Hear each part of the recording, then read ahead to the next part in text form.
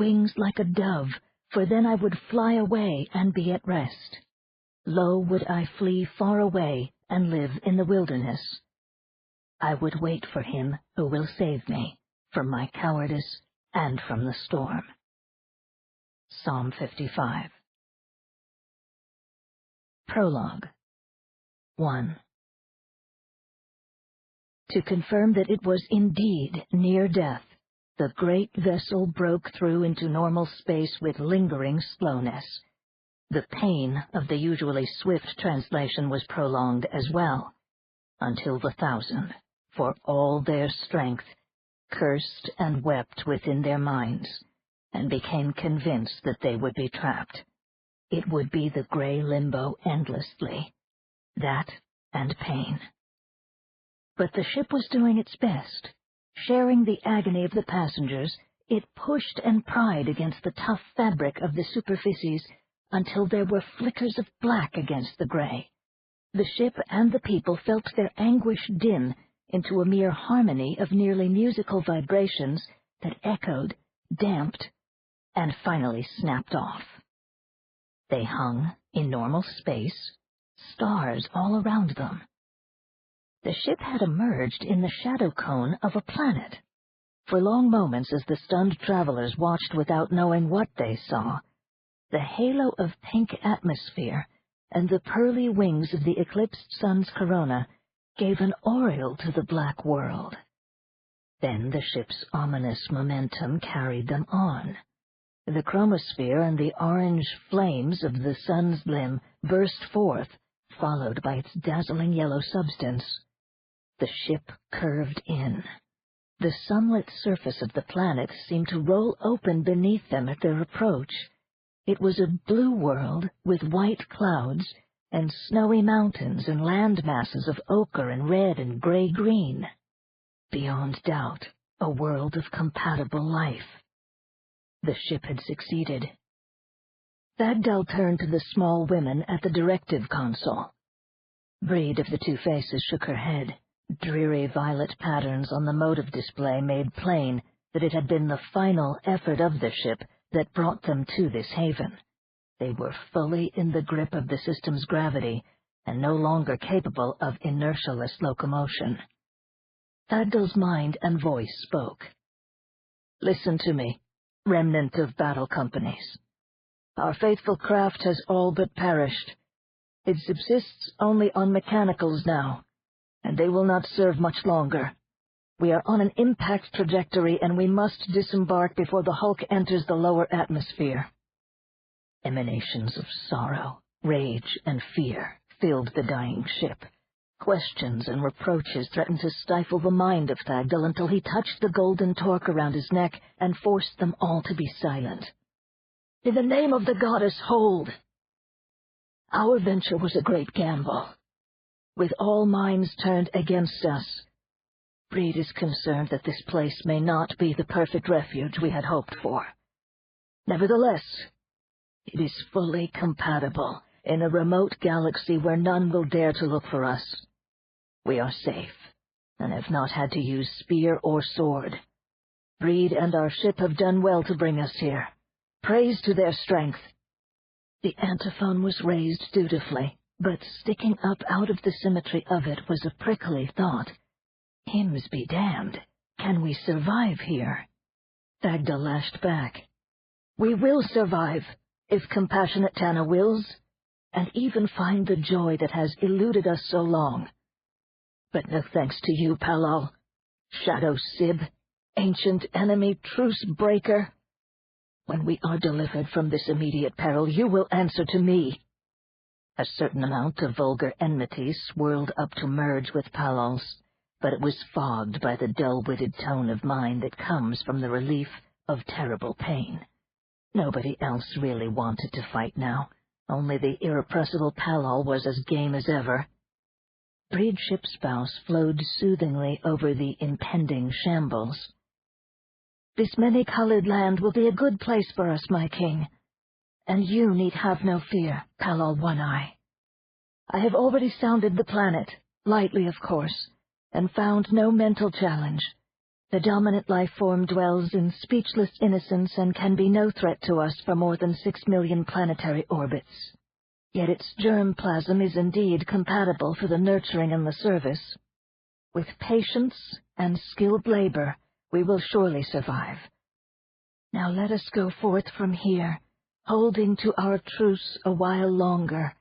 Let no one speak of vengeance, nor of mistrust of my beloved spouse." "Well said, prescient lady," came the thoughts and spoken words of the others. Any dissenters were now keeping well submerged. Thagdal said, "The small flyers are waiting for us. As we depart, let all minds be raised in salute." He went stomping from the control deck, golden hair and beard still crackling with squelched fury, white robes brushing over the now dulled metalloid of the decking. Edon, Dianket, and Mavar Kingmaker followed after, minds linked in the song, fingers giving a farewell caress to the fast-cooling walls that had once thrummed with benevolent power. Little by little, the others in various parts of the ship took up the anthem, until nearly all of them were in communion. Flyers spurted away from the moribund vessel. More than 40 bird-like machines pierced the atmosphere like glowing darts before decelerating abruptly and spreading their wings. One took the lead and the others formed a stately procession in its wake. They flew toward the world's largest landmass to await the calculated impact, came up from the south and crossed over the most distinctive feature of the planet, a vast, nearly dry sea basin, glittering with salt pans, which cut an irregular gash across the western reaches of the major continent. A snowy range made a barrier north of this empty sea. The flyers went beyond the mountains and hovered over the valley of a large eastward-flowing river, waiting.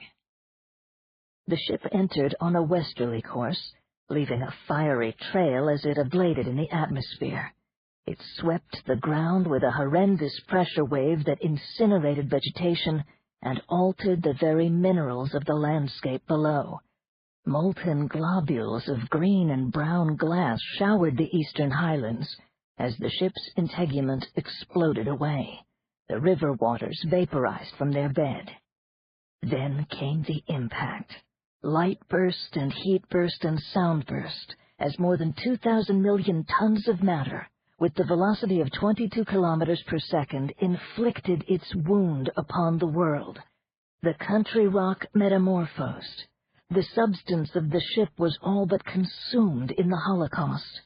Nearly 100 cubic kilometers of planetary crust exploded upward and outward, the finer products rising in a black column to the stratosphere, where the high, thin winds spread them in a pall of mourning over much of the world.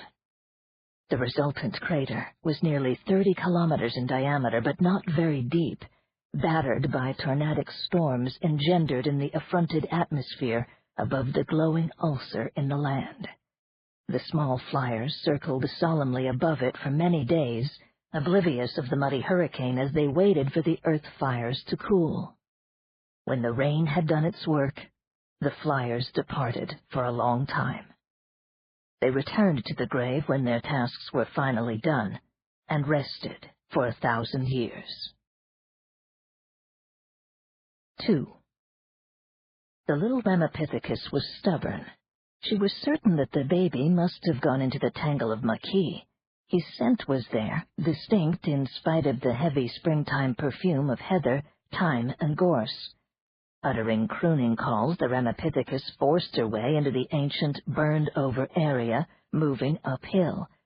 A lapwing, vivid yellow and black, gave a peewit cry and limped away, trailing one wing. The Ramapithecus knew that this charade was intended to distract her from a nearby nest, but thoughts of bird prey were far from her simple mind.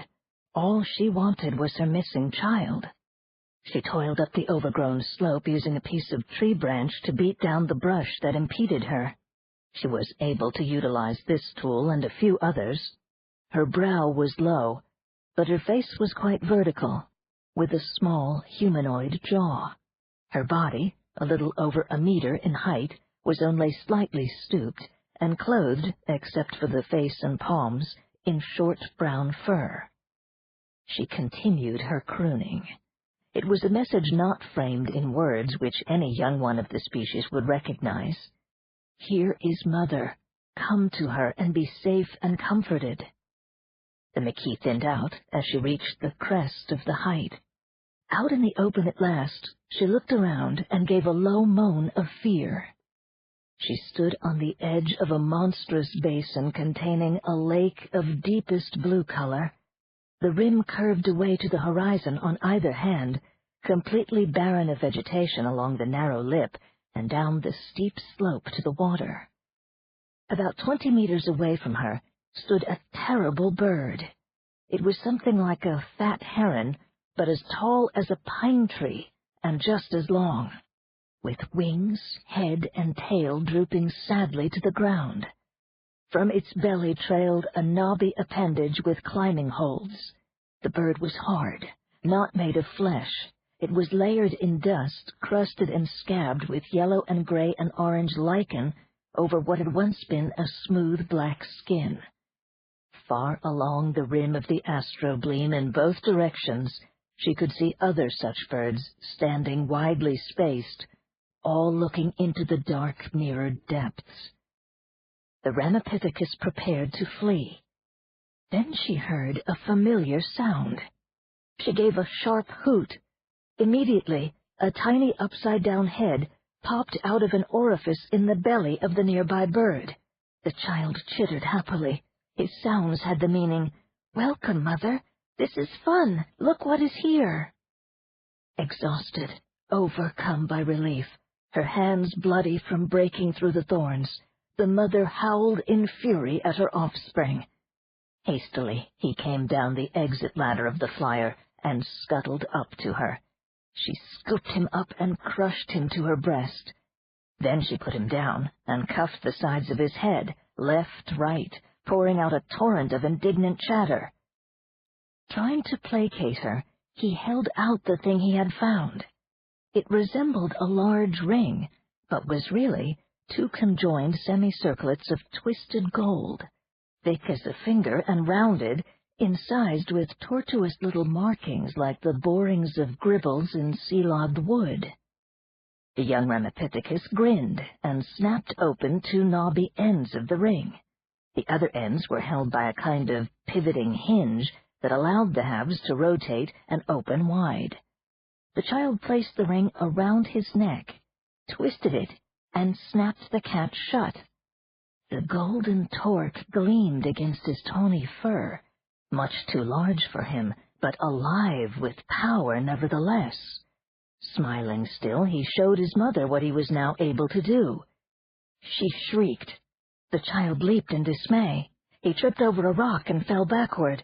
Before he could recover, his mother was upon him, yanking the ring over his head so that the metal bruised his ears, and it hurt. The loss of it hurt worse than any pain he had ever known. He must get it back. The mother screamed even louder as he tried to grab at the torque. Her voice echoed across the crater lake. She flung the golden thing as far away as she could into a dense thicket of spiny gorse. The child wailed his broken-hearted protest, but she seized his arm and hauled him toward the path she had made through the Maquis. Well concealed, and only slightly dented, the torque gleamed in the dappled shadows. 3. In the early years after humanity, with a little help from its friends, had set out to overrun the compatible stars, a professor of dynamic field physics named Theo Goudrian discovered the way into exile. His researches, like those of so many other unorthodox but promising thinkers of the time, were sustained by a no-strings grant from the human polity of the galactic milieu. Goudrian lived on the old world, because science had so many other things to assimilate in those exciting times, and because Goudrian's discovery seemed to have no practical application whatsoever in 2034. The publication of his culminating paper caused only a brief flutter in the dovecote of physical cosmology. But in spite of the prevailing air of indifference, a small number of workers from all 6 of the coeginate galactic races continued to be curious enough about Gudrian's findings to seek him out in his modest home-come-workshop outside of Lyon. Even as his health failed, the professor received these visiting colleagues with courtesy and assured them that he would be honored to repeat his experiment for them if they would pardon the crudities of his apparatus, which he had removed to the cellar of his cottage after the Institute disclaimed further interest in it. It took Madame Gudrian some time to become resigned to the exotic pilgrims from other stars. One had, after all, to preserve the social convenances by entertaining the guests, but there were difficulties. She overcame her aversion to the tall, androgynous Guy after much mental exercise, and one could always pretend that the Poltroyans were civilized gnomes. But she could never get used to the awesome Krondaku, or the half-visible Lilmik, and one could only deplore the way that some of the less fastidious Symbiari dripped green on the carpet. What was to be the last group of guests called just 3 days before Professor Gudrian's terminal illness commenced. Madame opened the door to greet 2 outworld male humans, one alarmingly massive and the other quite ordinary, an urbane little Poltroyan, wearing the gorgeous robes of a full elucidator, a 2.5-meter Guy, mercifully with clothes on, and, sans vierge, no less than 3 Symbiari. She welcomed them and put out extra ashtrays and wastebaskets. Professor Gudrian conducted the extraterrestrial visitors to the cellar of the large country cottage just as soon as the politenesses had been exchanged. "We will proceed at once to the demonstration, good friends. You will forgive me, but today I am a trifle fatigued." "Most regrettable," said the solicitous Poltroyan. "Perhaps, my dear Professor, you would benefit from a rejuvenative course?" "No, no," Gudrian said with a smile. "One lifetime is quite enough for me. I feel I am most fortunate to have lived in the era of the Great Intervention, but I must confess that events now seem to be moving faster than my composure can tolerate. I look forward to the ultimate peace." They passed through a metal-sheathed door into what was apparently a converted wine cellar. An area of stone paving some 3 meters square had been removed, leaving bare earth. Gudrian's apparatus stood in the middle of it. The old man rummaged for a moment in an antique oak cabinet near the door, and came up with a small pile of reading plaques, which he distributed to the scientists. "A précis of my theoretical considerations and diagrams of the device are contained in these booklets, which my wife has been kind enough to prepare for visitors. You must excuse the simplicity of the format. We have long since exhausted our major funding." The others murmured sympathetically. "Please stand here for the demonstration. You will observe that the device has certain affinities to the subspace translator, and thus requires very little power input. My own modifications have been designed with a view toward phasing in residual magnetics contained in the local rock strata, together with the deeper contemporary fields being generated beneath the continental platform. These, interacting with the matrices of the translator fields, generate the singularity." Gudrian reached into the pocket of his work smock and took out a large carrot. With a Gallic shrug, he remarked, "Expedient, if somewhat ridiculous." He placed the carrot on an ordinary wooden stool and carried it to the apparatus. Gudrian's device rather resembled an old-fashioned latticework pergola or gazebo draped in vines. However, the frame was made of transparent vitreous material, except for peculiar nodular components of dead black, and the vines were actually cables of colorful alloys that seemed to grow up from the cellar floor, creep in and out of the lattice in a disconcerting fashion, and abruptly disappear at a point just short of the ceiling. When the stool and its carrot were in position, Gudrian rejoined his guests and activated the device. There was no sound. The gazebo shimmered momentarily. Then it seemed as if mirror panels sprang into existence, hiding the interior of the apparatus completely from view. "You will understand that a certain waiting period is now in order," the old man said. "The carrot is almost always effective, but from time to time there are disappointments." The 7 visitors waited. The wide-shouldered human clutched his book plaque in both hands, but never let his eyes leave the gazebo. The other colonial, a placid type from some institute on Londinium, made a tactful examination of the control panel. The Ghee and the Poltroyan read their booklets with equanimity. One of the younger Symbiari inadvertently let an emerald drop fall and made haste to scuff it into the cellar floor. Numerals on the wall chronometer flickered past. 5 minutes. 10.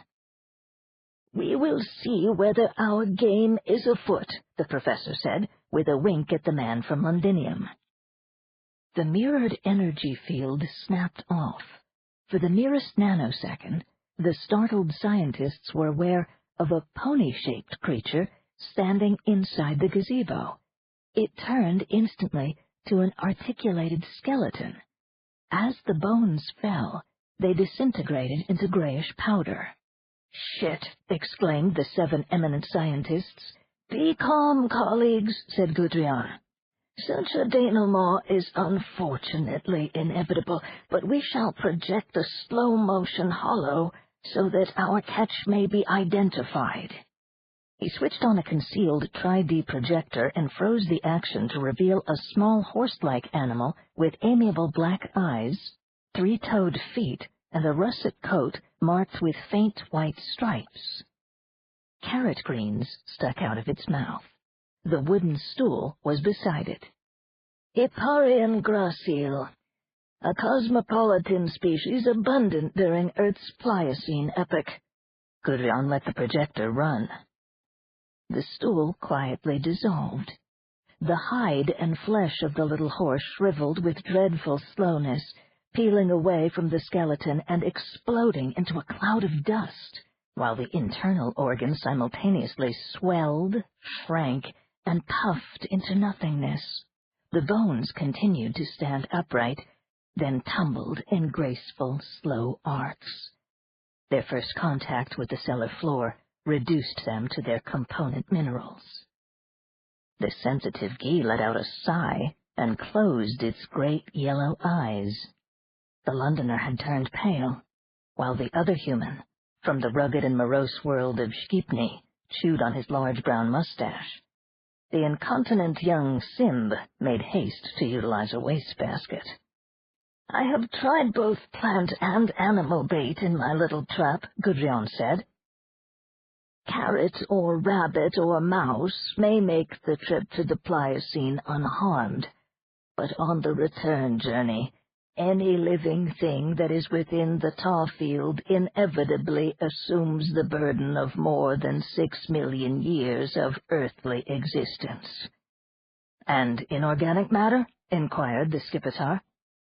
"Of a certain density, of a certain crystalline structure, many specimens make the round trip in fairly good condition. I have even been successful in circumtranslating 2 forms of organic matter. Amber and coal travel unscathed." "But this is most intriguing," said the prime contemplator of the 26th College of Simb. "The theory of temporal plication has been in our repository for some 70,000 of your years, my worthy Gudrian, but its demonstration eluded the best minds of the galactic milieu. Until now. The fact that you, a human scientist, have been even partially successful, where so many others have failed, is surely one more confirmation of the unique abilities of the children of Earth." The sour grape flavor of his speech was not lost on the Poltroyan. His ruby eyes twinkled as he said, "The amalgam of Poltroi, unlike certain other coaginate races, never doubted that the intervention was fully justified."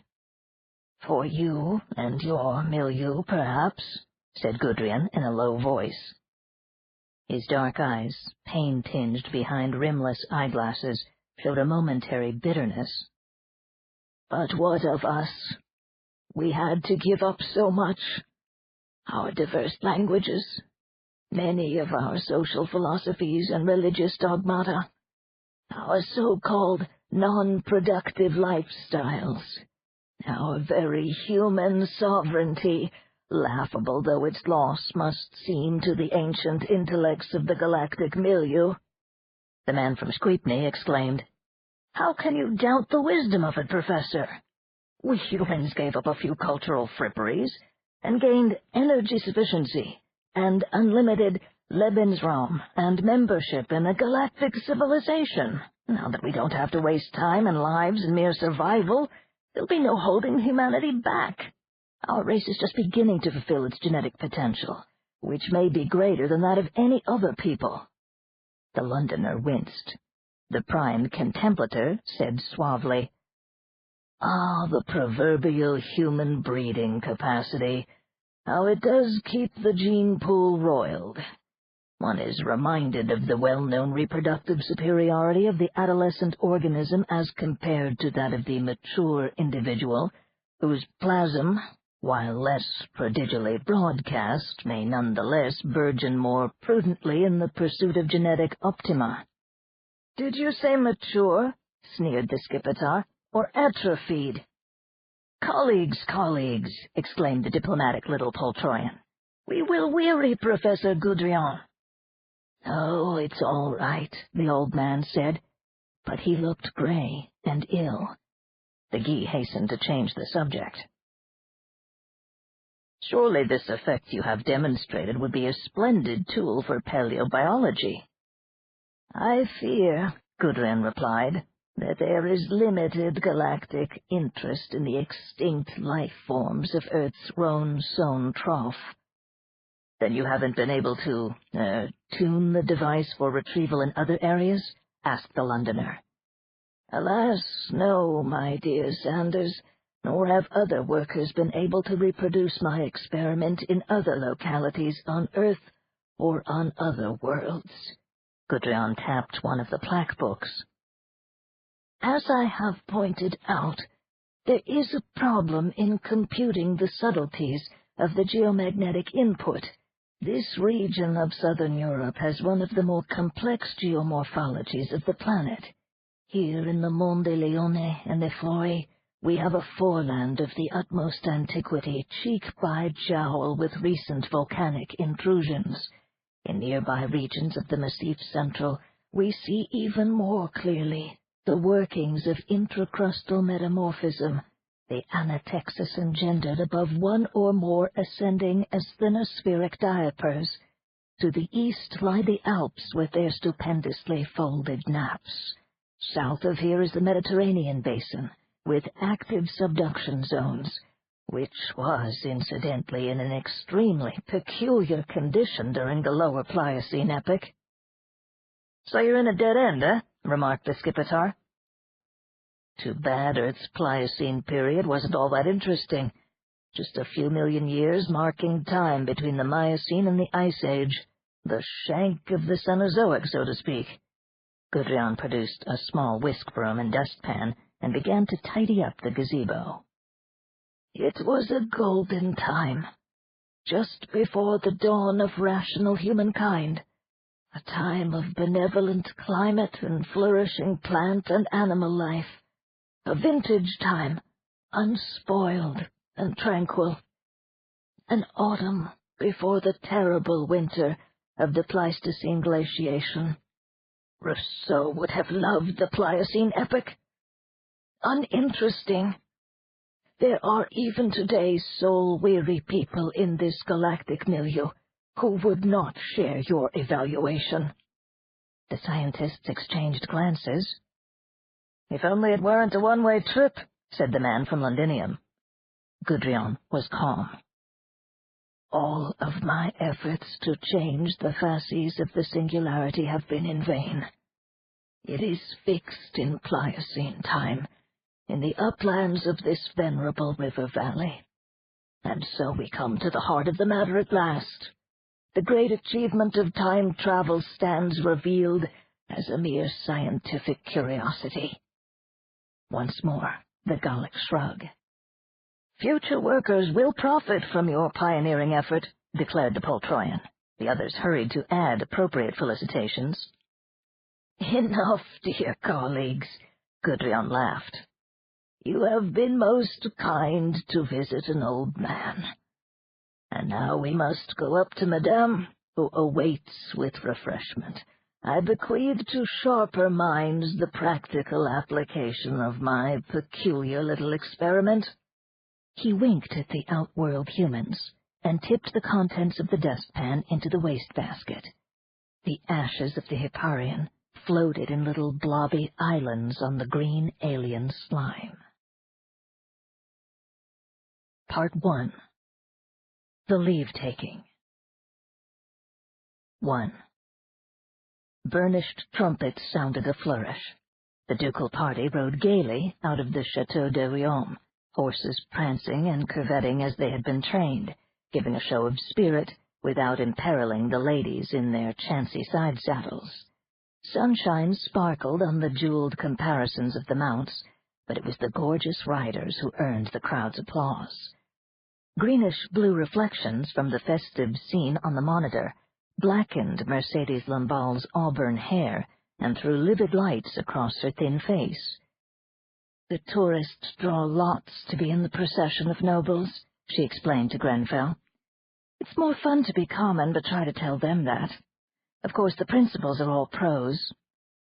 Jean Duc de Berry raised his arm to the cheering throng. He wore a long houppelande in his own heraldic blue, powdered with fleur-de-lis. The dagged sleeves were turned back to show a rich lining of yellow brocade. The Duke's hosen were pure white, embroidered with golden spangles, and he wore golden spurs. At his side rode the Prince, Charles de Lion. His robes party-colored in the royal scarlet, black and white, his heavy golden baldric fringed with tinkling bells. Other nobles in the train, gaudy as a flock of spring warblers, followed after with the ladies. "Isn't there a hazard?" Grenfell asked. "Horses with untrained riders? I should think you'd stick with robot mounts." Lamballe said softly, "It has to be real. This is France, you know. The horses are specifically bred for intelligence and stability." In honor of the Maying, the betrothed Princess Bonne and her retinue were dressed in malachite green silk. The noble maidens wore the quaint headdresses of the early 15th century, fretted gilt-wire confections threaded with jewels, rising up on their braided coiffures like kitten ears. The crepine of the princess was even more outlandish, extending out from her temples in long golden horns, with a white lawn veil draped over the wires. "Cue the flower girls," said Gaston from the other side of the control room.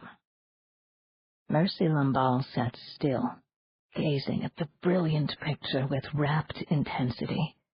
The antennae of her comset made the strange headpiece of the medieval princess out on the chateau grounds look almost ordinary in comparison. "Merce," the director repeated with gentle insistence. "The flower girls?" Slowly she reached out a hand, keying the marshalling channel. Trumpets sounded again, and the peasant crowd of tourists oohed. Dozens of dimpled little maids in short gowns of pink and white came running out of the orchard, carrying baskets of apple blossoms. They romped along the road in front of the ducal procession, strewing flowers, while flageolets and trombones struck up a lively air. Jugglers, acrobats, and a dancing bear joined the mob. The princess blew kisses to the crowd, and the duke distributed an occasional piece of largesse. "Cue the courtiers," said Gaston. The woman at the control console sat motionless. Brian Grenfell could see drops of moisture on her brow, dampening the straying tendrils of auburn hair. Her mouth was tight. "Mercy, what is it?" Grenfell whispered. "What's wrong?" Nothing, she said. Her voice was husky and strained. Courtiers away, Gaston. 3 young men, also dressed in green, came galloping from the woods toward the procession of nobility, bearing armfuls of leafy sprigs. With much giggling, the ladies twined these into head wreaths and crowned the chevaliers of their choice. The men reciprocated with dainty chaplets for the damsels, and they all resumed their ride toward the meadow where the maypole waited. Meanwhile, directed by Mercy's commands, barefoot girls and grinning youths distributed flowers and greenery to the slightly self-conscious crowd, crying, "Vert, vert pour la May!" Right on cue, the Duke and his party began to sing along with the flutes. "C'est la May, c'est la May, c'est le joli mois de Mai." "They're off pitch again," Gaston said in an exasperated voice. "Cue in the filler voices, Merce. And let's have the lark loops and a few yellow butterflies." He keyed for voice on the marshalling channel and exclaimed, "Ah, Minou, get that clod out from in front of the Duke's horse and watch the kid in red. Looks like he's twitching bells off the prince's baldric." Mercedes Lamballe brought up the auxiliary voices as ordered. The entire crowd joined in the song, having slept on it on the way from Charlemagne's coronation. Mercy made birdsong fill the blossom-laden orchard and sent out signals that released the butterflies from their secret cages. Unbidden, she conjured up a scented breeze to cool the tourists from Aquitaine and Nuestra and Blois and Foix, and all the other French planets in the galactic milieu who had come, together with Francophiles and medievalists from scores of other worlds, to savor the glories of ancient Auvergne. "They'll be getting warm now, Bry," she remarked to Grenfell. "The breeze will make them happier." Brian relaxed at the more normal tone in her voice. "I guess there are limits to the inconveniences they'll endure in the name of immersive cultural pageantry." "We reproduce the past," Lamballe said, "as we would have liked it to be. The realities of medieval France are another trip altogether." "We have stragglers, Merce." Gaston's hands flashed over the control panel in the preliminary choreography of the Maypole suite. "I see 2 or 3 exotics in the bunch, probably those comparative ethnologists from the Klondike world we were alerted about. Better bring over a troubadour to keep them happy until they catch up with the main group. These visiting firemen are apt to write snotty evaluations if you let them get bored." "Some of us keep our objectivity," Grenfell said mildly. The director snorted. "Well, you're not out there tramping through horseshit in fancy dress in the hot sun on a world with low subjective oxygen and double subjective gravity. Merce? Damn it, kiddo, are you fuging off again?" Brian rose from his seat and came to her, grave concern on his face. "Gaston, can't you see she's ill?" "I'm not." Mercy was sharp. "It's going to pass off in a minute or 2. Troubadour away, Gaston." The monitor zoomed in on a singer who bowed to the little knot of laggards, struck a chord on his lute, and began expertly herding the people toward the maypole area, while soothing them with song. The piercing sweetness of his tenor filled the control room. He sang first in French, then in the standard English of the human polity of the galactic milieu, for those who weren't up to the archaic linguistics. "Le temps m'a laissé son manteau, des vents, des froidures et des pluies, et ses vestus de borderie, de soleil luisant, clair et beau.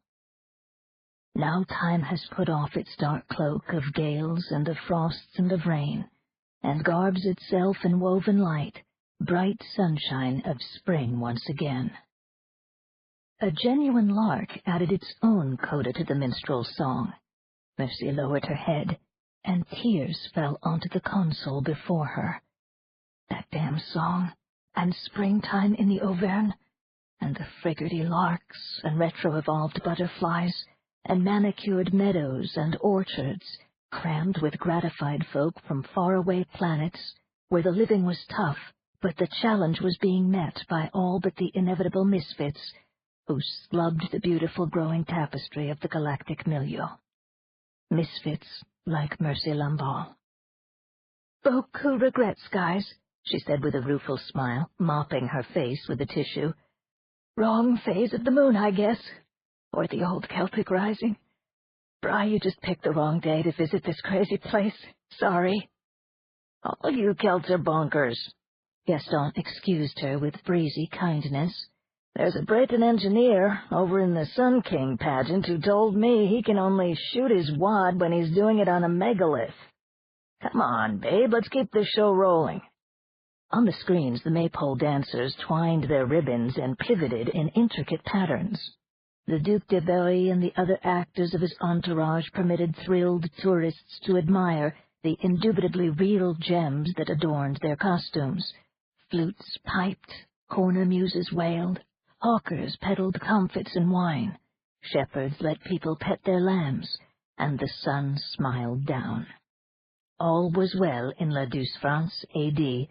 1410, and so it would be for another 6 hours, through the tournament and culminating feast. And then the weary tourists, 700 years removed from the medieval world of the Duc de Berry, would be whisked off in comfortable subway tubes to their next cultural immersion at Versailles. And Brian Grenfell and Mercer Lamballe would go down to the orchard as evening fell, to talk of sailing to Ajaccio together, and to see how many of the butterflies had survived. 2. The alert Claxton hooted through the ready room of Lisboa Power Grid's central staging. Well, hell, I was folding anyhow, Big Georgina remarked. She hoisted the portable air conditioning unit of her armor and clomped off to the waiting drill rigs, helmet under her arm. Stein Olsen slammed his cards down on the table. His beaker of booze went over and sluiced the meager pile of chips in front of him. And me with a king high tiz and the first decent pot all day. Damn lucky granny banging trisomics. He lurched to his feet, upsetting the reinforced chair, and stood swaying 2 meters and 15 cents worth of ugly, handsome berserker. The reddened sclera of his eyeballs contrasted oddly with the bright blue irises. Olsen glared at the other players and bunched up his mailed, servo-powered fists. Hubert gave a deep guffaw. He could laugh, having come out on top. Tough kitty. Simmer down, Stein. Sopping up all that mouthwash didn't help your game much. The fourth card player chimed in. I told you to take it easy on the gargle, Steiny, and now look it, we gotta go down and you're half plutzed again. Olsen gave the man a look of murderous contempt. He shed the AC walk-around, climbed into his own drill rig, and began plugging himself in. You keep your trap shut, Django. Even blind drunk I can zap a truer bore than any scat-eating old Portuguese sardine stroker. Oh, for God's sake, said Hubert, will you two quit? You try teaming up with an ory-eyed squarehead, Django said. He blew his nose in the Iberian fashion over the neck rim of his armor, then locked on his helmet. Olsen sneered. And you call me slob? The electronic voice of Georgina, the team leader, gave them the bad news as they went through the systems check. We've lost the Cabo da Roca Azores mainline, bore 793 kilometers out, and the service tunnel, too. Class 3 slippage and overthrust, but at least the fistula sealed. Looks like a long trick, children. Stein Olsen powered up. His 180-ton rig rose 30 cents off the deck, slid out of its bay, and sashayed down the ramp, wagging its empennage like a slightly tipsy iron dinosaur. Madre de Deus, growled Django's voice. His machine came after Stein's, obeying the taxi regulations scrupulously. He's a menace, Georgina. I'll be damned if I drill tandem with him, I'm telling you. I'll file a beef with the union. How'd you like to have a drunken numb-wit the only thing between your ass and a bleb of red-hot basalt? Olsen's bellowed laughter clanged in all their ears. Go ahead and file with the union, pussy willow. Then get yourself a job to fit your nerve, like drilling holes in Swiss cheeses with your... Will you cut that crap? Georgina said wearily. Hubie, you partner with Django this shift, and I'll go tandem with Stein. Now, wait a minute, Georgina, Olsen began. It's settled, Stein. She cycled the airlock. You and Big Mama against the world, Blue Eyes, and save your soul for Jesus if you don't sober up before we hit that break. Let's haul, children. A massive gate, 11 meters high and nearly as thick, swung open to give them entry to the service tunnel that dived under the sea. Georgina had fed the coordinates of the break into the auto-helms of their drill rigs, so all they had to do for a while was relax, wiggle around in their armor, and maybe snuff up a euphoric or two while hurtling along at 500 kilometers per hour toward a mess under the bottom of the Atlantic Ocean. Stein Olsen raised the partial pressure of his oxygen and gave himself a jolt of Aldetox and Stimvim. Then he ordered the armor's meal unit to deliver a liter of raw egg and smoked herring puree, together with his favorite hair of the dog, aquavit. There was a low muttering in his helmet receiver. Damn atavistic cagafogo! Ought to mount a set of ox horns on his helmet and wrap his iron ass in a bearskin jockstrap. Stein smiled in spite of himself. In his favorite fantasies he did imagine himself a Viking, or, since he had both Norse and Swedish genes, perhaps a Varangian marauder slashing his way southward into ancient Russia. How wonderful it would be to answer insults with an axe or a sword, unfettered by the stupid constraints of civilization. To let the red anger flow as it was meant to, powering his great muscles for battle. To take strong blonde women who would first fight him off, then yield with sweet openness. He was born for a life like that. But unfortunately for Stein Olsen, human cultural savagery was extinct in the galactic age, mourned only by a few ethnologists, and the subtleties of the new mental barbarians were beyond Stein's power to grasp. This exciting and dangerous job of his had been vouchsafed him by a compassionate computer, but his soul hunger remained unsatisfied. He had never considered emigrating to the stars. On no human colony anywhere in the galactic milieu was there a primal Eden. The germ-plasm of humanity was too valuable to fritter in Neolithic backwaters. Each of the 783 new human worlds was completely civilized, bound by the ethics of the concilium and obligated to contribute toward the slowly coalescing whole. People who hankered after their simpler roots had to be content with visiting the old world's painstaking restorations of ancient cultural settings, or with the exquisitely orchestrated immersive pageants, almost, but not quite, authentic to the last detail, which let a person actively savor selected portions of his heritage. Stein, who was born in the Old World, had gone to the Fjordland saga when he was barely out of adolescence, traveling from Chicago Metro to Scandinavia with other vacationing students. He was ejected from the Longboat Invaders pageant and heavily fined after leaping into the midst of a mock melee, chopping a hairy Norseman's arm off and rescuing a kidnapped British maiden from rape. The wounded actor was philosophical about his 3 months in the regeneration tank. "Just the hazards of the trade, kid," he had told his remorseful attacker. Some years later, after Stein had matured and found a certain release in his work, he had gone to the saga pageants again. This time, they seemed pathetic. Stein saw the happy outworld visitors from Tondalag and Thule and Finnmark and all the other Scandinavian planets as a pack of silly costumed fools, waders in the shallows, nibblers, masturbators, pathetic chasers after lost identity. "What will you do when you find out who you are? Great-grandchildren of test tubes," he had screamed, fighting drunk at the Valhalla feast. "Go back where you came from, to the new worlds the monsters gave you." Then he had climbed up onto the Azer's table and peed in the mead bowl.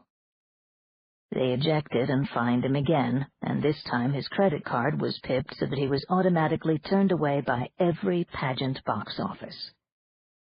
The speeding drill rigs raced beneath the continental slope, their headlights catching glints of pink, green, and white from the granite walls of the tunnel. Then the machines penetrated the dark basalt of the deep ocean crust below the Tagus abyssal plain. Just 3 kilometers above their service tunnel were the waters of the sea. 10 kilometers below lay the molten mantle. As they drove two abreast through the lithosphere, the members of the team had the illusion of going down a gigantic ramp with sharp drops at regular intervals. The rigs would fly straight and level, then nose down sharply on a new straight path, only to repeat the maneuver a few moments later. The service tunnel was following the curvature of the Earth in a series of straight-line increments. It had to, because of the power transmittal bore it served, a parallel tunnel with a diameter just great enough to admit a single drill rig when there was a need for major repairs. In most parts of the complex undersea power system, service tunnels and bores were connected by adits every 10 kilometers, allowing the maintenance crews easy access. But if they had to, the drill rigs could zap right through the rough rock walls of the service tunnel and mole their way to the bore from any angle. Until the time when the alarm had run in Lisboa, the mainline bore between continental Europe and the extensive Azores mariculture farms had been lit with the glare of a photon beam. This ultimate answer to Earth's ancient energy hunger originated at this time of day in the sunshine of the Serra da Estrela Tier 39 Collection Center northwest of Lisboa Metro. With its sister centers at Giochuen, Akebono Platform, and Cedar Bluffs, Kansas, it gathered and distributed solar energy to be used by consumers adjacent to the 39 North Parallel all around the globe.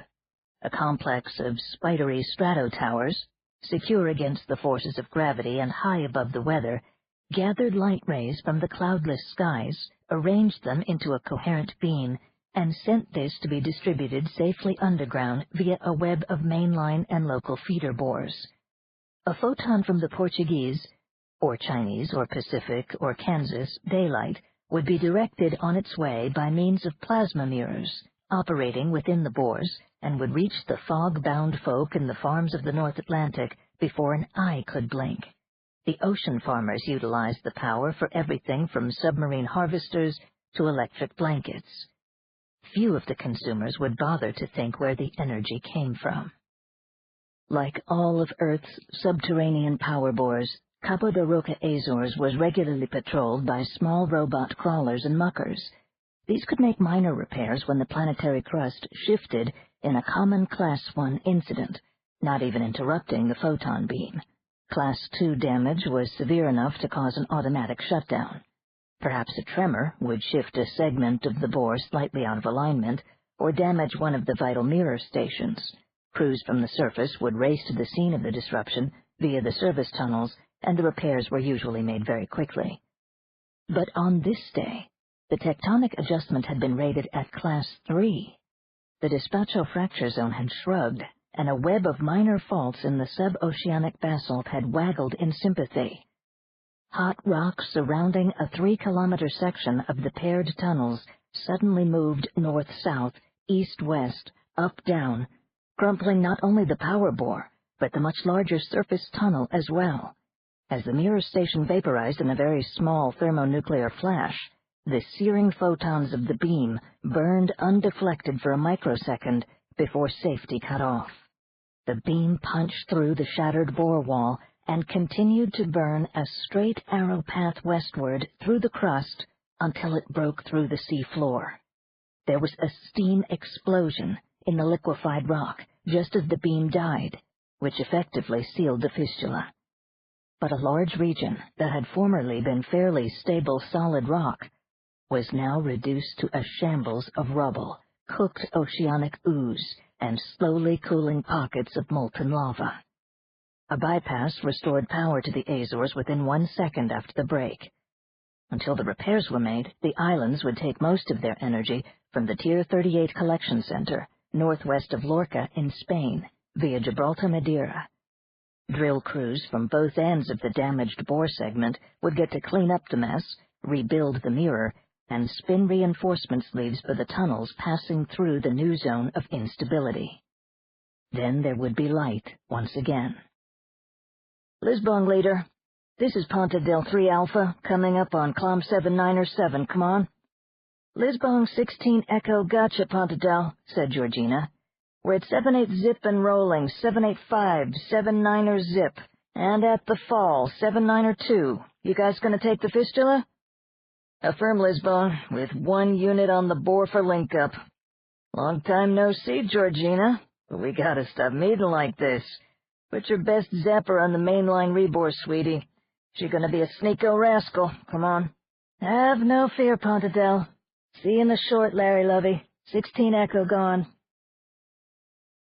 Stein Olsen gritted his teeth and gripped the twin joysticks of his rig. He knew he was the best shot Lisboa had. Nobody could zap a truer bore than he could. Lava blisters, magnetic anims, nothing ever threw him off the true. He got ready to blast. "Hubert, get on that mainline rebore," Georgina said. Humiliation and rage twisted Stein's guts. A nauseous blend of bile and herring rose in his throat. He swallowed. He breathed. He waited. "Django, you follow Hubie with the sleeves spinning until you hit the mirror. Then get on that. Steiny, let's you and me open up this service tunnel." "Right you are, Georgina," Stein said quietly. He thumbed the stud on his right stick. A greenish-white ray blazed out of the rig's nose. Slowly, the 2 big machines began to cut through the fall of steaming black rock, while little robot muckers scuttled about, hauling the debris away. 3. The entire Voorhees clan had taken to deep space, almost immediately after the Great Intervention. It was to be expected of the descendants of New Amsterdam skippers and 4 generations of U.S. Navy airmen. A yearning for far horizons was programmed into the Voorhees genes. Richard Voorhees and his older sibs, Farnham and Evelyn, were born in Assawamsett, one of the longest-settled American worlds, where their parents were based with the 14th Fleet. Far and Evie carried on the family tradition, line officers both, she commanding a diplomatic courier, he the exec on one of the asteroid-sized colonization transports. Both had served with distinction during the brief metapsychic rebellion of the 80s, a credit to the family name, to the service, and to humanity at large. Then there was Richard. He also went to the stars, but not in government service. The structured military life was repellent to him, and he was excessively xenophobic as well. Members of the 5 exotic races were common visitors at Assawamsett Sector Base, and Richard had hated and feared them from the time he was a toddler. Later, in school, he found a rationalization for the dread as he read about the half-century preceding the intervention on old Earth, when more and more frequent probings by the eager anthropologists of the milieu had disturbed and sometimes terrified humanity. The Krondaku had been guilty of particularly tactless experimentation, and crews from certain Symbiari worlds had even descended to mischief-making among the natives when overcome by ennui during long surveillance tours. The Galactic Concilium had dealt sternly with such transgressions, which were fortunately few. Nevertheless, a remnant of the old alien invasion psychosis persisted in human folklore even after the intervention had opened the way to the stars. Mild manifestations of xenophobia were rather common among human colonists, but not many people carried their prejudice as far as Richard Voorhees. Fanned by feelings of personal inadequacy, the irrational fears of the child matured into full-blown hatred in the grown man. Richard rejected milieu service and turned instead to a career as a commercial spacer. There he could pick and choose his shipmates and the ports he visited. Farnham and Evelyn tried to be understanding of their brother's problem, but Richard knew all too well that the fleet officers secretly looked down upon him. "Our brother the traitor," they would say and laugh. "Well, it's not quite as bad as being a pirate." Richard had to pretend to be a good sport about the jibing for more than 20 years, while he worked his way up from space hand to mate, to hired skipper, to owner-operator. The day came at last when he could stand at the dock at Bedford Starport and admire the quarter-kilometer sleekness of CSS Wolverton Mountain, rejoicing that she was his own. The ship had been a VIP speedster equipped with the most powerful superluminal translator as well as oversized inertialess drivers for slower-than-light travel. Voorhees had the passenger accommodations ripped out and converted her to a full auto-express cargo, because that was where the real money was. He let it be known that there was no journey too long or too dangerous for him to dare, no risk he was not prepared to undertake in the delivery of a rare or desperately needed load anywhere in the galaxy. And the clients came. In the years that followed, Richard Voorhees made the appalling hub run 8 times before the precarious colonies there were abandoned. He burned out 4 sets of Upsilon energy field crystals and nearly fused his own nervous system on a record-breaking run to Hercules Cluster. He carried drugs and life-saving equipment and parts to fix vital machinery. He expedited samples of ores and cultures and suspect organisms from outlying human colonies to the vast laboratories of the Old World. He was able to prevent a eugenic catastrophe on Bafut by rushing in replacement sperm. He had given mild gratification to a dying tycoon by speeding 1 precious bottle of Jack Daniels from Earth to the faraway Cumberland system. He had toted just about everything but the serum to Nome and the message to Garcia. Richard Voorhees became rich and a little famous, underwent rejuvenation, acquired a taste for antique airplanes, rare Earth vintages, gourmet goodies, and dancing women, grew a big black mustache, and told his distinguished older brother and sister to go screw themselves. And then, on a certain day in 2110, Richard sowed the seed of his own ruin. He was alone, as usual, on the bridge of Wolverton Mountain, deep in the gray negation of subspace, going balls up for the isolated Orissa system, 1,870 light-years south of the galactic plane. His cargo was a large and intricate temple of Juggernaut, including sacred images and rolling stock intended to replace a religious complex that had been accidentally destroyed on the Hindu-settled planet. Old-world artisans, using tools and ancient patterns now unavailable to their colonial kin, had crafted a perfect replica, but they had taken much too long doing it.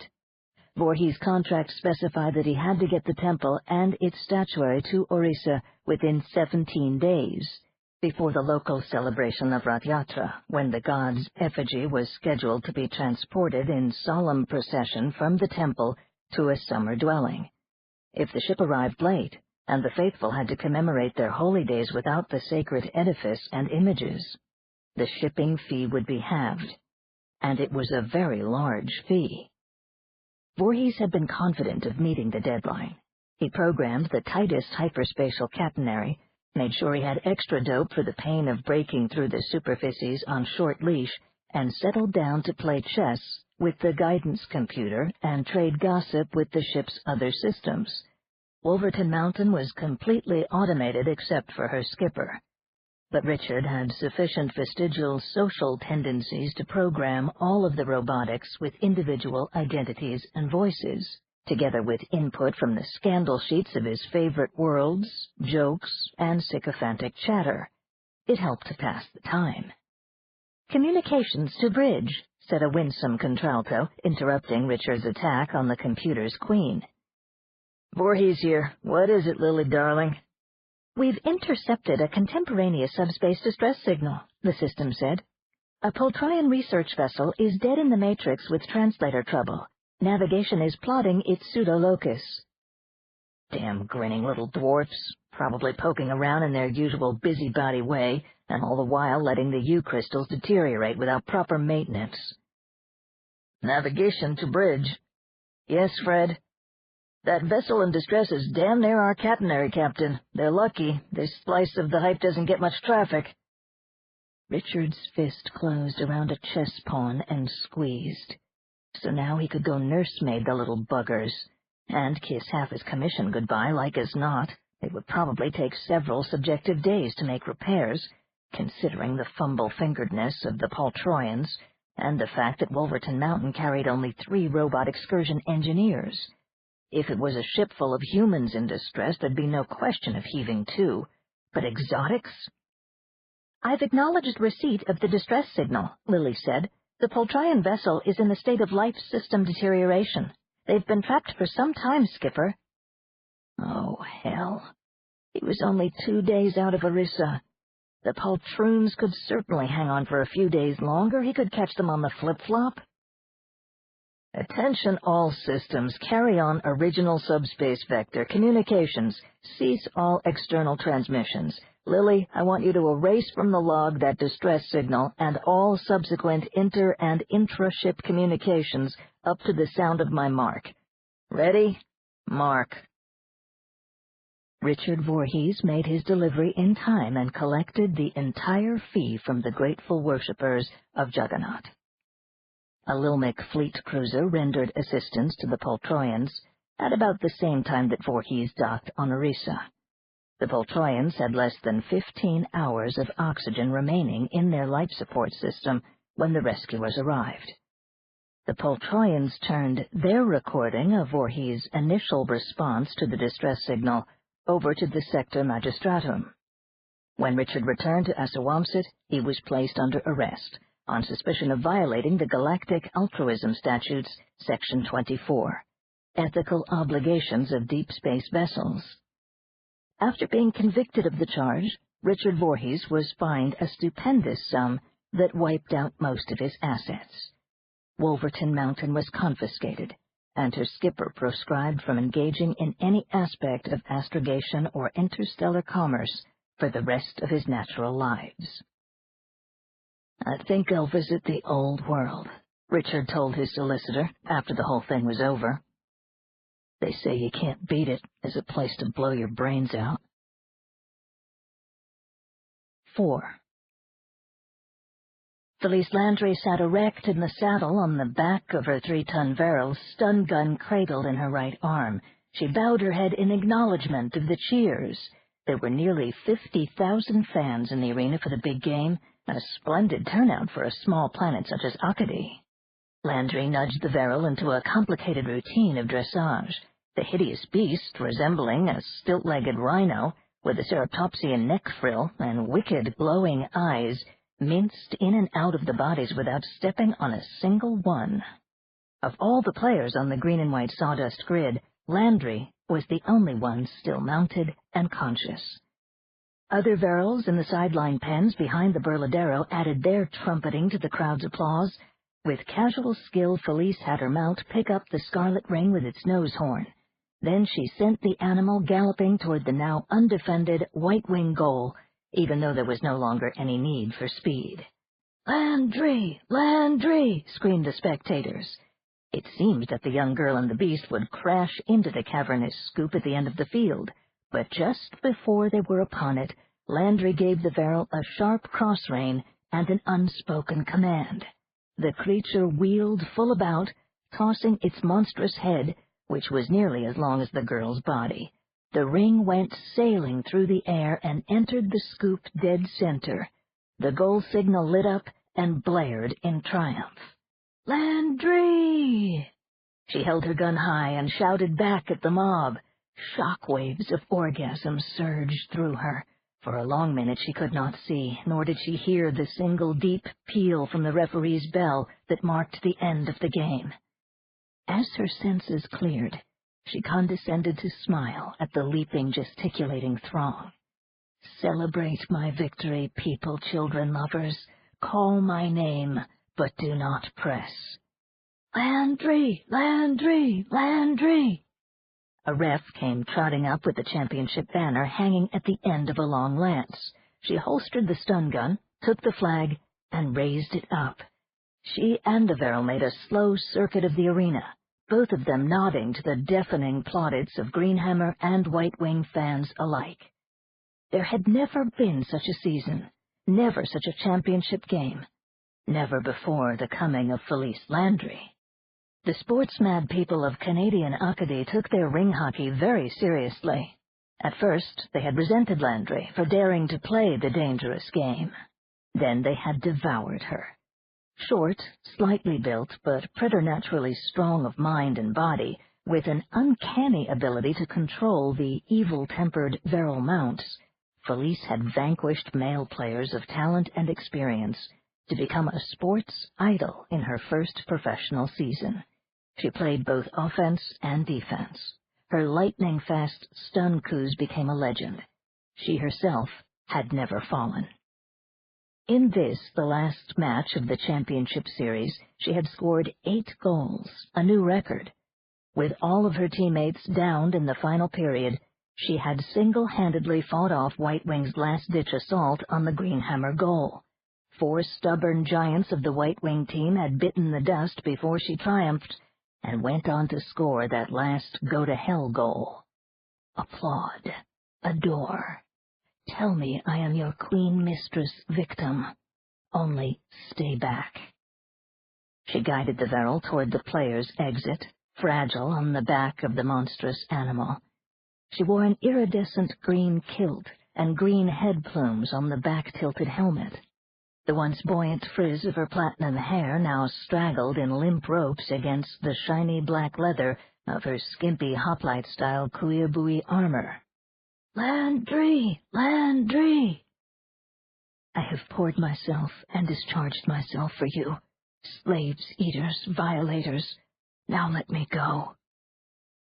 Small medical carts were scuttling through the passageway toward the arena to bring in the stunned.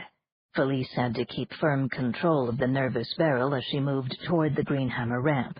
Suddenly there were people all around her, assistants, trainers, Verrill grooms, second-string bench warmers, gophers, and hangers-on. They raised a ragged cheer of greeting and congratulation, tinged with over-familiarity. The heroine among her own. She gave a tight, regal smile. Someone took the bridle of the Verrill and soothed it with a bucket of feed. "Felice! Felice, baby!"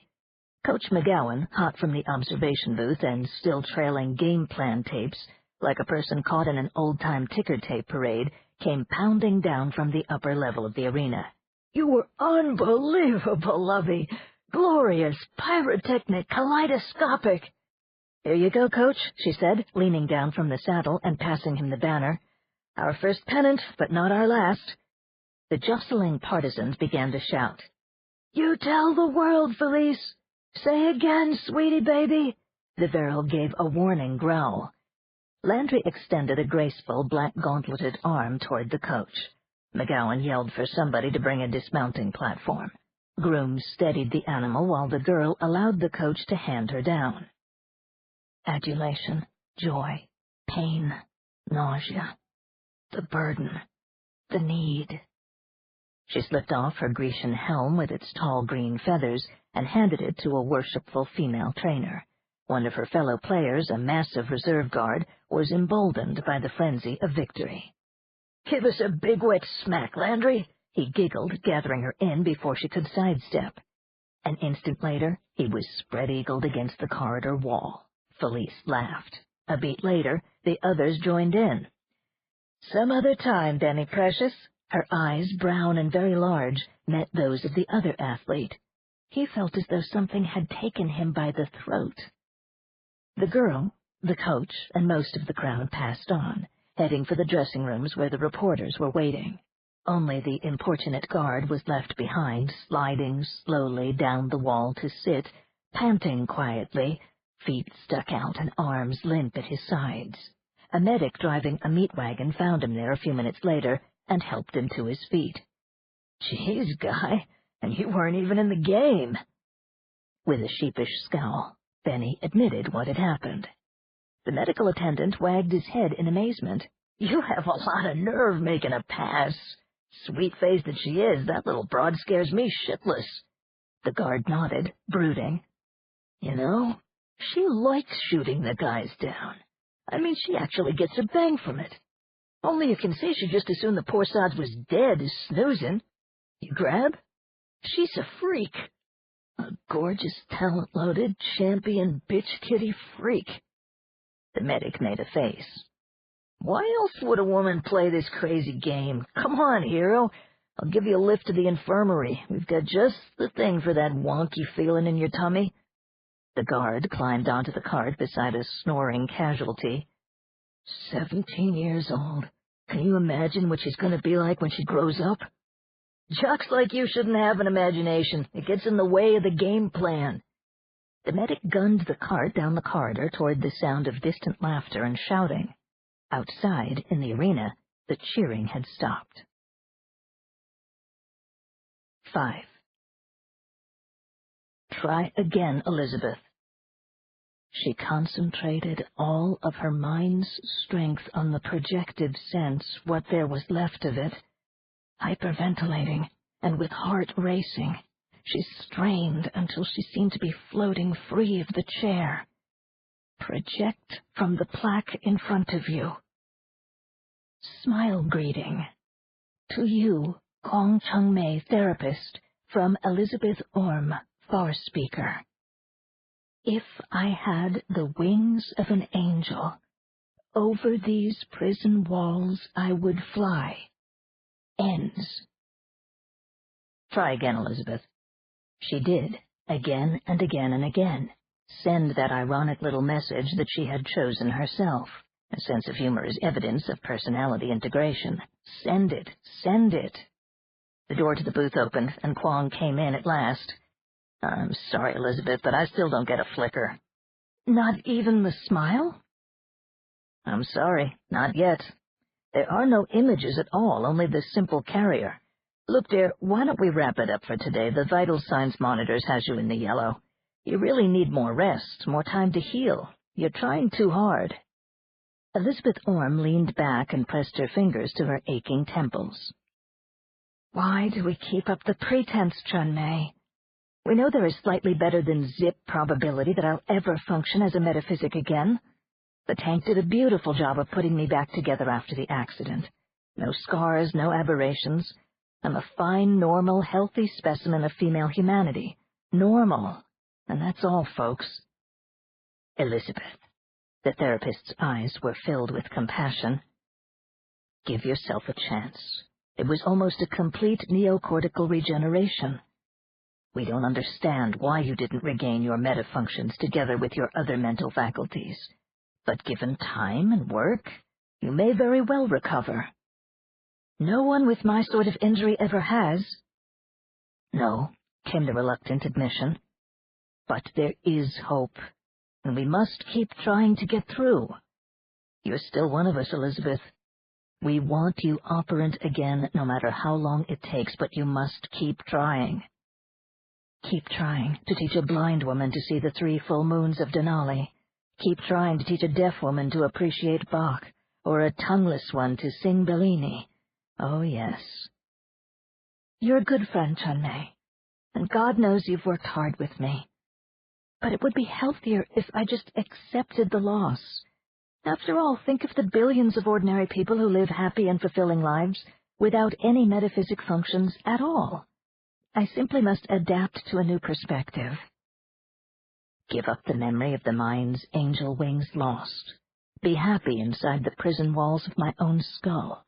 Forget the beautiful unity, the synergy, the exultant bridging from world to world, the never-afraid warmth of companion souls, the joy of leading child metas to full operancy. Forget the dead identity of dead Lawrence. Oh, yes. Kwong hesitated. Why don't you follow Zarnecki's advice and take a good long vacation on some warm, peaceful world? Tuamotu, Riviera, Tamiami, even old Earth. When you return, we can begin again with simple pictorials. That might be just the thing for me, Chun-Mei. But the slight emphasis wasn't lost on the therapist, whose lips tightened in concern. Kwong did not speak, fearing to cause even deeper pain. Elizabeth put on her fur-lined cloak and peered through the drapes covering the office window. Good grief, just look how the storm has picked up. I'd be a fool not to grab at a chance to escape this Denali winter. I hope my poor egg will start. It was the only one in the transport pool this morning, and it's very nearly ready for the scrap heap. Like its driver. The therapist followed Elizabeth Orm to the door and placed one hand on her shoulder in impulsive empathy, projecting peace, projecting hope. You're not to lose courage. You owe it to yourself and to the entire meta-community to keep on trying. Your place is with us. Elizabeth smiled. It was a tranquil face with only a few fine lines about the corners of the eyes, stigmata of deep emotion subsequent to the regeneration that had restored her broken 44-year-old body to the perfection of young adulthood. As easily as a crayfish grows new limbs, she had grown new cells to replace smashed arms and rib cage and pelvis, lungs and heart and abdominal organs, shattered bone and gray matter of her skull and forebrain. The regeneration had been virtually perfect, so the doctors had said. Oh, yes. She gave the therapist's hand a gentle squeeze. Goodbye, Chun-Mei. Until the next time. Never, never again. She went out into the snow, ankle-deep already. The illuminated office windows of the Denali Institute of Metapsychology made squarish golden patterns on the white quadrangle. Frank, the custodian, gave her a wave as he plied a shovel along the walk.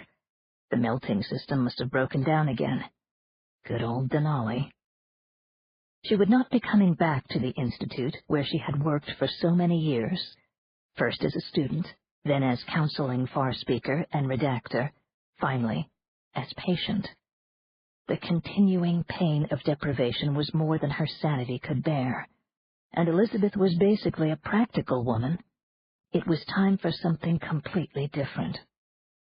Filled with purpose, clutching the hood of her cloak closely about her head, she headed for the egg park. As was her custom now, she moved her lips as she prayed. Blessed diamond mask, guide me on my way to exile. 6. Admitting the human race to the galactic milieu in advance of its socio-political maturation had been risky. Even after the first metaphysic human threat to milieu security had been put down by the venerated Jack and Elusio, there persisted stubborn evidence of humanity's original sin, people such as Aiken Drum. Aiken was one of those peculiar personalities who drive behavior modification specialists to distraction. He was normally chromosomed, his brain was undamaged, undiseased, and of superior intelligence quotient. It was crammed with latent metafunctions that might, in due time, be coaxed into operancy. His childhood nurturing on the newly founded colony of Dalriada was no different from that of the other 30,000 non-borns who were engendered from the sperm and ova of carefully selected Scottish forebears. But Aiken had been different from the rest of the hatch. He was a natural crook. Despite the love of surrogate parents, the devotion of skilled teachers, and the inevitable corrective courses administered almost continuously throughout his stormy adolescence, Aiken stubbornly clung to his destined path of knavery. He stole, he lied, he cheated when he felt he could get away with it. He took joy in breaking the rules and was contemptuous of peers with normal psychosocial orientation. The subject, Aiken Drum, summarized his personality inventory, displays a fundamental dysfunction in the imaginative sense. He is essentially flawed in his ability to perceive the social and personal consequences of his own actions, and is self-centered to a deleterious degree. He has proved resistant to all techniques of moral impression. But Aiken Drum was charming, and Aiken Drum had a roguish sense of humor, and Aiken Drum, for all his rascal ways, was a natural leader. He was clever with his hands and ingenious in dreaming up new ways to outrage the established order, so his contemporaries tended to view him as a shadow hero. Even Dalriada's adults, harried by the awesome task of raising an entire generation of test-tube colonists to populate an empty new world, had to laugh at some of his enormities. When Aiken Drum was 12, his Ecology Corps crew was charged with the cleanup of a putrefying cetacean carcass that had washed up on the beach of the planet's fourth-largest settlement.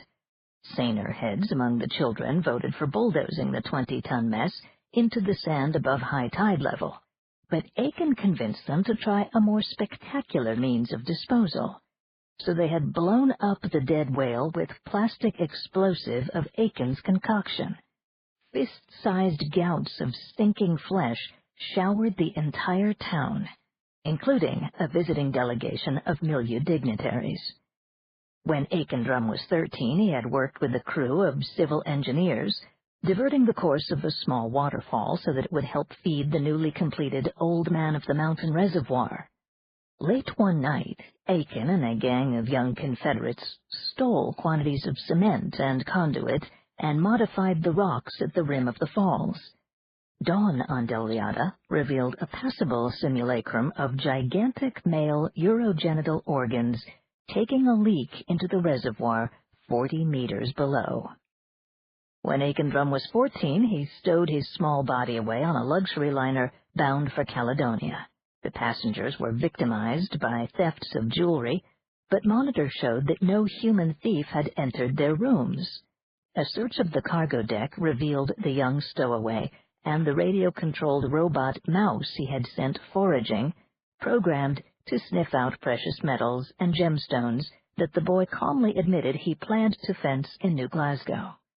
They sent him home, of course, and the behaviorists had still another shot at redirecting Aiken's errant steps toward the narrow road of virtue, but the conditioning never took. "He breaks your heart," one psychologist admitted to another. "You can't help but like the kid, and he's got a brilliantly inventive mind in that troll bod of his. But what the hell are we going to do with him? The galactic milieu just has no niche for Till Eulenspiegel." They had tried redirecting his narcissism into comedic entertainment, but his fellow troopers nearly lynched him when he queered their acts with practical jokes. They tried to harness his mechanical ability, but he used the engineering school facilities to build outlaw black boxes that gave illegal access to half the computerized credit systems in the sector. They tried metaphysic, deep redact and deprivation conditioning, multi-phase electroshock and narcotherapy, and old-time religion. Aikendrum's wickedness triumphed over all. And so, when he reached an unrepentant 21st birthday, Aikendrum was confronted with a multiple-choice question, the answer to which would shape his future. As a confirmed recidivist, counterproductive to the ultimate harmony of the galactic milieu, which of these options do you choose? A. Permanent incarceration in Delriata Correctional Institution. B. Psychosurgical implant of a docilization unit. C. Euthanasia. "None of the above," said Aikendrum. "I choose exile." 7. Sister Anna Maria Recaro first met Claude when he brought his dying wife to the Oregon Cascade Hospice. Both of the old people had been salvage exopaleontologists, Claude Majeski, specializing in macrofossils, and Genevieve Logan in micros. They had been married for more than 90 years, and one rejuvenation, and together they had surveyed the extinct life forms of more than 20 planets colonized by humanity.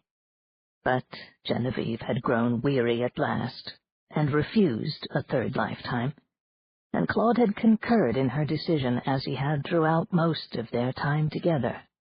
They stayed in harness as long as possible, then spent a few declining years in their cottage on the Pacific coast of Old World North America. Claude never thought about the inevitable end until it was upon them. He had a vague notion that they would someday drift off quietly together in their sleep. The reality, of course, was less tidy. Claude's Polish peasant body proved in the end to have a much greater staying power than that of his Afro-American wife. The time came when Genevieve had to go to the hospice with Claude accompanying her. They were welcomed by Sister Recaro, a tall and open-faced woman who took personal charge of the physical and spiritual consolation of the dying scientist and her husband. Genevieve, riddled with osteoporosis, partly paralyzed, and dulled by a series of small strokes, was a long time passing. She may have been aware of her husband's efforts to comfort her, but she gave very little evidence of it. Suffering no pain, she spent her days sedated in a dreamy reverie or in sleep. Sister Recaro found that more and more of her professional efforts were devoted to dealing with Claude, who was frustrated and deeply depressed by his wife's slow drift toward life's end. The old man was still physically sturdy at the age of 133, so the nun often took him walking in the mountains. They tramped the misty evergreen forests of the Cascade Range and fished for trout in streams running off the Mount Hood glaciers. They checklisted birds and wildflowers as high summer came on, climbed the flanks of Hood, and spent hot afternoons sitting in the shade on the mountainside without speaking, for Majeski was unable or unwilling to verbalize his grief. One morning, in the early July of 2110, Genevieve Logan began to sink quickly. She and Claude could only touch one another now, since she could no longer see or hear or speak. When the sick-room monitor showed that the old woman's brain had ceased to function, the sisters celebrated the Mass of Departure and gave the last anointing. Claude turned off the machines himself and sat beside the bed, holding Genevieve's skeletal brown hand until the warmth left it. Sister Riccaro gently pressed the wrinkled, coffee-colored lids down over the dead scientist's eyes. "Would you like to stay with her a while, Claude?" The old man smiled absently. "She's not here, Emery. Would you walk with me, if no one else needs you for a while? It's still early. I think I'd like to talk." So they put on boots and went out again to the mountain, the trip via Egg taking only a few minutes. Parking at Cloud Cap, they ascended Cooper's Spur by an easy trail and came to a halt below Tie-in Rock, on a ridge at the 2,800-meter level. They found a comfortable place to sit and took out canteens and lunches. Just below was Hood's Elliott Glacier. To the north, beyond the Columbia River Gorge, were Mount Adams and distant Rainier, both snow-crowned like Hood. The symmetrical cone of Mount St. Helens to the west downriver sent up a gray plume of smoke and volcanic steam. Majeski said, "Pretty up here, isn't it? When Jen and I were kids, St. Helens was cold. They were still logging the forests. Dams blocked the Columbia, so the salmon had to climb upstream on fish ladders. Port Oregon Metro was still called Portland and Fort Vancouver, and there was a little smog and some overcrowding if you wanted to live where the jobs were. But all in all, life was pretty good out here. Even in the bad old days when St. Helens erupted, it was only toward the very end, before the intervention when the world was running out of energy and the techno-economy collapsing, that this Pacific Northwest country started to share some of the griefs of the rest of the world." He pointed eastward toward the dry canyons and the high desert scrub of the old lava plateau beyond the Cascades. "Out there lie the John Day fossil beds. Jen and I did our first collecting there when we were students. Maybe 30 or 40 million years ago, that desert was a lush meadowland with forested hills. It had a big population of mammals, rhinos, horses, camels, oreodonts, we call them cookie monsters, and even giant dogs and saber-toothed cats. Then one day, the volcanoes began to erupt. They spread a deep blanket of ash and debris all over these eastern plains. The plants were buried and the streams and lakes were poisoned. There were pyroclastic flows, kind of a fiery cloud made of gas and ash and bits of lava, racing along faster than 150 kilometers an hour." He slowly unwrapped a sandwich, bit, and chewed. The nun said nothing. She took off her bandana headscarf and used it to wipe the sweat from her wide brow. "No matter how fast or how far those poor animals ran, they couldn't escape. They were buried in the layers of ash. And then the volcanism stopped. Rain washed away the poisons, and the plants came back. After a while, the animals returned too and repopulated the land. But the good life didn't last. The volcanoes erupted again, and there were more showers of ashes. It happened over and over again throughout the next 15 million years or so, the killing and the repopulating, the shower of death and the return of life. Layer after layer of fossils and ashes were laid down out there. The John Day Formation is more than half a kilometer thick, and there are similar formations above and below it. As the old man spoke, the nun sat staring at the tableland to the east. A pair of giant condors circled slowly in a thermal. Below them, a tight formation of 9 egg-shaped flying craft wafted slowly along the course of an invisible canyon. The ash beds were capped with thick lava. Then, after more millions of years, rivers cut down through the rock and into the ash layers below. Jen and I found fossils along the watercourses, not just bones and teeth, but even leaf prints and whole flowers pressed into the finer layers of ash. The records of a whole series of vanished worlds. Very poignant. At night, she and I would make love under the desert stars and look at the Milky Way and Sagittarius. We'd wonder how the constellations had looked to all those extinct animals, and how much longer poor old mankind could hang on before it was buried in its own ash bed, waiting for paleontologists from Sagittarius to come dig us up after another 30 million years. He chuckled. Melodrama. One of the hazards of digging fossils in a romantic setting. He ate the rest of his sandwich and drank from the canteen. Then he said, "Genevieve," and was quiet for a long time. "Were you shocked by the intervention?" Sister Ricardo asked at last. "Some of the older people I've counseled seemed almost disappointed that humanity was spared its just ecological deserts." "It was tough on the schadenfreude crowd," Majeski agreed, grinning. "The ones who viewed humankind as a sort of plague organism spoiling what might otherwise have been a pretty good planet. But paleontologists tend to take a long view of life. Some creatures survive, some become extinct. But no matter how great the ecological disaster, the paradox called life keeps on defying entropy and trying to perfect itself. Hard times just seem to help evolution.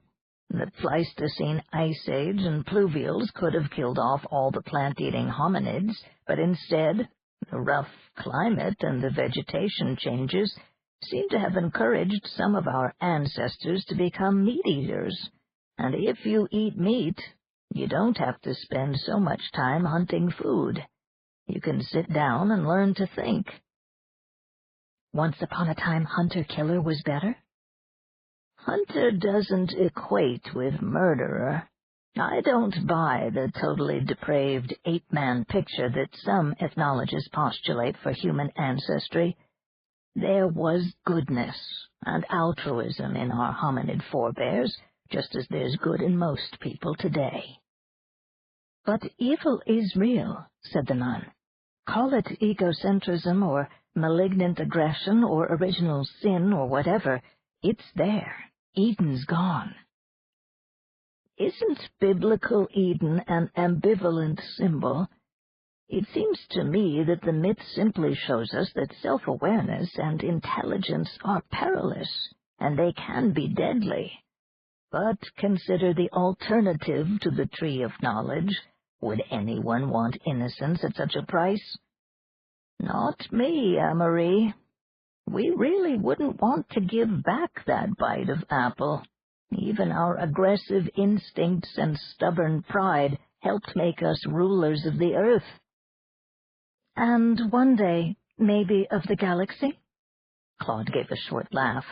"God knows we used to argue long enough about that notion.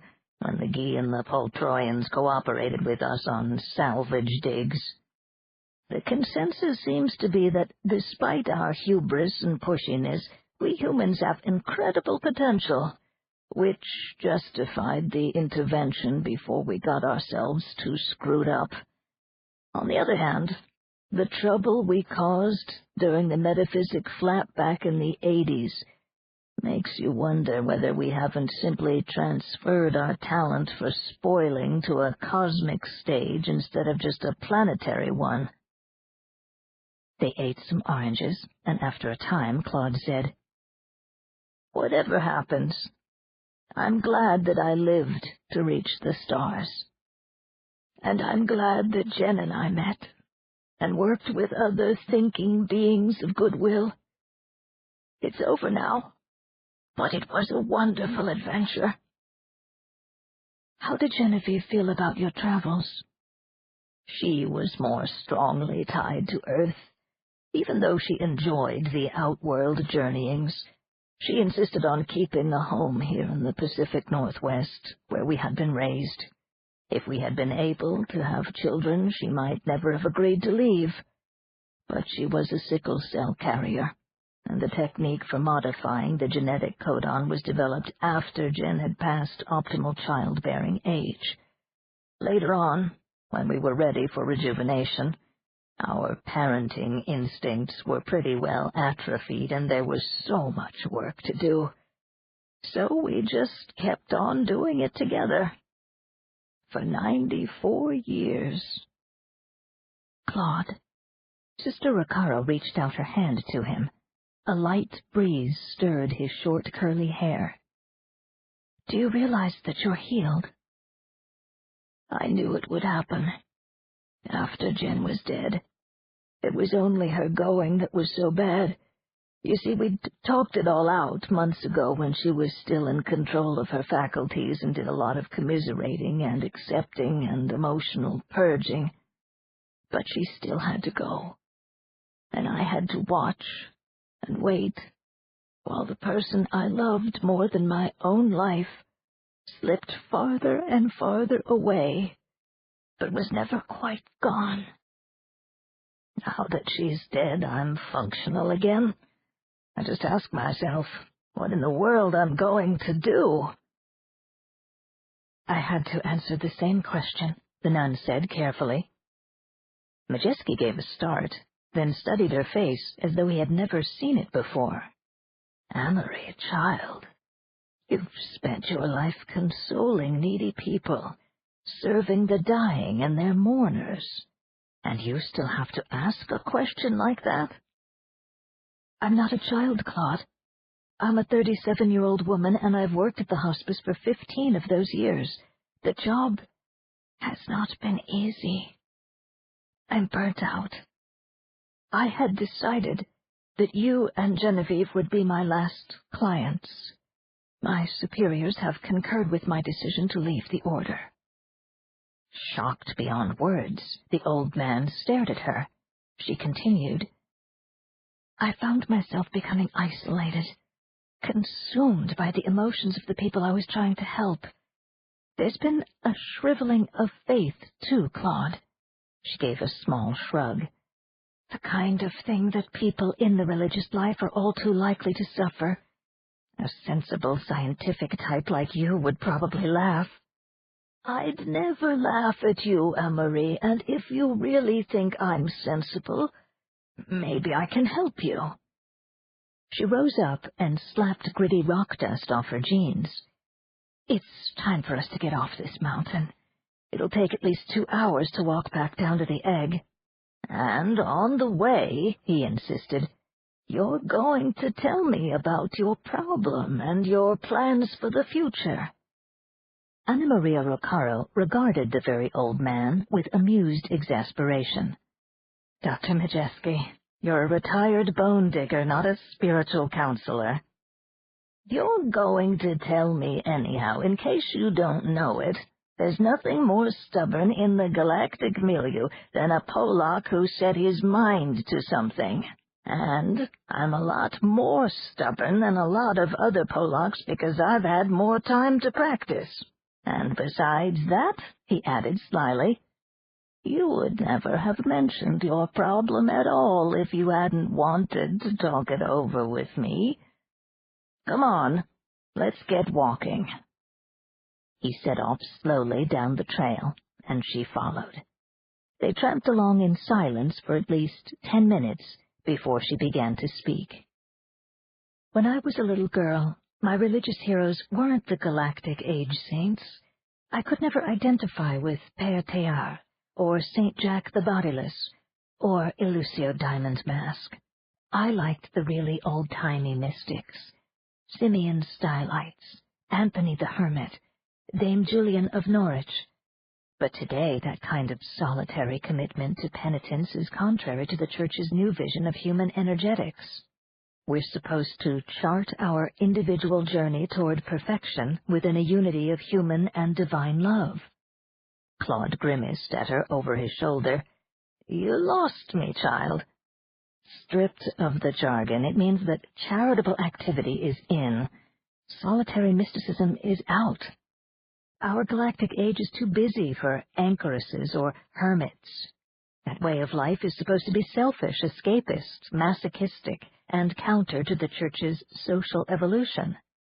But you don't think so, is that it, Amory? You want to go off and fast and contemplate in some lonesome spot and suffer and attain enlightenment. Don't you laugh at me, Claude. I tried to get into a monastery. The Cistercians, Poor Clares, Carmelites, and they took one look at my psychosocial profile and told me to get lost. Counseling, they advised. Not even the Zen Bridgetines would give me a chance. But I finally discovered that there is one place where an old-fashioned solitary mystic wouldn't be out of place. Have you ever heard of exile? What paleobiologist hasn't? You may know that there's been a sort of underground railroad to it for a good many years. But you may not know that use of the time portal was given official milieu sanction 4 years ago in response to an increasing demand. All kinds of people have gone into exile after undergoing a survival regimen. People from every imaginable educational background and profession from Earth and from the human colonies. All of those time travelers have one thing in common. They want to go on living, but they can't function any longer in this complex, structured world of galactic civilization. And this is what you've chosen? My application was accepted more than a month ago. They came to a tricky scree slope, the remnant of an old avalanche, and concentrated on traversing it safely. When they reached the other side, they rested for a moment. The sun beat down hotly. The retro-evolved condors were gone. Amory, the old man said, it would be very interesting to see fossil bones with flesh on them. She elevated an eyebrow. Isn't this notion a trifle impulsive?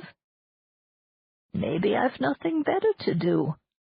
Seeing Pliocene animals alive would be an interesting wind-up to a long career in paleobiology, and the day-to-day survival aspects wouldn't pose any problem for me. If there's one thing you learn out in the field, it's roughing it in comfort. Maybe I could kind of help you get your hermitage set up. That is, if you wouldn't think I was too great a temptation to your vows. She went into gales of laughter, then stopped and said, Claude, you're worried about me. You think I'll get eaten by a saber-toothed tiger or trampled by mastodons. Damn it, Amory. Do you know what you're letting yourself in for? Just because you climb a few tame mountains and catch stocked trout in Oregon, you think you can be a female Francis of Assisi in a howling wilderness? He looked away, scowling. God knows what kind of human dregs are wandering around there. I don't want to cramp your style, child. I could just keep an eye on things, bring you food and such. Even those old mystics let the faithful bring 'em offerings, you know. Amory, don't you understand? I wouldn't want anything to spoil your dream." Abruptly, she threw her arms around him, then stepped back smiling, and for an instant he saw her not in jeans, plaid shirt, and bandana, but robed in white homespun, with a rope knotted about her waist. "Dr. Majeski, I would be honored to have you as a protector. You may very well be a temptation, but I'll be steadfast and resist your allure, even though I love you very much." "That's settled, then. We'd better get on down and arrange for Genevieve's requiem without delay. We'll take her ashes with us to France and bury her in the Pliocene. Jen would have liked that." 8. The widow of Professor Theo Goudrion had been astounded when the first time-tripper appeared at the gate of the cottage on the slope of the Mont de Lyonnais. It happened in the year 2041, early in June.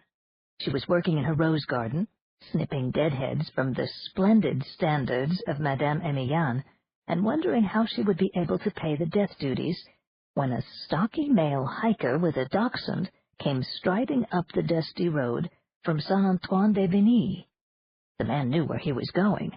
He stopped precisely in front of the gate and waited for her to approach.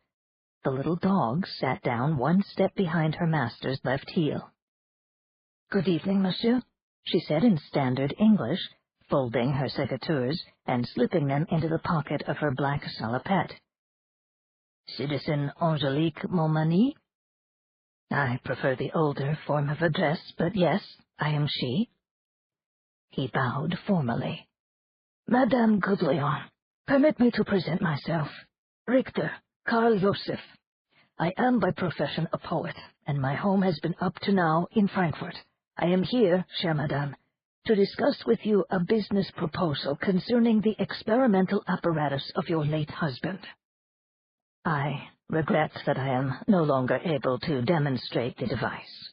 Madame pursed her lips, the fine beak of her aquiline nose lifted proudly, her small black eyes sparkled with unshed tears.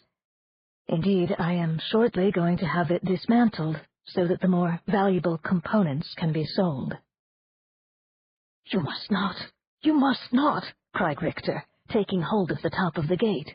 Madame took a step backward and stared at him in astonishment.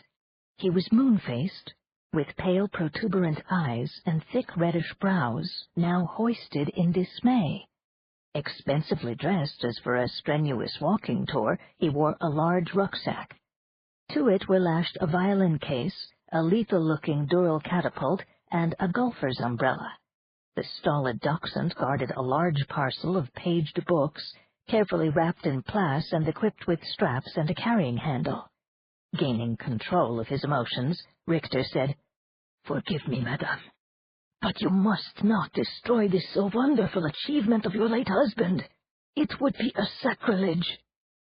"Nevertheless, there are the death duties," said Madame. "You spoke of business, monsieur, but you should know that many journalists have already written about my husband's work."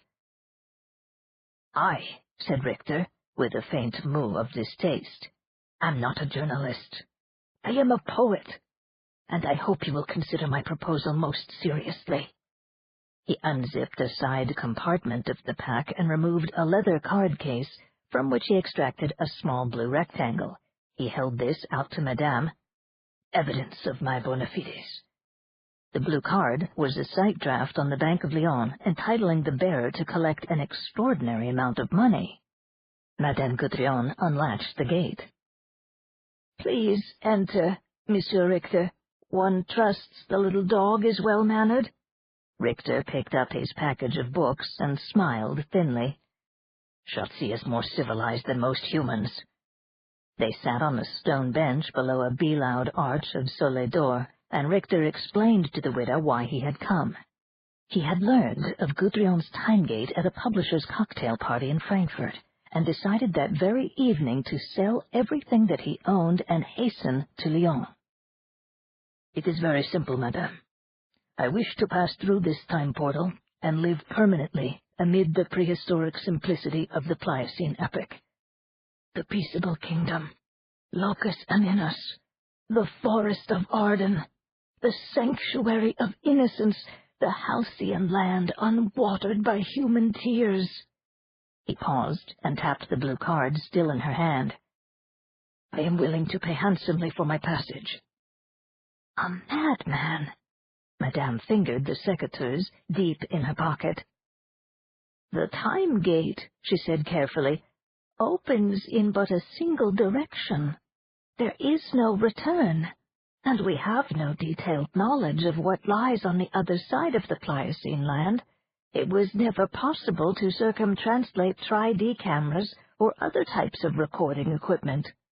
The fauna of the epoch is well known, madame, as is the climate.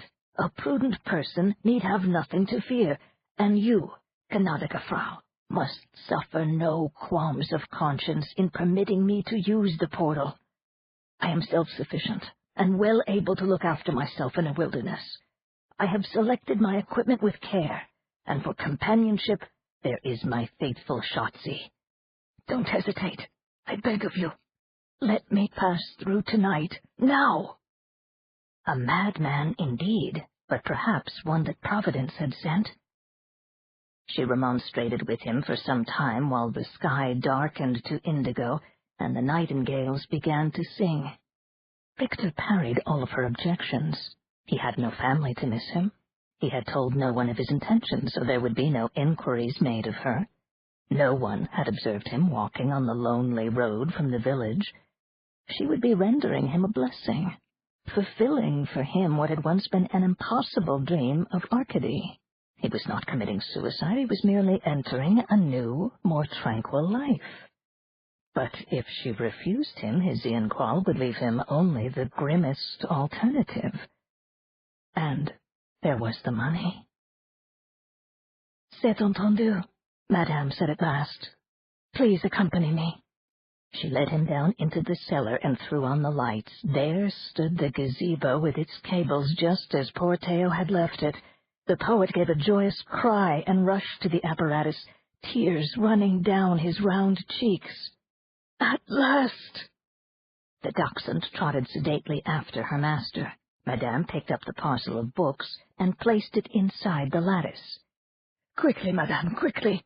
Richter clasped his hands in a paroxysm of exultation.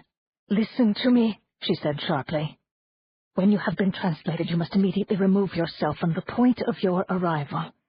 Walk 3 or 4 meters away and take the dog with you. Is this clear?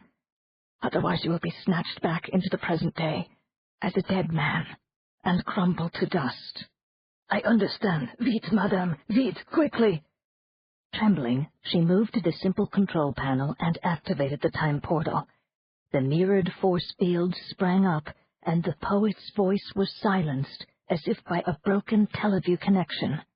The old woman sank down on her knees and recited the angelic salutation 3 times, then got up and switched off the power. The mirrors vanished. The gazebo was empty. Madame Couturion let a great sigh escape her lips. Then she thriftily turned out the cellar lights and mounted the stairs, fingering the small slip of blue plass tucked securely in her pocket. After Karl Josef Richter, there were others. The very first gratuity allowed Madame to pay the inheritance tax and discharge all of her other debts. Some months later, after her mind had been fully opened to the time gate's profit-making potential by the coming of other visitors, she let it be known that she was establishing a quiet auberge for walking tourists. She purchased land adjoining her cottage and had a handsome guest house built. The rose gardens were expanded, and several of her relatives drafted to assist with domestic duties. To the astonishment of skeptical neighbors, the inn prospered.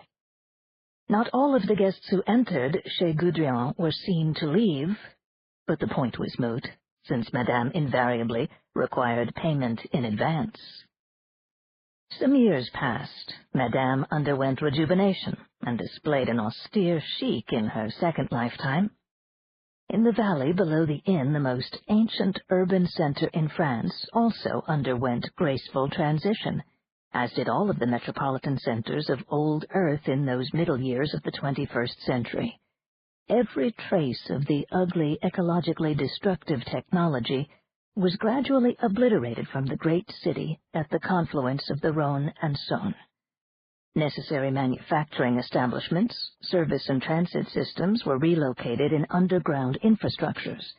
As the surplus population of Lyon was siphoned off to the new planets, empty slums and dreary suburbs faded into meadows and forest reserves, dotted here and there with garden villages or efficient habitat complexes.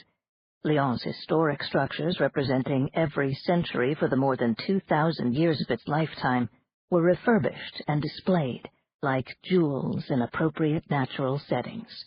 Laboratories, offices, hotels, and commercial enterprises were tucked into recycled buildings or disguised to harmonize with the ambiance of nearby monuments. Plaisances and boulevards replaced the hideous concrete autoroutes.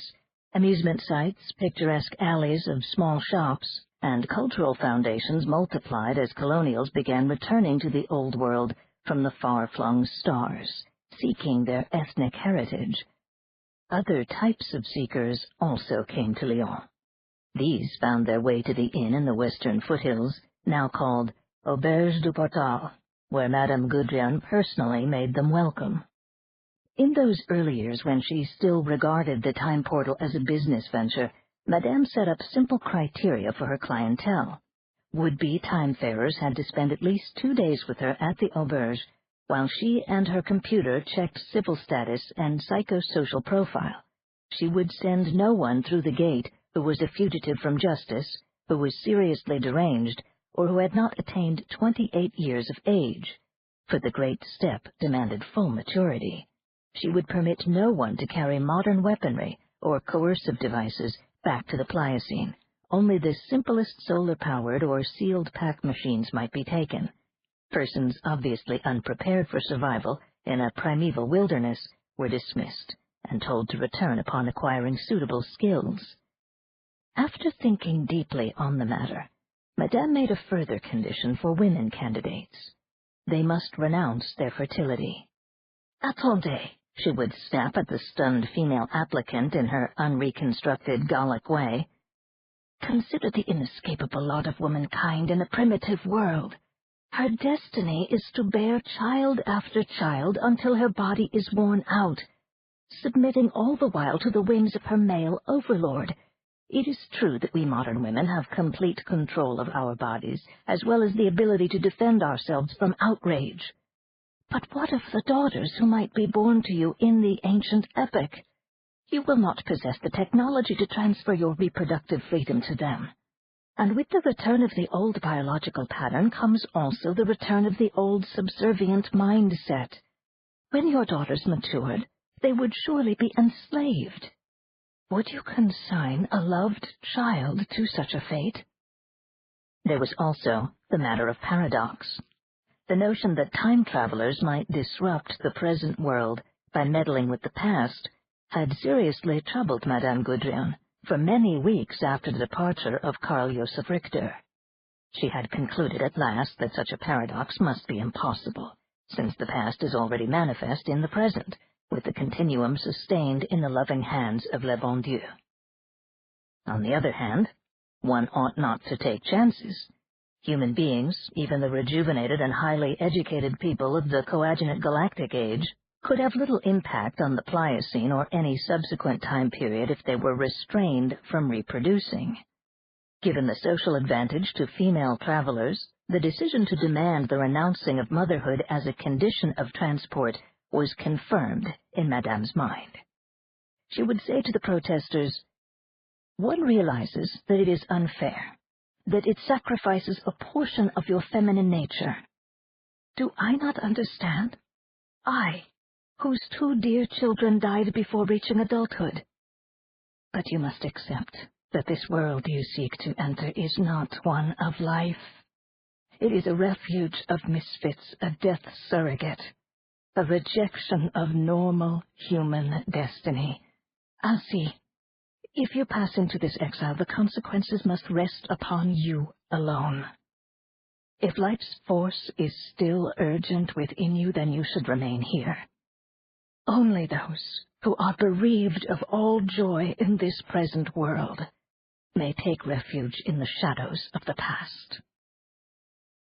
After hearing this somber speech, the women applicants would ponder and at last agree, or else depart from the auberge, never to return.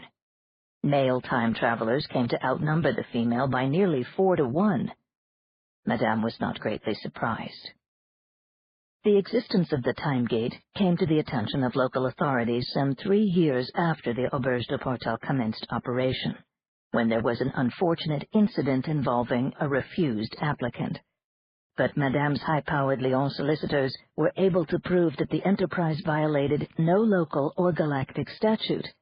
It was licensed as a public accommodation, a common carrier, a psychosocial counseling service, and a travel agency. From time to time thereafter, certain local government bodies made stabs at suppression or regulation. They always failed, because there were no precedents, and besides, the time gate was useful. I do a work of mercy, Madame Goudrian told one investigatory panel. It is a work that would have been incomprehensible scarcely 100 years ago, but now, in this galactic age, it is a blessing.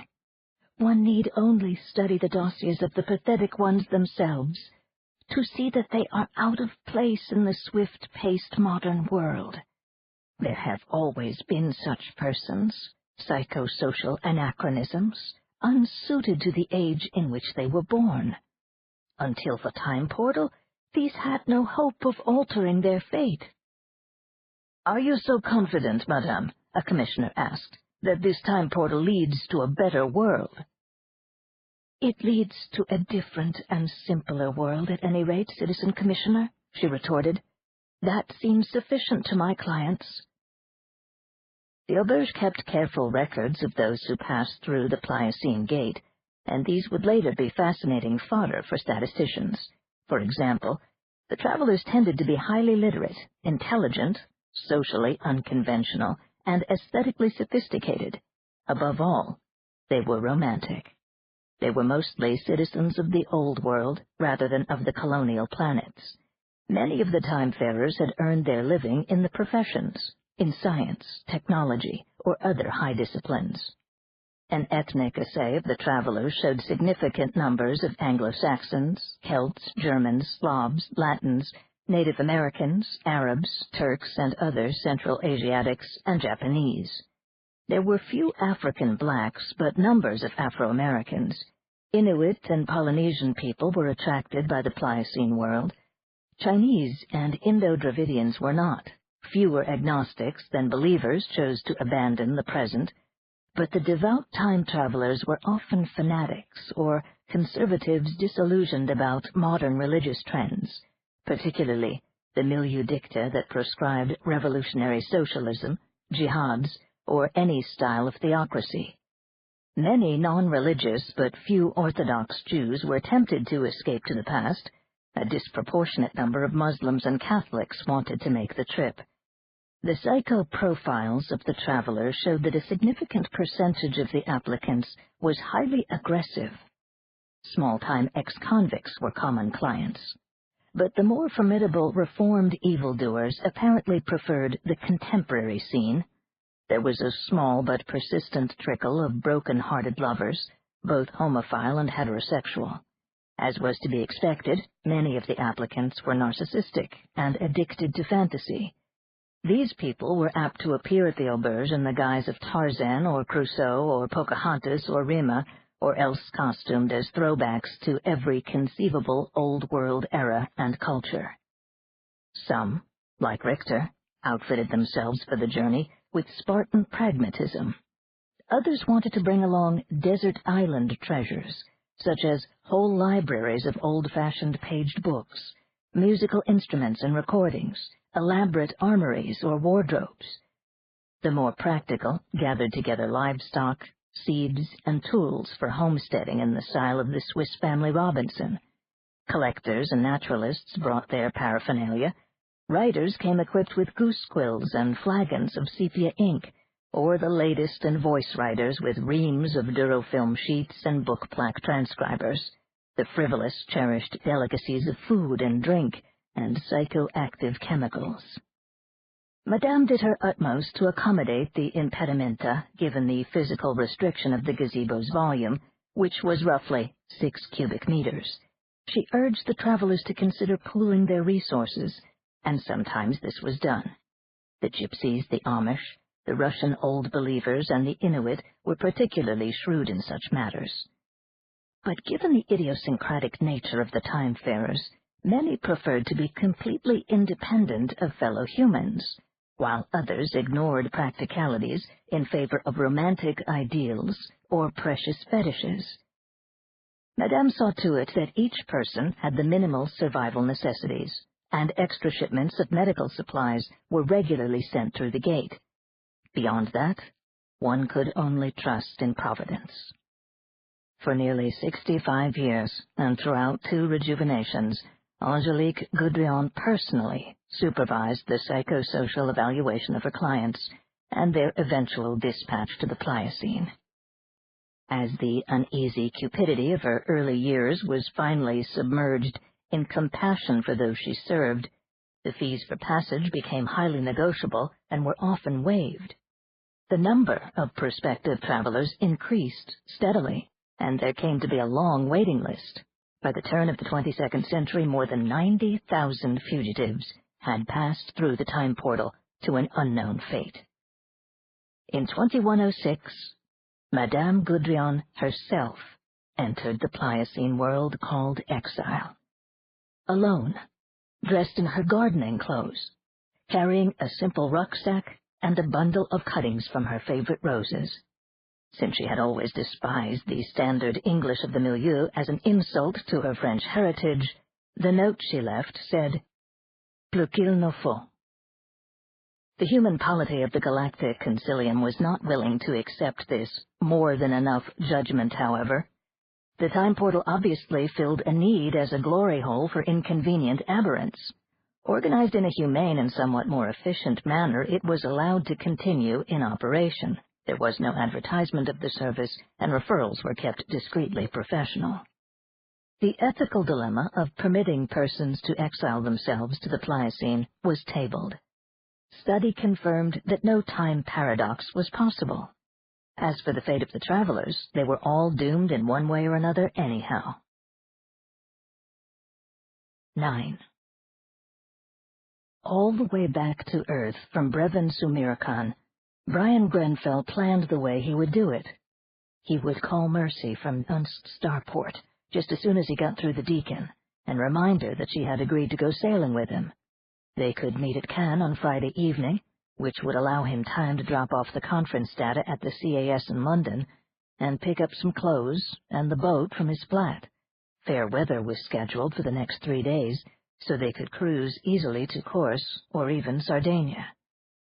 In some secluded cove with moonlight on the Mediterranean and soft music playing, he would nail her. "This is your captain speaking. We are 5 minutes from re-entry into normal space above the planet Earth. There will be a momentary discomfort as we pass through the superficies, which may inconvenience sensitive persons. Please do not hesitate to call your flight attendant if you require an anodyne, and remember that your satisfaction is our prime directive. Thank you for traveling united." Grenfell leaned toward the comm. "Glendossary and Avion." When the drink appeared, he tossed it off, closed his eyes, and thought of Mercy. Those sad, sea-colored eyes, ringed by the dark lashes, the hair of cedarwood red framing her pale, high-boned cheeks, her body, almost as thin as a child's, but tall and elegant, in a long gown of leaf green with trailing darker ribbons. He could hear her voice, lilting and resonant, as they walked in the apple orchard that evening after the medieval pageant. "There is no such thing as love at first sight, Brian. There's only sex at first sight. And if my scrawny charms inflame you, then let's lie together, because you're a sweet man, and I'm in need of comfort. But don't talk about love." He had, though. He couldn't help it. Realizing the illogic of the thing, observing himself from afar with a chagrined detachment, but still unable to control the situation, he knew he loved her from the first moment they met. Carefully, he had tried to explain without appearing a complete ass. She had only laughed and pulled him down onto the petal-strewn lawn. Their passion had delighted them both, but brought him no true release. He was caught by her. He would have to share her life forever, or go in misery apart. Only one day with her? 1 day before he had to travel to the important meeting on the Paltroyan planet. She had wanted him to stay, suggesting the sailing holiday, but he, duty-bound, had put her off. Imbecile! She might have needed him. How could he have left her alone? Only 1 day. Brian's old friend, Gaston Deschamps, encountered fortuitously in a Paris restaurant, had invited him to kill some empty hours observing the Fête d'Auvergne from behind the scenes. Gaston, the pageant director, had called it a droll exercise in applied ethnology. And so it had been, until the introduction. "Now we will return to those thrilling days d'antan," Gaston had proclaimed, after giving him the 50-pence tour of the village and the chateau. The director had led the way to a high tower, thrown open the door to the elaborate pageant control room, and she had been sitting there. "You must meet my fellow wonder worker, the associate director of the fête and the most medieval lady now alive in the galactic milieu, Mademoiselle Mercedes Lamballe." She had looked up from her console and smiled, piercing him to the heart. "This is your captain speaking. We are now re-entering normal space above the planet Earth. The procedure will take only 2 seconds, so please bear with us during the brief period of mild discomfort." Zang. Tooth extraction, hammered thumb, wanged funny bone. Zong. "Thank you for your patience, ladies and gentlemen, and distinguished passengers of other sexes. We'll be landing at Unst Starport in the beautiful Shetland Islands of Earth at exactly 1500 hours planet mean time." Grenfell mopped his high brow and ordered another drink. This time he sipped. Unbidden, an ancient song began unreeling in his mind, and he smiled because the song was so like Mercy. "There is a lady, sweet and kind, was never face so pleased my mind. I did but see her passing by, and yet I love her till I die." He would take the tube to Nice and egg onto Cannes. She would be waiting for him at the quay of that peaceful old town, perhaps wearing a green playsuit. Her eyes would have that expression of gentle melancholy, and be green or gray, changeable as the sea and as deep. He would stagger up with his duffel bag and a fitted picnic hamper full of food and drink. Champagne, Stilton, goose liver sausage, sweet butter, long loaves, oranges, black cherries, and he would trip over his feet, and she would smile at last. He would take out the boat and make the small boys at the slip stand back. There were always small boys, now that families had rediscovered the quiet Côte d'Azur. He would attach the thin tube of the tiny inflator and throw the wadded packet of silver and black decamol film into the water. Slowly, slowly, as the boys gaped, the 8-meter sloop would grow. Bulb keels, hull, decks, furniture fixed below, cabin, cockpit, railings, mast. Then he would produce the separate pieces, rudder and tiller, stabilizer, boom with sails still furled, lines, deck seats, lockers, buckets, bedding and all, born miraculously of taut decamol and compressed air. Dockside dispensers would fill the keels and stabilizers with mercury and ballast the rest of the boat and its fittings with distilled water, adding mass to the rigid microstructure of the decamol.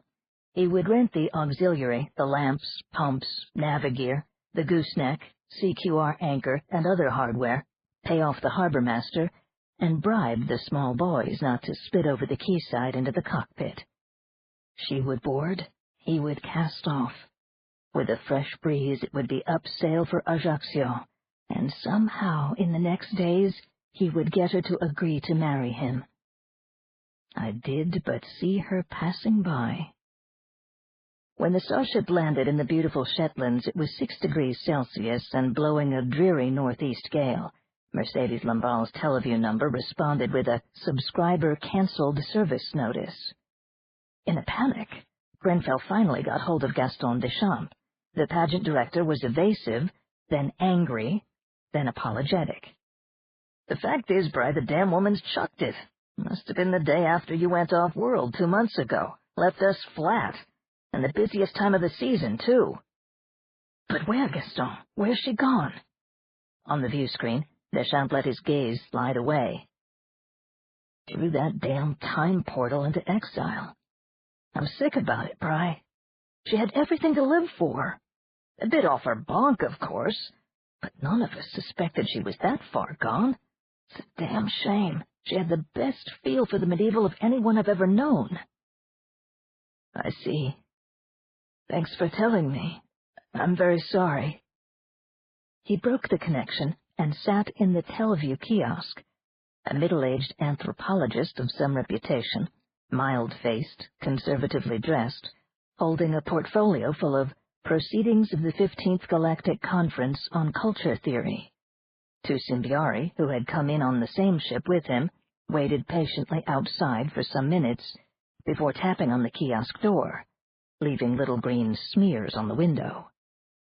"And yet, I love her." Brian Grenfell held up an apologetic finger to the Symbiari and turned back to the Teleview. He touched the number stall. "Information for what city, please?" "Lyon," he said. "Till I die." Brian posted the data to the CAS and picked up his own egg in London. Even though he could have done the research just as easily at home, he took off for France that same afternoon. Installing himself in the Galaxy Lyon, he ordered a supper of grilled langouste, orange soufflé, and chablis, and immediately began to search the literature. The library unit in his room displayed a depressingly long list of books, theses, and articles on the Gudrian time portal. He thought about skipping over those catalogued under physics and paleobiology and concentrating on the psychoanalogy and psychosociology entries. But this seemed unworthy of her, so he poked his card into the slot and resignedly ordered the entire collection. The machine spat out enough thin plaque books to pave the large hotel room 6 times over. He sorted them methodically and began to assimilate, projecting some, reading others, sleep-soaking the most tedious. 3 days later, he fed the books back into the unit. He checked out of the hotel and requested his egg, then went up to the roof to wait for it. The corpus he had just absorbed sloshed about in his mind without form or structure. He knew he was subconsciously rejecting it and its implications, but the realization was no great help. Broken hearts healed, and memories of vanished love faded away, even of this strange love, whose like he had never known before. He realized that this had to be true. Measured judgment, consideration of the scary data he had stuffed himself with, common sense uncharged with emotion, told him what he must do. Sensibly do. Oh, mercy. Oh, my dear. The uttermost part of the galaxy is nearer than you are, my lady passing by. And yet. 10. Only Georgina had been sorry to hear that Stein was going. They had got gloriously drunk together on his last day in Lisboa, and she'd said, "How'd you like to do it in a volcano?" And he had muttered fondly that she was a crazy fat broad, but she assured him that she knew a guy who would, for suitable consideration, look the other way while they took a research deep driller out of Messina, where there was this adit that led right into the main chamber of Stromboli. So what the hell? They egged on over, and the guy did let them get away with it. So what if it cost 6 kilobucks? It was seismic down there in the surging lava, with colored gas bubbles oozing slowly up the observation window like a bunch of jellyfish in a bowl of incandescent tomato soup. "Oh, Georgina," he had moaned in the post-coital tryst, Come with me. She rolled over on the padded floor of the driller cockpit, white flesh turned to scarlet and black by the glare outside, and gave the weeping giant mother comfort from her melon-sized breasts. Steiny, lovey, I've got 3 beautiful children, and with my genetic quotient I can have 3 more if I want them. I'm happy as a clam at high tide playing with my kids and torching busted boars and loving up any man who isn't afraid I'll eat him alive. Steiny, what do I need with Exile? This is my kind of world. Exploding in 3 million directions all at once. Earthlings increasing and multiplying in every nook of the galaxy, and the race evolving into something fantastic practically before your eyes. You know that one of my kids is coming out meta? It's happening all over the place now. Human biology is evolving right along with human culture for the first time since the old Stone Age. I couldn't miss it, lovey. Not friggity likely. He broke away and knuckled out tears, disgusted with himself.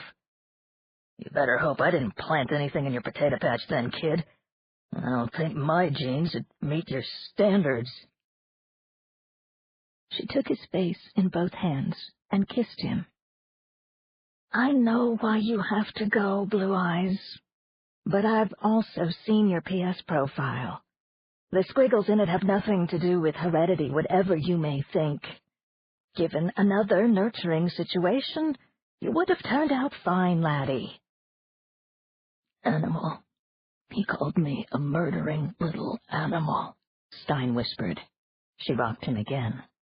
He was hurt terribly when she died, and he couldn't know you understood what he was saying. Try to forgive him, Steiny. Try to forgive yourself. The deep driller began to lurch violently as massive eructations of gas rose from Stromboli's guts. They decided to get the hell out of there before the Sigma field heat shields gave way and burrowed out of the lava chamber via an extinct underwater vent. When they finally emerged on the floor of the Mediterranean west of the island, the driller's hull clanged and pinged with the sounds of rocks falling through the water. They rose to the surface and came into a night of mad melodrama. Stromboli was in eruption, farting red and yellow fire clouds and glowing chunks of lava that arched like skyrockets before quenching themselves in the sea. "Holy petard," said Georgina. "Did we do that?" Stein grinned at her owlishly as the driller rocked on steaming waves. "You want to try for continental drift?" he asked, reaching for her. 11. Richard Voorhees took the express tube from Uns to Paris to Lyon, then rented a Hertz egg for the last part of his journey. His earlier notion of eating and drinking and screwing his way across Europe and then jumping off an Alp had been modified when a fellow passenger on the liner from Assawamsett happened to mention the odd Earth phenomenon of exile. That, Richard knew instantly, was just the kind of reprieve he needed. A new start on a primitive world full of human beings with no rules. Nothing to bug you but the occasional prehistoric monster. No green leaky freakies, no dwarf pollywogs, no obscene ghee, no glaring Krondaku making you feel like your nightmares just came true, and especially no Lilmic. He started pulling the strings as soon as he got out of decon and was able to get to a teleview. Most exile candidates applied months in advance through their local PS counselors and took all the tests before they ever left home. But Voorhees, the old operator, knew that there had to be a way of expediting matters. The magic passkey had come via a big Earthside corporation, for which he had done a delicate job less than a year ago. It was to the advantage of both the corporation and the ex-spacer that he exit the here and now as soon as possible. And so, with scarcely any arm-twisting at all, the outfit's VP operations agreed to use his good offices to convince the people at the auberge to let Richard take abbreviated tests right there at the starport, then proceed directly to go. This evening, however, as he glided out of the Rhone Valley toward the Mont de Lyonnais, he still admitted to a few qualms. He landed at Saint-Antoine-des-Vignes, just a few kilometers from the inn, and decided to have one last meal on free turf. The August sun had dropped behind the Col de la Loire, and the resolutely quaint village drowsed in leftover heat. The café was small, but it was also dim and cool and not, thank God, too cutesy atmospheric for comfort. As he ambled in, he noted approvingly that the Tri-D was off. The music box played only a subdued jangling tune, and the smells of food were incredibly appealing. A young couple and two older men, locals by the look of their agri-garb, sat at window tables wolfing large plates of sausage and bowls of salad. On a stool at the bar sat a huge blond man in a glossy suit of midnight nebulin. He was eating a whole chicken prepared with some pinkish sauce and washing it down with beer from a 2-liter pewter tankard. After hesitating for a moment, Richard went and took another stool. The big fellow nodded, grunted, and kept feeding his face. From the kitchen came the proprietor, a jolly, pot-bellied man with a heroic aquiline nose. He beamed a welcome to Voorhees, spotting him as an off-worlder immediately. "I have heard," Richard said carefully, "that the food in this part of Earth is never prepared with synthetics." The host said, "We'd sooner gastrectomize than insult our bellies with algaprot or biocake or any of the rest of that crap diddle. Ask any gorf in the place." "Say again, Louis," cackled one of the oldsters at the window, hoisting a dripping hunk of sausage on his fork. The proprietor leaned on the counter with hands palm down. "This France of ours has seen a lot of change. Our people are scattered over the galaxy. Our French language is dead. Our country is an industrial beehive underground and a history buff's Disneyland on top. But 3 things remain unchanged and immortal: our cheeses, our wines, and our cuisine. Now I can see that you've come a long way." The man's eyelid drooped in a ponderous wink. "Like this other guest here, maybe you still have a ways to go. So if you're looking for a really cosmic meal, well, we're a modest house, but our cooking and our cellar are 4-star, if you can pay for it." Richard sighed. "I trust you. Do it to me. An aperitif, then, which we have chilled and ready. Dom Perignon 2100. Savor it while I bring you a selection of whimsies to whet your appetite." "Is that champagne?" the chicken muncher asked. "In that little bitty bottle?" Richard nodded. "Where I come from, a split of this will set you back 3 centibucks. "No shit. How far out you be, guy?" "Assawamps it. The old Assawamp hole of the universe, we call it. But don't you try." Stein chortled around his chicken. "I never fight with a guy till I meet him formal." The host brought a napkin with 2 small pastries and a little silver dish full of white steaming lumps. "Brioche de foie gras, costade de riz de veau à la financière, and quenelle de brochet au beurre d'écrevisse. Eat, enjoy." He swept out. "Financier, huh?" muttered Richard. "There's a good epitaph." He ate the pastries. One was like a cream puff stuffed with delicious spiced liver. The other seemed to be a fluted tart shell filled with bits of meat, mushrooms, and unidentifiable tidbits in Madeira sauce. The dish with white sauce consisted of delicate fish dumplings. "This is delicious, but what am I eating?"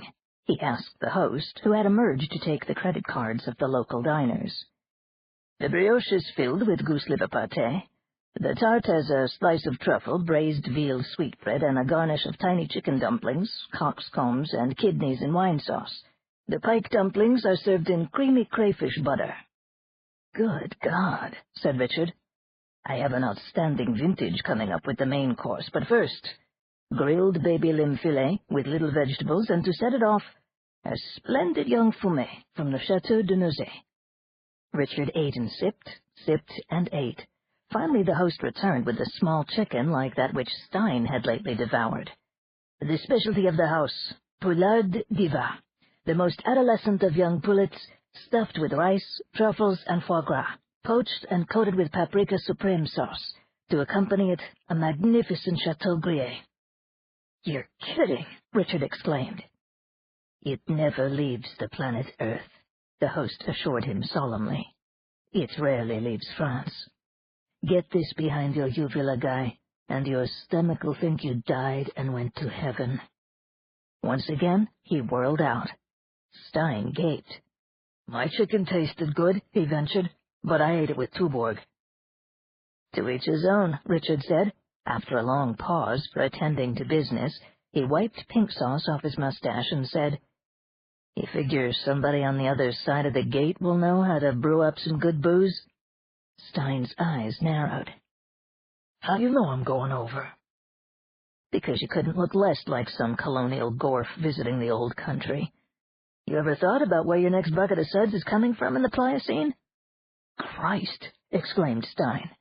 "Now me, I'm a wine freak, as much as I could be, dragging my ass all over the Milky Way. I was a spacer. I got busted. I don't want to talk about it. You can call me Richard. Not Rick, not Dick. Richard." "I'm Steiny." The big driller thought for a minute. "The stuff they sent me about this exile told how they let you sleep learn any simple technology you think would be useful in the other world. I don't remember if it was on the list, but I bet I could cram brewing easy. And the hard sauce, you can make that out of just about anything. Only tricky bit would be the condensation column, and you could whip that up out of copper film decamol and hide it in your hollow tooth if they didn't want to let you in with it on the up. You with your wine, though, you might have a problem. Don't they use special grapes and stuff?" "Don't they fucking ever," said Richard gloomily, squinting through the glass of Gruyere. "I suppose the soil would be different back then, too. But you might be able to come up with something halfway decent. Let's see. Grapevine cuttings, of course, and definitely yeast cultures, or you'd end up with moose pee for sure, and you'd have to know how to make some kind of bottles. What did they use before glass and plas?" "Little brown jugs," Stein suggested. "Right, ceramic. And I think you can make bottles out of leather if you heat and mold it in water." "Christ. Well, you listen to me, the hung spacer carving out a new career as a grape squash moonshiner." "Could you get a recipe for aquavit?" Stein was wistful. "It's just neat alcohol with a little caraway seed. I'll buy all you can make." He did a double take. "Buy? I mean barter or something. Shit, you think there'll be anything civilized waiting for us?" "They've had nearly 70 years to work on it." "I guess it all depends," Stein said hesitantly. Richard grunted. "I know what you're thinking. It all depends on what the rest of the fruitcakes have been up to all this time. Have they got a little pioneer paradise going, or do they spend their time scratching fleas and carving each other's tripes out?" The host came up with a dirty old bottle, which he cradled like a precious child. "And here, the climax. But it'll cost you. Chateau d'Yquem, 83, the famous lost vintage of the Metapsychic Rebellion year." Richard's face, furrowed with old pain, was suddenly transformed. He studied the tattered label with reverence. Could it still be alive? "As God wills," shrugged mon hôte. 4.5 kilobucks the bottle." Stein's mouth dropped. Richard nodded, and the host began to draw the cork. "Geez, Richard, can I hit you for a little taste? I'll pay if you want, but I never had anything that cost so much." "Landlord, 3 glasses. We will all drink to my toast." The host sniffed the cork hopefully, gave a beatific smile, then poured 3 half-glasses of golden-brown liquid that sparkled like topaz in the lantern light. Richard lifted his glass to the other 2. "A man may kiss his troll goodbye. A rose may kiss the butterfly. A wine may kiss the crystal glass. But you, my friends, may kiss mine ass. The ex-spacer and the cafe proprietor closed their eyes and sampled the wine. Stein tossed his down in one gulp, grinned, and said, "Hey, it tastes like flowers, but not much sap to it, is there?" Richard winced. "Bring my buddy here a crock of eau de vie. You like that, Steiny, sort of aquavit without the seeds. You and I, landlord, will continue to bless our tonsils with the Sauterne." So the evening wore on, and Voorhees and Olsen told each other edited versions of the sad stories of their lives, while the proprietor of the cafe clucked in sympathy and kept refilling his own glass. A second bottle of Yquem was called for, and then a third. After a while, Stein bashfully told them what Georgina's other farewell presents had been. His new friends demanded that he model them. So he went out into the darkened egg park, got the stuff from the boot, and stalked back into the cafe, resplendent in a wolfskin kilt, a wide leather collar and belt studded with gold and amber, a bronze Vixo helmet, and a big steel-bladed battle-axe. Richard toasted the Viking with the last of the Chateau d'Yquem, which he chug-a-lugged from the bottle. Stein said, "The horns on the helmet were really like ceremonial," Georgina said. "Vikings didn't wear 'em in battle, so these are demountable." Richard giggled.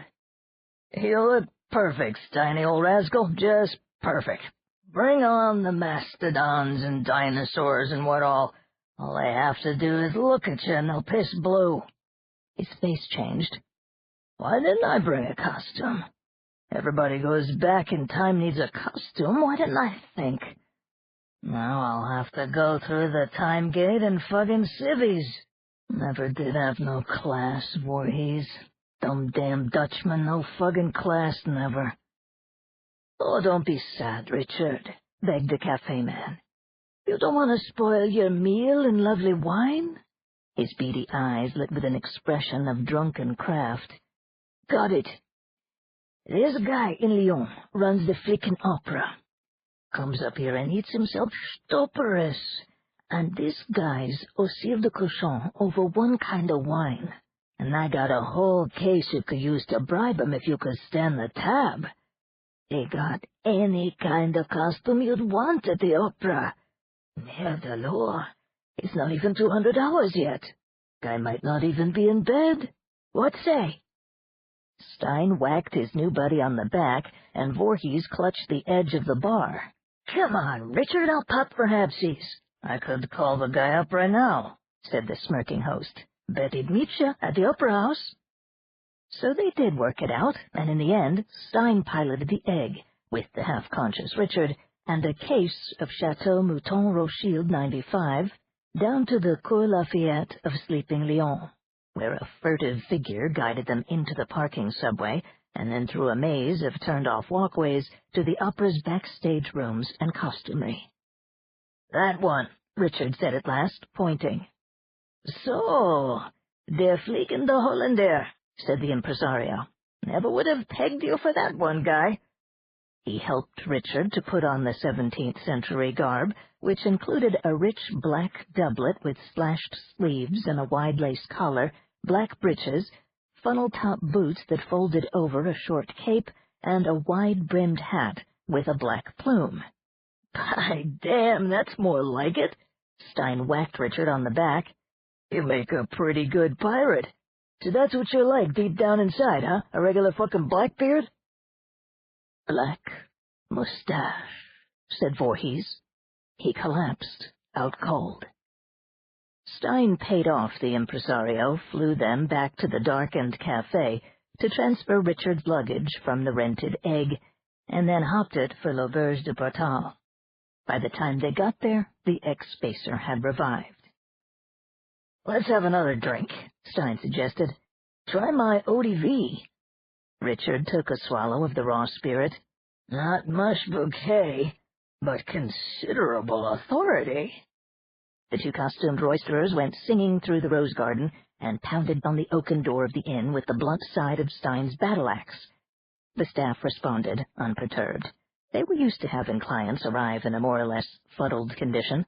6 powerful attendants took charge of the Viking and Black Mustache, and in no time at all they were snoring between lavender-scented sheets. 12. Felice Landry and the psychosocial counselor strolled into the flagged courtyard of the auberge, down an open passage and into an office that looked out at the fountain and flowers. The room had been copied from the study of a 15th-century abbess. The stone fireplace, with its bogus coat of arms and a huge bouquet of scarlet gladioli, fanned between dog-headed andirons. "You've come such a long way, Citizen Landry," said the counselor. "It's a pity that your application has encountered such difficulties." He leaned back in the carved chair, forming a church steeple with his fingers.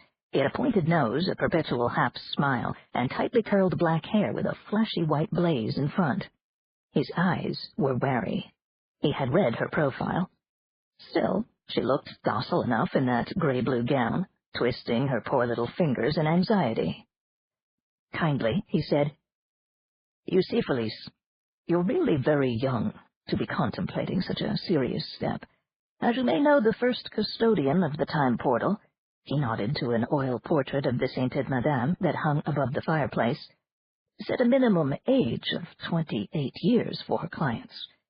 Now, we may agree today that Angelique Goudrion's restriction was arbitrary, based upon antiquated Thomistic notions of psychomaturation.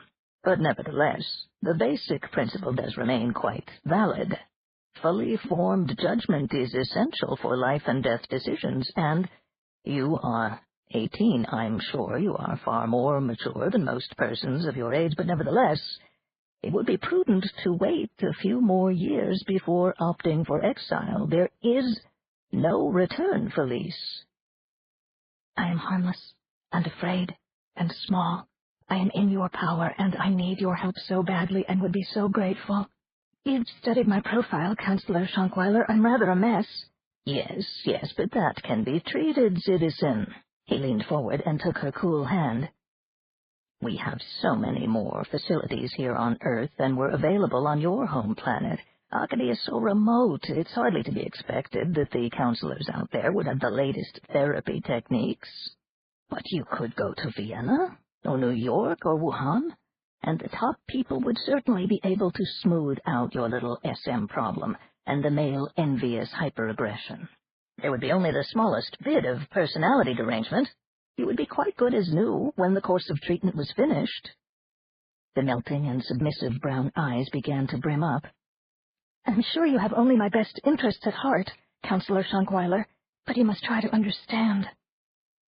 Pity, aid, empathize, condescend to help the pathetic little one.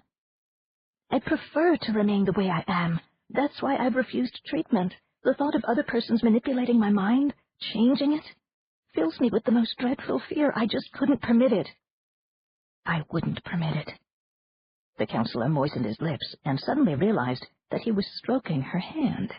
He gave a start, dropped it, and said, "Well, your psychosocial problems wouldn't ordinarily preclude transfer into exile, but besides your youth, there is the second matter.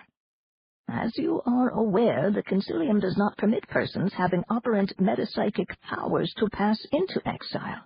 They are too valuable to the milieu. Now, your tests show that you are possessed of latent metafunctions with coercive psychokinetic and psycho-creative potentials of extremely high magnitude. No doubt these were partly responsible for your success as a professional athlete." She showed a smile of regret, then slowly dropped her head so that the now limp platinum hair curtained her face. "That's all over now. They wouldn't have me any longer." "Quite so," said Schonkweiler. "But if your psychosocial problems were successfully dealt with, it might be possible for the people at the NP Institute to bring up your latent abilities to operant status. Think what that would mean. You would become one of the elite of the milieu, a person of vast influence, a literal world shaker. What a noble career you might have, spending yourself in service to a grateful galaxy. You might even aspire to a role in the Concilium." "Oh, I could never think of doing that. It's frightening to think of all those minds. Besides, I could never give up being what I am. There must be a way for me to pass through the time portal, even if I am underage. You must help me find the way, Counselor." He hesitated. The recidivist clause might have been invoked if the unfortunate McSweeney and Barstow had elected to press charges. There is no age restriction for recidivists. I should have thought of that myself. Her smile of relief was dazzling. Then it's all so simple. She rose and came around to Schonkweiler's side of the desk. Still smiling, she took both his shoulders in her cool little hands, pressed with the thumbs, and snapped his collarbones. 13.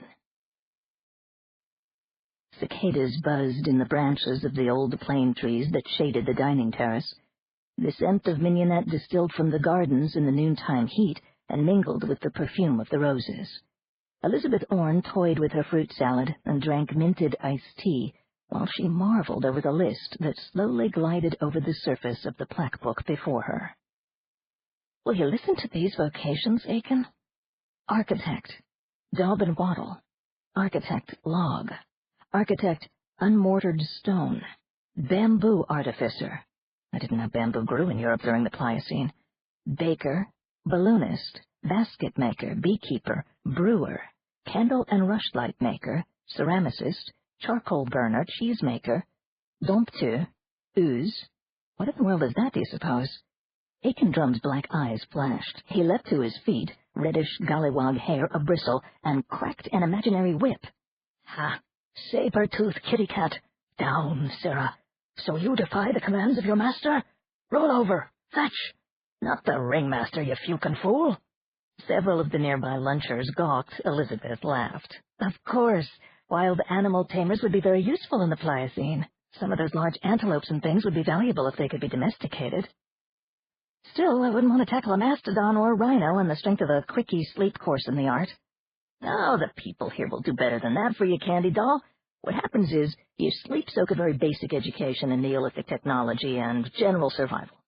Then you'll at least have the wits to dig a latrine that won't swallow you whole, and you'll know what Pliocene fruits aren't going to send you pushing up the daisies.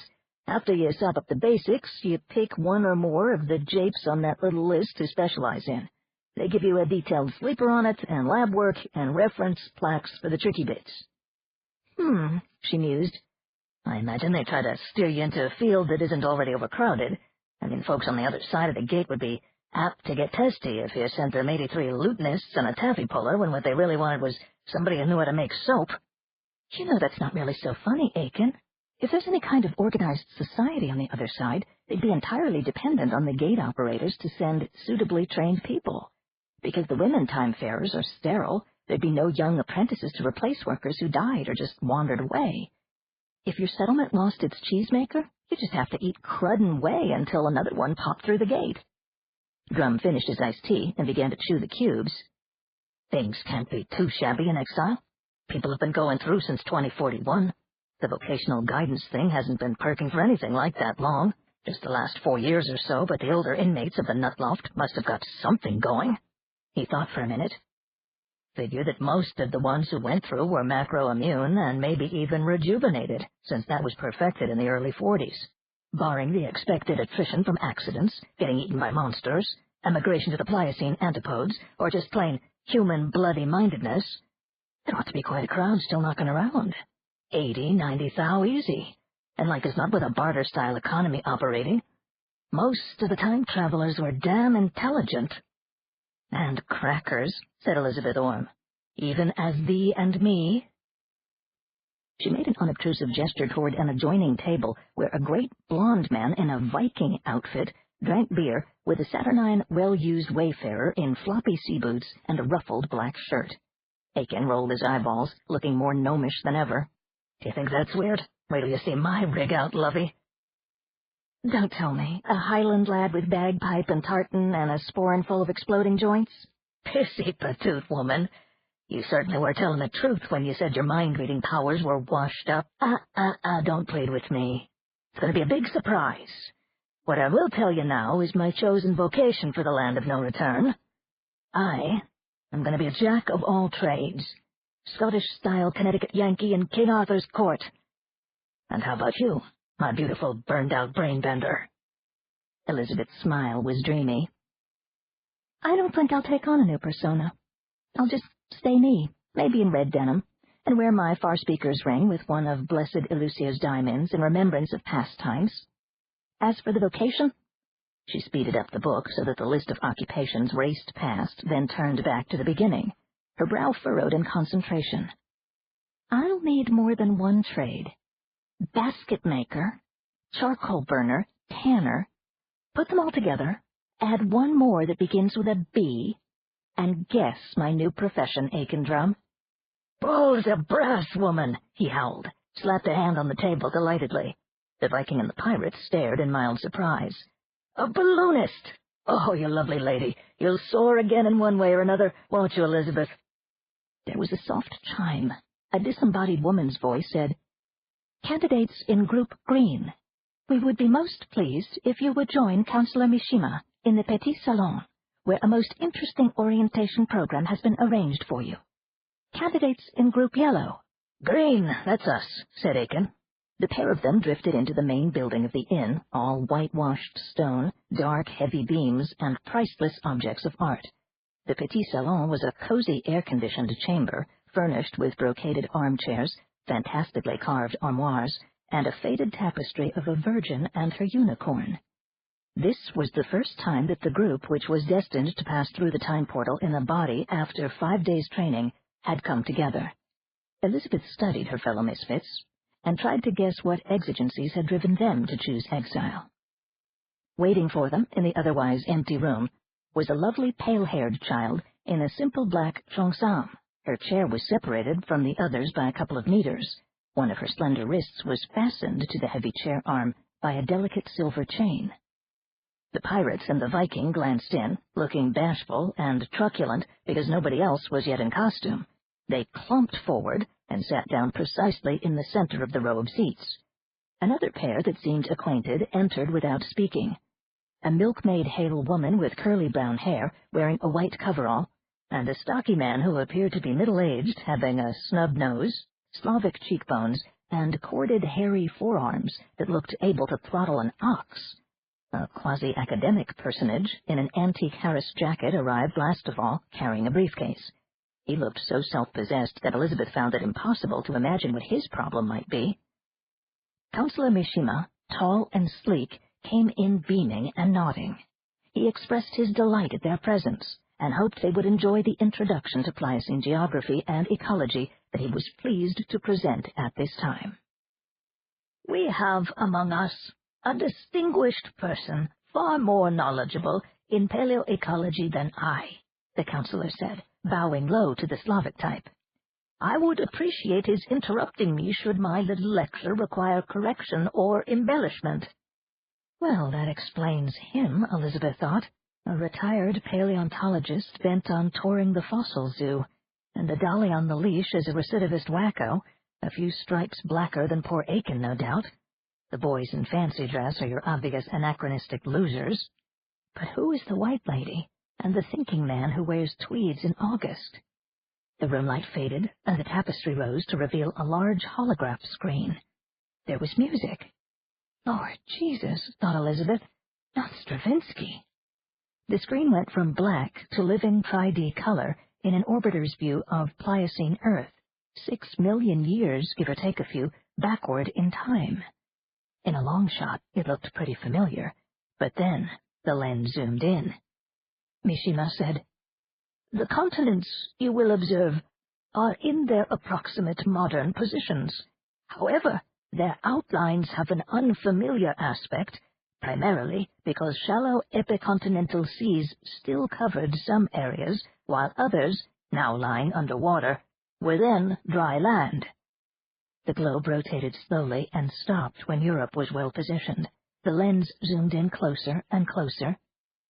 You will all be furnished with a set of durofilm maps, small scale for the entire lower Pliocene Earth, 1 to 7 million of Europe and 1 to 1 million of France.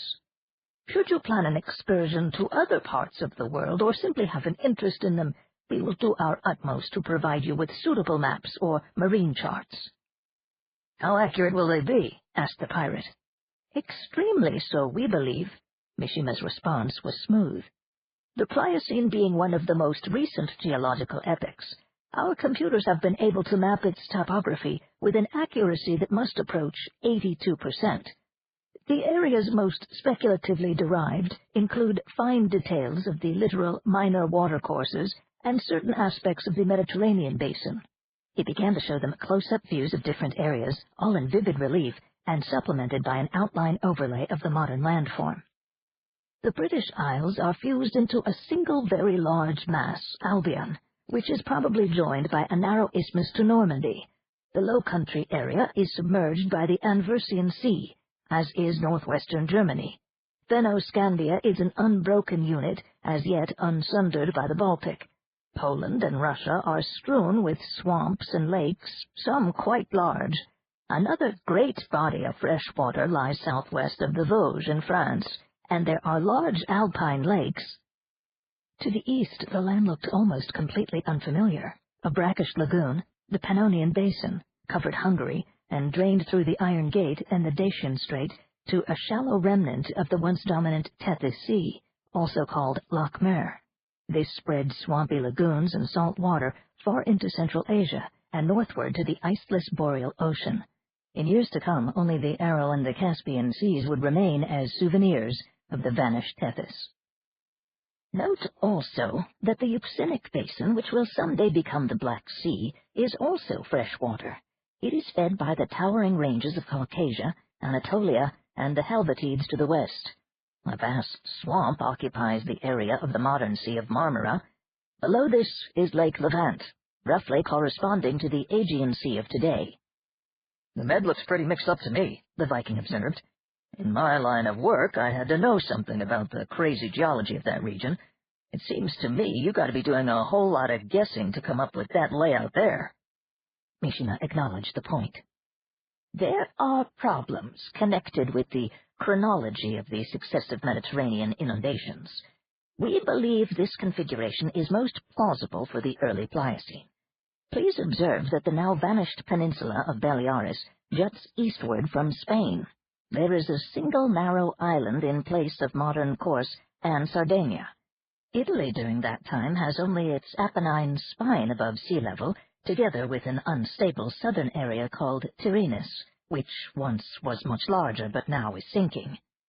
He gave them a closer view of Western Europe.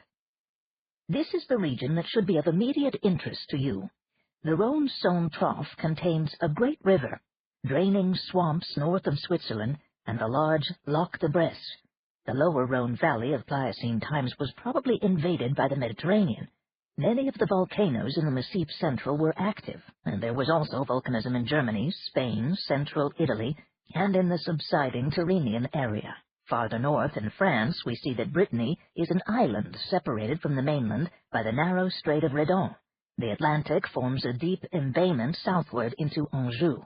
Part of Gascony is also inundated by the sea. "But Bordeaux seems to be all right, thank God," said the pirate. Mishima chuckled. "Ah, another connoisseur. You will be delighted to know, citizen, that a number of other time-farers expressed a wish to settle in the Bordeaux area. They have carried with them certain portable apparatus and cuttings of many different grapes. Incidentally, citizens, such information as we have about these earlier time travelers is available from our computer at your convenience. And if you wish to have other information, for example, data on religious or ethnic groups or on the kinds of books, art material, or other cultural items known to have been translated, please do not hesitate to request it." The academic type in the tweed jacket asked, "Will the computer give information on individual persons?" "Aha," thought Elizabeth. "The usual statistics, similar to those in your own dossiers, are available on those persons who have already passed through.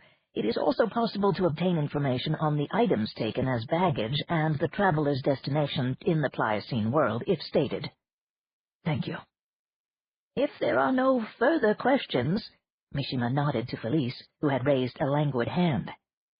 "Is it true that none of these travelers took any weapons with them?"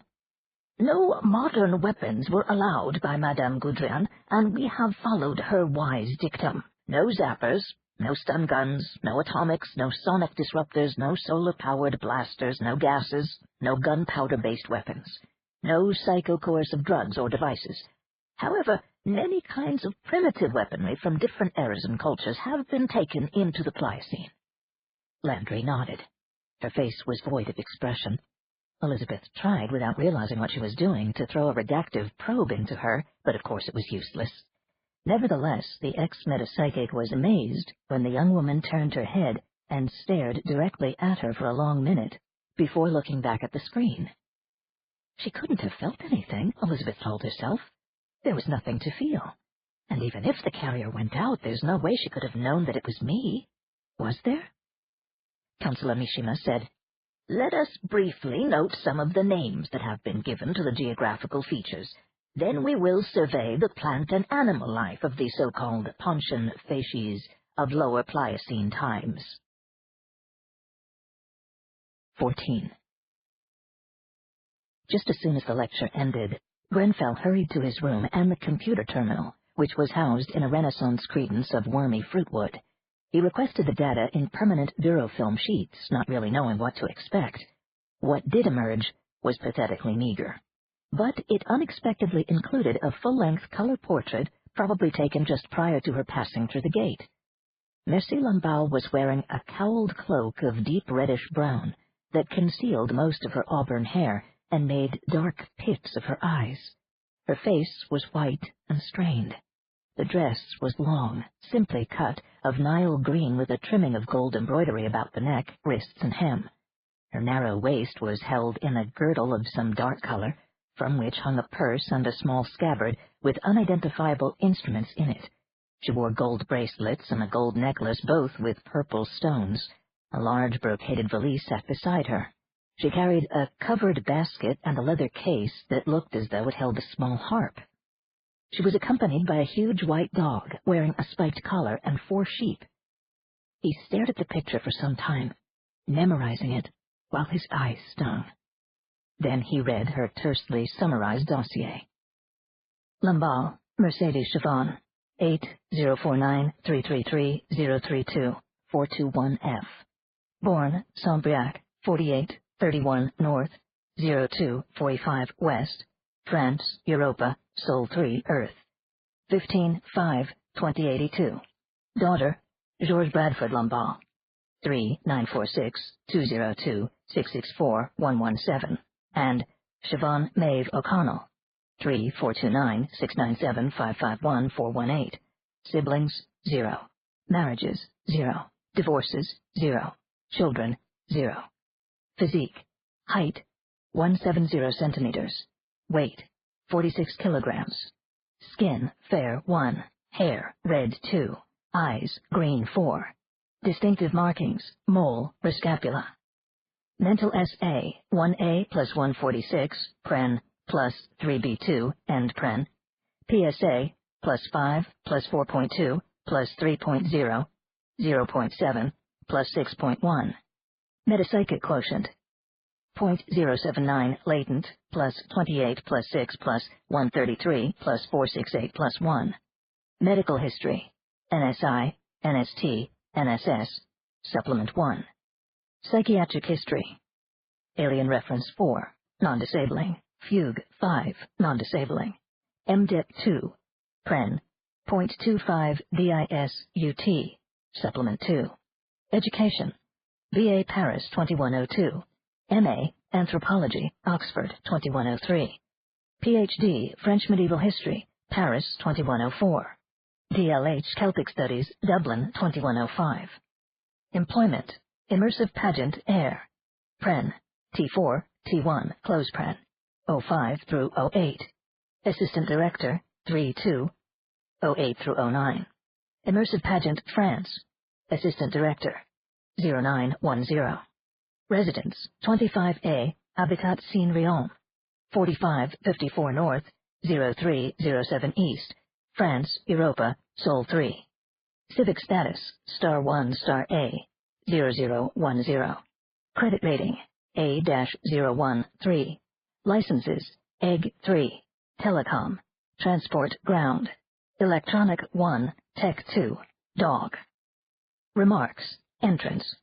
10/5/2110. Vocational options. Dyer, sheep husbandry, smallholder, weaver, wool tech. Persinv.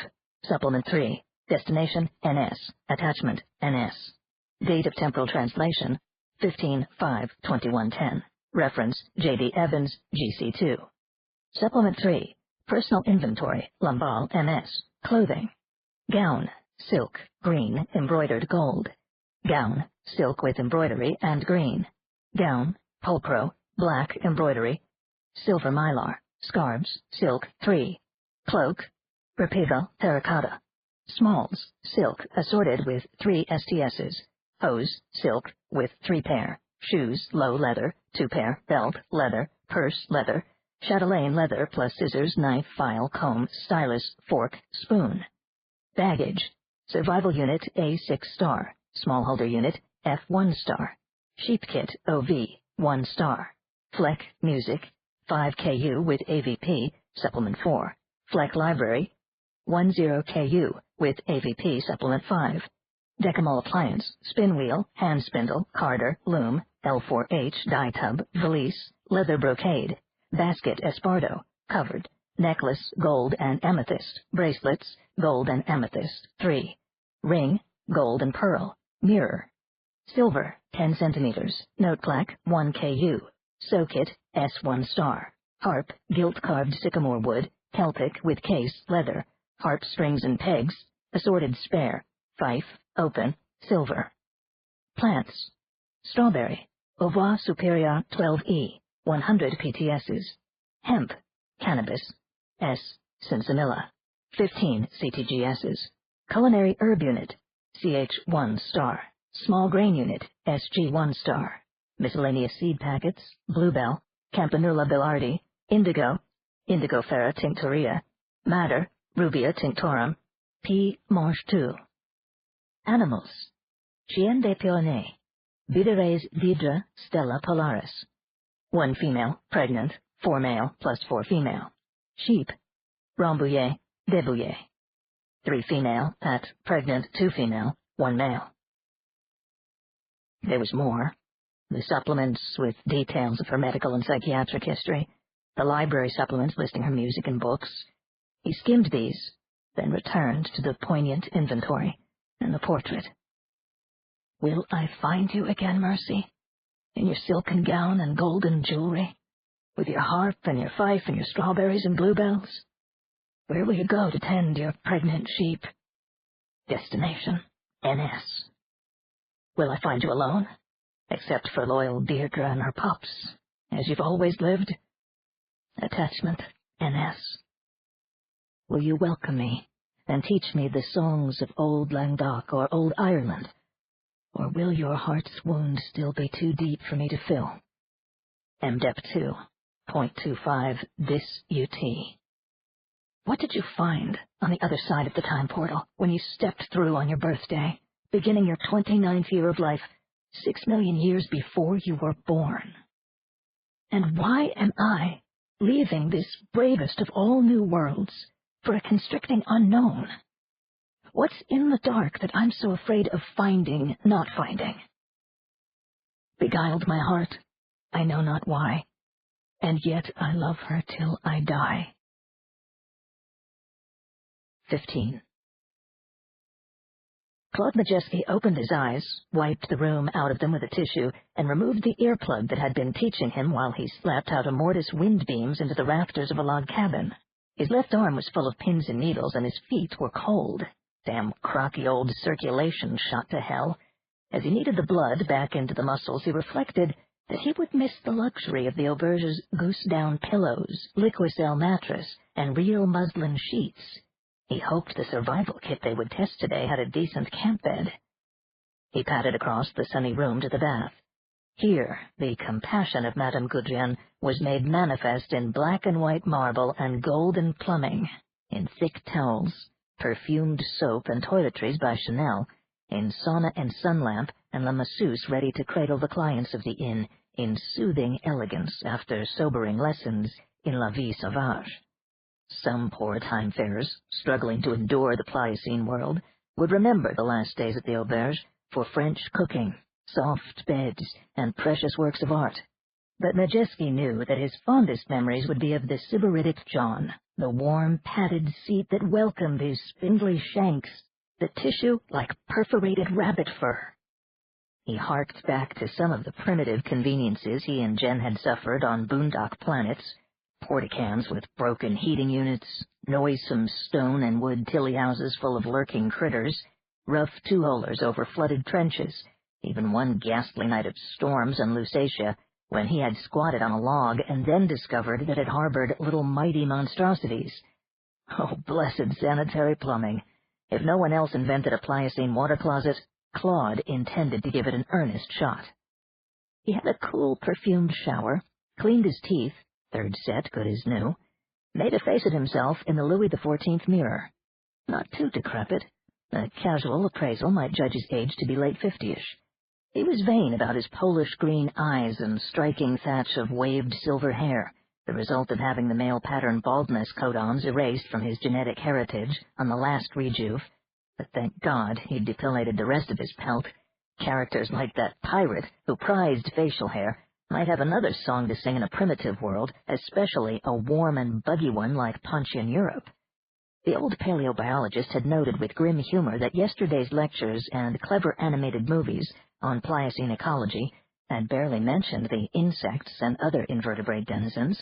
It was more dramatic to show vast herds of hipparions and graceful gazelles being harried by scarcely less graceful cheetahs, or machairodont lions sinking their long canines into bellowing hoe-tuskers. Claude went back into the bedroom and asked room service to send coffee and croissants. Since the second day was to feature simple survival techniques, he put on the clothing he planned to wear through the gate.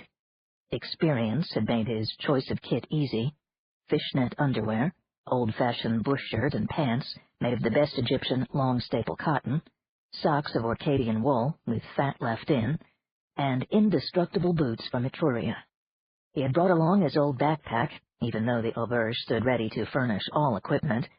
It contained his poncho of breathable grintleskin and an Orcadian sweater. And in one zip compartment was a beautiful Zakopane box, all carved and ornamented wood. Jen's box. It hardly weighed a thing. As he breakfasted, he studied the program for the day's activities. Introduction to Survival Unit A6 Star, Shelter and Fire. Minimizing environmental hazards. Ho ho. Orienteering, fishing and trapping. He sighed, drank the perfect coffee, and munched a flaky bread roll. It was going to be a long day. 16. Sister Anna Maria Riccaro had done a fair bit of camping, but the expensive new decimal equipment contained in Unit A6 was a delight and a revelation to her. She and the other members of Group Green had first gone to class, where a hardy woman instructor briefed them. Then they had paired up and descended to a cavern carved out of the living rock 200 meters below the cellars of the auberge. They were let loose into a sunny meadow with a winding stream and told to become acquainted with their survival gear. The simulated sun felt hot, even though the reset of their body thermostats was progressing apace. After she and Felice had hiked a short distance, Anne-Marie decided that she would have to forego the sandals that had been her first choice for Pliocene footgear. They were suitably monastic and airy, but they also admitted twigs and small stones. Short buskins or even modern boots would be better for cross-country travel. She also decided that the white doeskin habit was overwarm, even with detachable sleeves. Homespun would be better. She could have a doeskin scapular, cowl, and cloak to keep off the weather. "Aren't you hot in that outfit, Felice?" she asked her companion. Landry was wearing the green and black ring hockey uniform, which was evidently her choice for the Pliocene. "It suits me," the girl said. "I'm used to working in it. And my planet was much warmer than Earth. That doeskin looks very high priestess, Anne-Marie. I like it." The nun felt strangely flustered. Felice looked so incongruous in her warrior's cuirass and greaves, and that Grecian helm with its brave green feathers perched on the back of her head. Stein and Richard had started to tease her when she appeared in the costume that morning, but for some reason they had broken off almost immediately. "Shall we camp here?" the nun suggested. A large cork oak grew beside the brook, shading a flat surface that looked like a good place to set up the cabin. The two women shed their packs, and Amory extracted the fist-sized inflator from hers and studied it. Their instructor had said that the sealed power supply would be good for about 20 years. Here are two nozzles, one to blow things up and the other to deflate. It says, imperative to sheathe unused nozzle. Try my cabin pack. Felice held out a wad about the size of a sandwich. I can't believe it'll grow into a 4x4 house. Sister Ricardo fixed the dangling flat tube of the pack to the inflator, then pressed the activating stud. Compressed air began to spurt into the wad, turning it into a large, silvery square. The two women positioned the cabin properly, then watched it grow. The floor thickened to about 9 centimeters and became quite rigid as air filled the complex micropore structural web between the layers of film. The walls, somewhat thicker for insulation, grew up, complete with transparent, zippable windows and interior screen curtains. A steeply gabled silvery roof that overhung the doorway inflated last of all. Felice peered inside the doorless entry. Look, the floor has sprouted fixed furniture. There were bunks for two, with semi-detached pillows, a table, shelves, and at the rear, a silvery box with a pipe leading to the roof. Felice read aloud, "Ballast stove with sand or unit will compress upon cooling." This material must be nearly impossible to destroy. She reached behind her left greave and produced a glittering little gold-handled dirk. Can't puncture it either. What a pity they've made it to degrade in 20 years. Still, we should be at one with our environment by then. Large bucket-shaped hollows in each corner of the cabin had to be ballasted with stones, earth, water, or whatever else was to hand. A very small pocket near the door yielded up a whole handful of pill-sized wads that were to be inflated separately, then weighted with sand or with water. The latter could be injected into the interstitial area by means of a simple collapsible bulb siphon. The pills grew into a cabin door, chairs, cooking gear, with the sand ballast note, filamentous rugs and blankets, and other miscellany. Less than 10 minutes after they had begun to set up camp, the women were relaxing in a fully equipped cabin. I can hardly believe it, Sister Ricardo marveled, rapping on the walls. It feels quite solid, but if there were any wind, the whole cabin would blow away like a bubble unless you weighted it down. Even wood is mostly thin air and water, said Felice with a shrug. This decamol just seems to reproduce the structurally reinforced shell of the thing and let you add mass. Wonder how the stuff compensates for heat and pressure changes. Some kind of valves, I suppose.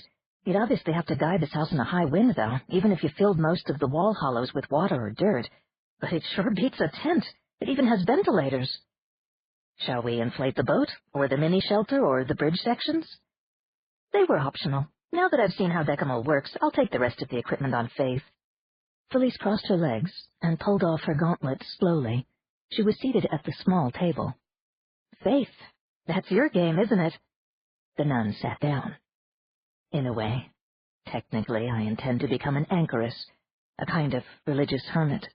It's a calling that's completely obsolete in the milieu, but it used to have its fans in the Dark Ages. What in the world will you be doing, just praying up a storm all day long? Amory laughed. Part of the night, too. I intend to bring back the Latin Divine Office. It's an ancient cycle of daily prayers. Matin starts it off at midnight, then there's lauds at dawn.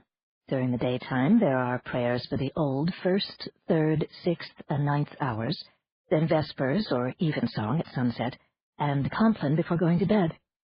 The office is a collection of psalms and scripture readings and hymns and special prayers that reflected centuries of religious tradition.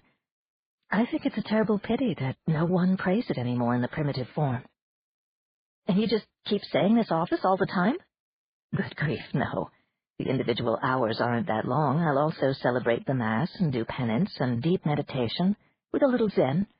And when I'm hoeing weeds or doing other chores, there's the rosary. It's almost like a mantra if you do it the old way. Very calming. Felice stared at her with well-deep eyes. It sounds very strange. And lonely, too. Doesn't it frighten you, planning to live all alone with nobody but your God? Dear old Claude says he'll maintain me in style, but I'm not too sure I can take him seriously. If he does supply me with some food, I may be able to handcraft some items in my spare time that we can barter. Claude, Landry was contemptuous. He's been around, that old man. He's not a complete case like those two machos in fancy dress, but I caught him looking at me in a fishy way.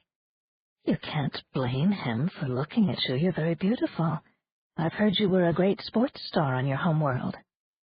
The girl's lip curled in a grim little smile. Akade, I was the best ring hockey player of all time, but they were afraid of me. In the end, the other players, the men, refused to come up against me.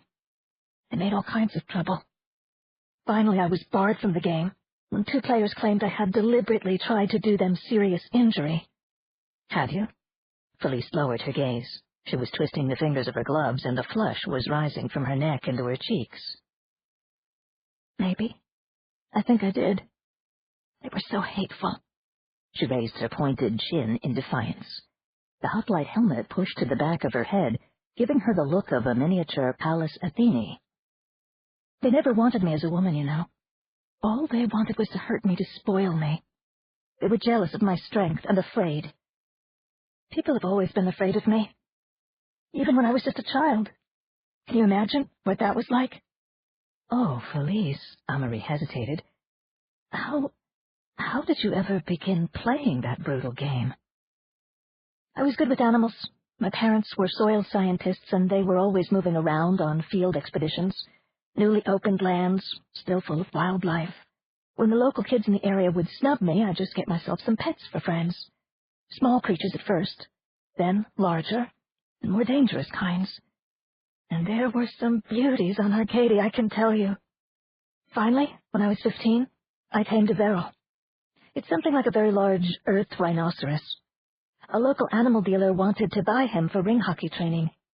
I'd never paid much attention to the game before, but I did, after I sold the beast. I woke up to the fact that there was a big money business that might be perfect for my special talents. But to break into a professional sport when you were only a young girl... I told my parents I wanted to become an apprentice Veril trainer and groom. They didn't mind. I'd always been excess baggage. They just made me finish school and let me go. They said, "Be happy, baby." She paused and stared at Amory without expression. I was a groom only until the team manager saw how I could control the animals. That's the secret of playing the game, you see.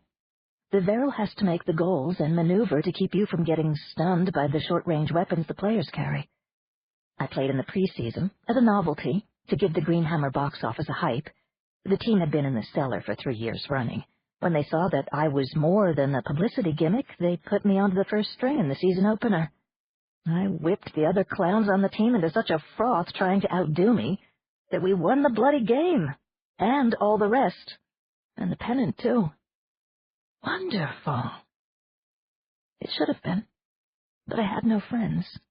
I was too different from the rest of the players, too freakish. And in the second year, when they really began to hate me, and I knew they would force me out, She pounded both fists on the table, and her child's face twisted in anguish. Amory waited for the tears, but there were none. The briefly revealed hurt was masked almost as soon as it had showed itself. Sitting across the table, Felice relaxed, smiling at the other woman. I'm going to be a huntress, you know, on the other side. I could take care of you much better than the old man, Amory. The nun rose up, blood pounding in her temples. She turned away from Felice and walked out of the cabin. I think we need each other, the girl said. 17. Auberge du Portal, France, Europa, Earth, 24 August, 2110. My dear Varya, we have completed our little games of survival and craftsmanship now, and our bodies are fully acclimated to the tropical world that was Pliocene Earth. There remain only a last supper and a good night's sleep before passage through the time portal at dawn. The apparatus is inside a quaint cottage in the gardens of the auberge, and you can't imagine a more incongruous sight for the gate into another world. One looks in vain for the sign above the doorway saying, "Permessi va tra la perduta gente," but the feeling is there all the same.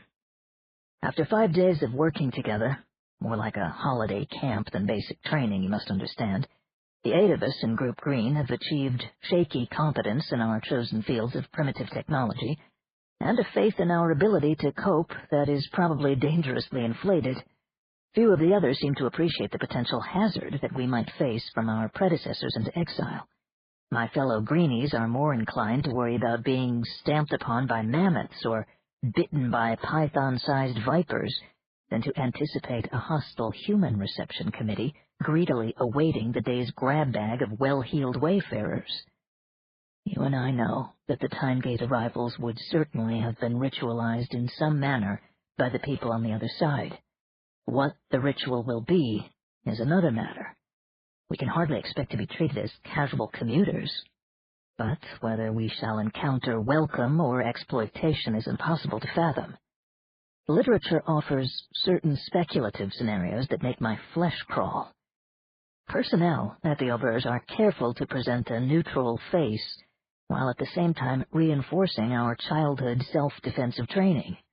We will pass through the portal in 2 groups of 4 persons, with larger pieces of baggage following. This, I feel, is designed to give us a certain safety in numbers, although the momentary pain and disorientation of ordinary subspace translation will probably affect time travelers as well, putting us at a tactical disadvantage for the first minute following our arrival in the Pliocene. Your amused speculations upon my new vocation in the primitive world were much appreciated. However, since the last dinosaurs perished at least 60 million years before the Pliocene epoch, there will be little call for sweeping up after them. So much for your visions of me as an antediluvian fertilizer tycoon. Prosaically enough, my new job is to be little more than an extension of my erstwhile hobby of sailing. I shall fish for a living, and ply the seas on my quest, and perhaps undertake the odd bit of trade if the occasion presents. The sloop was far too sophisticated a vessel to take to the Pliocene, so I traded her in for a smaller trimaran that can be ballasted with water and sand instead of mercury. If need be, I can whip up a very simple craft from scratch materials as well. We are furnished with tool heads of a gem-like glassy material, vitredur, which stays ever sharp and is virtually indestructible for some 200 years, after which it degrades like decamol.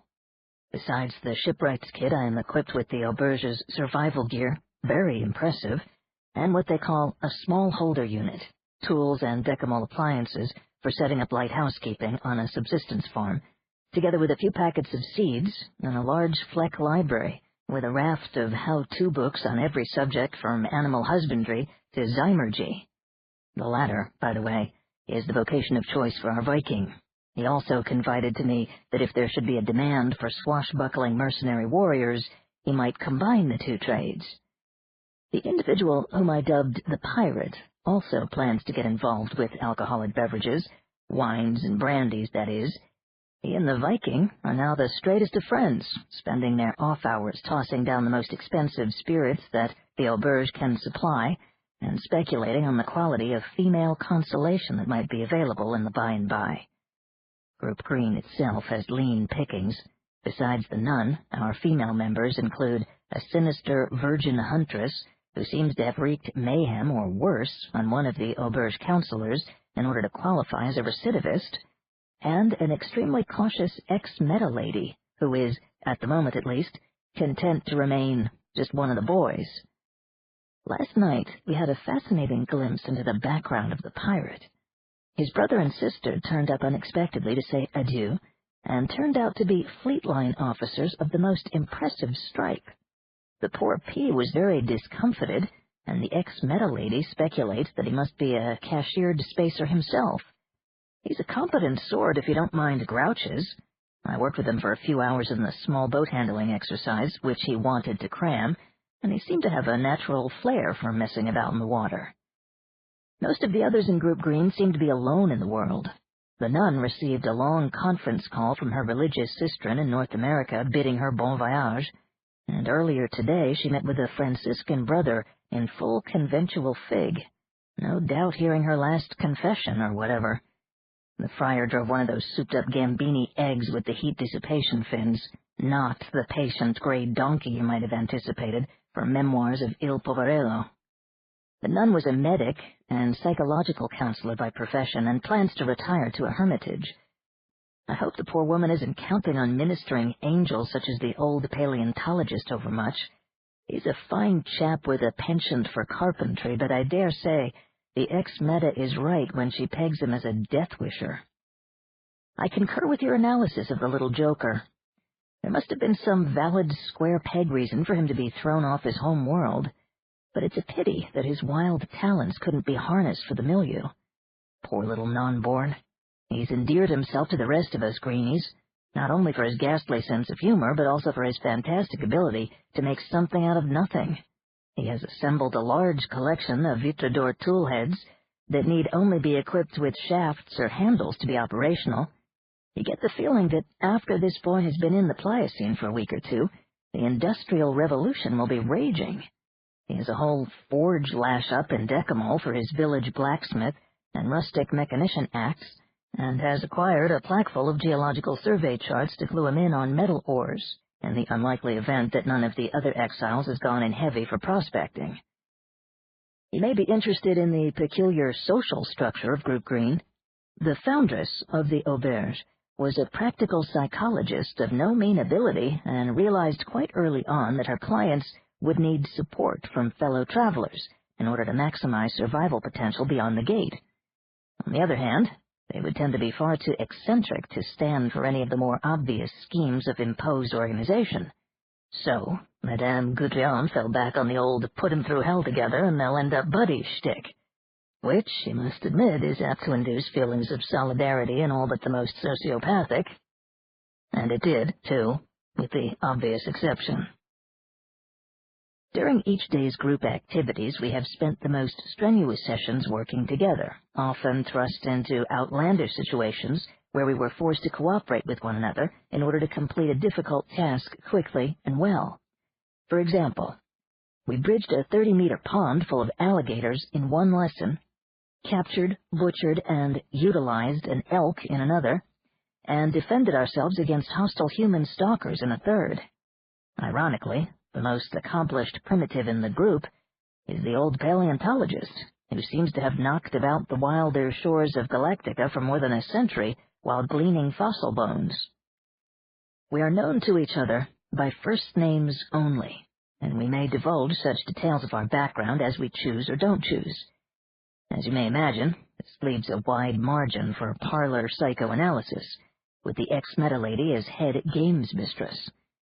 She had me taped as a questing lover after the first day, and I'm afraid that she anticipates a melancholy end to my masculine Evangeline Fix, since she keeps trying to distract me with speculations on role-playing among the auberge clientele, the political implications of exile, and other anthropological amusements.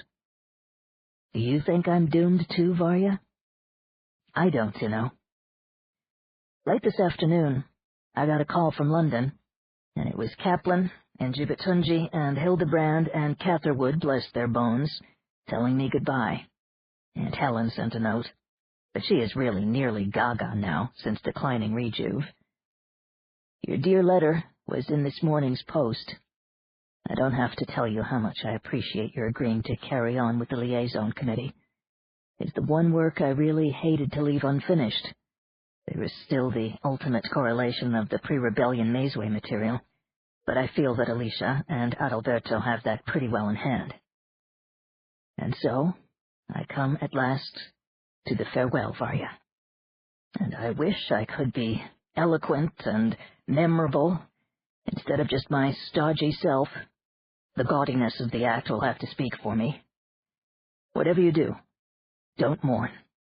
My only hope of happiness lies on the other side of the exile gate, and I must risk going after it. Remember the years we shared as lovers, and colleagues, and friends, and know that I'm glad they happened. Joy and light to you, my very dear. Forever. Bry. 18. When the Last Supper, with its crazy smorgasbord of requested dishes, was finally over, the 8 members of Group Green took their drinks out onto the terrace, where they instinctively gathered apart from the other guests. Even though it was only half after 20, the sky over Lyon had turned black, as the scheduled weekly storm built up in the north, pink flashes silhouetted approaching thunderheads. "Feel the static buildup?" Elizabeth exclaimed. "Even with my metafunctions out, the ionization before a really big storm always gets to me. Every sense sharpens. I begin to feel so clever I can barely contain myself. Capacitor Earth is charging, and so am I, and in just a minute or two I'll be able to zap mountains." She faced into the strengthening wind, long hair streaming, and red denim jumpsuit clinging to her body. The first subsonics of distant thunder curdled the air. Felice affected a languid tone. "Were you able to move mountains before?" "Not really. The larger psychokinetic powers are really very rare among metas, almost as rare as genuine creativity. My PK ability was only good for a few parlor tricks. What I specialized in was far-speaking, the glorified telepathy function. It should really be called far-sensing, because it includes a species of sight as well as hearing. I was also highly operant in redaction, which is the therapeutic and analytical power that most laypersons call mind alteration. My husband had similar faculties. We worked as a team, training the minds of very young children in the first difficult steps toward metapsychic unity." "They wanted me to go to a redactor," Felice said, her voice thrilling with loathing. "I told them I'd rather die. I don't know how you meta people can stand rummaging around in others' brains, or always having some other meta able to read your own secret thoughts. It would be horrible never to be alone, never to be able to hide. I'd go mad." Elizabeth said gently, "It wasn't like that at all. As far as metas reading each other, there are many different levels to the mind. Modes, we call them. You can far speak to many people on the declamatory mode, or speak at short range to a group on the conversational mode. Then there's the intimate mode that only one person can receive from you, and beneath that are many other conscious and unconscious layers that can be screened off by means of mental techniques that all metaphysics learn when they're very young. We have our private thoughts just as you do. Most of our telepathic communication is nothing more than a kind of voiceless speech and image projection. You can compare it to electronic audiovisuals without the electromagnetic radiation." Felice said, "Deep redactors can get into a person's innermost thoughts." "True, but with them, there's almost always a doctor-patient relationship appertaining. The patient gives conscious permission for the scrutiny. Even then, a dysfunction may be so strongly programmed that the therapist is powerless to get behind it, no matter how much the patient may be willing to cooperate." "Yeah," said Stein. He tilted his great mug of beer, holding it before his face. Felice persisted. "I know that metas can read secret thoughts. Sometimes the coach of our team would bring in redactors to work on guys in slumps. Metas could always spot the ones who'd lost their nerve. You can't tell me those poor bastards would deliberately let the shrinks find out something that'd get them fired." Elizabeth said, "An untrained person, a non-meta, gives away information in subverbal ways without being aware of it. Think of it as mental mumbling. Haven't you ever stood next to a person who was talking to himself, muttering under his breath? When a person is frightened, or angry, or trying very hard to work out a problem, or even sexually aroused, the thoughts become loud. Even non-metas can sometimes pick up the vibes, the mind pictures or subvocal speech or emotional surges. The better the redactor, the better he is at making sense out of the crazy mishmash that human brains broadcast." Brian asked, "Is there any way an ordinary person can shut out a mind reader?" "Of course, it's possible to stymie superficial snooping rather easily. Just keep a firm grip on your mental broadcasting. If you think someone is really digging, think of some neutral image like a big black square. Or do some simple exercise when you're not speaking out loud. Count 1, 2, 3, 4 over and over. Or sing some dumb song. That'll block out all but the best redactor." "I'm glad you can't read my mind now, lovey," Aiken-Drum put in. "You'd fall into a quagmire of sheer funk. I'm so scared about going through this time gate that my red corpuscles have gone puce. I tried to back out. I even told the counselor I'd reform if they'd let me stay here, but nobody believed me." "I can't think why," Brian said. A reddish bolt of lightning reached from cloud to cloud above the hills, but the sound, when it came, was muffled and unsatisfying, a beat from a dead tympanum. Aiken asked Elizabeth, "How did the ballooning work out, sweets?" I crammed the theory of building one from native materials, tanning fish skins for the envelope, and weaving a basket and plaiting cordage from bark fibers, but I did my practicing in one of these. She took a package the size of 2 large bricks from her shoulder bag. "It blows up 5 stories tall, double-walled and semi-dirigible, bright red, like my suit. I have a power source to inject hot air. Of course, the power won't last for more than a few flight weeks, so eventually I'll have to shift to charcoal. Making that's a mess, but it's the only ancient fuel that's suitable, unless I can find some coal." "No sweat, Doll Eyes," Aiken said. "Stick with me and my mineral maps." Stein laughed contemptuously. "And how you gonna mine this stuff? Draft Snow White and the 7 Dwarfs? The nearest coal's gotta be 100 kilometers north, around the Crusoe or Monceau, and way to hell and gone underground. Even if you reach the stuff without blasting, how you gonna tote it around to where it'll do you some good?" "So I'll need a week or 2 to work out the Fuca details," Aiken shot back. "There would be other coal deposits, much nearer," Claude Majeski said. "Those modern maps of yours are deceptive, Aiken. They show the strata and deposits as they exist today in the 22nd century, not as they were 6 million years ago. There used to be little limnite coal basins all over the Massif Central and a really large deposit at Saint-Étienne, but they were all worked out late in the 20th century. Go back to the Pliocene and you'll probably find easy pickings just a few kilometers south of here. Find some near a volcano and you might luck out with natural coke. Better hold off establishing Pliocene mining unlimited until you eyeball the territory," Richard advised Aiken with a sour grimace. "The local honchos might have their own ideas about us helping ourselves to the natural resources." "Entirely possible," Brian agreed. "We could convince them to let us have a piece of the action," said Felice. She smiled. "In one way or another." The nun said, "We could also try to avoid conflict by going to an unsettled area." "I don't think that's Felice's style," Aiken said. "She's looking forward to a little fun and games, aren't you, babe?" Landry's pale frizzy hair was standing out from her head in a charged cloud. She was wearing the simple cheongsam again. "Whatever I'm looking forward to, I'll find. Right now, all I want is another drink. Anybody coming with me?" She strolled back into the auberge, followed by Stein and Richard. "Somebody should tell those 2 they're wasting their time," the old man muttered. "Poor Felice," Amory said. "What an ironic name for her, when she's so dreadfully unhappy. That aggressive pose is just another form of armor, like the hockey uniform." "And underneath she's just crying for love?" Elizabeth inquired, her eyes nearly shut and a faint smile on her lips. "Be careful, sister. That one's standing in the need of prayer, all right, but she's more of a black hole than a black sheep."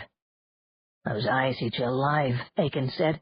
"Something damned inhuman is moving around in there." "Not even normally homophilic," Majeski said. "But I'll certainly grant you the damned." "That's a cruel and cynical thing to say, Claude," exclaimed the nun. "You don't know anything of the girl's background, any of the things that have maimed her spirit. You talk as though she were some monster, when all she is a pathetic, proud child who has never learned how to love." She took a deep breath. "I'm a medic as well as a nun. One of my vows is to help the suffering. I don't know if I can help Felice, but I'm certainly going to try." A gust of wind lifted Emery's veil, and she clutched it impatiently with one strong hand. "Don't stay up too late, guys. Tomorrow's creeping up on us." She hurried off the terrace and disappeared into the darkened garden. "Could be it's the nunny who'll need the prayers," Aiken said, giggling. "You shut up," barked Claude. Then he said, "Sorry, son, but you want to watch that smart-ass mouth of yours. We're going to have enough trouble without your adding to it." He looked at the sky as a prolonged and powerful bolt of lightning descended over the eastern hills. Ground strokes rose up to meet it, and there was a grumble of thunder. "Here comes the storm. I'm going to bed, too. What I want to know is who the hell ordered the omens for this outfit?" The old man stomped away, leaving Elizabeth, Aiken, and Brian staring after him. 3 successive thunderbolts gave him a ridiculously theatrical exit, but none of the people still on the terrace was smiling anymore. "I never told you, Aiken," Elizabeth ventured at last, "how much I like your costume." "You were right, it's the most spectacular one in the whole auberge." The little man began snapping his fingers and clacking his heels like a flamenco dancer, turning and posing. Lightning shone on his loose-fitting garment. What seemed to be cloth of gold was actually a costly fabric woven from the viscous threads of Franconian mollusks, famed throughout the galaxy for beauty and toughness. All up and down the arms and legs of the suit were small flapped and fastened pockets. Pockets covered the breast area and the shoulders and hips, and there was a very large pocket on the back, with an opening on the bottom. Aiken's golden boots had pockets. His belt had pockets. Even his golden hat, with the brim tipped up jauntily on the right side, had a bandful of tiny pockets, and every pocket, large or small, bulged with some tool or instrument or compressed decimal appliance. Aiken Drum was a walking hardware shop incarnate as a golden idol.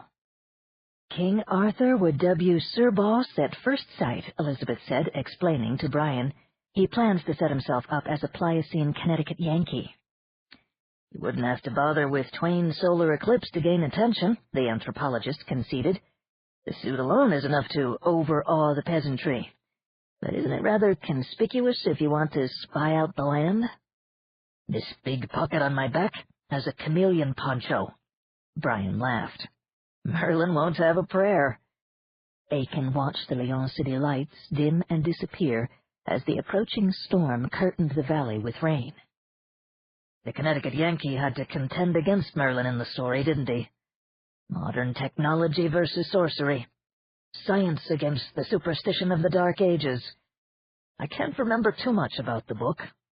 Read it when I was about 13 there on Del Riata. And I know I was disappointed with Twain for wasting so much space on half-baked philosophy instead of action. How did it end? You know, I've forgotten. Think I'll go hit the computer for a plaque of the thing for bedtime reading." He gave Brian and Elizabeth a wink. "But I may decide to aim higher than Sir Boss." He slipped off into the auberge. "And then there were 2, Brian said. Elizabeth was finishing her Remy Martin. She reminded him in many ways of Varya, calm, incisively intelligent, but with the shutters always closed. She projected cool comradeship and not the slightest jot of sex. "You won't be staying with Group Green for long, will you, Bri?" she remarked. "The rest of us have built a dependence in these 5 days, but not you." "You don't miss much. Are you sure your metafunctions are really gone?" "Not gone," she said, "but they might as well be. I've dropped into what we call the latent state because of brain damage. My functions are still there, but inaccessible, walled up in the right half of my brain. Some persons are born latent, with the walls. Others are born operant, as we say, and their mind powers are available to them, especially if they receive proper training from infancy. It's closely analogous to the acquisition of language by babies. My work back on Denali involved a good deal of that kind of training. Very rarely we were even able to coax latents into operancy. But my own case is different. I have just a few teaspoonsful of my original cerebrum left. The rest is regenerated. The leavening was enough for a re-soul job, and a specialist restored my memories, but for some unknown reason, metaphysic operancy seldom survives a really spectacular brain trauma." "What happened, if you don't mind my asking?" "My husband and I were caught in a tornado while we were egging on Denali. It's a sweet little world, with some of the galaxy's worst weather. Lawrence was killed outright. I was broken to bits, but ultimately restored, except for the MP functions." "And is losing them so unbearable?" he began, then cursed and apologized. But she was calm, as always. "It's nearly impossible for a non-meta to understand the loss. Think of going deaf, dumb, blind, Think of being paralyzed and numb all over. Think of losing your sex organs, of becoming hideously disfigured. Put all of the anguish together, and it's still not enough. Once you've known the other thing and then lost it. But you've lost something too, haven't you, Bri? Maybe you can understand something of the way I feel. Lost something? Perhaps it does make more sense to say it that way. God knows there's no logic to the way I feel about Mercy. Where will you look for her, if the others in the Pliocene don't know where she's gone? All I have is an instinct. I'll try Armorica first because of her Breton ancestry, and then Albion, the Britain that will be. I'll need the boat because there's a question whether the channel was dry land at the precise period we'll be living in. Sea level seems to have fluctuated in an odd way at the beginning of the Pliocene. But I'll find Mercy somehow, no matter where she's gone. And what will I find in my beautiful balloon, Elizabeth wondered. And what will it matter? Will the exile world be any less empty than this one? Perhaps if she and Lawrence had wanted children, but that would have compromised the work, and so they had agreed to forgo them, finding love fulfillment in each other, mating for life as almost all metapsychics did, knowing that when one had inevitably gone, there would still be the unity, the billion-fold mind embrace of the galactic milieu. Or there would have been. The first large drops of rain made a rataplan on the leaves of the plane trees. Blue-white flashes lit the whole valley, and the thunder seemed to shake the mountain roots. Brian grabbed Elizabeth's hand and pulled her through the porte-fenêtre into the main salon a few seconds before the real downpour began. 19. The pre-dawn was chilly, with gray clouds scudding southward as though late for an appointment at the Mediterranean. The Rhone Valley brimmed with mist. A small log fire had been lit in the main salon, and it was there that the members of Group Green gathered after breakfasting in their rooms. Each person carried the materials for a new life and dressed for the role chosen. Their extra baggage had preceded them to the Timegate staging area, Claude's case of Zibrovna, Brian's scotch, Richard's supplies of spices and yeasts and sodium bisulfate, Stein's keg, Elizabeth's liqueur chocolates, and Amarie's large painting of St. Sebastian. Richard and Stein whispered together as they stared at the weak flames. Amarie, a half-smile on her lips, fingered the beads of a large wooden rosary that hung from her belt. The others stood apart, waiting. At precisely 500 hours, Counselor Mishima came down the broad staircase from the mezzanine and bid them a solemn good morning. "Please, accompany me." They picked up their things and followed in single file out of the salon, across the terrace, and into the sodden garden, where the flagstones were still puddled with rain, and the blossoms on the rose standards hung torn and battered from the storm. The balconies of the main guest house overlooked the garden. Up above, dim faces behind glass doors were watching them, just as they themselves had watched other dawn processions of 8 time-travelers led by a single counselor. They had seen gypsies and Cossacks with desert nomads and Vortrekkers, Polynesians with feathered capes and warriors with crossbows, swords, and assegais. There had been Bavarian hikers in lederhosen, bearded white-robed prophets, shaven-headed Oriental votaries, sun-bonneted American pioneers, cowboys, fetishists costumed in pathetic grotesquerie, and sensible-looking people wearing Levi's or tropical gear. The travelers in the early morning parades had moved through the garden to an old cottage shaded by mulberry trees, its white stucco and half-timbering shrouded in climbing vines. Madame Goudron's lace curtains still hung at the windows, and her pink and white geraniums bloomed in earthenware pots beside the large front door. The 8 guests and the counselor would enter the cottage, and the door would close behind them. After half an hour had elapsed, the counselor alone would emerge. Brian Grenfell stood behind Counselor Mishima, as he unlocked the Guderian cottage with an old-fashioned brass key. A large ginger cat sat in the dry shelter of the shrubbery, watching the group with a sardonic golden eye. Grenfell nodded to it as he passed inside. "You've seen a lot of us go this way, haven't you, Monsieur le Chat? And how many of them by now felt as used and foolish and tired as I do, but still too stubborn to turn back? Here I go, in my pragmatic tropical kit with a haversack full of simple necessities and high-protein food, armed with a steel-tipped walking stick and a small throwing knife hidden beneath the sleeve of my left forearm, and Mercy's dear picture and dossier in my breast pocket. Here I go, into the deep cellar." Stein Olsen had to duck his head passing through the door and walk with caution through the hall, lest he brush against Madame's tall clock with its wagging brass pendulum, or knock some fragile bibelot from its place on the wall, or catch the curling horns of his Viking helmet on the little crystal chandelier. Stein was finding it more and more difficult to keep silent. Something was expanding inside of him that demanded to cry out, to roar, to vent a great gust of laughter that would make all the rest of the group shrink away from him, as from the door of a suddenly opened furnace. He felt his manhood coming alive beneath the wolfskin kilt, his feet itching to leap and trample, his arm muscles tensing to swing the battle-axe or brandish the vitrador-tipped spear he had added to his armory. Soon, the tangle in his guts would come free. The fire in his blood would power him to heroism, and the joy would be so huge that he would damn near die with the swallowing of it. Richard Voorhees followed Stein carefully down into the cellar. His heavy, folded-over sea boots were awkward on the worn steps. He had a suspicion that he would have to switch to the more comfortable athletic shoes in his backpack once they had passed through the gate and done a first reconnaissance on the other side. Practicalities first, then role-playing.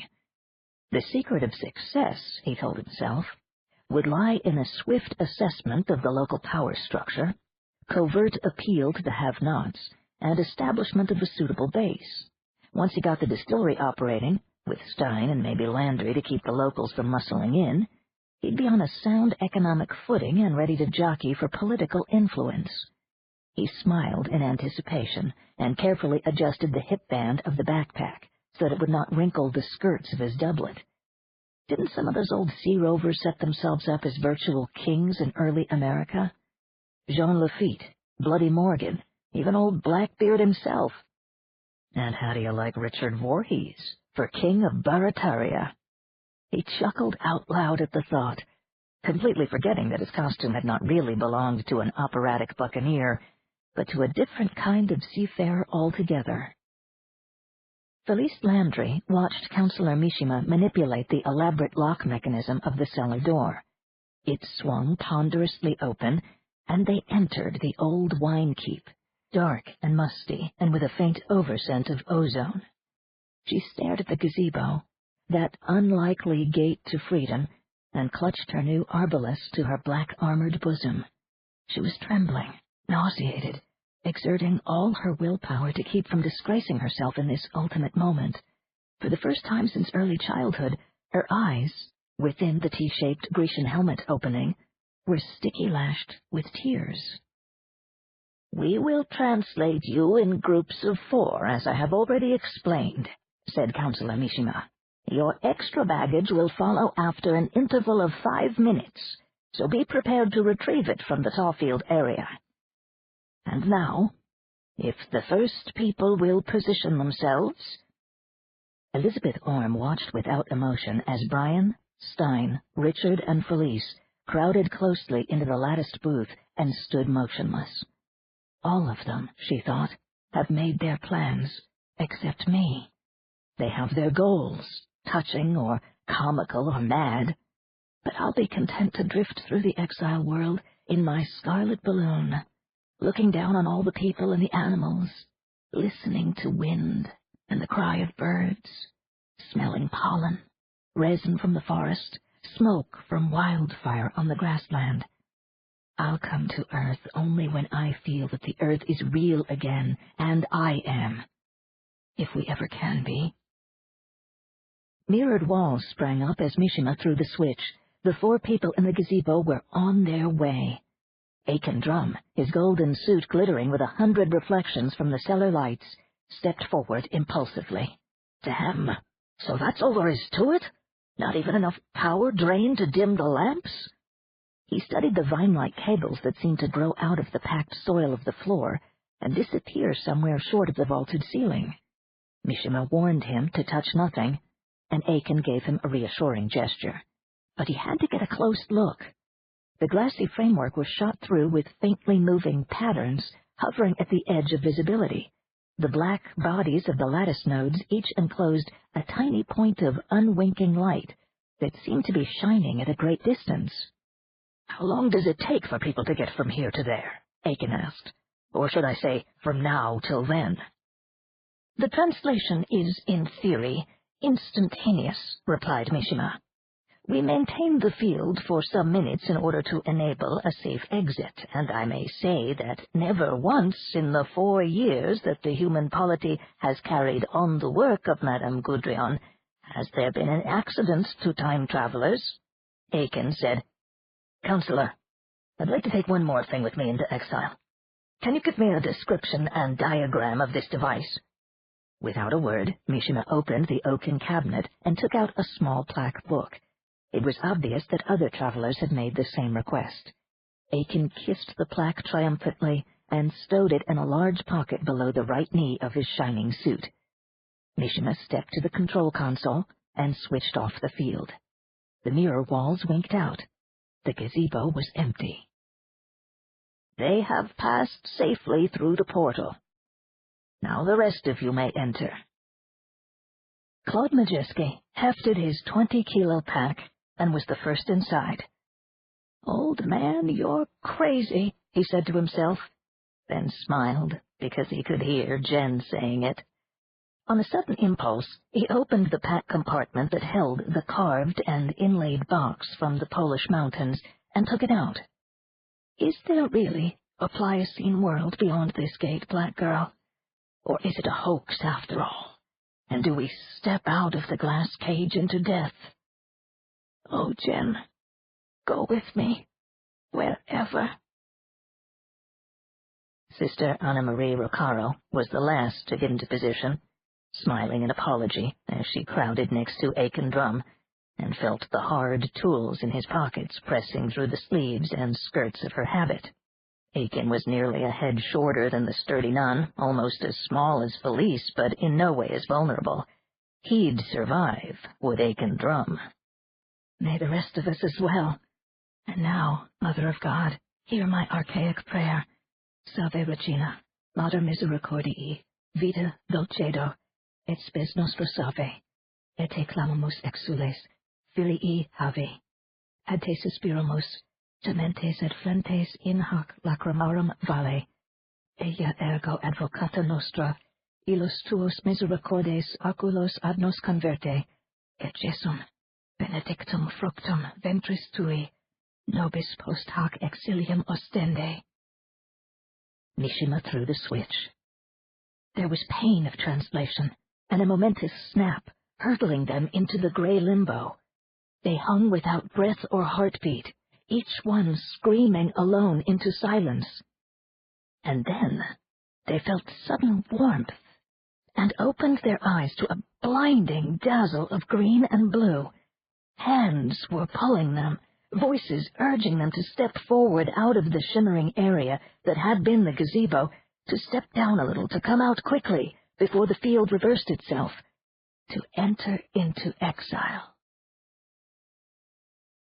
Part 2. The Initiation. 1. "Come along, sport. Come along now. Step down a little. We're the guardians of the time portal. We're here to help you. Come on.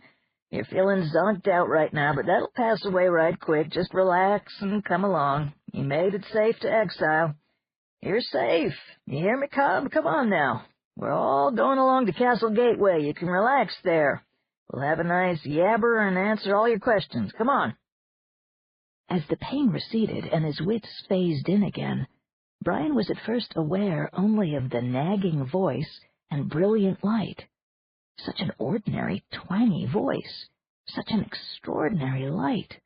He was conscious of somebody holding him by the right wrist and upper arm, a blurred figure he couldn't quite focus on. Another someone seemed to be vacuuming dust off his clothes with a handheld machine. Then he was being forced to walk, and he looked at his feet and saw them quite clearly, shod in a pair of pigskin boots with crinkled soles, moving first over damp granite, then on thick sod with grass that had been mowed or cropped short. He was stepping on small daisy-like flowers. A butterfly with zebra stripes and long swallowtails hung motionless on a dew-spangled weed. "Wait," he mumbled. "Stop."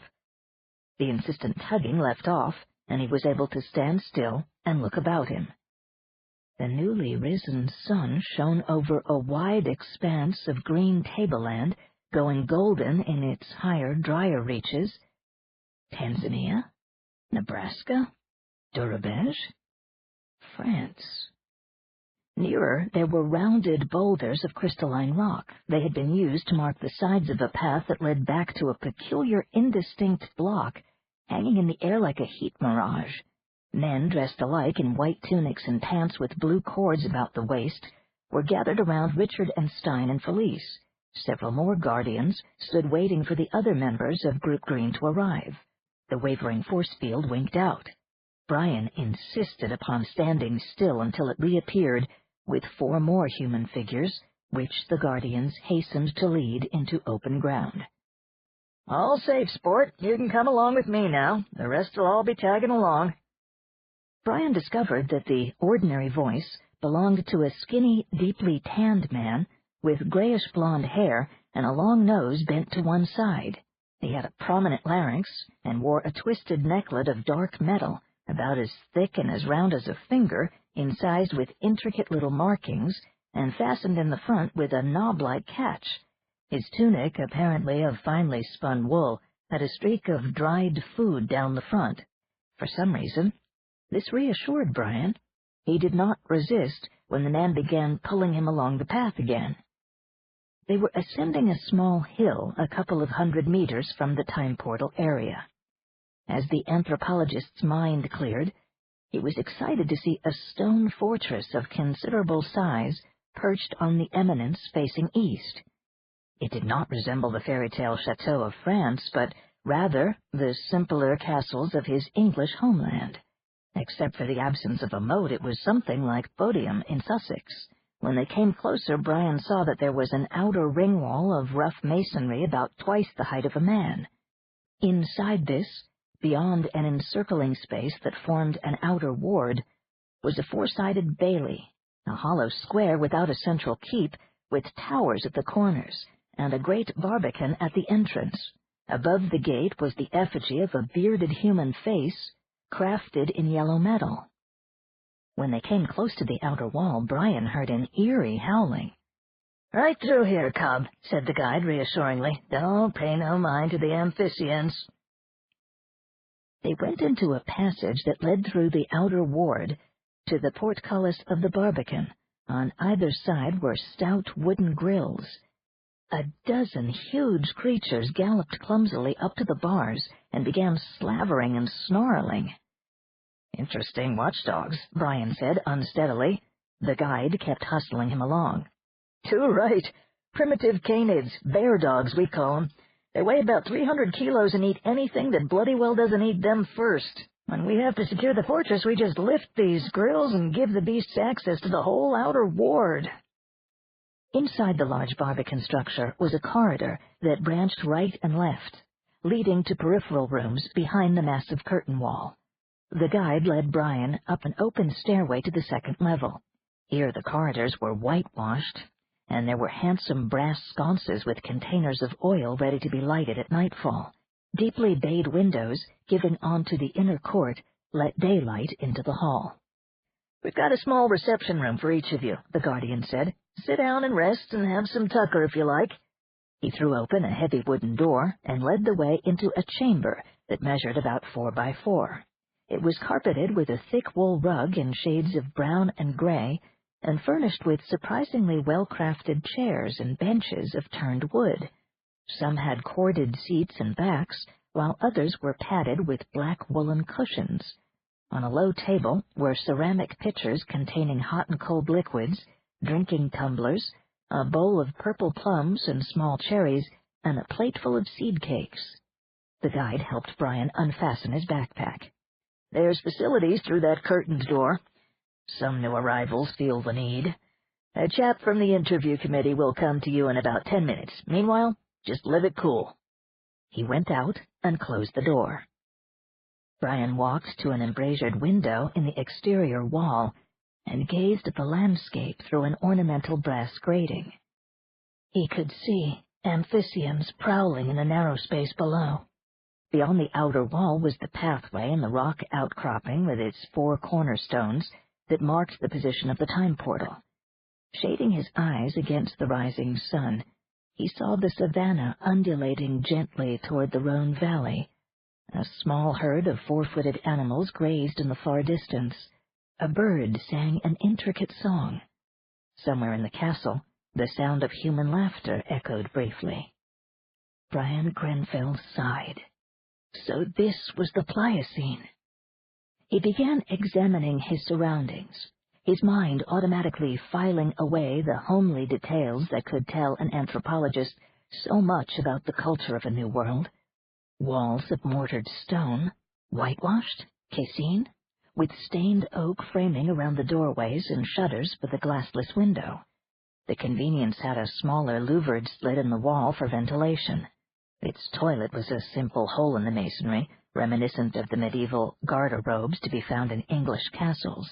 It sported a wooden seat and a nicely carved lid, and had a box of green leaves mounted on the wall beside it.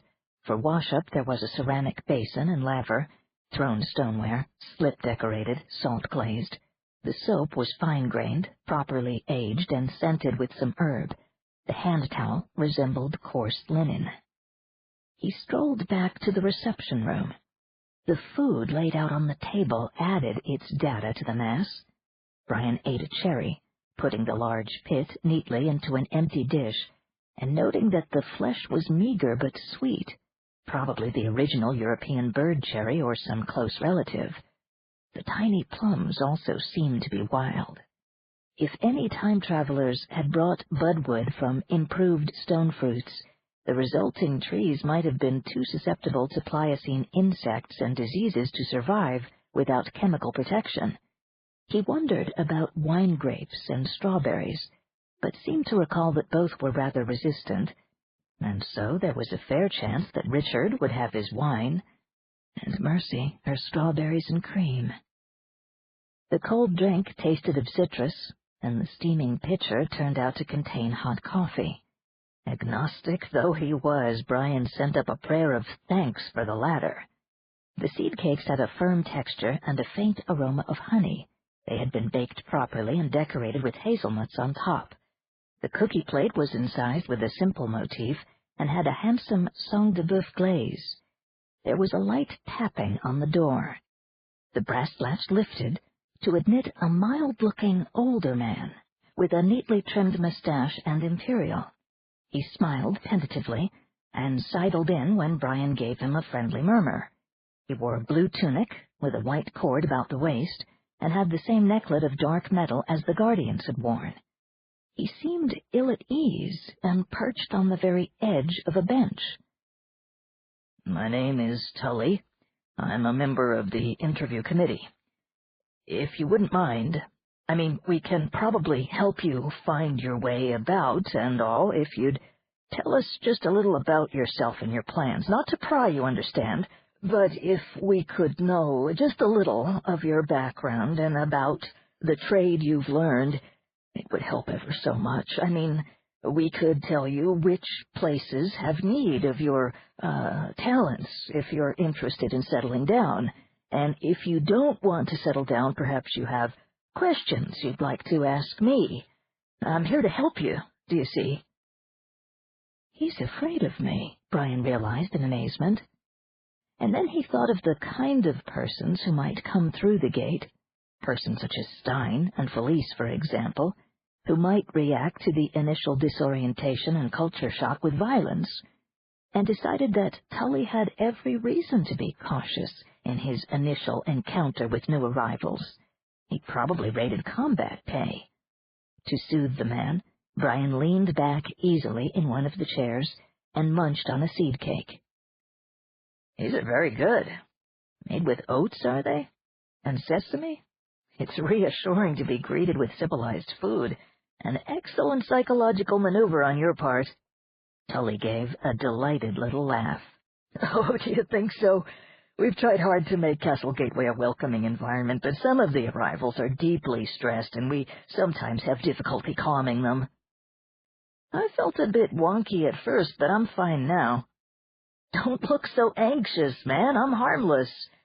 And I'll answer any reasonable questions." "Splendid." The interviewer smiled his relief. He took out a small sheet of writing material, paper, vellum, from a belt pouch together with an ordinary 22nd century pen. "Your name and former occupation?" "Brian Grenfell. I was a cultural anthropologist, specializing in the analysis of certain kinds of social conflict. I'm most interested in studying your society here, even though I'm not too sanguine about the possibility of publishing my work." Tully chuckled in appreciation. "Fascinating, Brian. You know, there have been very few members of your profession to come through the gate. You'll certainly want to go on to the Capitol and talk to the people there. They'd be most interested in you. You could provide unique insights." Brian looked surprised.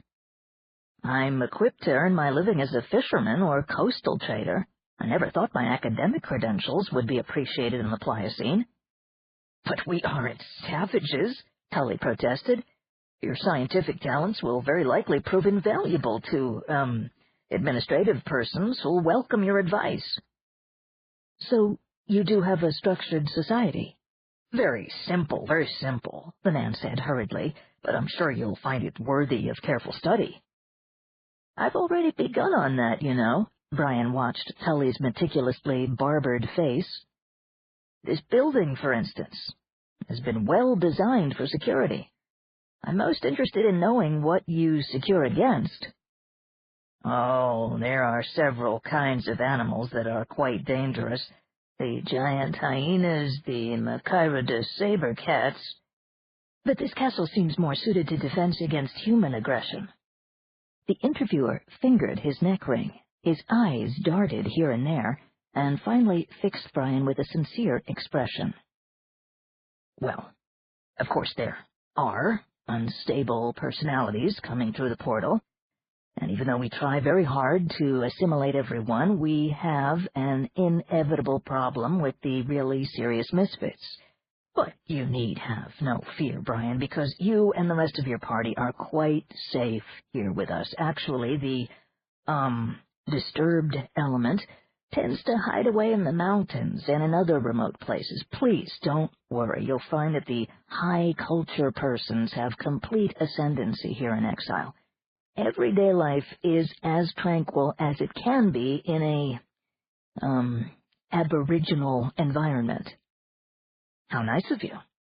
Tully nibbled on the end of his pen.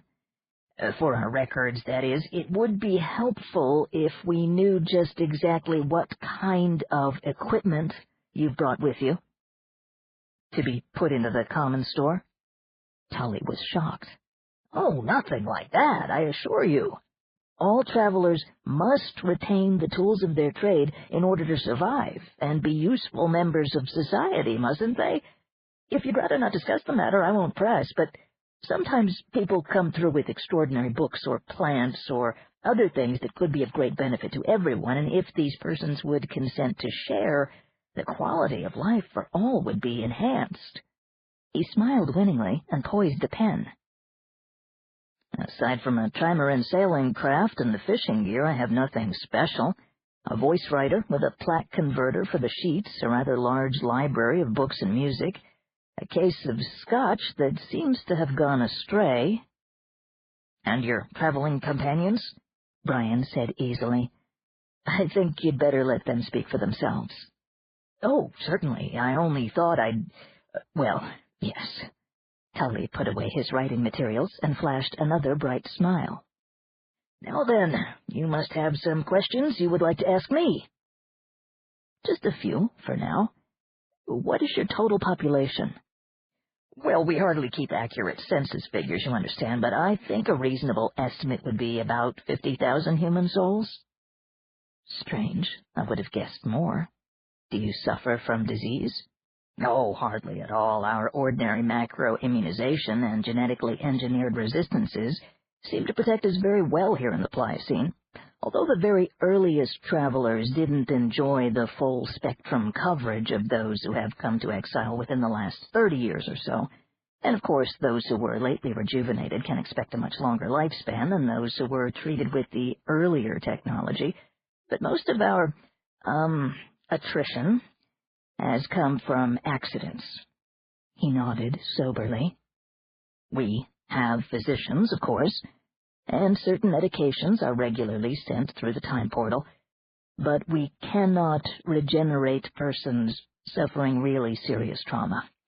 And this world may be said to be civilized, but it's hardly tame, if you take my meaning.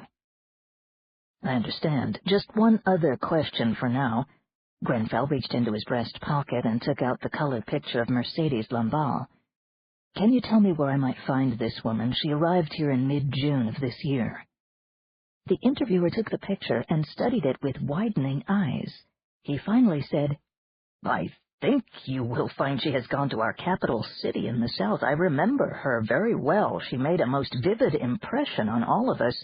In view of her unusual talents, she was invited to, go down and assist with administration. Brian frowned. What unusual talents? In some haste, Tully said, Our society is quite different from that of the galactic milieu, Brian. Our needs are special. All of this will be made clear to you later when you get a more complete overview from people in the capital. From a professional standpoint, you have some intriguing investigations awaiting you. Tully rose. Have a little more refreshment now. Another person would like to interview you in a short while, and then you can rejoin your companions. I'll come for you in about half an hour, shall I? Smiling again, he slipped out the door. Brian waited for a few moments, then got up and tried the latch. It wouldn't budge. He was locked in. He looked around the room for his iron-shod walking stick. It was nowhere to be found. He rolled up his sleeve to check on the little throwing knife in its scabbard. He was not surprised to find that the leather sheath was empty. Had his introductory vacuum cleaning been a frisk with a metal detector? Well, well, he said to himself, so this is the Pliocene. He sat down again to wait. 2. Richard Voorhees had recognized the psychic disorientation of the time portal as a variant of that experienced by humans every time that starships pass from the normal universe into the quasi-dimensional gray subspace during superluminal travel. However, the snap of temporal translation was prolonged many times longer than that of hyperspace crossover. Richard had also noted peculiar differences in the texture of the gray limbo. There was a dimly perceived rotation about consecutive axes. A compression. Was everything, every atom in the universe, subtly smaller 6 million years in the past? A quality to the gray that was less fluid and more frangible. Did one swim through space and smash through time? A sense of diminishing life force all about him that would fit in nicely with certain philosophers' notions of the essence of the milieu. When Richard dropped through the air a short distance and landed on the granite outcropping of Exile, he was in control of himself almost immediately, as every starship's master had to be after spatial translation. Pushing aside the eager hands of a guardian, he exited from the Tau field under his own power and did a fast eyeball scan while the guide murmured inanities.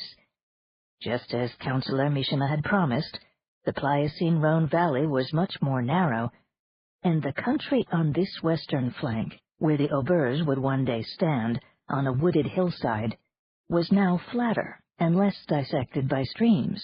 It was, in fact, a plateau, rising slightly to the south. He spotted the castle.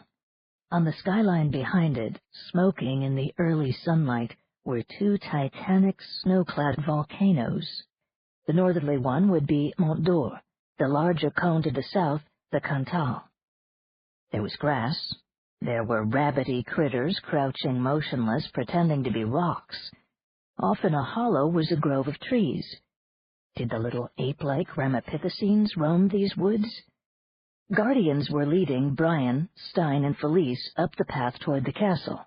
Other men in white helped the second group from the Timegate area. Who was in charge of the place? Some Pliocene baron? Was there an aristocracy here? Would he, Richard, be able to elbow his way into it? His mind tossed up question after question, fizzing with a youthful enthusiasm that astounded and delighted him. He recognized what was happening. It was a belated reprise of the spacer's favorite malady, the new planetfall eagers. Anyone who ranged widely throughout the galaxy and endured the boredom of subspace gray was likely, if not too jaded, to work himself into a lather over anticipation over the imminent landing upon a hitherto unvisited world. Would the air smell good? Would the ions vitalize or poop? Would the vegetation and animals delight or disgust the eye? Would the local food ditto the taste buds? Would the people be successful and sprightly or beaten down by hardship? Would the ladies screw if you asked them to? He whistled a few notes of the bawdy old ballad through his teeth. Only then did he become aware of the anxious voice and the plucking at his sleeve. "Come along, sir. Your friends have gone on to Castle Gateway.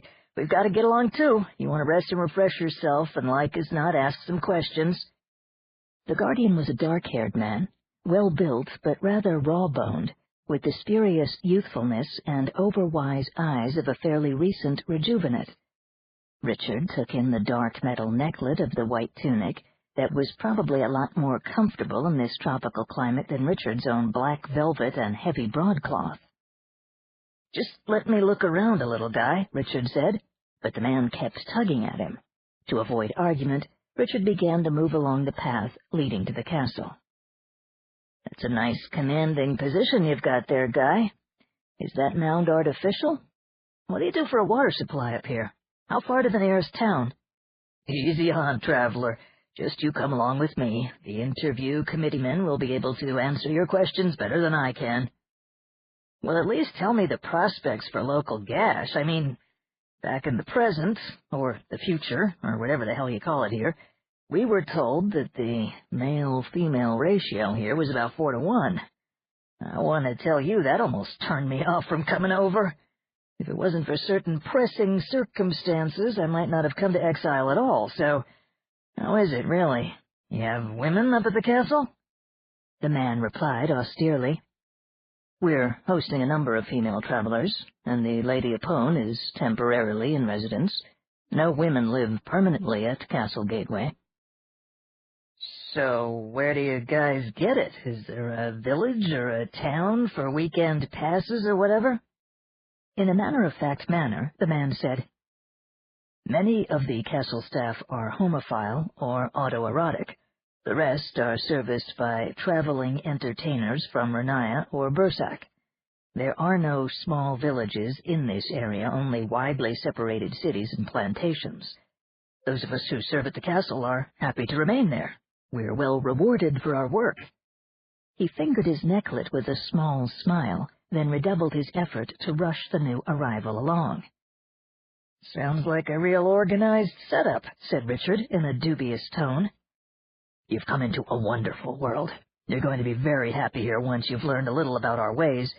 Don't mind the bear dogs. We keep them for security. They can't get at us." They hurried through the outer ward and into the Barbican, where the guardian tried to steer Richard up the stairway, but the ex-spacer pulled away, saying, "Be right back. Gotta take a look at this fascinating place." "But you can't!" exclaimed the guardian. But he did. Clutching his plumed hat, Richard broke into a run that was only slightly slowed by the weight of his backpack. He went clattering over the flagstones into the deep interior of the gatehouse. dodging around corners at random until he emerged into the large inner courtyard of the castle. This early in the morning, the area was deeply shadowed, surrounded on four sides by the two-story hollow wall with its corner towers and battlements. The courtyard was nearly 80 meters square. At its center was a fountain with trees planted around it in stone boxes. More trees grew at regular intervals around the perimeter. One entire side of the yard was taken up by a large double corral, neatly walled in perforated stone. Half of it contained several score large quadruped animals of a type Richard had never seen before. The other half of the corral seemed to be empty. Hearing the voices of pursuers, Richard dodged into a kind of cloister that ran around the other three sides of the inner ward. He ran for a short distance, then turned into a side corridor.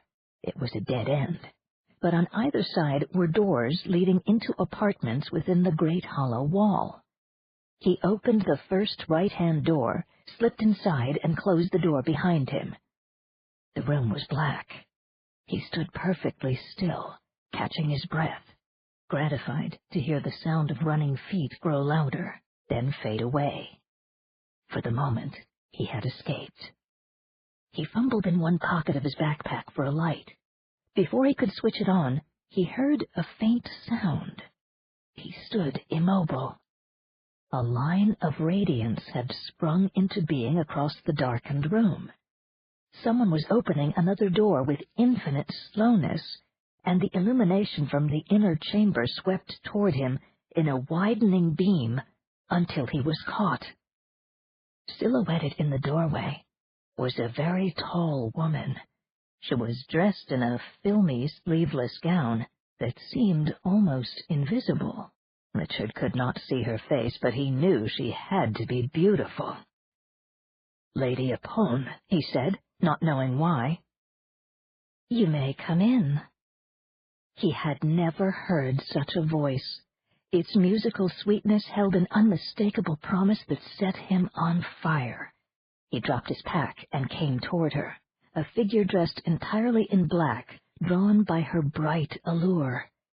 As she went slowly into the inner chamber, he followed. Dozens of lamps hung from the ceiling, reflecting off draperies of shimmering gold and white gauze that curtained a vast bed. The woman held out her arms. Her loose gown was of pale blue, unbelted, with long yellow panels floating from the shoulders like misty wings. She wore a golden circlet about her neck and a golden diadem on her blonde hair. The hair hung nearly to her waist, and so, if Richard's eyes didn't deceive him, did her incredibly pendulous breasts beneath the gossamer fabric. She stood nearly half a meter taller than he did. Looking down with unhuman glowing eyes, she said, "Come closer." He felt the room turn, and the eyes shone more brilliantly, and soft skin caressed him until he was drawn into an abyss of joy so intense that it must destroy him. She cried, "Can you? Can you?" He tried, and he could not. The sweet breath of light turned into a whirlwind then, screeching and cursing and tearing at him, not at his body, but at something cringing apologetically behind his eyes, worthless and deserving to be punished. Torn out, held up to ridicule, flung down and trodden upon, hammered by blasts of hatred, the shapeless thing shrank into a smaller and smaller mass until it was a blot of utter insignificance, finally vanishing in the white blaze of pain. Richard woke. A man in a blue tunic knelt at his feet, fumbling with his ankles. Richard was clamped into a heavy chair seated in a small room with walls of unadorned gray limestone blocks. The Lady Apone was standing in front of him, her eyes flat and jade-colored, her mouth curved up in a smile of contempt. "He's ready, lady." "Thank you, Jean-Paul. The headpiece, if you will." The man brought a simple silver coronet with 5 points and placed it on Richard's head. Ypon turned to a construction on a table beside the chair, which Richard had mistaken for some kind of elaborate, jeweled metallic sculpture. The apparatus glowed faintly in its crystalline parts, the multicolored lights waxing and waning in what was evidently some malfunction. Ypon gave the largest prism, a pinkish thing the size of a fist, an impatient flick with thumb and forefinger. "Ah, bah! Will nothing function in this cursed place? There. Now we will begin." She folded her arms and inclined her gaze on Richard. "What is your given name?" "Go to hell," he muttered. A tremendous throb of agony seemed to lift the top of his skull. "Please speak only to answer my questions. Obey my orders at once. Do you understand?" Sagging against the chair clamps, he whispered, "Yes." "What is your given name?" "Richard." "Close your eyes, Richard. Without speaking, I wish you to send out the word help." Sweet Jesus, that was an easy one. Help. A man's voice said, -6, Sparspeak. "Open your eyes, Richard," commanded Ypon. "Now I want you to listen carefully. Here is a dagger." She drew a silver blade from somewhere within her draperies and held it toward him on both open hands. The palms had only a few faint lines in their milky softness. "Force me to plunge the dagger into my heart, Richard. Revenge yourself on me. Destroy me by my own hand. Kill me, Richard." He tried. He willed the death of the monstrous bitch. He tried. -2.5 coerce, said the minion, standing behind the chair.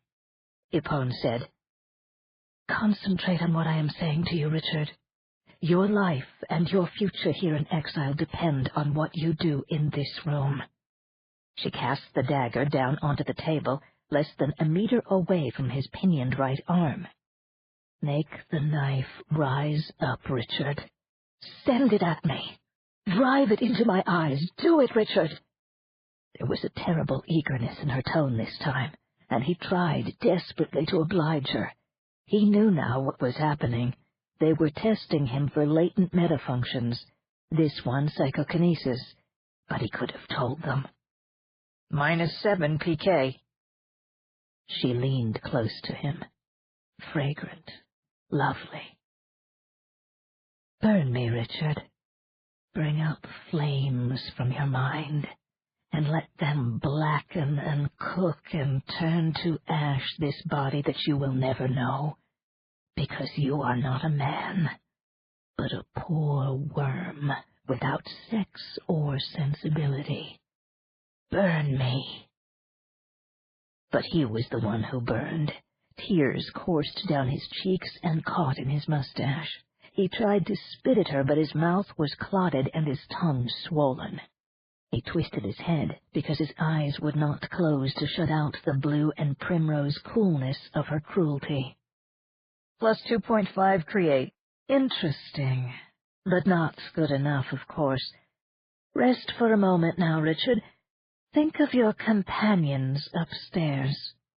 One by one they will come to this room as so many others have come, and I will get to know them as I know you. And some will serve the Tanu in this way and others in that, but all will serve. Save a few blessed ones, who will find that the gate into exile is the door into paradise after all. You have one last chance. Come into my mind. Feel me. Probe me. Take me to bits and reassemble me in a more compliant image. She bent closer and closer toward him, until the flawless skin of her face was only a few hands' breadth from his own.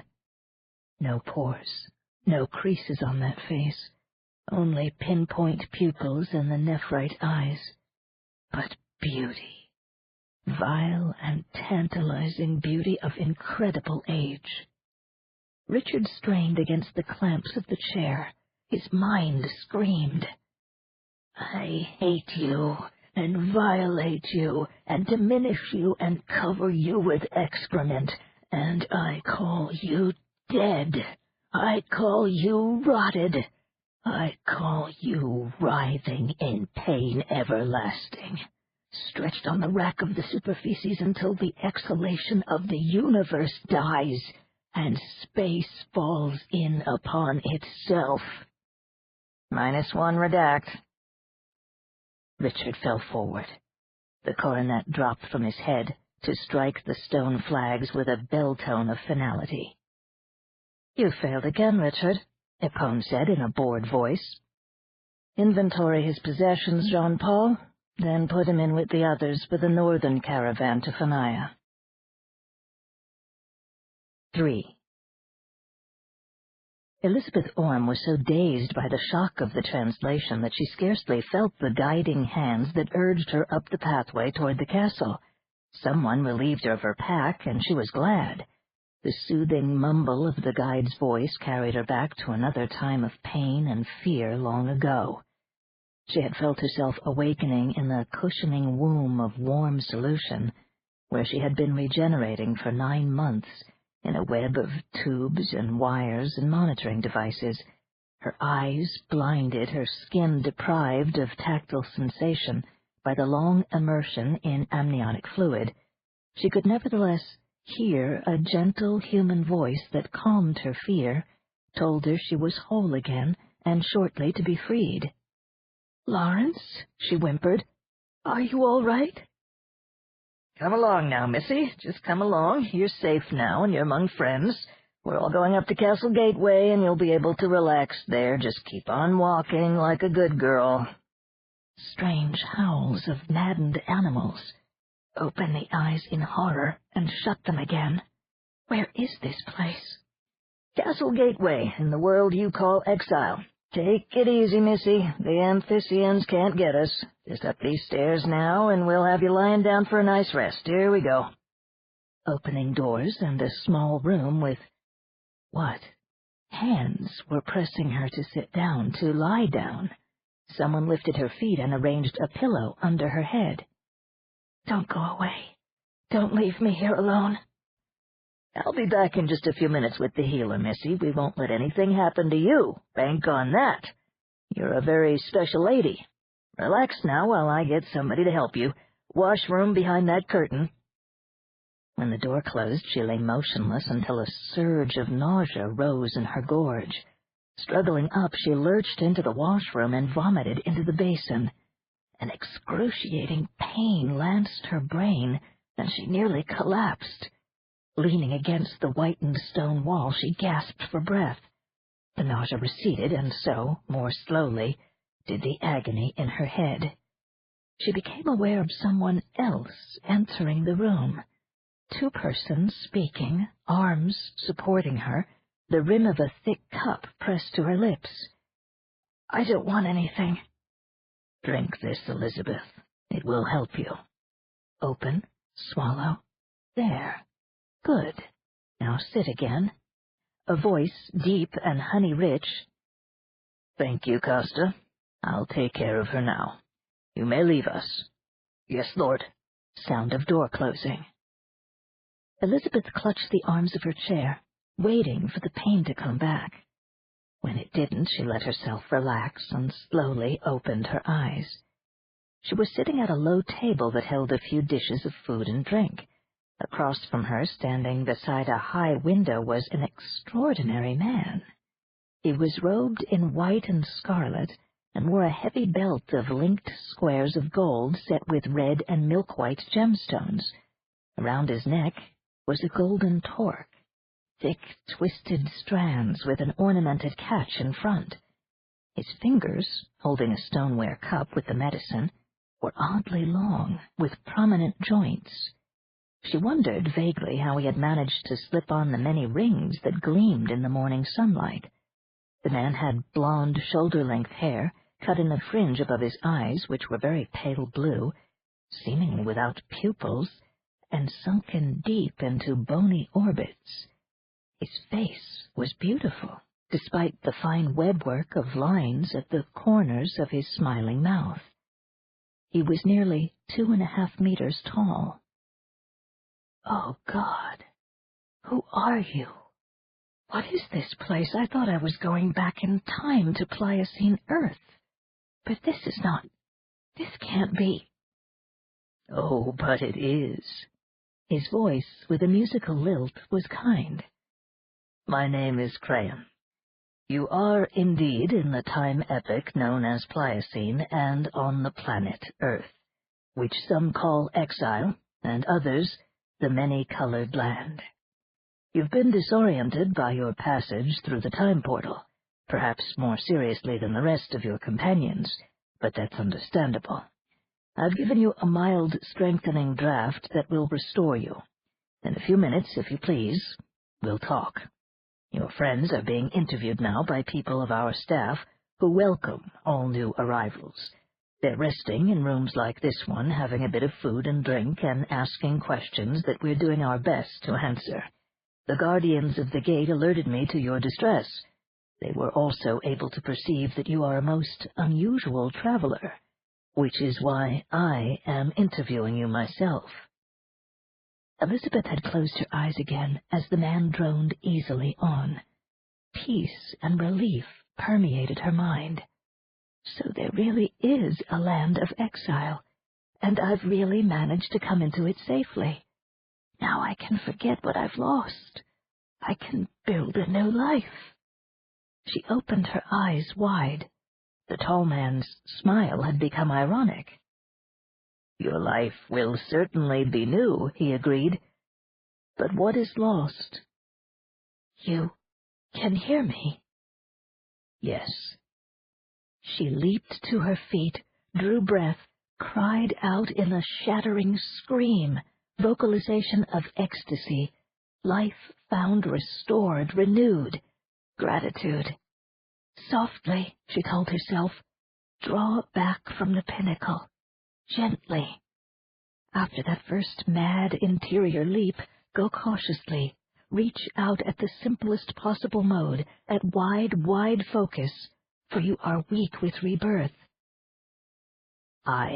We rejoice with you, Elizabeth. Crayon, you permit shallow question? Shrug. Elizabeth slipped clumsily beneath the surface of his smile, where a neat reticulation of data waited passively for her study. But the deeper layers were shielded by warning hardness. She snatched up the proffered information and got out quickly. Her throat had gone dry, and her heart pounded with the shock of the assimilation. Gently, gently. 2 mental blows within a few minutes on her raw tenderness. Suspend, heal, allow, self-redaction. He cannot read deeply or far, but coerce, yes. Redact, yes, most strongly. Other abilities? No data. She spoke out loud at last in a calm voice. Crayon, you are not a human being, and you are not a true operant metapsychic. These 2 things contradict my experience so that I am confused.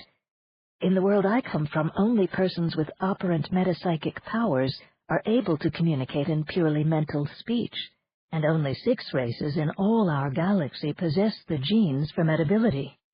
You belong to none of them. May I probe deeper to learn more about you? I regret that I cannot permit it at this time. Later there will be suitable opportunities for us to get to know one another. Are there many of your people here? A sufficient number. In the split second that he replied, she hurled a redactive deep probe with all her strength right between his pale blue eyes. It bounced and shattered. She had to cry out with the violence of the rebound, and the man named Crayon laughed. Elizabeth, that was most impolite, and it won't work. Shame.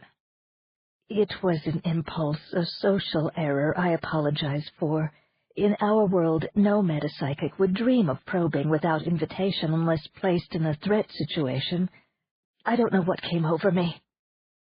You've been discomposed by the portal. Wonderful, dreadful, pitiless one-way portal. It's more than that, she said, sinking back into the chair. She did a swift tour of her mental defenses, up and fairly secure, rawness crusting over, familiar patterns reasserting. Back on the other side, she said, I suffered a serious brain injury. My meta-functions were obliterated in the regeneration process. It was thought that the loss was permanent. Otherwise, she gave it mental underlining, I never would have been allowed to cross into exile, nor would I have wanted to come. We are most fortunate. Welcome from all Tanu. You've had no other operant metas come through? A group of nearly 100 arrived abruptly some 27 years ago. I'm sorry to say they were unable to adapt to our local conditions. Caution, caution, wallop. Elizabeth nodded. They would have been fugitive rebels. It was a sad time for our galactic milieu. Are all of them dead then? Am I the only operant in exile? Perhaps not for long. She braced herself on the table, rose and walked closer to him. His amiable expression changed. It is not our custom to enter lightly into another's private space. I request you, in courtesy, to withdraw. Polite regret. I simply wanted to look at your golden collar. Would you take it off so that I can examine it? It seems to be a remarkable piece of craftsmanship. Horrors. I'm sorry, Elizabeth. The golden torque bears a weight of religious symbolism among us. We wear it as long as we live. I think I understand. She began to smile. Probe. Elizabeth laughed aloud. Now you must apologize, Crayon. Chagrin, unease, regrets, Elizabeth. You will take some getting used to. She turned away. What will become of me? You'll go to our capital city, rich Moriah, on the white silver plain. It lies in the south of this many-colored land. We'll have a wonderful welcome for you there among the Tanu, Elizabeth. She spun around and met his eyes. Those that you rule, will they welcome me too? Caution. They will love you as they love us. Try to suspend judgment on us until you have all of the data. I know that there are aspects of your situation that trouble you now, but have patience. You are in no danger. What happens to my friends, the people who came through the time portal with me? Some of them will be coming to the capital. Others have already indicated that they prefer to go elsewhere. We'll find good places for all of them. They'll be happy. Happy ruled? Unfree? We do rule, Elizabeth, but kindly. You'll see. Don't judge until you see what we've done with this world. It was nothing, and we've transformed it, just this little corner, into something marvelous. It was too much. Her head began to throb again, and vertigo came. She dropped back into the soft cushions of the bench. Where did you come from? I know every sentient race in our milieu 6 million years into the future, coagenate and non. There is no people resembling you, except for humans, and I'm certain you're not of our genus. Your mental pattern is different. Differences, similarities, parallels, star whirlpools in countless numbers to the uttermost limit. I see. No one in my future time has managed intergalactic travel.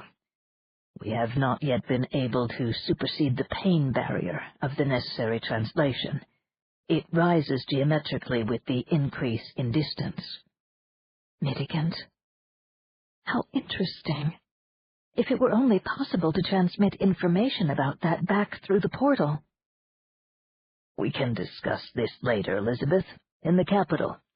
There are other possibilities even more intriguing that will be made clearer to you in Moriah. Distraction. He fingered his gold necklet, and at once there was a tapping on the door. A nervous little man in blue stepped into the room and saluted Crayon by placing his fingers to his forehead. The Tanu gave a regal gesture of acknowledgement. Elizabeth, this is Tully, one of our trusted interviewers. He's been talking to your companions, discussing their plans for the future and answering their questions. Have all of them recovered from the passage? She asked. I'd like to see them, talk to them. In good time, lady, said Tully. All of your friends are safe and in good hands, you mustn't worry. Some of them will be going south with you, while others have chosen to travel to another city in the north. They feel their talents will be appreciated more up there. You'll be interested to know that caravans will be leaving here this very evening, going in both directions. I see. But did she? Her thoughts were muddled again. She threw a tentative query at Crayon, which he parried neatly. Trust in me, Elizabeth. All will be well. She turned back to the little interviewer. I want to be sure of saying goodbye to those of my friends who are going north. Certainly, lady, it will be arranged. The little man put a hand to his necklet, and Elizabeth looked at it closely. It seemed identical to the one worn by Crayon, except for the dark color of the metal. Crayon, I want to put this one to the question. Disdain. He is under our protection. Would you distress him in premature attempts to satisfy curiosity? Questioning would distress him very much, perhaps permanent harm. He has little data, but do as you wish with him.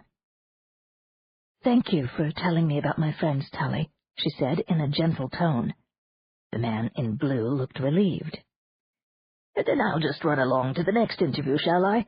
I imagine Lord Crayon has already answered all of your questions about, general matters. Not quite all. She reached for pitcher and glass and poured some of the cold drink. But I expect he will, in time. 4.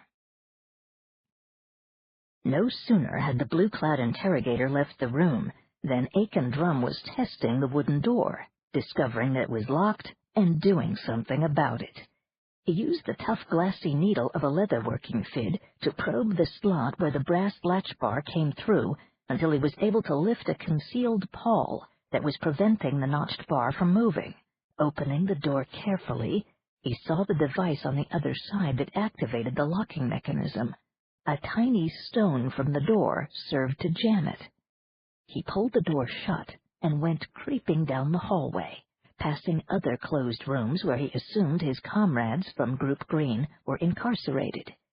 He wouldn't let them out yet, not until he looked things over to see how he might take advantage of this strange situation. There was something powerful, as well as peculiar, at work here in the Pliocene, and it was obvious that it would take more than the simple-minded schemes of Stein and Richard to con the local yokels. "Look out!" He darted into one of the deep window bays that overlooked the castle's inner courtyard. Whipping out his chameleon poncho, he hunkered down in the shadows and tried to blend inconspicuously into the stone floor. 4 sturdy guardians, led by a man in blue, went dashing down the corridor in the direction from which Aiken had come. They never looked in his direction, and in a moment the reason became apparent. There was a roar of rage in the distance and a muffled crash. Heavy blows began to ring against the inner side of one of the reception room doors. Aiken peered from his alcove in time to see the group of castle lackeys cringe away from the first door at the head of the stairway. Even from his viewpoint more than 10 meters away, Aiken could see the slabs of thick oak tremble from the force of rhythmic smashes. The guardian in blue paused outside the door and fingered his torque in an agony of apprehension. The 4 other men gaped as their leader screeched, "You let him keep the iron axe? You stupid turds!" "But, Master Sully, we put enough soporific in his beer to stun a mastodon." "But not enough to even slow down this Viking maniac, that's obvious," Tully hissed. The door vibrated with a particularly mighty blow, and the point of Stein's axe blade showed momentarily through broken wood before it was pulled back. "He'll be out of there in minutes. Selim, run for Lord Crayon. We'll need a very large gray torque. Alert Castellan Pitkin and the security squad, too. Chilolo, bring more guardians with a net, and tell Fritz to close the portcullis in case he gets away down the stairway. Hurry!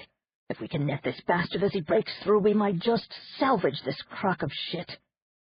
The 2 guardians raced off in opposite directions. Aiken shrank back into the shadows. Good old Steiny.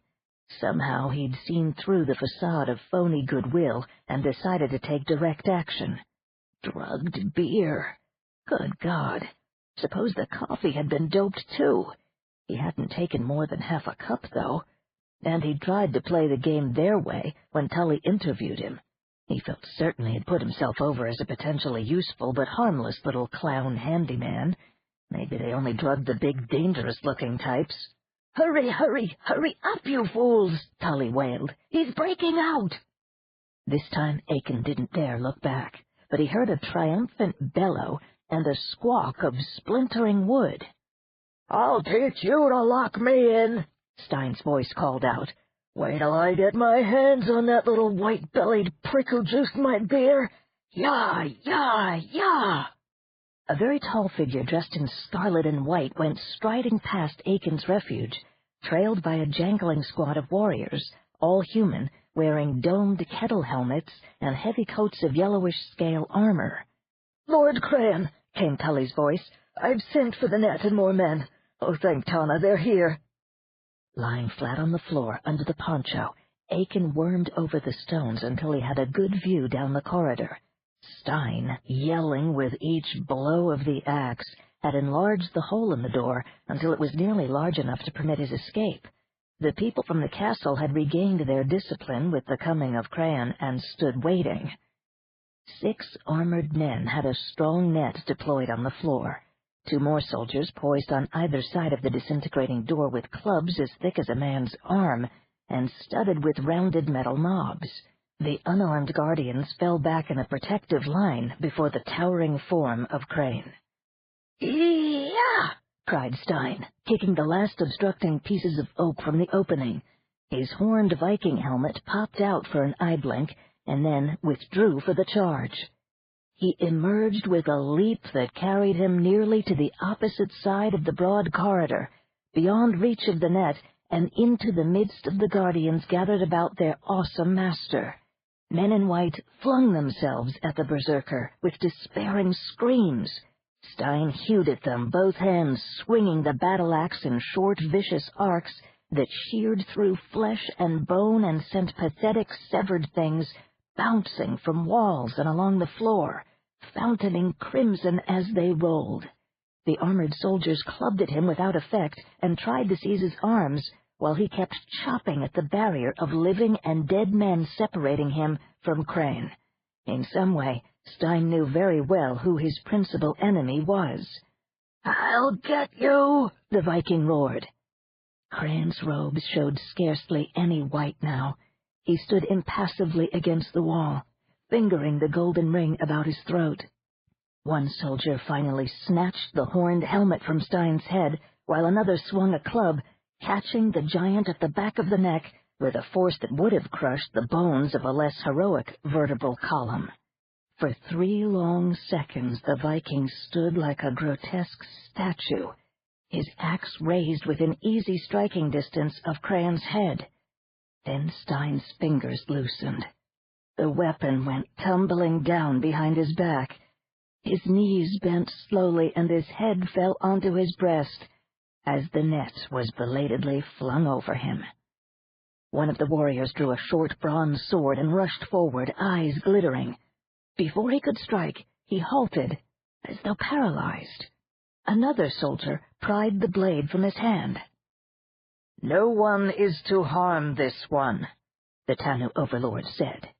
He moved through the shambles until he could look down upon Stein's unconscious body. Kneeling on the gory flags, Crane held out his hand for the short sword and used it to cut the meshes covering Stein's head. Then he took a gray metal torque from a large pouch at his belt and fitted it about the fallen rock driller's neck. "He is harmless now. You may remove the net. Take him to a fresh reception room and clean him up so that I may treat his wounds. He'll be most welcome in the capital." Rising, Crane beckoned for a pair of soldiers to accompany him.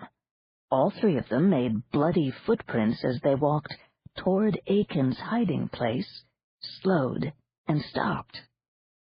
"Come out," Crane said. "Ah, well." Aiken gave him a grin as he scrambled to his feet. He flourished his hat in a mock salute and bowed from the waist. Before he realized what was happening, Crane bent down and snapped something around his neck.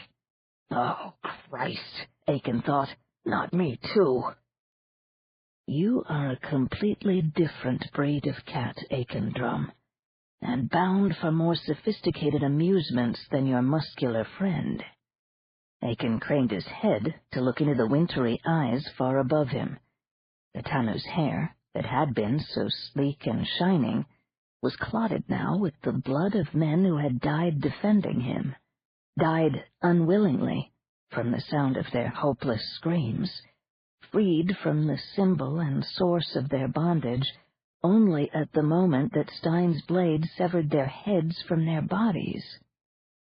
"I suppose you can do what you like with us, once you've put on these fucking dog collars," Aiken said bitterly, touching the thing about his own throat. It was warm. For one fraction of a second, he felt a flash of pleasure born in his loins go racing along his nerves like lightning through wires, before it exited his body through tingling fingers and toes. "What the hell?" "Did you like that? It's only a sample of what we can give you. But our greatest gift will be the fulfillment of your own potential, freeing you even as you serve us." "The way these poor sods served, headless trunks, piled limbs awash in blood?" "Amusement. Your own torque is silver and not gray, as befits a latent metapsychic made operant. You're going to enjoy the Pliocene very much, my lad." "Well, I'll be damned!" Aiken exclaimed aloud. "Delight, delight, delight! How many of the functions am I strong in?" "Find out for yourself. A built-in master control mechanism in the collar for you guys, I presume. What do you think?" Aiken gave a crooked grin. "Better than gray, less than gold. Tell you what, I'll take it." He folded his poncho carefully and stowed it back into his lumbar pouch. "What next, Chief?" "We'll let you wait in a fresh reception room for now, one with a more effective lock. In a few hours you'll be leaving for our capital city, Moriah. Don't be apprehensive. Life here in exile can be very pleasant." "As long as I know who's boss?" "Affirm." The guards hustled Aiken Drum through a door. He called over his shoulder, "Have one of your flunkies bring me a good stiff drink, will you, Chief? All this fighting raises a terrible thirst in a man." Crane had to laugh. "It will be done." Then the guards slammed the door and barred it. 5. Amory had heard the sounds of fighting in the corridor outside and pressed her ear to the boards of the locked door to confirm her suspicions. It had to be Stein or Felice. Could one of them have been driven insane by the shock of the translation? Or was there a good reason for the violent outburst? She tore open her backpack and rummaged in the small holder unit for the small glass envelope holding the cord saw. Dragging one of the benches over to the window, she tucked her skirts into her rope belt and jumped up. Cut halfway through the upper bars of the brass grill on the inside. Cut all of the way through the bottom bars, then lever the whole thing outward with the top of another bench after I smash it apart. I could unbraid the rug and make a rope out of the wool, but wait, the Decamol bridge sections would work. 2 for a ladder, and the 3rd to cross over the area with those damn bear dogs. Oh, sister, what are you doing? She whirled around, hampered by both index fingers being engaged in the rings of the cord saw. Tully and a burly guardian stood at the open door. The little interviewer's tunic was covered with dark stains.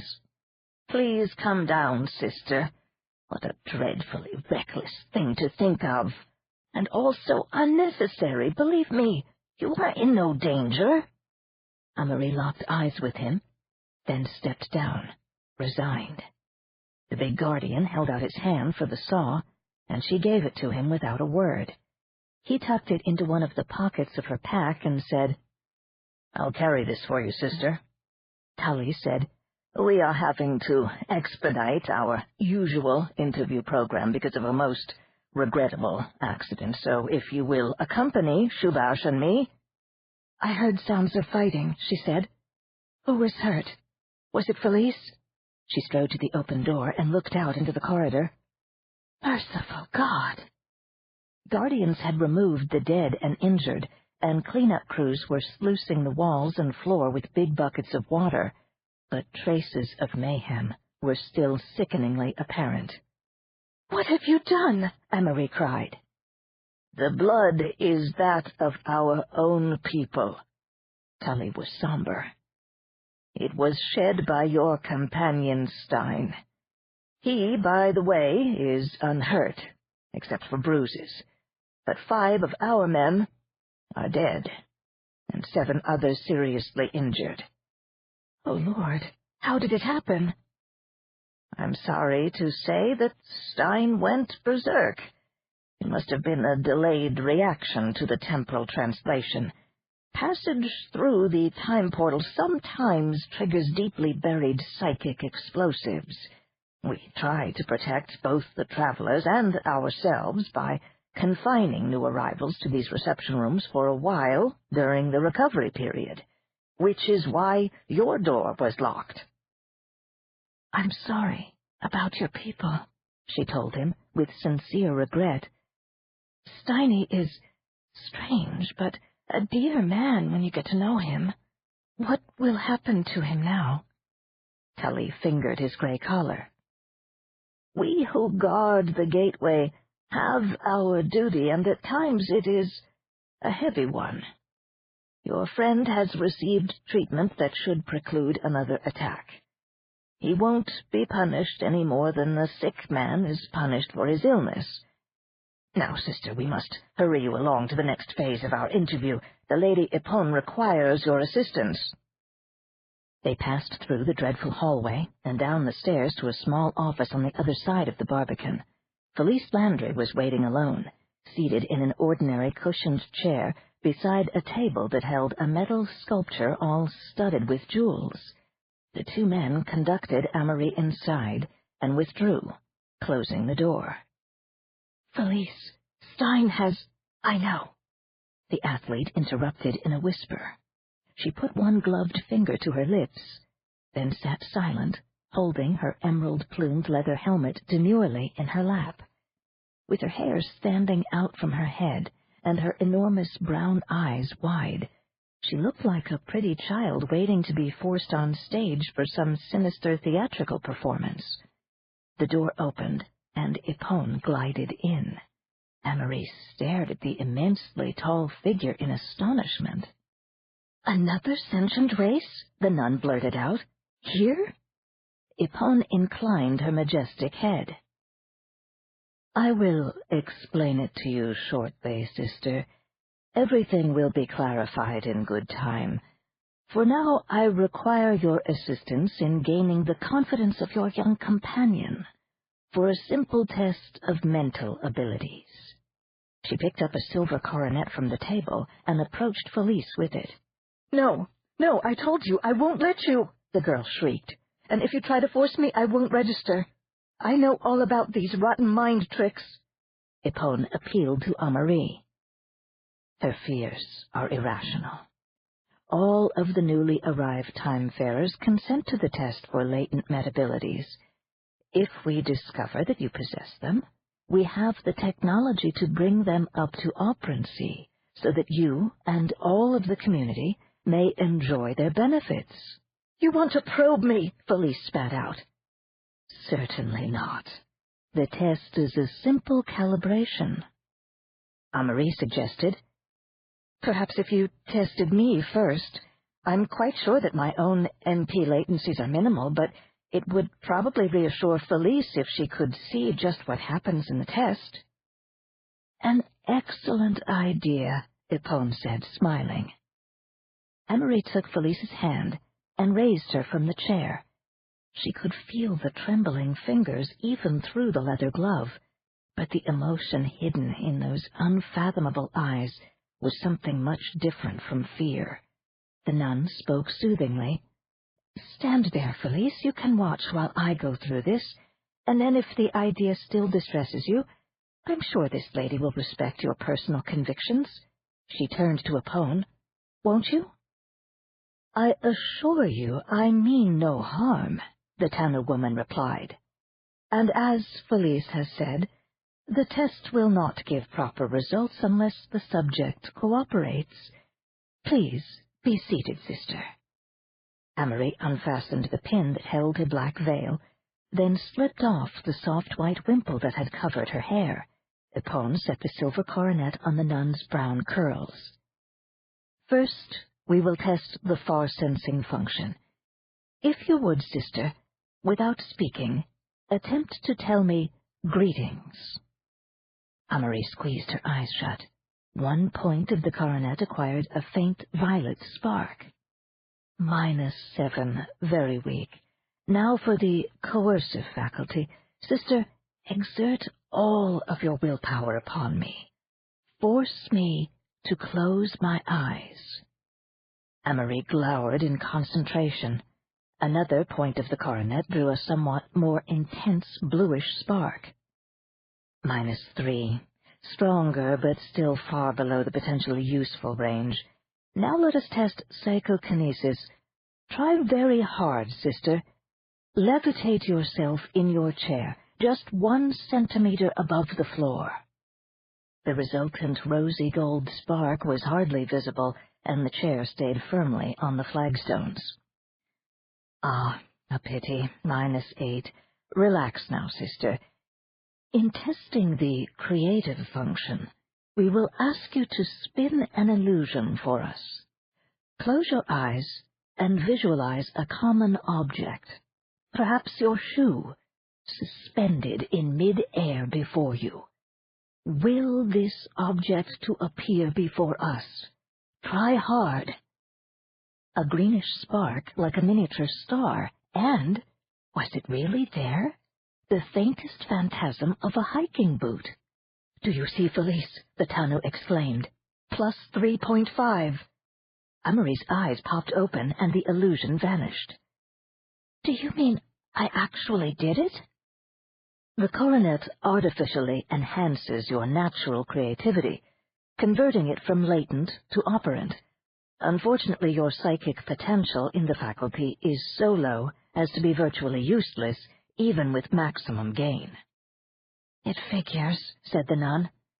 Bene creator spiritus. Don't call me, I'll call you. There is one more test for the MP function that is to us most important of all. Ipone manipulated the crystalline device, which had begun to flicker. When the glow in the jewels had steadied, she said, Look into my eyes, sister. Look beneath them, into my mind if you are able to. Can you perceive what is hidden there? Can you analyze it, collate its scattered bits back to coherency, heal its wounds and scars and voids of pain? Try. Try. Oh, poor one, you want to let me, don't you? But strong, too strong. Looking out at me, beating on transparent walls so strong, and now darkening, black. A red spark had flared for a brief moment, a microscopic nova. It dimmed to near invisibility. Ipone sighed. -7 ultimate redact. I would have given much, but enough. She removed the coronet and turned to Felice with a kindly expression. Will you permit me to test you now, child? Felice whispered. I can't. Please don't make me do it. We can wait until later, in Fanaya, Ipone said. Very likely you are a normal human woman, as your friend is.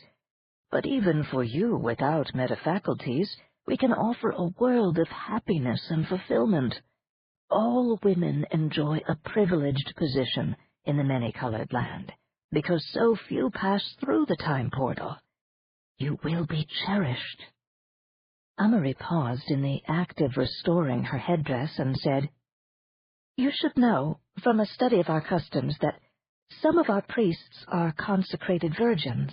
I'm one, and Felice is not heterosexually oriented.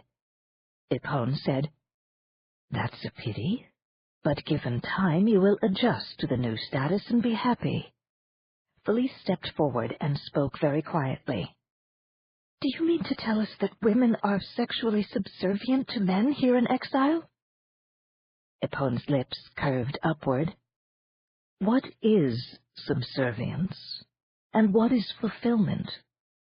It is feminine nature to be the vessel yearning to be filled, to be the nurturer and sustainer, to spend the self in giving care to the beloved other.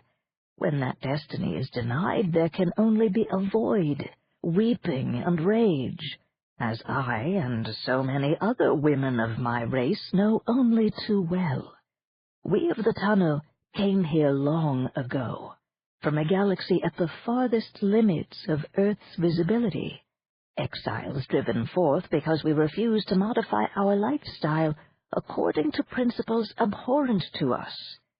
In many ways, this planet has been an ideal refuge, but its atmosphere fails to screen out certain particles that are detrimental to our reproductive capacity. Tano women produce healthy children rarely, and with great difficulty. Nevertheless, we are vowed to racial survival. We prayed through the hopeless centuries, and at length Mother Tana answered us. A dawning realization came to Amory. Felice showed no emotion. The nun said, All of the human women going through the time gate have been sterilized. By reversible salpingotomy, said the serene exotic. Amory sprang to her feet. Even if you undo it, the genetics are compatible. Our ship, who brought us here, blessed be its memory, chose this galaxy and this world for the perfect compatibility of the germplasm. It was expected that eons would have to ensue before we achieved full reproductive potential, even using the native life form you call Ramapithecine as a nurturer of the zygote. But we live so very long, and we have such power. So we endured until the miracle occurred, and the time portal opened and began sending you to us. Sister, you and Felice are young and healthy. You will cooperate, as others of your sex have done, because the rewards are great and the punishments insupportable. Fuck you, said the nun. Ipone walked to the door. The interview is at an end. You will both prepare for the caravan journey to Fanaya. It is a beautiful city on the Proto-Rhine near the site of your future Freiburg. Humans of goodwill live happily there, served by our good little Ramas so that they are relieved of all drudgery. You will learn contentment, believe me. She went out and softly closed the door. Amory turned to Felice. The bastards! The rotten bastards! Don't worry, Anne-Marie, said the athlete. She didn't test me, that's the important thing. I kept smearing pathetic whinings over my thoughts all of the time that she was near me. So if she could read me at all, she probably believes I'm nothing but a poor little leather gal. What are you going to do, try to escape? Felice's dark eyes glowed, and she laughed out loud. More?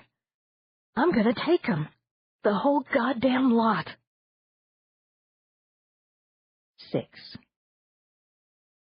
There were benches under the trees of the walled compound, but Claude Majeski chose to sit on the pavement in the shade of the animal pen partition where he could watch the living fossil beasts and brood. He turned the carved Zakopane box over and over in his big hands. "A fine end to your frivolity, old man. Sold down the river in your 133rd year. And all because of a crazy, whimsical gesture. Oh, you Polacks always were romantic fools." "Is that why you loved me, black girl?" The really humiliating aspect was that it had taken Claude so long to figure the thing out. Didn't he welcome the first friendly contact, the attractive sitting room with the food, and the John, all nicely calculated to soothe the frightened old poop after the stress of translation?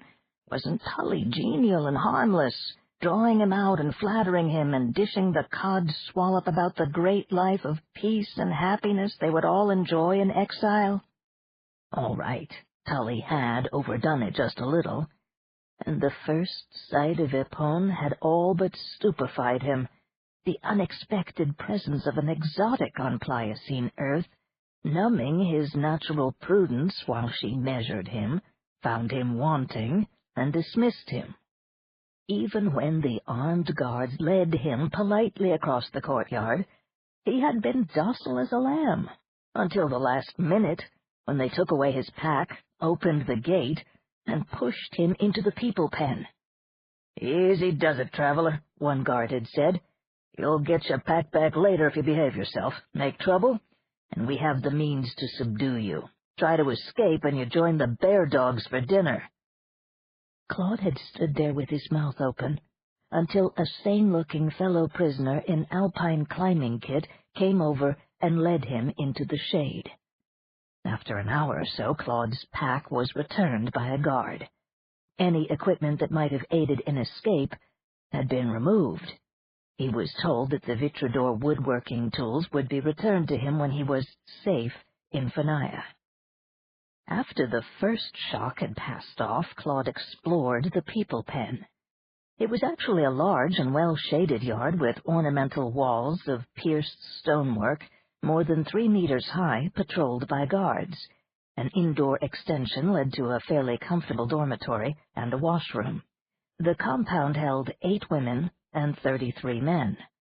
Claude recognized most of them from having watched their early morning march through the auberge gardens to the Guderian cottage.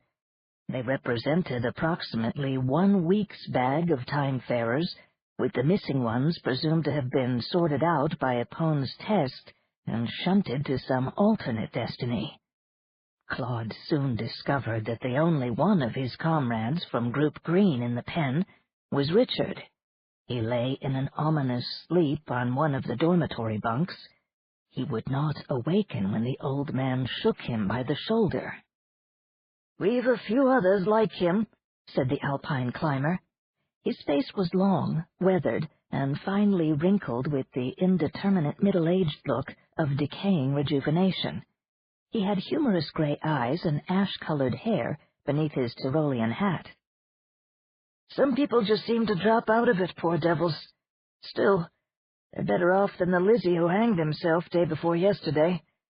You lot today are the last of the week's consignment. Tonight we'll move out. Just be glad you haven't had to stick it out here for 6 days like some of us." "Did any try to escape?" Claude asked. "A few before I came. A Cossack named Prishepa from my group, 3 Polynesians yesterday. The bear dogs even ate their feathered cloaks. Pity. Do you like recorder music? I feel like a bit of Purcell. Name's Basil Winborn, by the way." He sat down on a vacant bunk, took out a wooden flute, and began to play a plaintive melody. The old man recalled that Brian had often whistled snatches of it. Claude listened for a few minutes, then wandered back outside. Other time travelers were reacting to their imprisonment according to their individual psychology. An aging artist bent over a sketch pad.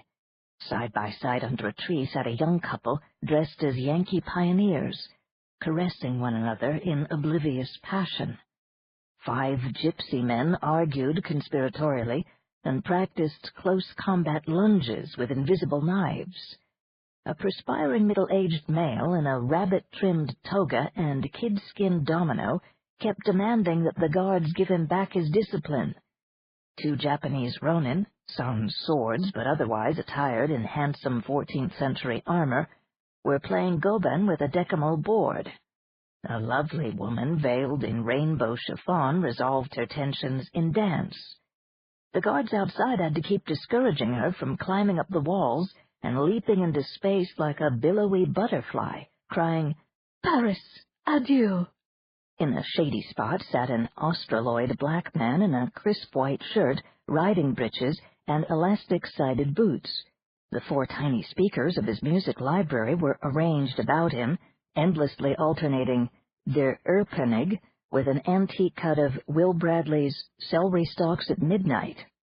A fellow dressed in jester's motley juggled 3 silver balls with persistent lack of skill before an audience of an elderly woman and her Shih Tzu puppy, which never tired of chasing the balls. Perhaps the most pathetic of the prisoners was a tall, robust man with a ginger beard and hollow eyes, beautifully accoutred in imitation chainmail, and a medieval knight's silken surtout emblazoned with a golden lion. He strode about the compound in a frenzy of agitation, peering through the holes in the wall and crying, "Ostlin, Ostlin, where are you now that I need you? Save us from La Belle Dame Sans Merci." Claude decided that he was up a very shitty creek indeed. For some perverse reason, he felt almost pleased with himself. He picked up a fallen leafy twig and poked it through one of the ornamental apertures into the adjacent animal corral. "Here, boy! Here, boy!" One of the creatures on the other side of the wall pricked its tufted horse-like ears and ambled over for a taste. Claude watched it in delight as it first nipped off the leaves with tiny cropping teeth, then champed the woody parts with its strong molars. When the tidbit was swallowed, the animal gave him a look that plainly reproached his lack of generosity, so he got it more leaves. It was a calicotherium, a member of one of the most peculiar and fascinating families of Cenozoic mammals. Its body was massive and deep-chested, nearly 3 meters long, and with a horse-like neck and head that testified to its peristodactyl affinities. Its front legs were somewhat longer than the hind ones, and at least twice as stout as those of a draft horse. Instead of terminating in hoofs, the feet bore 3 toes, ending in huge, semi-retractile claws.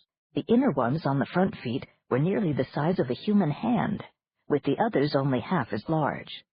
The calicotherium's body was clothed in a short, hairy coat of bluish-gray, dotted with white spots about the withers, flanks, and hindquarters. Its tail was rudimentary, but the creature did boast a fine mane of long black hair, a black streak down the spine, and flashy black featherings at the fetlocks. The intelligent eyes were set a bit farther forward on the skull than those of a horse, and were fringed with heavy black lashes that the beast batted fetchingly. It wore a leather bridle, and was thoroughly domesticated. The corral held at least 60 of the animals, most of them dapple-gray, with occasional white or sorrel individuals. The Pliocene sun ascended over the Barbican and finally shone directly into the courtyard, driving all but the most hardy prisoners into the relative coolness of the stone dormitory. A surprisingly decent noon meal of bay-leaf seasoned stew, fruit, and wine punch was served. Claude again tried vainly to awaken Richard, and finally stowed the pirate's food under his bunk. After lunch, most of the prisoners retired for a siesta, but Claude went back outside to pace his digestion into submission and speculate on his fate. About 2 hours later, stable hands dressed in gray began toting in large baskets of gnarled tubers and fat roots resembling mangelwurzels. They dumped these into troughs for the animals. While the calicothers were feeding, the men mucked out the pen with big twig brooms and wooden shovels, dumped the manure into wheeled carts, and trundled it off toward the corridor leading to the castle's postern gate. 2 of the hands stayed behind with a portable pump apparatus, which they immersed in the central fountain. While one man pumped a stirrup, the other unreeled a stiff canvas hose with which he washed the floor of the corral, the excess water draining off into gutters. When the pavement was clean, he turned the spray onto the feeding animals. They uttered whickers and squeals of delight. The old paleontologist nodded with satisfaction. Water lovers, root eaters. So calicothers were denizens of the damp semi-tropical forest, or muddy river bottomlands, and they did use their claws to dig for roots. A minor mystery of paleobiology was solved, for him at least. But were the prisoners actually going to have to ride such archaic steeds? The beasts wouldn't be as fast as horses, but they looked as though they had a lot of endurance. And their gait, Claude winced. If one of those creatures cantered with him aboard, his old knees and hip joints were going to shatter like antique Christmas tree ornaments. A sound in the shadowed cloister caught his attention. Soldiers were leading 2 new prisoners to the back door of the compound, which opened into the dormitory. Claude saw a waving green plume and a glimpse of black and white. Felice and Amélie. He hurried inside and was standing there as the 2 women were led into the prison. One guard put down their packs, which he had carried, and said in a friendly fashion, "Won't be long to wait now. Better get something to eat from the leftovers on the table over there." The knight-errant came running over to them with a tragic expression. "Is Aslan on his way? Have you seen him, good sister? Perhaps this warrior maid is of his entourage. Aslan must come, or we are doomed." "Oh, piss off," muttered Felice. Claude took the knight by the mailed elbow and led him to a bunk near the other door. "Stay here and watch for Aslan." The man nodded solemnly and sat down. Somewhere in the dimness, another prisoner was weeping. The alpinist was playing Greensleeves on his recorder. When Claude returned to his friends, he found Felice rooting in her pack and cursing. "All missing. The arbalist, my skinning knives, the ropes. Just about every damn thing I might have used to get us out of here." "You might as well forget it," Claude told her. "If you resort to violence, they'll collar you. That fellow playing the flute told me about a prisoner who went bonkers and attacked a mess attendant. Soldiers clubbed him down and put one of those gray metal neck rings on him. When he stopped screaming and recovered his senses, he was as mild as milk. Couldn't get the collar off, either." Felice swore more eloquently. "Are they planning to collar us all, then?" Claude glanced around, but nobody was paying the slightest attention to them. "Evidently not. As nearly as I can judge, the gray collars are a crude type of psychoregulator, probably linked to the golden ones worn by the Lady Ipone and other exotics. Not all of the castle personnel wear collars. Soldiers and guardians do, and straw bosses like the worthy Tully, but the stable hands don't have collars, and neither do the mess attendants." "Not in sensitive enough positions?" suggested the nun. "Or maybe the hardware is in short supply," Claude said. Felice frowned. "That could be. It would need a sophisticated technology to manufacture things like that, and so far this outfit looks damn Mickey Mouse. Did you see how that mind collaborator kept fritzing out? And no running water in these reception rooms."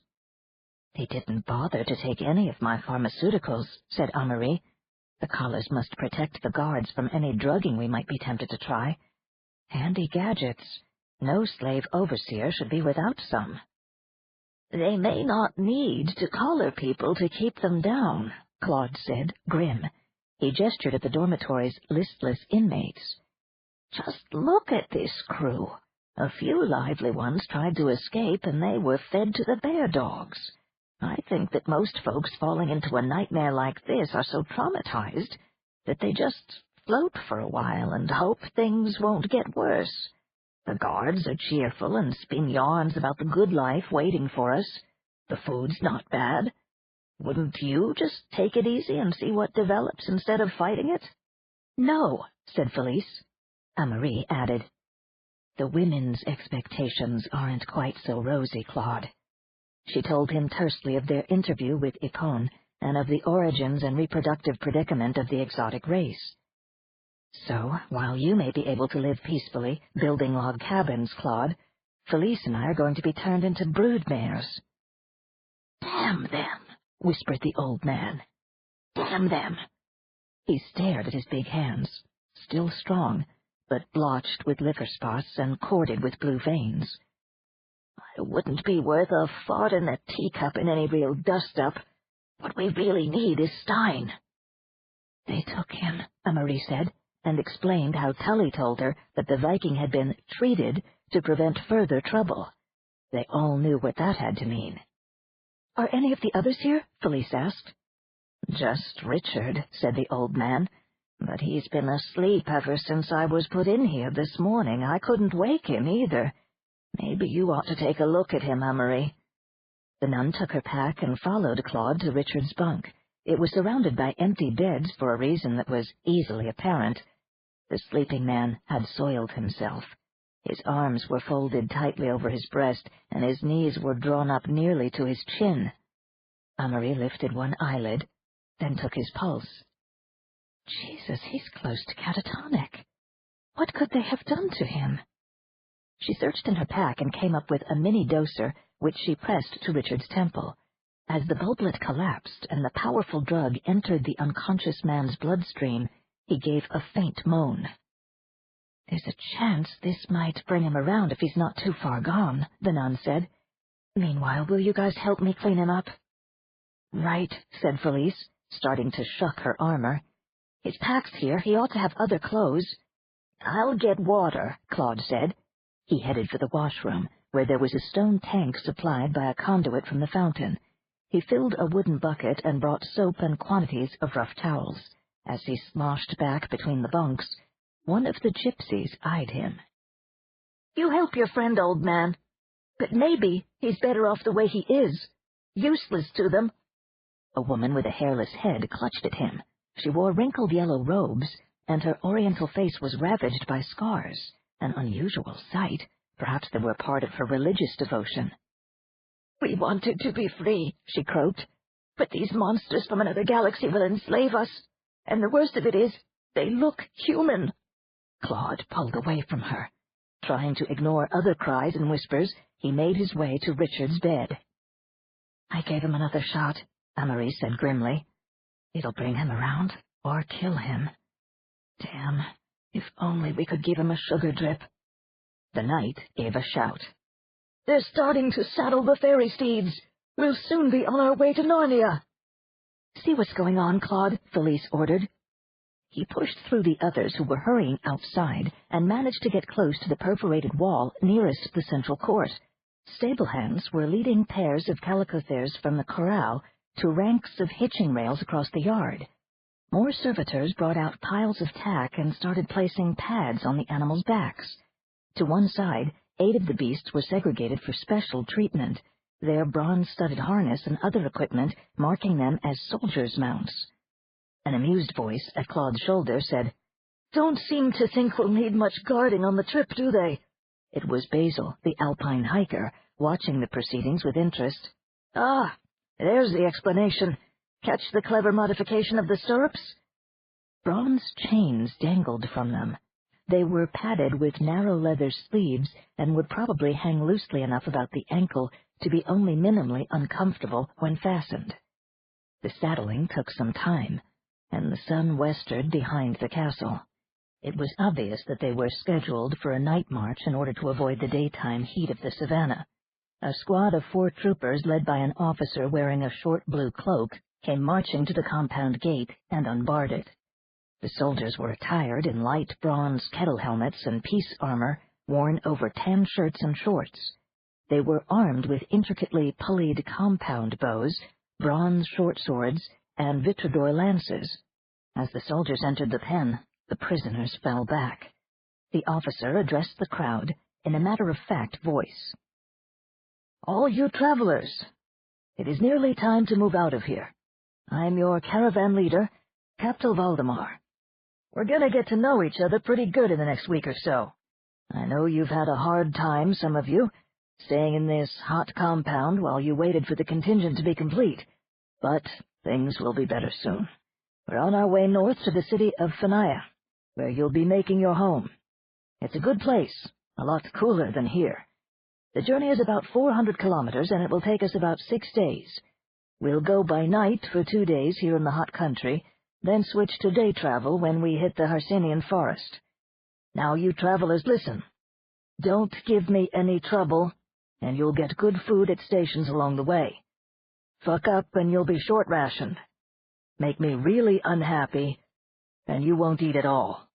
Any of you travelers who think you'd like to escape, just think about the fossil zoo waiting bright-eyed and bushy-tailed for stragglers on foot. We got saber-toothed cats like super lions and hyenas the size of grizzly bears. We got wild boars bigger than oxen that take a human leg off with one bite. We got rhinos and mastodons that'll stomp you to death if they even catch sight of you. And the dinosauriums, the hoe-tusker elephants, they like to use people for cute tug-of-war games and then dance on the pieces. They only stand 4 or 5 meters at the shoulder, by the way. You escape the big buggers and you can get nailed by the small fry. The creeks are full of pythons and crocs. The woods have poisonous spiders with bodies like peaches and fangs like gaboon vipers. You get away from the animals, and the Firvalog will track you down and play devil tunes on your mind until you go mad or die from the horrors. It's bad out there, travelers. It's not the pretty Eden world they told you about in AD 2110. But nobody has to worry if they stick with the caravan. You're going to ride those critters that you've been looking at in the pen next door. They're calico thares, kind of a distant relative of the horse, and we call them chalicos. They're smart, and they like people, and with those claws they have, nothing messes with them much. Be nice to your chalico. He's transportation and a bodyguard in one package. Now, in case any of you travelers feel like riding off into the tall timber, forget it. These torques, these necklets that our soldiers wear, let us keep complete control of the chalicos. You leave the driving to us, and we'll also have trained amphibians ranging along the flanks of the caravan. Those bear dogs know that any rider who tries to light out is fair meat, so live cool, and we'll all have a good ride. Right. Now I want you to get your stuff together. You can either transfer your things from packs into saddlebags, or just lash your rig behind the cantle of the saddle. I understand 2 of you have pet animals with you. We'll have pannier baskets that they can ride in. The guy that brought the pregnant goat, your animal will have to stay here until the weekly trade and supply caravan brings it on. Most of your proscribed tools and weapons and the bulky stuff taken from you when you first arrived will be carried on our pack animals. You may get most of the things back eventually if you behave. Everything clear? Right. I want all of you lined up here 2 by 2 and ready to ride in half an hour. When you hear a big bell ring, you know you got just 5 minutes to line up or it's your ass. That's all. He turned on his heel and marched out with his detail following. They didn't even bother to bar the gate. Murmuring, the prisoners began shuffling back inside to gather their belongings. Claude reflected that night travel was another demoralizing factor calculated to stifle notions of escape, as were the inflated descriptions of Pliocene fauna. Spiders as big as peaches, forsooth. Next it would be the giant rat of Sumatra. On the other hand, the amphibians were a real enough menace. He wondered how fast they could run on those primitive digitigrade feet, and what in the world were the horrendous Firvalog? Across the yard, another party under guard was emerging from the gatehouse. Hostlers cut out 6 animals from the main remuda and led them to a mounting platform. Claude saw one slim figure in gold lame being helped aboard a saddled chalico, and there was another standing by in a scarlet jumpsuit, and a third— "Aiken!" the old man shouted. "Elizabeth, it's me, Claude." The figure in red began to remonstrate with another blue-caped captain of the guard.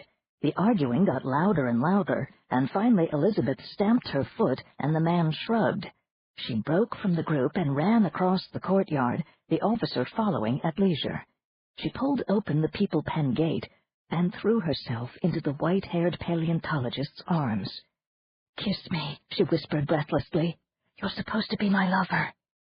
He folded her to his breast, while the soldier eyed him with interested speculation.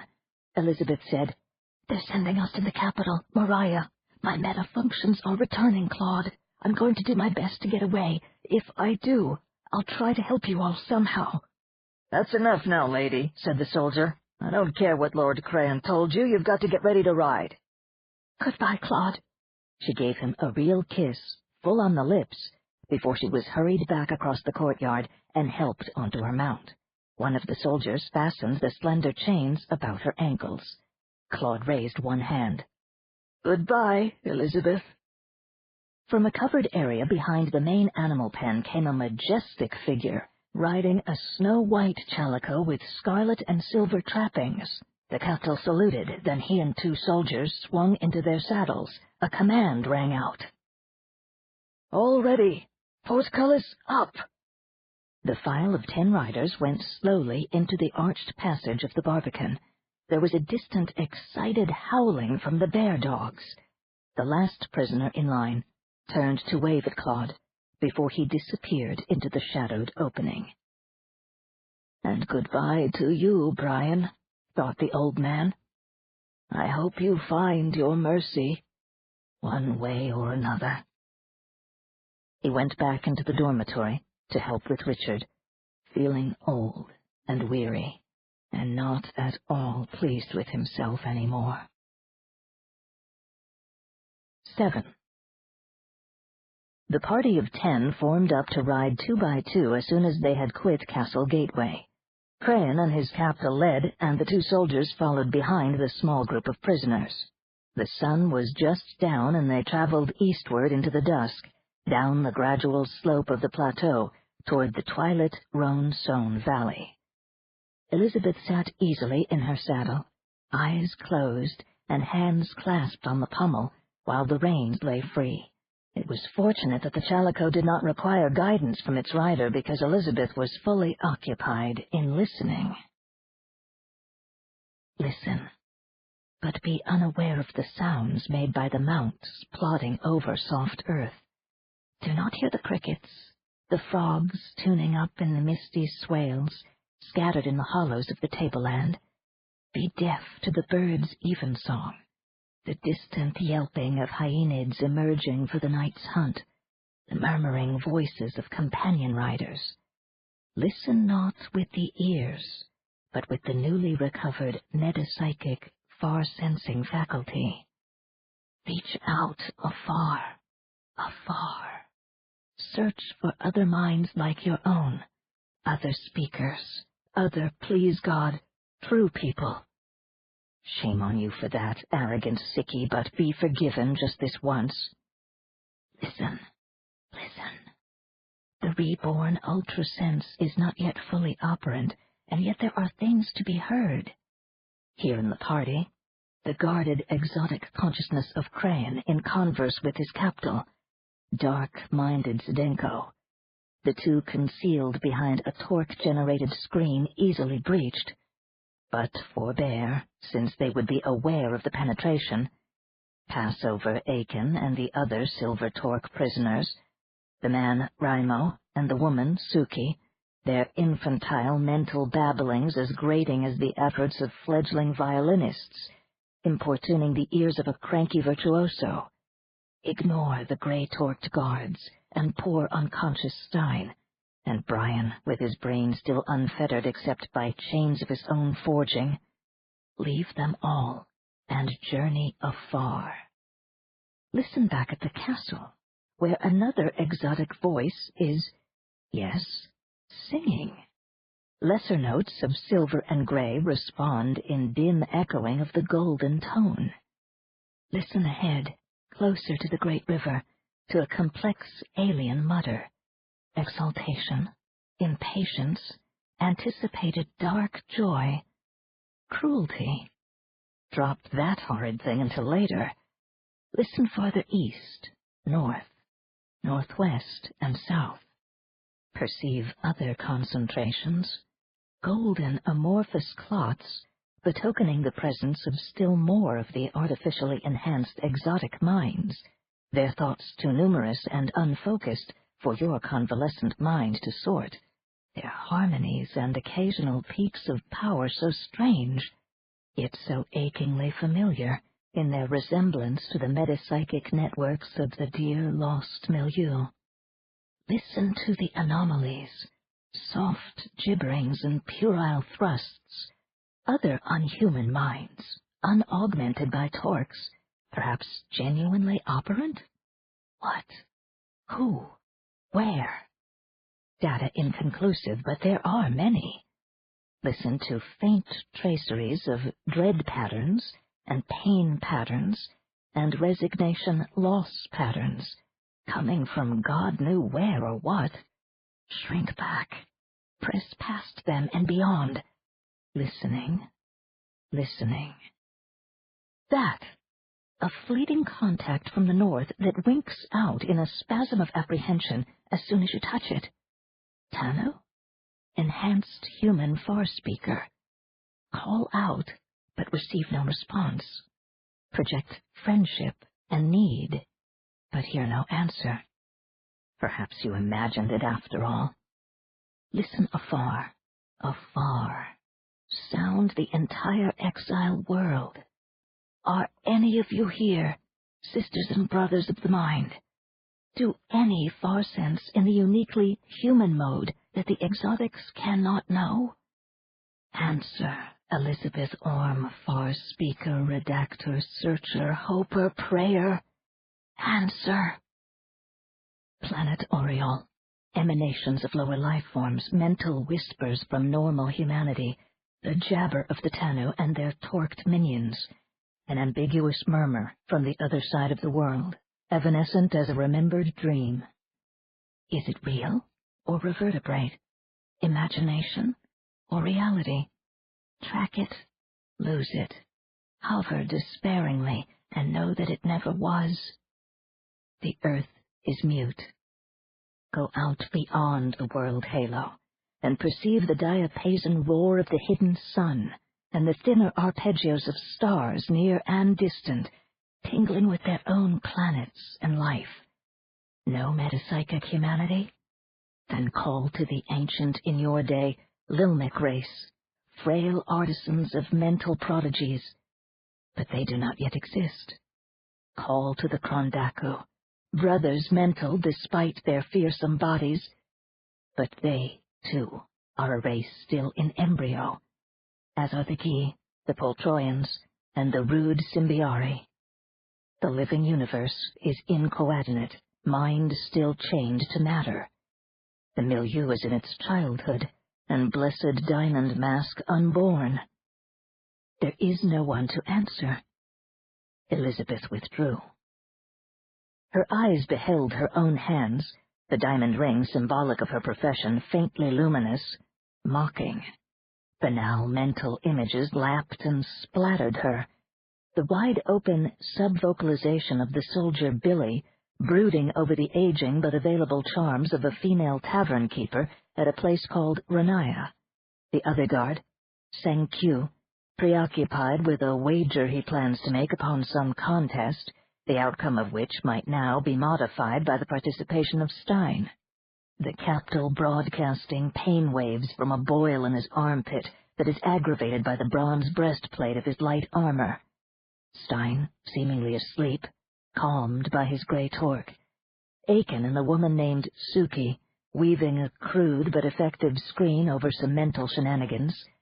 Crane, now deeply in verbal conversation with the anthropologist, discussing the evolution of Tanu society since the opening of the time portal. Elizabeth wove a shield behind which she could mourn, impervious as the diamond of her future patron saint. And when it was finished, she let the bitter sorrow and rage blaze up. She wept for the irony of having fled from loneliness and bereavement, only to encounter it transformed and fresh. Cocooned, wrapped in the fire of loss, she drifted. Her face was as tranquil as that of a statue in the bright light of the Pliocene stars, her mind as inaccessible as they. The ship had no way of knowing that the sun was shortly to enter into a prolonged period of instability, triggered by a nearby supernova. Within 100 years of our arrival, only 1 Conceptus in 30 survived until term. Of those that were born, only about half were normal. We lived long by human standards, but we faced extinction unless the disaster could somehow be ameliorated. You couldn't simply pack up and leave. Our ship was a living organism.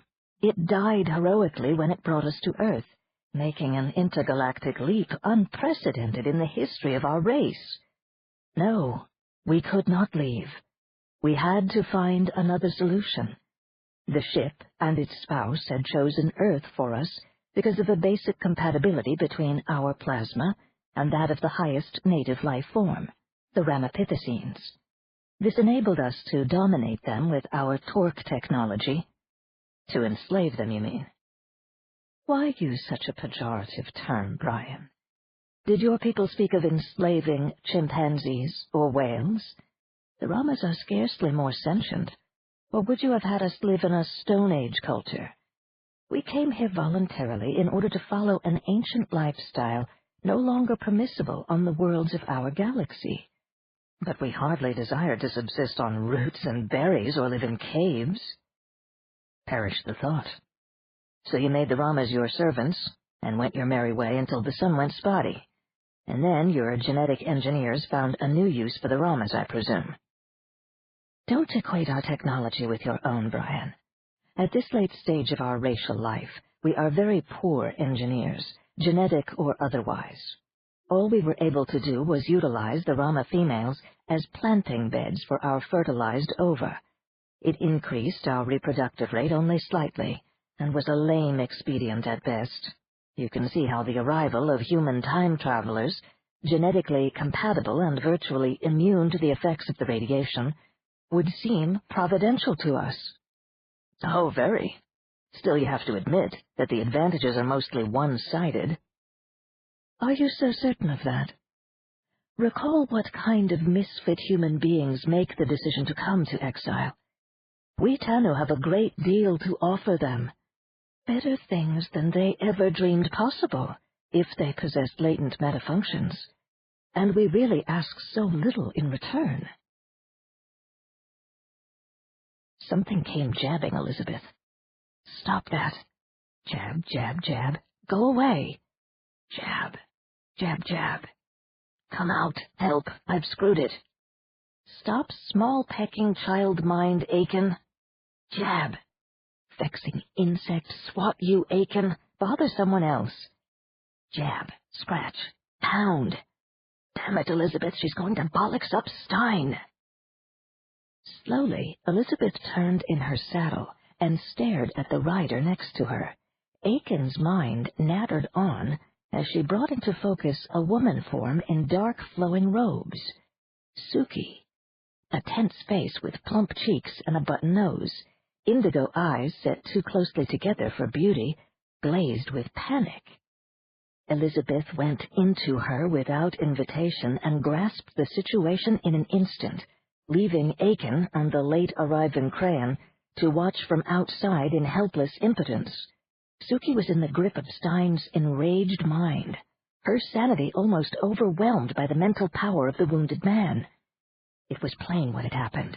Suki was a potentially strong latent redactor, and her new silver torque had made the metafunction operant. Egged on by Aiken, she had tested her ability by snooping into Stein, intrigued by the apparent helplessness of the sleeping giant. The young woman had slipped in beneath the low-level neural bath generated by the gray torque, which Crayon had set up to soothe the berserker and block out residual pain from his healing injuries. Under this lid, Suki had seen the pitiful state of Stein's subconscious mind, the old psychic ulcerations, the newly torn rents in his self-esteem, all gurging about in a maelstrom of suppressed violence. The tempter had whispered to Suki, and her innate compassion had responded. She had begun a hopelessly incompetent redact operation on Stein, confident that she could help him. But the brute resident in the pain-filled Viking soul had reared up and attacked her for her meddling. Now both Suki and Stein were caught in a fearsome conflict of psycho-energies. If the antagonism were not promptly resolved, the outcome could be total personality disjunction for Stein and imbecility for the woman. Elizabeth sent one blazing thought to Crayon. She dove in and folded the great wings of her own redactability about the frenzied pair. The young woman mind was flung unceremoniously out to be fielded by Crayon, who let Suki down easily, and then watched with a respect tinged by some other emotion as the mischief was undone. Elizabeth wove restraints, stopped the psychic whirlpool, calmed the heavy pit of fury. She plucked away the jerry-built mind-alteration structure confected by Suki with its naive and impudent drainage channels that were too puny for true catharsis. She bore Stein's damaged ego up with loving force, while melting the edges of the wounds and pressing the torn parts back so that healing could begin. Even the older psychic abscesses swelled and burst and vented some of their poison through her. Humiliation and rejection diminished. The father monster shrank toward pathetic humanity, and the mother-lover lost some of her vesture of fantasy. Stein awakened, looked into Elizabeth's mirror of healing, and cried out. He rested. Elizabeth emerged. The party of riders had come to a halt, crowding closely around Elizabeth and her mount. She shivered in the sultry evening air. Crayon took his own soft scarlet and white cloak and draped it about her shoulders. It was magnificent, Elizabeth. None of us, not even Lord Dianket, our greatest, could have done better. They are both safe. It still isn't complete, she forced herself to say. I can't finalize him. His will is very strong, and he resists. This took all I have now. Crayon touched the circle of gold about his neck. I can deepen the neural envelope generated by his gray torque. Tonight, when we reach Ronaya, we will be able to do more for him. He will recover in a few days. Stein, who had not once moved during the metapsychic imbroglio, uttered a vast sigh. The two soldiers dismounted and came to adjust his saddle cantle so that it became a high supporting backrest. There's no danger of his falling now, Crayon said. We'll make him more comfortable later. Now we had better ride on. Brian demanded. Will somebody tell me what the hell is going on? Lacking a torque, he had missed a great deal of the byplay, which had been telepathic. A stocky man with tow-colored hair and a vaguely oriental cast to his features pointed a finger at Aiken Drum. Ask that one, he started it. Aiken grinned and twiddled his silver torque. Several white moths appeared suddenly out of the darkness and began orbiting Suki's head in a crazy halo. Just a little do-goodery gone battery. Stop that, Crayon commanded. The moths flew away. The tall Tano addressed Aiken in a tone of veiled menace. Suki was the agent, but it is obvious that you were the instigator. You amused yourself by placing your friend and this inexperienced woman in mortal danger. Aiken's gollywog face was unrepentant. Ah, she seemed strong enough. Nobody forced her to mess with him. Suki spoke up. Her voice had a ring of stubborn self-righteousness. I was only trying to help. He was in desperate need. None of the rest of you seemed to care. Crayon said with asperity, This was not the time or the place to undertake a difficult redaction. Stein would have been treated in good time.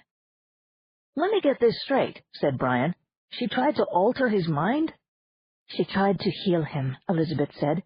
I suppose Aiken urged her to try out her new metabilities, just as he's been testing his own, but she couldn't handle it. "Stop talking about me as though I were a child," Suki exclaimed. "So I bit off more than I could chew, but I meant well." There was a harsh laugh from the towhead, whose silver torque was nearly concealed by a plaid flannel shirt. He wore heavy twill trousers and woodsman's boots with lug soles. "You meant well. Someday that'll be humanity's epitaph. Even that damn Madame Gudrian meant well when she let people pass into this hell world," Crayon said. "It will be hell for you, only if you make it so, Remo. Now we must ride on. Elizabeth, if you feel able, would you help Suki to understand something of her new power? At least advise her of the limitations she must accept for now." "I suppose I had better." Aiken rode close to scowling Suki and patted her shoulder in a brotherly fashion. "There now, sweets, the past mistress of mind Bendery will give you a flash course, and then you can work on me. I guarantee not to gobble you alive. We'll have lots of fun while you straighten out the kinks in my poor little evil soul." Elizabeth's mind reached out and gave Aiken a tweak that made him squawk out loud. "Enough of you, my lad. Go practice working your will on bats or hedgehogs or something." "I'll give you bats," Aiken promised darkly. He urged his mount forward along the wide track, and the cavalcade began to move once more. Elizabeth opened to Suki, gentling the woman's fear and discomfiture. "I would like to help you, little mind sister. Be at ease, yes?" Bloody-minded, stubborn chagrin, breaking down slowly. "Oh, why not? I did make a terrible hash of it." "All over now. Relax. Let me know you." Sue Gwen Davies, age 27, born and raised on the last of the Old World orbital colonies. A former juvenile officer full of sturdy empathy and maternal concern for her wretched young clients, the adolescents of the satellite had mounted an insurrection, rebelling against the unnatural life chosen for them by technocratic idealist grandparents, and the milieu had belatedly ruled that the colony must be disbanded. Suki Davies had rejoiced even as her job became redundant. She had no loyalty to the satellite, no philosophical commitment to the experiment that had become obsolete at the very moment that the great intervention commenced. All of Suki's working hours had been spent trying to cope with children who stubbornly resisted the conditioning necessary for life in an orbiting beehive. When the satellite colony was terminated, Suki came down to Earth, that world seen below for so many aching years. Paradise and peace existed down there, she was sure of it. Earth was Eden. But the real promised land was not to be found on Earth's manicured, busy continents. It was inside the planet. Elizabeth came up short. Suki's mind was moderately intelligent, strong-willed, kindly, latent in high redactability and moderate far sense. But Suki Davies was also firmly convinced that the planet Earth was hollow. Old-fashioned microfiche books, smuggled into the satellite by bored eccentrics and cultists, had introduced her to the ideas of Bender and Giannini and Palmer and Bernard and Sousa. Suki had been enthralled by the notion of a hollow Earth lit by a small central sun, a land of tranquility and invincible goodness, peopled by dwarfish gentlefolk possessing all wisdom and delight. Had not the ancients told tales of subterranean Azar, Avalon, the Elysian Fields, Ratamansu, and Ultima Thule? Even Buddhist Agata was supposed to be connected by tunnels to the Lama series of Tibet. These dreams seemed not at all outre to Suki, the inhabitant of the inside surface of a 20-kilometer-long spinning cylinder in space. It was logical that Earth be hollow, too. So Suki came down to the old world, where people smiled as she explained what she was looking for. Quite a few helped relieve her of her severance pay as she pursued her quest. There were not, she discovered from expensive personal inspection, mirage-shielded polar apertures leading to the planetary interior, as claimed by some of the old writers. nor was she able to gain entrance to the underworld via the purported caves in Shidzang. Finally, she had gone to Brazil, where one author said there was a tunnel to Agartha located in the remote Serra do Roncador. An old Morcego Indian, sensing an additional gratuity, told her that the tunnel had indeed once existed, but unfortunately it had been closed by an earthquake, many thousands of years in the past. Suki had pondered this pronouncement for 3 tearful weeks before concluding that she would surely be able to find the way into the hollow earth by traveling back into time. She had dressed herself in robes, reflecting her Welsh heritage, and came eagerly to the Pliocene, where, Crayon says, his people founded the paradise. Oh, Suki. Yes, yes, and I, powerful healer, can belong. Crayon's promise. Calm. You can become meta-practitioner of stature, but not instantly. Much, much to learn, dear. Trust, listen, follow, then act. Want, need to, poor Stein. Other poor ones I can help, feeling them all around us. Do you feel too? Elizabeth withdrew from the fidgeting immaturity of Suki's mind and cast about. There was something completely alien to her experience that had only glimmered on the fringes of her perception earlier in the evening. What was it? The enigma would not resolve itself into a mental image she could identify. Not yet. And so Elizabeth put the problem aside and returned to the task of instructing Suki. The job was a difficult one that would keep her busy for quite some time, for which, thanks be to God. 8. Bound for the River Rhone. The party rode for 3 more hours into the deepening night and coolness, coming down from the plateau via a steep trail with precarious switchbacks into a forest so thick that the bright light of the stars was blocked out. The 2 soldiers ignited tall flambeaux. One man rode in the van and the other at the rear. They continued their eastward progress while eerie shadows seemed to follow them among the massive gnarled trees. "Spooky, isn't it?"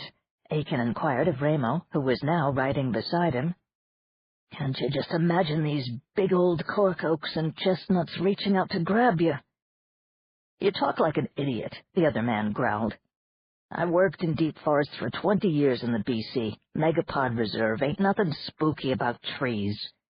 Aiken was unabashed. "So that's why the lumberjack outfit. But if you know trees, you must know that botanists credit them with a primitive self-awareness. Don't you think that the older the plant, the more attuned to the milieu it must be? Just look at these trees along here. Don't tell me they had hardwoods 8-10 meters across on the earth we knew.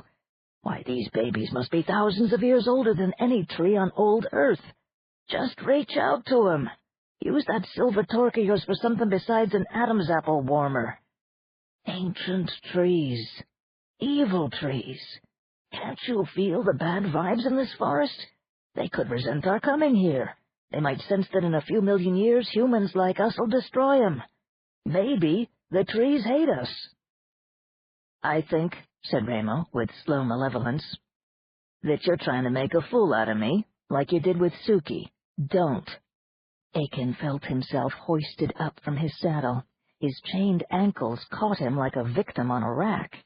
Higher and higher he rose, until he was suspended dangerously close to the branches overhanging the trail. "Hey, it was only a joke, and that hurts." Ramo began to chuckle, and increased the tension still more. Squeeze. Pummel the glacial mind grip of the Finno-Canadian and make him let go. Let go. Let go. With a crash that made the startled Chalico squeal, Aiken plummeted back into his saddle. Crayon turned around and said, "You have a penchant for cruelty that will have to be curbed, Ramo Hakkinen." "I wonder if all your kind would think so," inquired the former woodsman in an insolent tone. "Anyhow, you can make this little shit stop bugging me. Tree spooks." Aiken protested. "A lot of old-time cultures believed that trees had special powers. Didn't they, Brian?" The anthropologist was amused. Oh yes, tree cults were almost universal in the ancient world of the future. The Druids had an entire alphabet for divination based on trees and shrubs. It was apparently a relic of a more widespread tree-centered religion that derived from utmost antiquity. Scandinavians revered a mighty ash tree named Yggdrasil. Greeks dedicated the ash to the sea god Poseidon. Birches were sacred among the Romans. The rowan was a Celtic and Greek symbol of power over death. The hawthorn was associated with sex orgies and the month of May, and so was the apple. Oak trees were cult objects all over pre-literate Europe. For some reason, oaks are especially vulnerable to lightning, so the ancients connected the tree with the thunder god. Greeks, Romans, Gaulish Celts, the British, Teutons, Lithuanians, Slavs, they all held the oak to be sacred.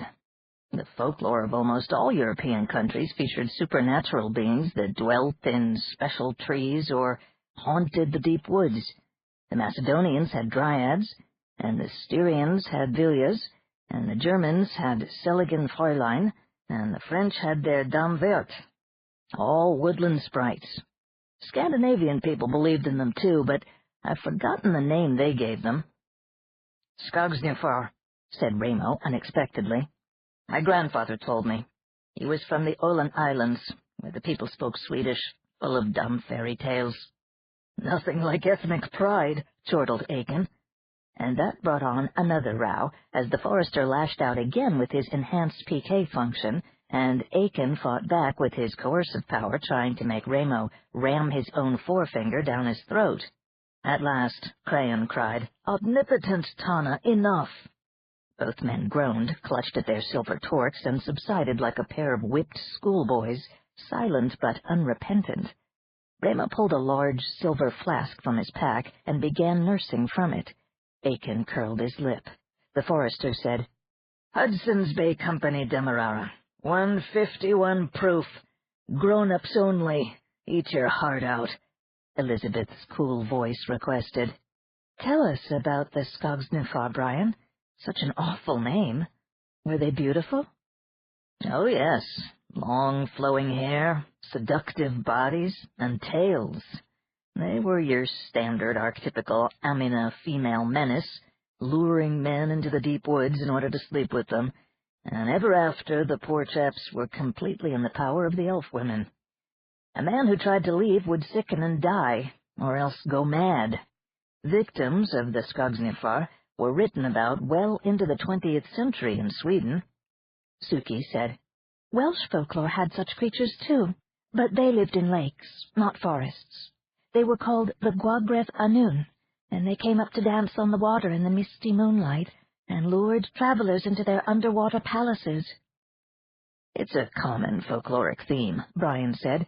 The symbolism is easily grasped. Still, one has to feel a bit sorry for the poor male elves. They seem to have missed out on a lot of good, dirty fun. Most of the humans laughed, including the guards. Are there any parallel legends among your people, Crayon? The anthropologist asked. Or didn't your culture produce tales of enchantment? There was no need, the Tanu replied, in a repressive tone. An odd notion occurred to Elizabeth. She attempted to slide a microprobe through Crayon's screen without triggering his awareness. Ah, Elizabeth, don't. These petty aggressions games, idle scrabblings for superiority. Innocent incredulity, scorn-colored taunt. Nonsense. I am old-tired, civilized of goodwill to you and yours, even ultimately crushable. But others my kind not. Beware, Elizabeth, reject not Tanu lightly. Remember Puffin. Puffin? Child poem your folk from human educator among us long deceased. Lonely bird, only one of a kind, ate fishes, bewailed solitude. Friendship proffered by fishes if bird refrained devouring. Deal accepted, meal habits changed. Fishes only game in town for Puffin. As you, Tanu, are for me, Affirm, Eliza Puffinbeth." She burst out laughing, and Brian and the other humans looked at her in blank astonishment. "Somebody," Aiken remarked, "has been whispering behind our minds. Are you going to let us in on the joke, Lovey?" "The joke's on me, Aiken." Elizabeth turned to Crayon. "We'll have a truce. For now." The exotic man inclined his head. "Then permit me to change the subject. We are approaching the bottomlands of the river, where we'll have our night's rest in the city of Vernaya. Tomorrow we shall resume our journey in a more agreeable fashion, by boat. We should arrive in the capital city of Mariah in less than 5 days, if the winds are right." "Sailboats on a turbulent river like the Rhone?" Brian said, aghast. "Or is it calmer here in the Pliocene?" "You'll have to judge for yourself, of course.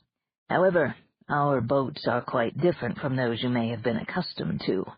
We Tano are not fond of water travel, but with the coming of humanity, safe and efficient boats were designed and river commerce became extensive. We now use boats not only for passenger travel, but also to ship vital commodities from the north, especially from Vernaya and the Garaya in the area you call Brittany, to the southern regions, where the climate is more to our taste." "I've brought a sailboat with me," the anthropologist said. "Will I be permitted to use it? I'd like to visit your Vernaya and Garaya." "As you'll see, upstream travel is generally not feasible. We rely on caravans for that, using either calicos or larger beasts of burden called helads, a species of short-necked giraffe. In the course of your researches, you will doubtless make visits to several of our population centers." "Without a torque on him?" Ramo interjected. "You'd trust him?" Crayon laughed. "We have something he wants." Brian flinched, but he knew better than to rise to the bait. He only said, "These vital commodities you ship, I suppose they include mostly foodstuffs?" "To some extent. But this many-colored land is literally overflowing with meat and drink for the taking." "Minerals, then? Gold and silver? Copper and tin? Iron?" "Not iron. It is unnecessary in our rather simple techno-economy. The Tana worlds have traditionally relied on varieties of unbreakable glass in those applications where humanity utilized iron. It is interesting that in recent years you, too, have come to appreciate the versatile material." "Vitrador, yes. Still, your fighting men seem to prefer the traditional bronze in their armor and weapons." Crayon laughed quietly. "In the earliest days of the time portal, it was considered wise to restrict human warriors in that way. Now, when the restriction has become obsolete, humans continue to cling to the metal. We permit a bronze technology to flourish among your people where it does not conflict with our own needs. We Tanu are a tolerant race. We were self-sufficient before humans began to arrive, and we are by no means dependent upon humanity for slave labor." Elizabeth's thought loomed large. "Other than reproductive enslavement?" "Since the tedious and difficult work such as mining and agriculture and comfort maintenance is undertaken by Ramas in all but the most isolated settlements." "These Ramas," Aiken broke in, "how come there weren't any back at the castle to do the dirty work?" "They have a certain psychic fragility, and require a tranquil environment if they are to function with minimal supervision. At Castle Gateway there is inevitable stress." Ramo gave a derisive grunt. Brian asked, "How are the creatures controlled?" "They wear a much simplified modification of the Grey Torque. But you must not press me to explain these matters now. Please wait until later, in Mariah." They rode into an area where the trees were not so thickly clustered, among giant crags at the base of a sparsely forested ridge. Up where the crest met the starry sky was a glow of colored light. "Is that the town up there?" Suki inquired. "Can't be," Ramo said contemptuously. "Look at the thing move." They reined in their chalicos and watched the glow resolve into a thin skein of luminescence that twisted in and out of the distant silhouettes of trees at considerable speed. The light was a blend of many hues, basically golden but with knots that flared blue, green, red, and even purple, in a panoply of sparkling commotion, wild and urgent. "Ah," Crayon said, "the hunt. If they come this way, you'll see a fine sight." "It looks like a giant rainbow glowworm racing up there," Suki breathed. "How lovely." "The Tanu at play?" Brian asked. Suki uttered a disappointed cry. "Oh, they've gone over the ridge. What a shame. Tell us what the hunt is, Lord Crayon." The exotic man's face was grave in the starlight. "One of the great traditions of our people. You'll see it again, many times. I'll let you discover for yourselves what it is." "And if we're good," Aiken put in impudently, "do we get to join in?" "Possibly," Crayon replied. "It is not to every human's taste, nor even to every Tanu's, but yes, I think perhaps the hunt would appeal to your particular sporting instinct, Aikendrum." And for an instant the healer's emotional tone was plain for Elizabeth to read. Disgust, mingled with an age-old sense of despair. 9. Richard saw flames. They were moving toward him, or he was moving toward them, and they were vivid orange and resin-smoky, rising tall into a wavering queue in the nearly windless dark. He saw that it was a pile of burning brush the size of a small hut, crackling and hissing but throwing no sparks, seeming to draw abreast of him, pass him by and recede, disappearing at last behind a grove of black trees that had crept up unseen in the night, but now stood backlighted by the bonfire's glow. It hurt his neck to look back. He let his head loll forward. There was something bulky just in front of him that had long hair and moved rhythmically. It was very strange.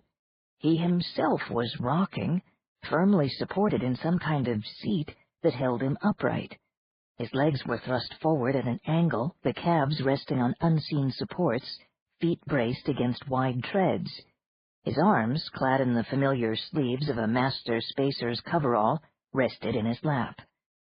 A funny kind of starship, he mused, with a hairy control console.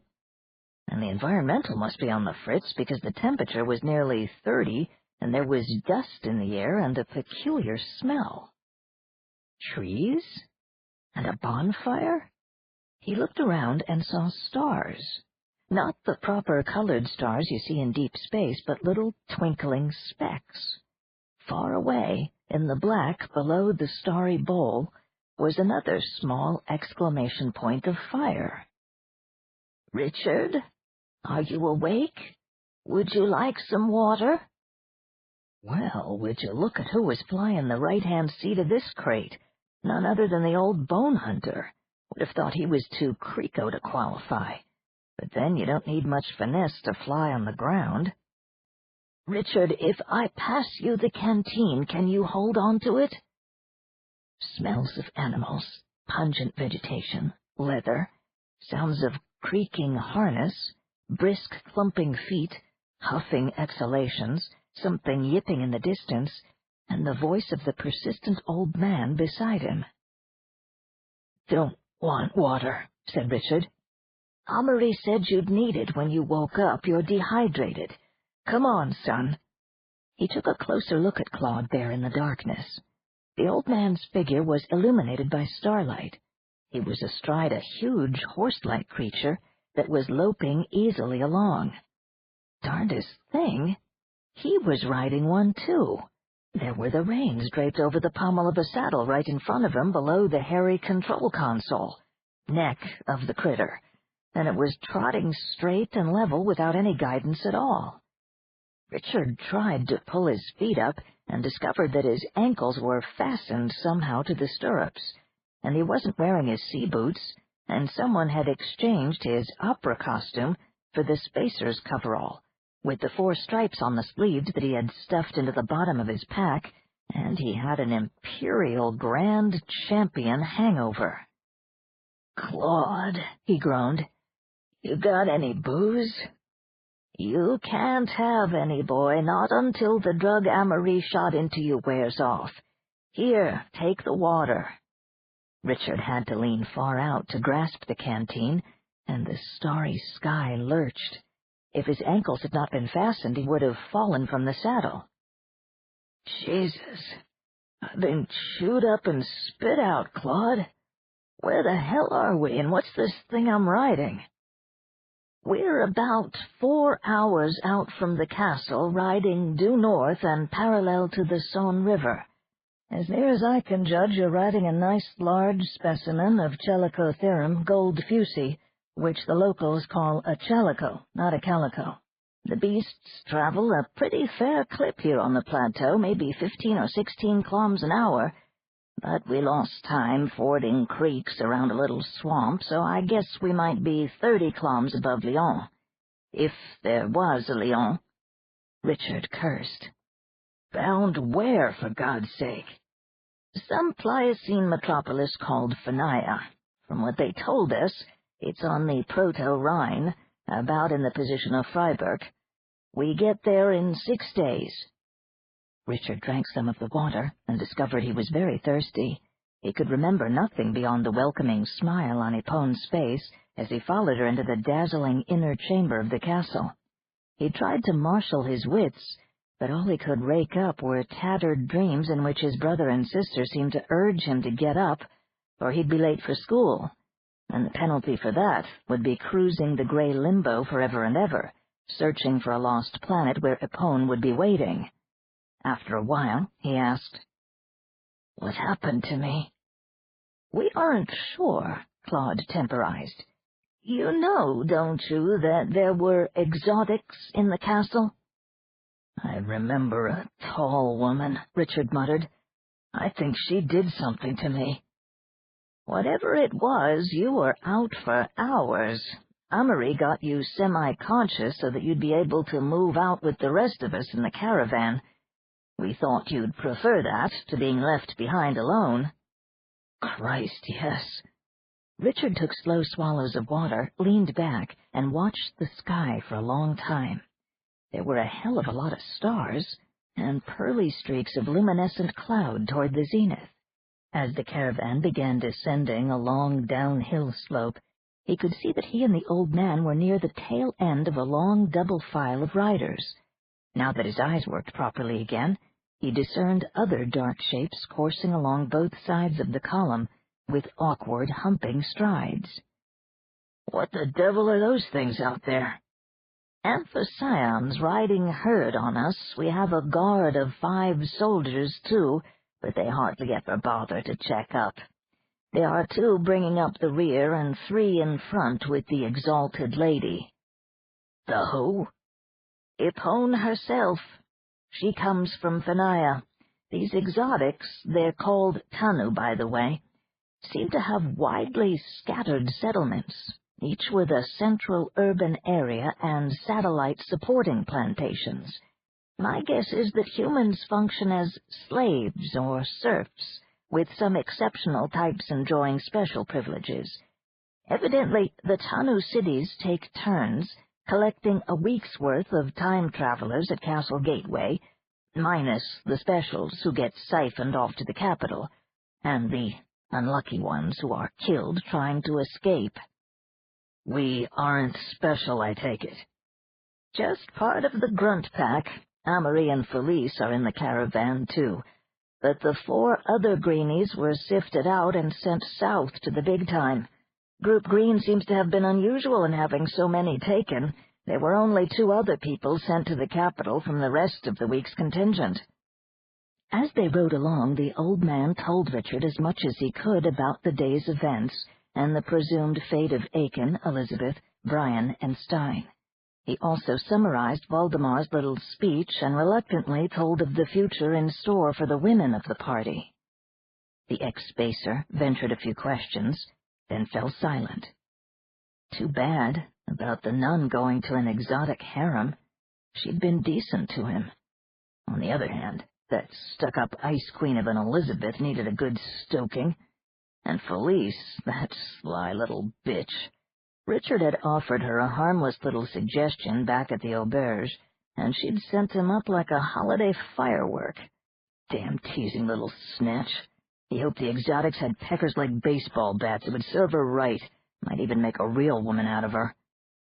The caravan moved steadily down the incline, heading a little east of north now, and coming closer to the river. The beacon fire was their landmark. Claude had told him that similar fires were spaced about 2 kilometers apart all the way from the castle. A scouting party must be riding in advance of the caravan along the track, torching the waiting piles of brush if all was well. "I think I see a building down there," Claude said. "Maybe it's the place where we stopped for a break." Richard sure as hell hoped so. He had drunk too much water. From the head of the column came the silvery notes of a horn sounding a 3-toned call. This was echoed distantly. After a few minutes had passed, a dozen or so tiny pinpricks of fire emerged from the vicinity of the downslope bonfire and approached the caravan in a sinuous line, riders carrying torches coming to escort them. By the time the groups converged, Claude and Richard could see that the last beacon fire burned outside of a walled enclosure resembling an ancient American plains fort. It stood on a bluff above a tree-crowded watercourse that must drain into the Saône. The caravan halted momentarily, and Lady Epone and Valdemar went forward to greet the escort party. In the torchlight, Richard unconcernedly admired the stately Tanu woman, who was riding a white calico there of exceptional size and wearing a dark blue hooded cloak that floated behind her. After a moment's conference, 2 of the soldiers from the fort rode off to one side and in some manner called in the pack of amphicyons. The bear dogs were led away on a side path, while the rest of the escort fell in beside the caravan for the last part of the journey. A gate in the palisade opened, and they rode inside 2 by 2. Then, in what was to become a familiar procedure, the prisoners had their mounts tethered to posts in front of double troughs of feed and water. At the left of each chalico was a dismounting block. After the soldiers unlocked their chains, the muscle-sore travelers descended and gathered in an untidy group, while Valdemar addressed them once again. "All you travelers, we'll rest here for 1 hour, then go on until early morning another 8 hours. Everybody groaned. "Latrines in the small building behind you. Get your food and drink in the bigger building next door. Anybody sick or got a complaint, see me. Be ready to remount when you hear the horn. Nobody comes into the area beyond the hitching rail. That's all." Epone, who was still on Chalico back, guided her beast delicately through the throng until she loomed over Richard. "I'm glad to see you're recovering." He gave her a quizzical look. "I'm just dandy, and it's nice to know you're a lady who cares about the health of her livestock." She threw her head back and laughed, cascades of sound like the deep strumming of a harp. Her partially hidden hair gleamed in the torchlight. "It really is too bad about you," she said. "You've certainly got more spirit than that silly medievalist." She turned her animal away, rode to the opposite side of the compound, and was helped out of the saddle by obsequious men in white tunics. "What was that all about?" inquired Amory, who had come up with Felice. Richard glowered. "How the fuck should I know?" He went tottering off toward the latrine. Felice watched him go. "Are all your patients this grateful?" The nun laughed. "He's coming along just fine. You know they're on the mend when they bite your head off." "He's nothing but a stupid weakling." "I think you're wrong about that," Amory said. But Felice only snorted and went off to the mess hall.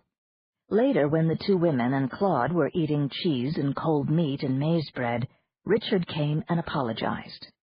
"Think nothing of it," the nun said. "Sit down with us. We've got something to talk over with you." Richard's eyes narrowed. "Yeah?" Claude said softly. "Felice, has a plan for escape, but there are problems." "No shit," the pirate guffawed. The little ring hockey player took Richard's hand and squeezed. His eyes bulged, and he pressed his lips together. "Less noise," Felice said. "The problem isn't in the escape itself, but in the aftermath. They've taken our maps and compasses. Claude has a general knowledge of this part of Europe from his paleontology studies more than 100 years ago, but that won't help us if we can't orient ourselves while we're on the run. Can you help us? Did you study the large-scale map of Pliocene France when we were back at the auberge?" She dropped his hand, and Richard stared at the whitened flesh, then threw her a glance of pure venom. "Hell no! I figured there'd be plenty of time for that once we arrived. I brought a self-compensating compass, a computer sextant, all the charts I'd need, but I suppose all the stuff was confiscated. The only route I looked at was the one west to the Atlantic, to Bordeaux." Felice grunted in disgust. Claude persisted in a peaceable tone. "We know you must be experienced in navigation, son. There's got to be some way we can orient ourselves. Can you locate the Pliocene pole star for us? That would be a big help." "So would a frigate of the Fleet Air Arm," Richard grumbled, "or Robin Hood and his merry men." Felice reached out for him again, and he dodged back hastily. "Can you do it, Richard?" she asked. "Or are those stripes on your sleeves for good conduct?" "This isn't my home planet, dykey doll, and the Noctilucent clouds don't make the job any easier." "Lots of volcanism," Claude said. "Dust in the upper atmosphere, but the moon has set and there aren't any ordinary clouds. Do you think you'll be able to get a fix as the glowing patches come and go?" "I might," Richard muttered, "but why the hell I should bother beats me. What I want to know is what happened to my pirate outfit. Who put this coverall on me?" "It was there," Felice said sweetly, "and you needed it. Badly. So we obliged. Anything to help out a friend."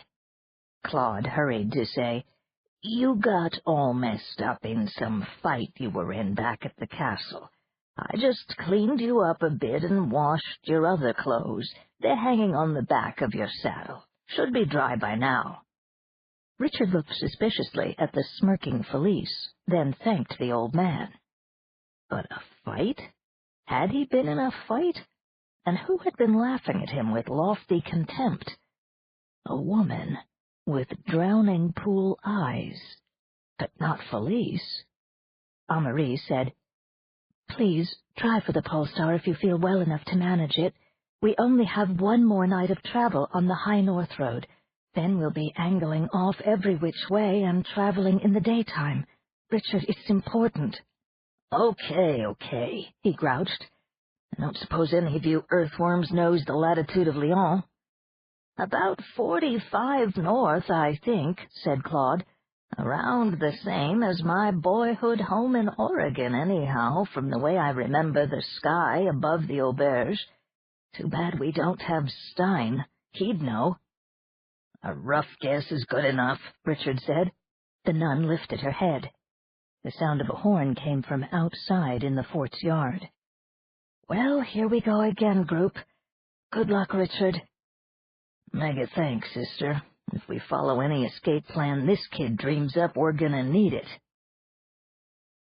They rode on through the night, traveling from beacon to beacon along the plateau trail, with the river valley at their right and the scattered small volcanoes of the Lamagna giving an occasional ruby pulse in the southwest.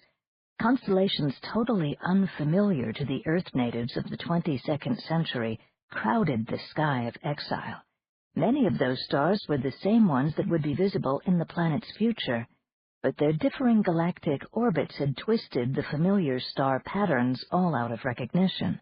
There were stars in the Pliocene sky that were destined to die before the time of the galactic milieu.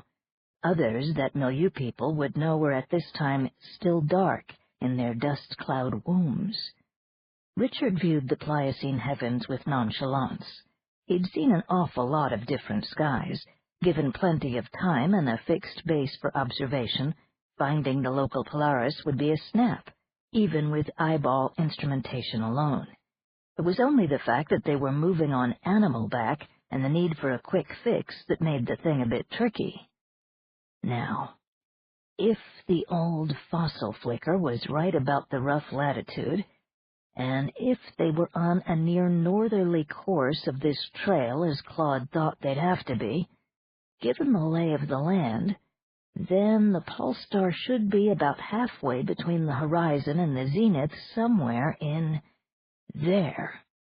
He had picked up a couple of stiff twigs from the litter back at the fort, and now bound them together into a cross-sight with a hair from his mount's mane. Each stalk was twice as long as his hand. He hoped the field wouldn't be too limited.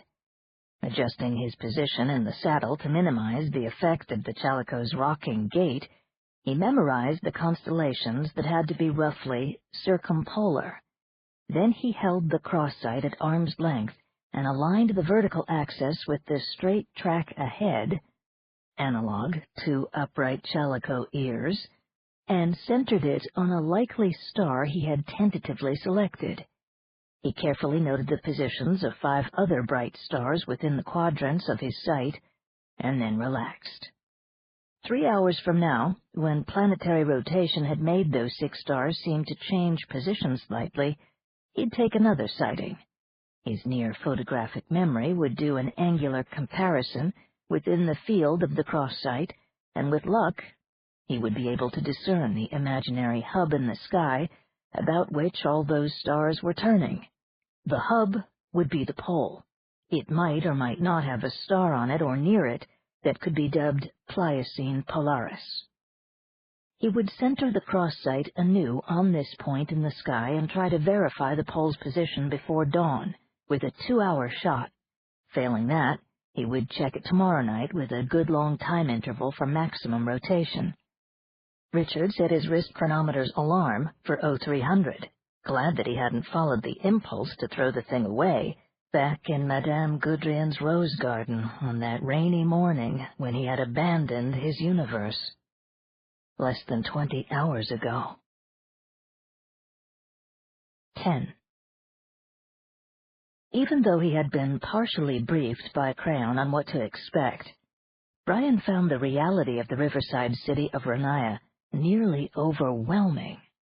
The party of riders came suddenly upon the place after wending their way through a dark canyon where the guards' torches barely illuminated a narrow trail cut in buff sandstone. The caravan emerged onto a knoll overlooking the confluence of the Saône and the Rhône, and saw the town below on the west bank, just south of the snout of forested crags where the 2 great rivers joined. Renaya was built on a rise adjacent to the water. Twisting around the hill's base was an earthen rampart crowned by a thick fortified wall. All along the top of this, glittering like lavish strings of orange beads, were closely spaced little fires. High square watchtowers jutted out from the wall every 100 meters or so, and these too were outlined in pricks of fire all along their crenellated battlements around the windows, and even up and down the corners and angles of the walls. A massive city gate had almost every detail of its architecture picked out in small lamps. Leading to the gate was a colonnaded avenue 1/2 kilometer long, every column of which was capped with a huge flaming torch. The midway was flanked with spangled geometrical patterns that might have been lamp-bordered lawns or flower beds planted in parterre designs. From the caravan's vantage point above the town, Brian could see that Renaya was uncrowded, its mostly small houses laid out along wide, curving streets. Since it was well past midnight, most of the dwellings showed no window lights, but along the edges of the roofs were little dots of fire, and the parapets that fronted the houses were also illuminated by thousands of the evenly spaced lamps. Closer to the riverside were a number of larger structures bearing slender towers of varying heights. The walls and major features of these buildings were outlined in light as elaborately as the city gate was, but instead of oil lamp orange, the facades glowed with blue, bright green, aquamarine, and amber. Many of the towers had their windows ablaze. "It's like fairyland," breathed Suki. "All those little sparkling lights?" Each inhabitant is obligated to contribute to urban illumination by maintaining the lamps of his own house, Crane said. The common fuel is olive oil, which is extremely plentiful.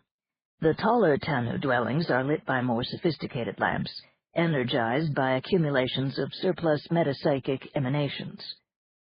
They rode down, following the track until it merged with a road paved in granite sets that widened to nearly 80 meters as it approached the avenue of fire-topped columns. Between the great pillars stood neat frameworks of bamboo arranged in aisles, separated by dark shrubbery and clusters of palm trees. Crane explained that booths for a market were set up in this exterior garden every month, featuring the goods of local artisans as well as luxury products of all kinds brought in by caravans. Once a year there was also a great fair, which attracted people from all over Western Europe. "You have no daily market for foods, then?" Brian asked. "Meat is the great diet staple," Crane replied. "Professional hunters, all human, bring in large quantities of game to the plantations in the more northerly reaches of both the Saône and Rhône. It is sent downstream daily to the town provisioners on barges, together with grain, fruit, and other produce from the farm, such as olive oil and wine. Most of the food processing is done at the plantations by Rama workers. In years gone by, our own people supervised the plantations. Now, almost all of them are overseen by humans." "And you see no potential hazard in such an arrangement?" Brian asked. Crane smiled, the flickering lights striking sparks from his deep-set eyes. "No hazard at all. The humans engaged in critical occupations all wear the torque. But try to understand that coercion is seldom necessary. For all but the most deeply disturbed of your people, the world of exile is a happy one." "Even for the women?" Elizabeth inquired. The unperturbed Tanu said, "Even the lowliest non-meta women of the commonality are completely free from drudgery. They may engage in the occupations of their choice, or live in indolence. They may even pleasure themselves as they will with human lovers. The only restriction is that their children must be by us." The more fortunate humans possessing genetic codons for metafunction enjoyed a privileged position. They are welcomed into our society as probationary equals. In the fullness of time, those who have proved their loyalty to the Tanu may exchange their silver torques for gold. "Both men and women?" Aiken asked, his lips twitching. "Both men and women. I'm sure you can appreciate our reproductive strategy. We not only strengthen our line against the effects of the local radiation, but also incorporate your genes for latent and operant metability. Ultimately, we may hope to evolve fully operant metapsychics." He nodded at Elizabeth. "Even as you will have done 6 million years from now. We will then be freed from the limitation of the golden torques." Elizabeth said, "Quite a grand design. How do you reconcile it with the reality of this planet's future, with no Tanu?" Crane smiled. "The goddess wreaks as she wills. 6 million years is a long time. I think we Tanu will be grateful to settle for a small portion of it to call our own." They approached closer to the great gate, which was 12 or 13 meters wide and almost twice as high, fashioned of titanic balks of timber heavily reinforced with bronze plates. "Not much action outside here at night, is there?" Aiken commented. "There are wild animals and other dangers," Crane said. "The night is not a time for humans to be abroad, unless they are going about the business of the Tanu." "Interesting," Brian said. "These city walls and the rampart must be effective against almost any kind of night prowlers. They're certainly over-elaborate as a protection from animal menaces, or even aggression from outlaw humans, and I understand there are some here and there." "Oh, yes," Crane admitted, with a dismissing wave of his hand. "Little more than a minor nuisance." "Then what purpose do the fortifications really serve?" "There are always," Crane said, "the Firvalok. They came to a halt immediately in front of the gate. Above its arch was the same golden mask emblem that had adorned the entrance to Castle Gateway. Captain Zdenek, accompanied by one torch-bearing soldier, rode to a shadowed niche and detached a stout chain that dangled from the soffit of the overhanging archway. The chain had a ball of metal-caged stone on the end that measured a good half-meter in diameter. Zdenek rode out a short distance holding the ball, and then turned, took aim, and let it swing back toward the gate in a pendulum arc. It struck a blackened bronze lens set into the timbered valve, and there was a deep-throated boom, as from a huge old-world church bell. Even as the soldier caught the returning ball and put it back into its niche, the ponderous gate began to swing open. Cran rode forward alone, rising above the saddle to his full height, so that his scarlet and white robes streamed back in the breeze rushing from the widening aperture. He cried out 3 words in an exotic tongue, simultaneously transmitting a complex mental image that the torque-wearing humans and Elizabeth were unable to decipher. 2 squads of human soldiers with crested helmets stood at attention on either side of the open entrance. The engraved plates and scales on their ceremonial bronze armor gleamed like gold in the light of countless flaming lamps. Beyond the gate, lining the otherwise deserted street for almost an entire block on both sides, were the Ramas. Each small ape wore a metal collar and a blue and gold tabard. Each held a wand of some glassy material, tipped with a blue or an amber light. Cran and his retinue passed between the ranks of Ramapithecines, and the little animals turned and pattered alongside the chalicos, escorting the riders through the streets of the sleeping town. At one plaza, where the waters of a large fountain splashed onto floating lanterns, Captain Zdenek saluted Cran and rode off toward a dim barracks with the soldiers Billy and Senku, their night's work at an end. The time-farers gaped at the houses, dark except for the myriad twinkling oil lamps along every roof gutter, garden wall, and balustrade.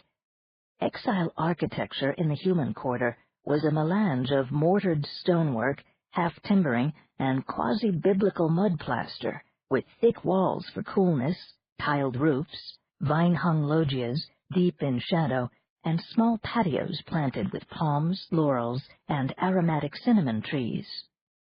Munchkin Tudor, Brian decided. Humanity had retained its sense of humor in spite of the 6-million-year banishment. They saw no people at all, but here and there other child-sized Ramas, wearing tabards of differing colors, went about mysterious errands, pushing little covered carts. Once, in an oddly reassuring incident, an unmistakable Siamese cat streaked across the main avenue and disappeared into the open window of a house. The Chalico riders neared a complex of larger buildings close to the river. These were constructed of material resembling white marble, and set off from the rest of the town by an ornamental wall breached at intervals by wide stairways. The parapet at the top was decorated with planter urns, spilling flowers. In place of the homely town lamps of ceramic or metal fretwork, torchères like great silver candlesticks lit the precincts of the Tanu. The dwellings were hung with chains of faceted glass lanterns, their blue, green, and amber making an eerie contrast to the friendly warmth of the oil lamps on the streets of the outer town. There were a few familiar touches, water lilies in tiled pools, climbing yellow roses supported on delicate trellises of marble filigree, a nightingale, wakened by the sound of their passage, that uttered a few sleepy notes. They passed into a courtyard hemmed by ornate frosty buildings. Here a large door was suddenly flung open, and golden radiance streamed forth, catching them by surprise. As the Ramas stood solemnly by, human servitors came rushing out to take the bridles of the Chalicos, unlock the ankle chains of the prisoners, and help them to dismount. Then came the Tanu, 20 or 30 of them, laughing and calling out greetings to Cran in the exotic tongue and chattering in animated exuberance over the time travelers in musical standard English. The Tanu wore thin flowing gowns and robes of vivid tropical colors, together with fantastic jewelry, wide yoke collars all gemmed and enameled, with brocaded and jeweled ribbons dangling front and rear. The women had wired headdresses, all hung with gemstones. Here and there, among the lofty exotics, were a few smaller human figures just as gaudily dressed, but wearing silver torques instead of the Tanu gold. Brian studied these privileged humans with interest. They seemed to be socially integrated with the taller ruling race, and just as anxious to make the acquaintance of the overawed prisoners. Among the arrivals, only Aiken was completely at ease. With his pocketed suit flashing like liquid metal, he fairly hopped about the courtyard, making mocking obeisance to the laughing Tanu ladies, most of whom were nearly a third taller than he was. Brian stood apart from the others and watched. The Tanu nobles were solicitous of the comfort of the prisoners, joking over the incongruity of the situation, somehow managing to make the newly met exiles feel wanted and welcome. Brian had no doubt that mental speech was flying about as fervidly as the vocal sort. He wondered what kind of psychic stimulant might be operating at the lower levels of consciousness to make even sullen Ramo and the aloof Elizabeth slowly unbend and join in the conviviality. "We don't want you to feel left out, Brian." The anthropologist turned and saw a slender exotic male, garbed in a simple blue robe, smiling at him. He had a handsome but sunken-eyed visage, lined about the mouth as Crane's was. Brian wondered whether this might be a sign of extreme age among these inhumanly youthful-looking people. The man's hair was of the palest ivory, and he wore a narrow coronet of a material resembling blue glass. "Permit me to welcome you. I am your host, Bormal. Like yourself, a student of culture. How eagerly we have awaited the arrival of another trained analyst. The last anthropologist who came to us arrived nearly 30 years ago, and he was unfortunately in frail health. And we need your insights so urgently. We have so much to learn about the interaction of our two races if this exile society is to flourish to our mutual advantage. The science of your galactic milieu can teach us the things we must know in order to survive. Come, we have good food and drink waiting for you, and your friends inside. Share with us some of your first impressions of our many-colored land. Give us your initial reactions." Brian managed a rueful laugh. "You flatter me, Lord Bormal, and overwhelm me. I'm damned if I can make head or tail of your world as yet. After all, I've only just arrived, and excuse me, but I'm so tired out after this bloody, shocking day that I'm ready to drop in my tracks." "Forgive me, I'd completely forgotten you're without a torque. The mental refreshment that our people have been lavishing over your companions hasn't affected you. If you wish, we can—" "No, thank you." Grant came up and smiled ironically at the anthropologist's sudden alarm. "Brian would prefer to do his work without the consolations of the torque. In fact, he has made this a condition of cooperation." "You don't have to coerce me," Brian said testily. "Don't misunderstand." Bormal appeared pained. He gestured at the gaudy throng, now leading the other prisoners inside with every evidence of good fellowship. "Are your friends being coerced? The torque isn't a symbol of bondage, but of union." Brian felt a surge of anger and dreadful weariness erupt in him. His voice remained calm. "I know you mean well, but there are many of us humans. One might say most of us in my world of the future, most of the normal members of humanity, who would rather die than submit to your torque, in spite of all its consolations. Now you must excuse me. I'm sorry to disappoint you, but I'm not up to any learned discussions right now. I'd like to go to bed." Bormal bowed his head. One of the human servants came running up with Brian's pack. "We will meet again in the capital. I hope you will have modified your harsh opinion of us by then, Brian. This is Jodan, who will take you to a retiring room at once. Rest well." Bormal and Crane glided away. Almost everyone else had already left the courtyard. "Right this way, sir," Jodan said, his breezy aplomb equal to that of a bellman in one of the old world's posher hostelries. "We've got a nice room ready for you, but too bad you'll miss the party." They went off into corridors decorated in blue and gold and white. Brian caught a glimpse of the unconscious Stein being borne away on a litter by 4 more human attendants. "If there's a doctor in the house, Jodan, that man could use looking after. The poor chap got clobbered both physically and mentally." "Don't worry, sir. Lady Damone, Bormol's missus, is an even better medic than Crayon. We get a lot of whacked-out specimens passing through here, the time portal being the shock that it is, but most of the casualties get fixed up pretty good. This Tanu bunch don't have anything like the tank regeneration equipment we grew up with, but they slop on through pretty good regardless. They're mighty tough themselves, and they can heal most injuries and diseases with the help of the Torques. Lady Damone will give your pal a good vein feed, and see to his scattered marbles. Another day he'll be as good as new. Quite a pile of muscle, isn't he? They must have him tapped for the grand combat." "And what," Brian asked quietly, "might that be?" Jodan blinked, then grinned. "Kinda sports event they have a couple of months from now, around the end of October. Traditional with these folks. They're great ones for traditions. Well, here's your room, sir." He threw open the door to an airy chamber that had white draperies billowing in front of a large window. A vertical string of sapphire lanterns hung beside a cool-looking bed. More conventional oil lamps cast a pool of yellow radiance on a table where a simple supper had been laid out. Jodan said, "If you need anything, just pull this ring beside the bed and we'll come running. I don't suppose you'll require any consoling companionship? No? Well, sweet dreams anyhow." He whisked out and closed the door firmly behind him.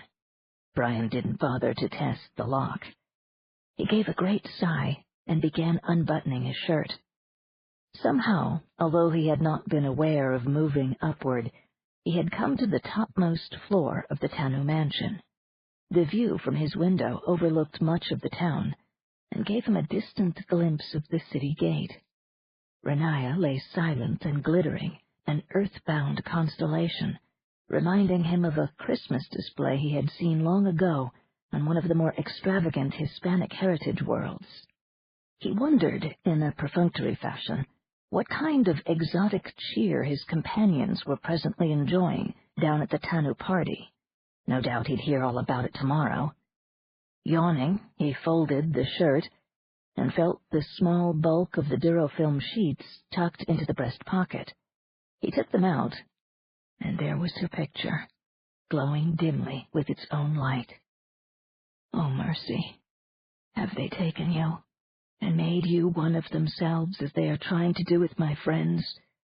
Thin, sad woman, with yearning, sea-deep eyes, and a smile that keeps me bound despite all reason. I have never heard you play your harp and sing, but my mind's ear creates you. There is a lady, sweet and kind, was never face so pleased my mind. I did but see her passing by, and yet I love her till I die. Her gestures, motions, and her smile, her wit, her voice my heart beguiled my heart, I know not why, and yet I love her till I die." A deep, brazen note sounded, snatching him from his fatigue-drugged reverie. It was the great gong at the city gate. The portal swung open in response, seeming to admit the rising sun. "Christ," whispered Brian. He watched, transfixed, as the hunt came a-homing. A rainbow poured down the main avenue of the town, taking the same route that their own party had followed not long before. Flaring and twisting, the creature of light resolved itself into a procession of splendidly mounted Tanu, leaping about with the antic joy of a Novo Janeiro Mardi Gras parade. Both chalicos and riders glowed with an internal effulgence that continually shifted up and down the entire spectrum. The hunt came closer and closer and eventually passed almost under Brian's window. He saw that the participants, men and women alike, were arrayed in bizarre armor, apparently of gem-studded glass, adorned with spikes and knobs and other decorative excrescences that gave them the look of humanoid crustaceans fashioned out of diamonds. The chalicos were partially armored with the same material and wore shining gems on their foreheads. Both mounts and riders trailed brightly colored streamers of gossamer fabric that emitted sparks from the tapered ends. The hunt made a triumphant noise. The men struck their bejeweled shields with glowing glass swords to produce a musical clangor. Some of the women sounded weirdly twisted glass horns with animal head bells, and others chanted at the top of their powerful voices. Near the end of the parade were 6 riders glowing a uniform neon red, evidently the heroes of this particular chase. They held tall lances, upon which were mounted the knight's trophies, severed heads. 4 of the heads had belonged to monsters, a fanged and wattled horror gleaming black and wet, a reptile with ears like bat wings, and a fringe of tentacles at its cheeks that still twitched, a thing having branched golden antlers and the face of a bird of prey, a nightmare simian with pure white fur and still blinking eyes the size of apples. The other 2 heads were smaller. Brian saw them quite clearly as the procession passed by. They had belonged to an ordinary little man and woman of late middle age. 11. It was the unexpected recreation of old pain that finally gave Amory her insight. The swollen ankles, chained immobile to the high stirrups, the stretched muscles on the insides of her thighs, the horde of imps twanging the spinal ganglia in the small of her back, the cramps in calves and knees. She remembered them. It had been just like this 26 years ago. Her father had told the family that descending into the Grand Canyon of the Colorado on a mule would be a wonderful adventure, a trip through a cut-open layer cake of planetary history that they would all look back on and savor after they'd gone out to far Multnomah. And it had started out fine. On the trail down, Amory the child delighted in fingering the strata of colored rock that became older and older, until at the bottom she had picked up a 2-billion-year-old fragment of black glittering Vishnu schist and studied it with suitable awe. But then had come the journey back up to the canyon's rim, and pain.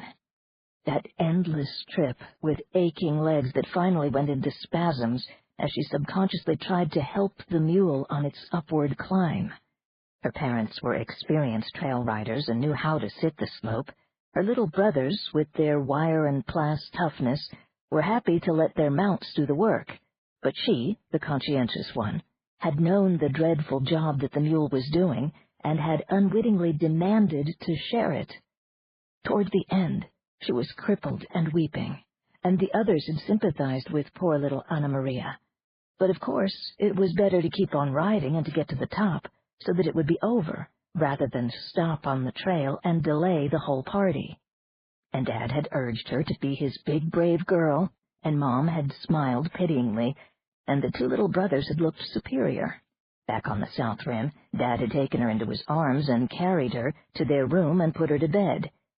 She had slept for 18 hours, and the brothers teased her for missing out on the egg ride to the Painted Desert, and she had felt guilty. That had started it all. Mom and Dad and the boys, all gone now. But the big girl still tried to carry her load no matter how much it hurt. So there. Now you begin to understand why you have come here, and all the rest of it.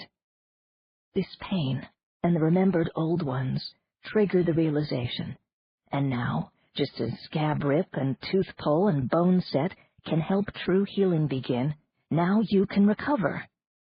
But God, what a fool you have been. And now you are here, and the insight has come too late.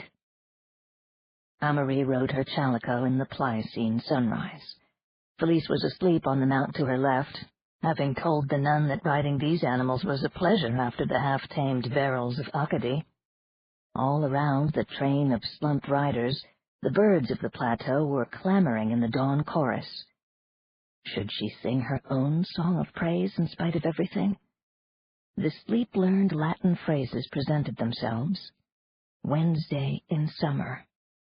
She had forgotten matins at midnight, so better do that before the lauds that properly belong to dawn. She chanted softly as the eastern sky turned from purplish gray to yellow, with the cirrus wisps like torn vermilion chiffon. Cor meum cortubatum est in me, et formido mortis secidit super me. Timor et tremor venerunt super me, et contexerent me tenebri. Et dixit, quis tabet mihi pennas sicut columbi, et velabo, et requiescam. Her head sank upon her breast, and tears fell onto the white homespun of her habit. From the next rider ahead of her came a quiet laugh. Interesting that you pray in a dead language. Still, I dare say we could all do with a bit of Psalm 55. She looked up. It was a man in a Tyrolean hat, turned part-way around in his saddle, and smiling at her. He declaimed, "My heart is sore pained within me, and the terrors of death are fallen upon me. Fear and trembling have seized me, and darkness has overwhelmed me. And I said, Oh, that I had wings like a dove, for then I would fly away and be at rest." "What's next?" she said miserably. "Ecce elongavi fugiens, et mansi in solitudine." "Oh, yes. Lo, I would flee far away and live in the wilderness." He waved a hand at the emergent landscape. "And here it is. Magnificent. Just look at those mountains in the east. They're the Jura. Amazing the difference 6 million years makes in them, you know. Some of those ridges must be at 3,000 meters, perhaps twice as high as the Jura of our time." Amory wiped her eyes on her scapular. "You knew them?" "Oh, yes, I was very keen.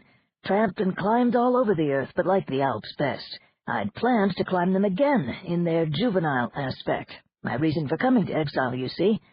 In my last rejuve, I had my lung capacity up to 20%, had the heart and large muscles fortified as well. I brought all kinds of special climbing gear along. Do you know, part of the Pliocene Alps might be higher than the Himalaya we knew? Our Alps were greatly eroded by the ice age that'll be along in a few million years.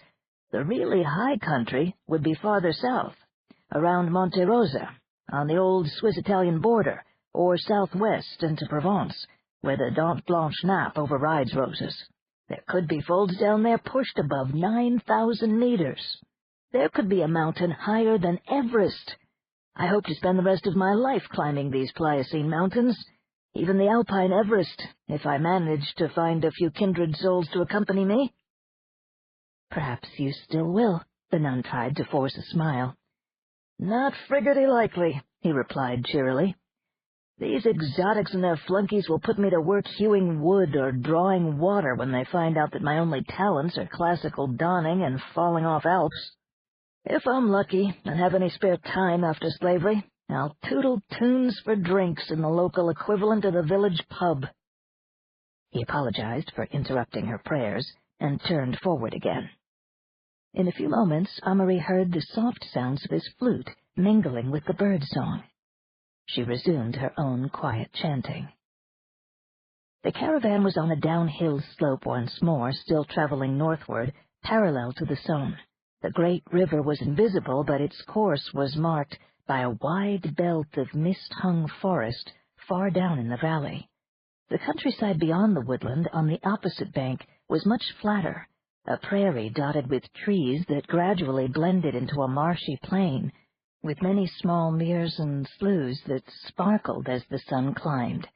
Tributary streams twisted through the eastern swamp, but the west bank of the Saône that they traveled was several hundred meters higher, cut only by widely separated creeks and gullies, which the patient Jalicos plodded across while scarcely breaking stride.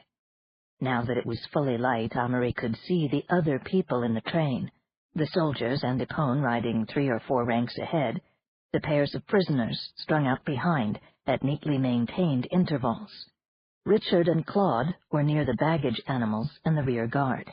The outriding amphicyons gallumped stoically on either side, sometimes closing in, so that she saw their evil yellow eyes or smelled the carrion reek of their bodies.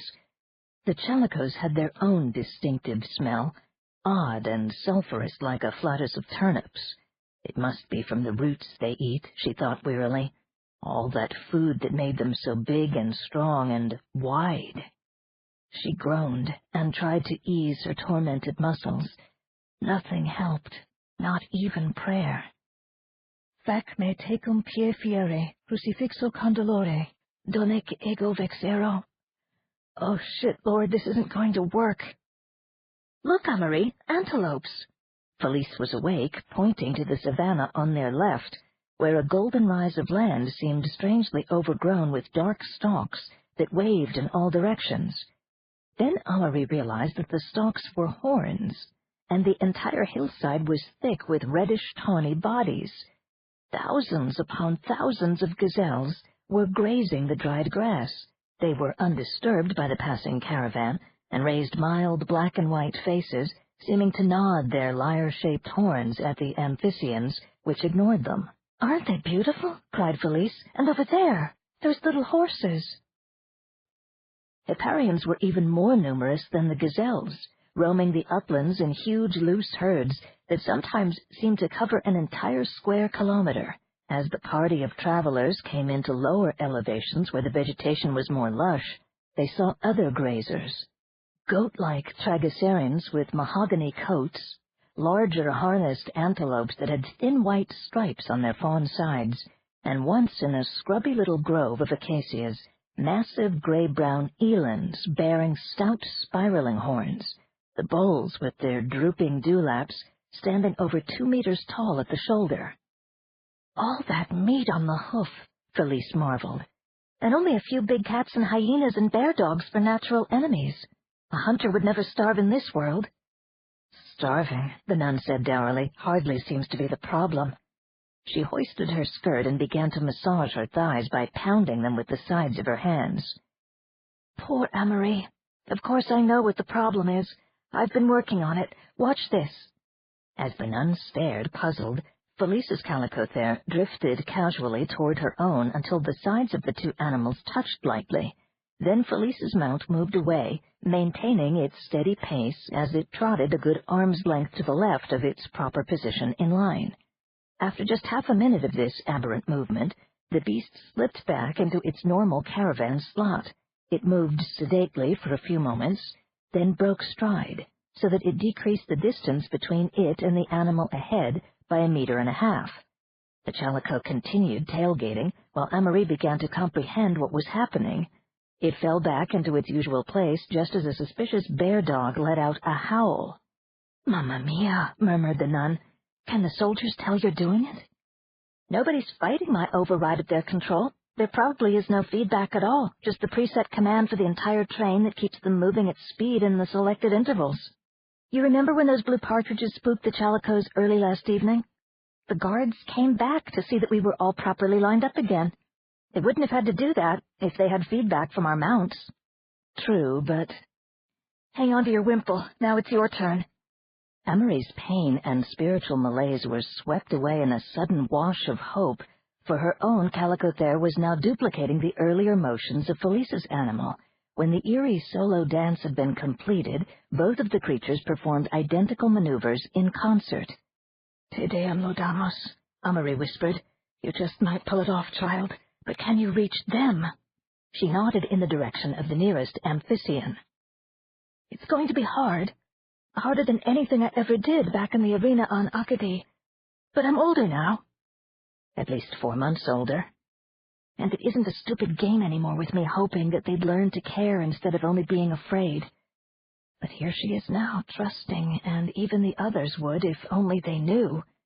They would trust and admire. But how to test? Must not give the thing away. So hard. Which way would be best?"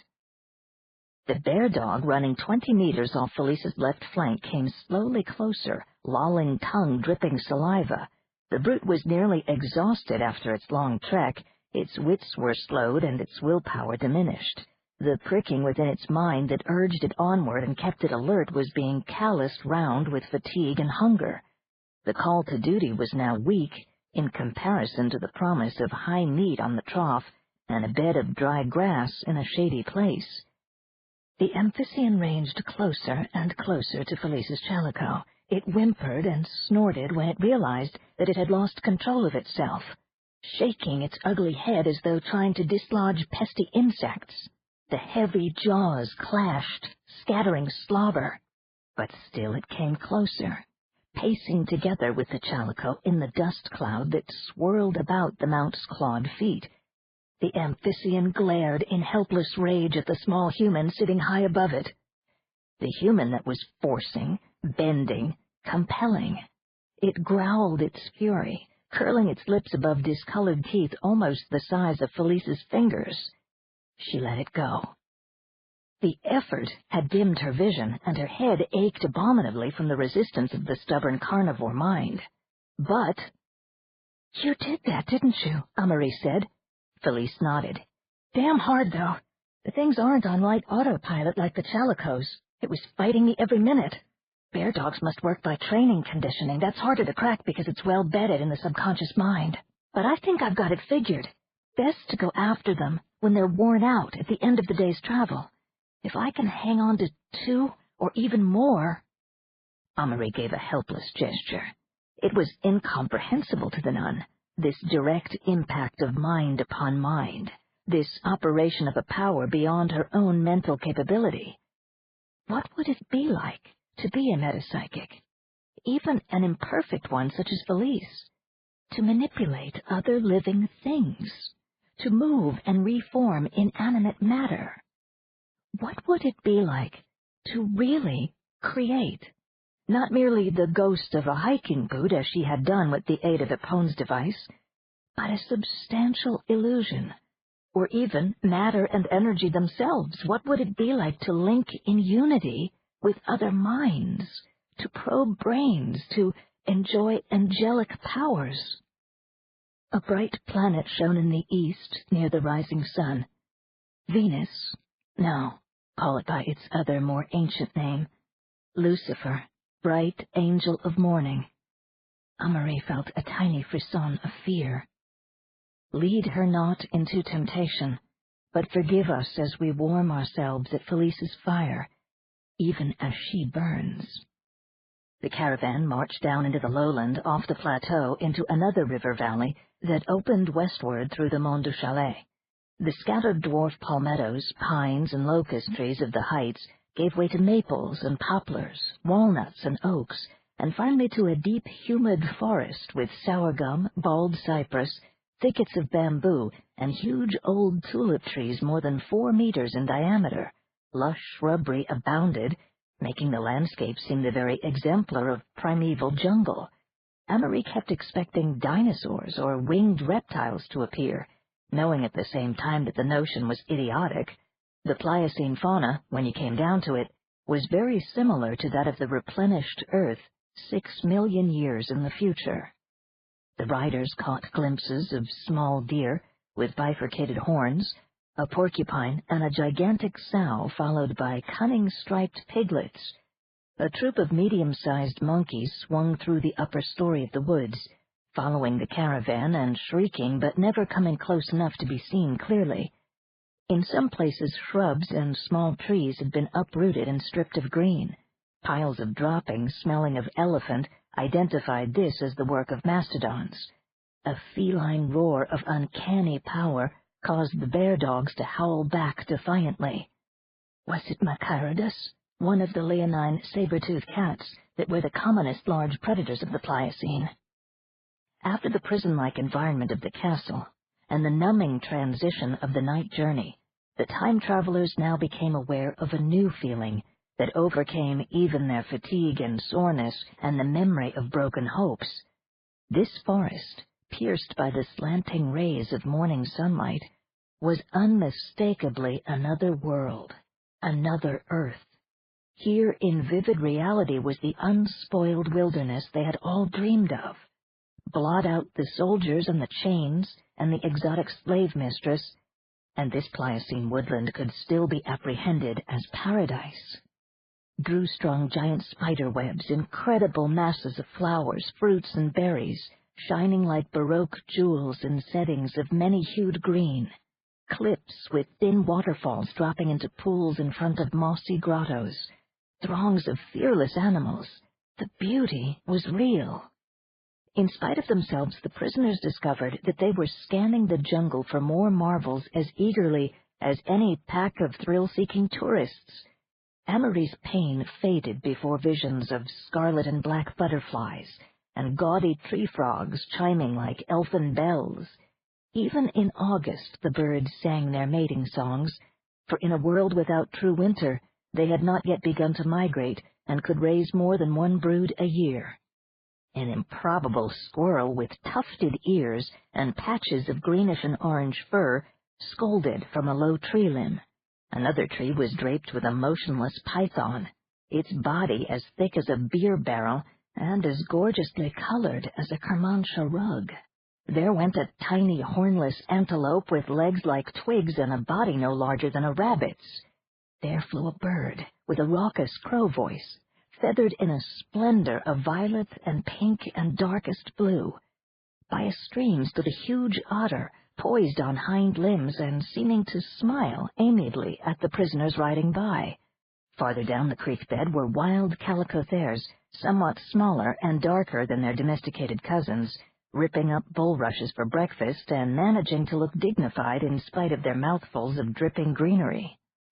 In the short grass beside the trail grew crowds of mushrooms, coral, red with white spots, sky blue with magenta gills and stems. Creeping amongst them was a many-legged millipede the size of a salami, looking as though it were freshly enameled in oxblood red with cream racing stripes. The horn sounded its 3 notes. Amory sighed. The echoing reply set off the wild things farther along the trail, so that the caravan met its escort in a tangled voluntary of bird and animal voices. The forest thinned, and they came into a park-like area beside a slow-flowing river, some western tributary of the Saône. The trail led over a lawn beneath venerable cypresses and through the gate of a large palisaded fort, almost identical to the one they had stopped at during the night. "All you travelers!" Captain Valdemar bellowed, when the last of the caravan had entered the gate and the wooden doors were swung shut. "This is our sleeping stop.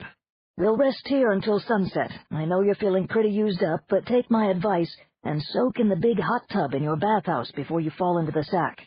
And eat, even if you think you're too tired to be hungry. Take your packs with you when you dismount. Anybody sick or got a complaint, see me. Be ready to remount this evening after supper when you hear the horn. You feel like trying to escape?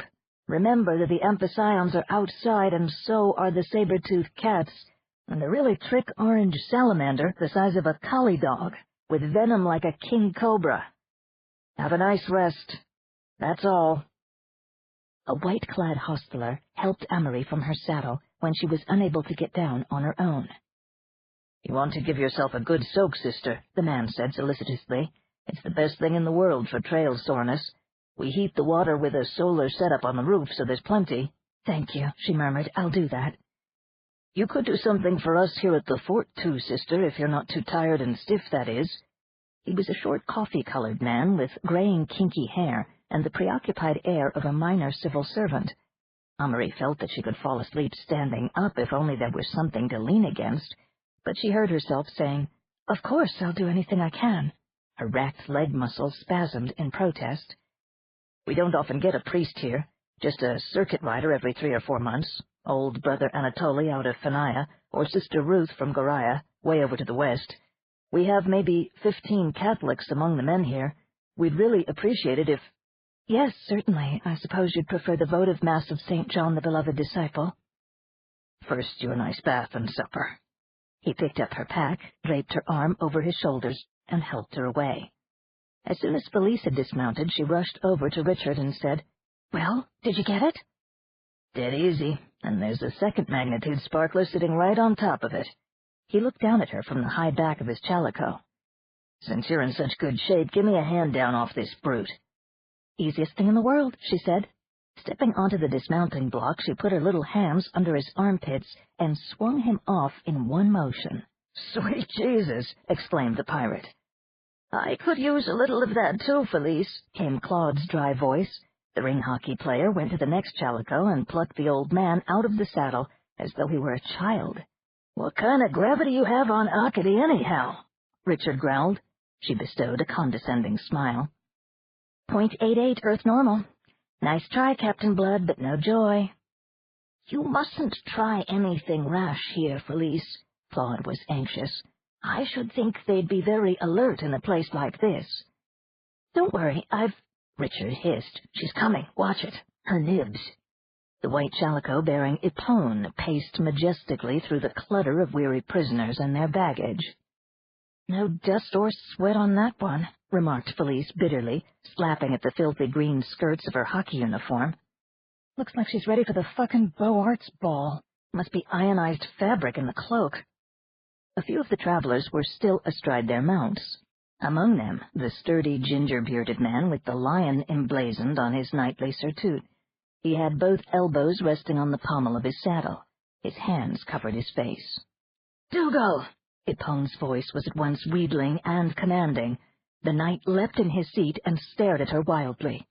"No, not again, please." But she only signaled for the hostlers to take the bridle of the knight's chalico. "Oh, thou belle dame sans mercy," he groaned. "Aslan, Aslan." Ipone rode away across the fort compound toward a small structure with pots of flowers hanging from its veranda roof. The hostlers led tall Dougal after her. Claude watched them go and said, "Well, now you know, Richard. It's a good thing you're out of it. She looks like mighty rough trade." The ex-spacer swallowed the bile that had risen in his throat at memory's slow return.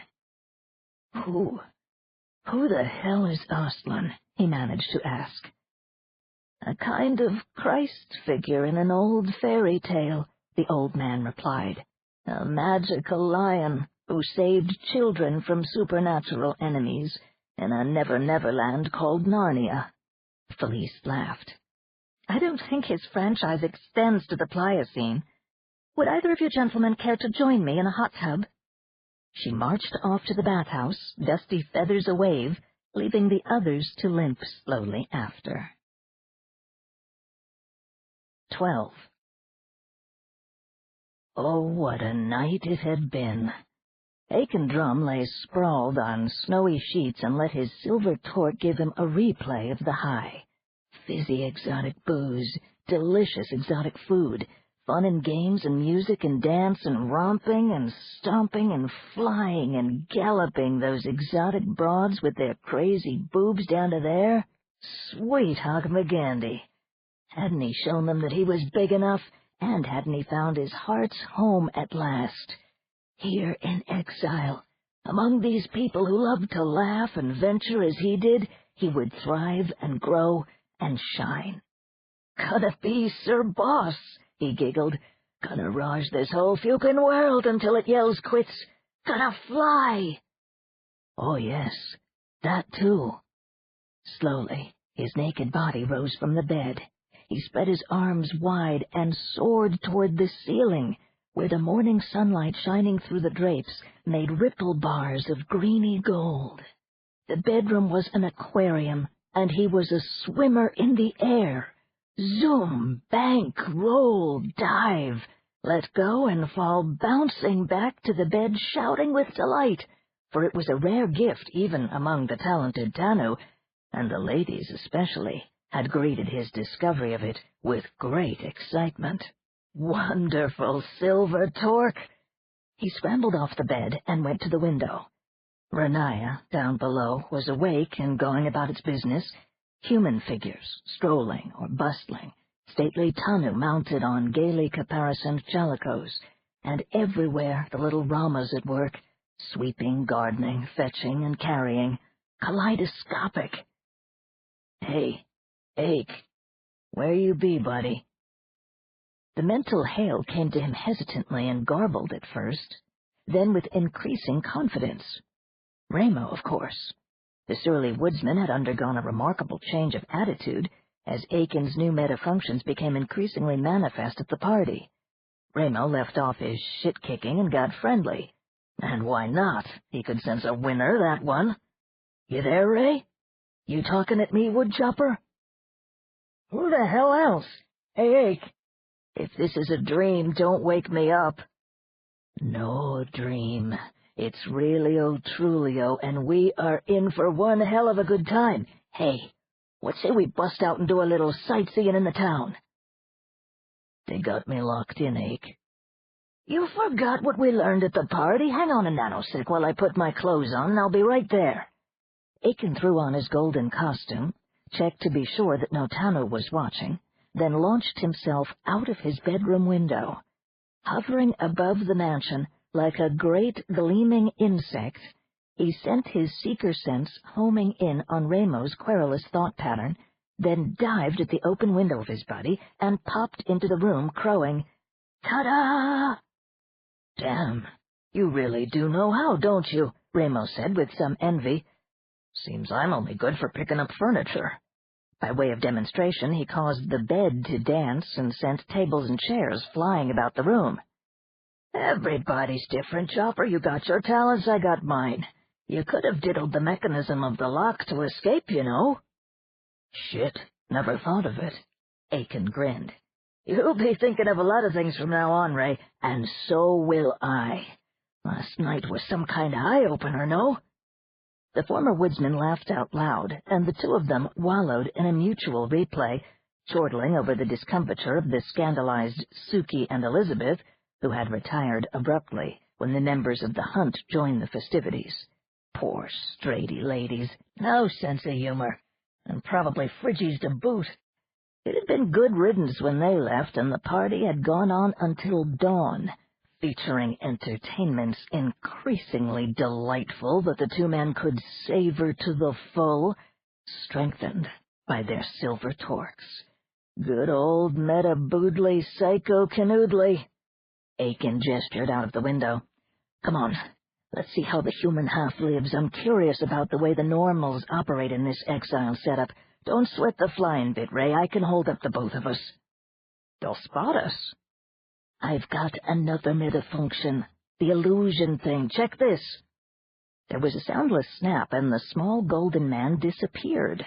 A tiger swallowtail butterfly flapped up and landed square on Ramo's nose. "Keep those paws down, or I go hornet," said Aiken's voice. The butterfly vanished, and there was the practical joker again standing in front of Ramo, with one finger resting on the forester's nose. "Hell's bells, Ake, you are loaded." "Say again, Chopper. Give me your hand. Come on, don't be a poop. We're off." Two yellow butterflies flew away from the Tanu dwelling and over the town of Ronaya. They swooped above the workshops of potters and roof tile makers and weavers and carpenters and metalsmiths and boatwrights and armorers and glass-blowers and sculptors. They intruded upon lapidaries and painters and basket-makers and rehearsing musicians, sipped nectar from the jasmine that bloomed beside swimming pools where pregnant women lounged and laughed, flew into an open-air schoolroom where a dozen blonde, lissom children pointed their fingers in amazement, and a startled Tanu teacher sent a dangerous query, arrowing back toward Bormal's mansion. "To the docks," Aiken ordered, and they flew toward the riverside. Broad flights of steps led down to a busy landing stage.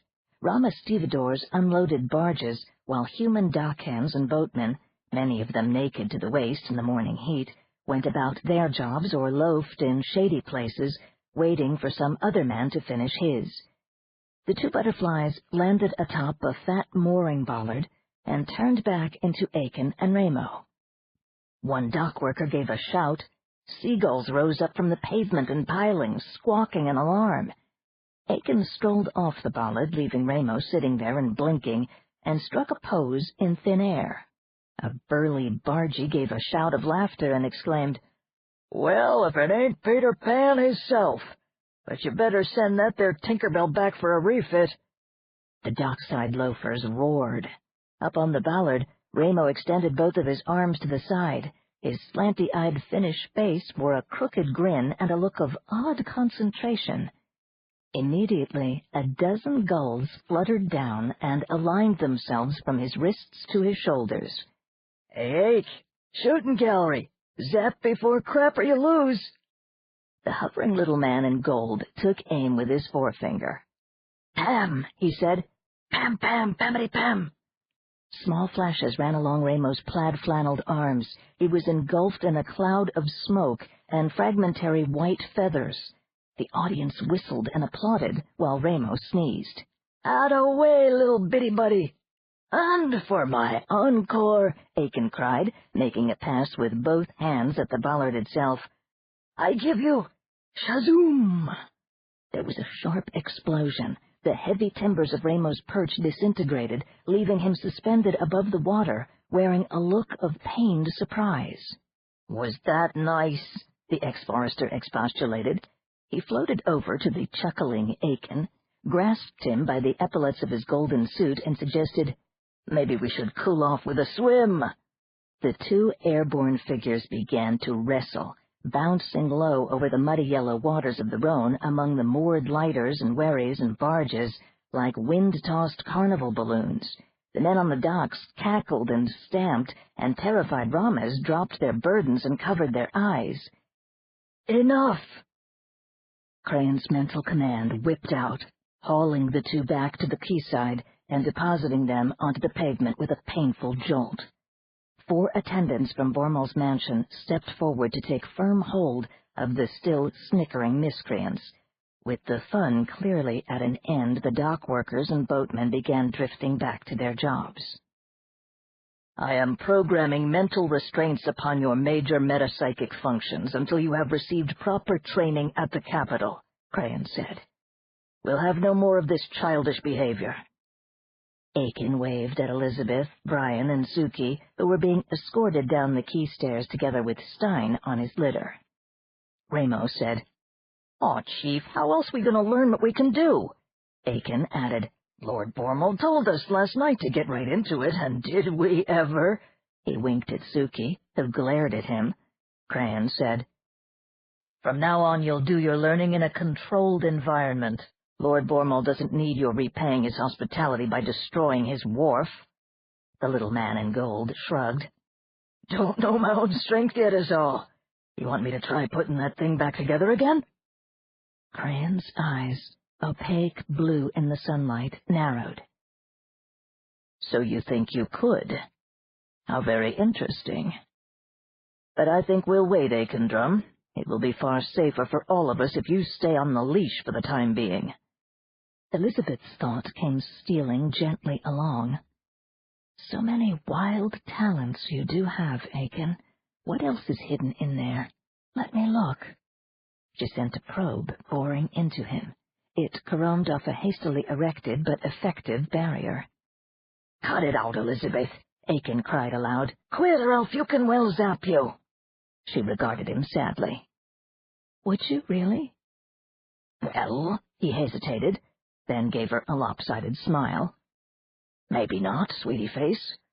But I can't have you messing about with me, you know. Not even in fun. I'm not Stein or Suki either." Crayon said, "Our boat is waiting for us at the end of the landing stage. We must be on our way." But as they all went down the dock, the Tano man reached out to Elizabeth on a narrow focus mode that spoke to her mind alone. Did you see how he did that? Primitive effective, even versus me unprepared. Concerned? Appalled, actually. How effective torque restraint? Adequate now, while he's still unused full potential. Later, silver never suffice, will seize gold. Educators face dilemma, that one. May require termination. Not my decision, Tana be thanked. Capable vast mischief, even when latent. Rare old human type uncommon in milieu. Clown meddler. Type not unknown among Tano, alas. Predict kid smash hit Mariah. Query Mariah, survive impact. Ironical just deserts to your slave masters. Humanity prey perilous. Ah, Elizabeth. Deny? Laugh. Manipucraftulators? Desocialization/resocialization exiles, shrewdly essayed. Example, castle environment, anxiety provoke. Follows party, warmth, friendship, power, sex, goodies. Reinforced lesson, severed heads. Crude good guy/bad guy, punish/reward, terror/relief, mind forming. Aiken plus Ramo plus Suki? Yours. Both hunts victorious. How else integrate minimal delay? Some types, e.g., Aiken, superhazard. More like you than you? Perceptive Elizabeth. Angelic, aloof, overflyer, despising, pathetic, exile misfits. Exclamation point. Ah, Elizabeth. We get to know one another better and better. The skipper who welcomed them to the unusual boat that would take them downriver wore khaki pants and a sweat-stained T-shirt. His belly overflowed his waistband. A crinkly peppered salt mustache and fringe beard bracketed the jovial smile on his mahogany face. He flicked Cran a casual salute, one finger tapping the bill of a decrepit U.S. Navy cap of 20th century vintage. "Welcome aboard, my lord and ladies and gents. Skipper High John at your service. Take any pew you like, but the best view is up forward. Bring that stretcher over here and lash it to the tie-downs." The human travelers came onto the strange craft and settled somewhat apprehensively into the seats, which were pneumatically cushioned and form-fitting with elaborate harnesses that the skipper helped them to fasten. "Is this river very rough, Captain?" Suki inquired.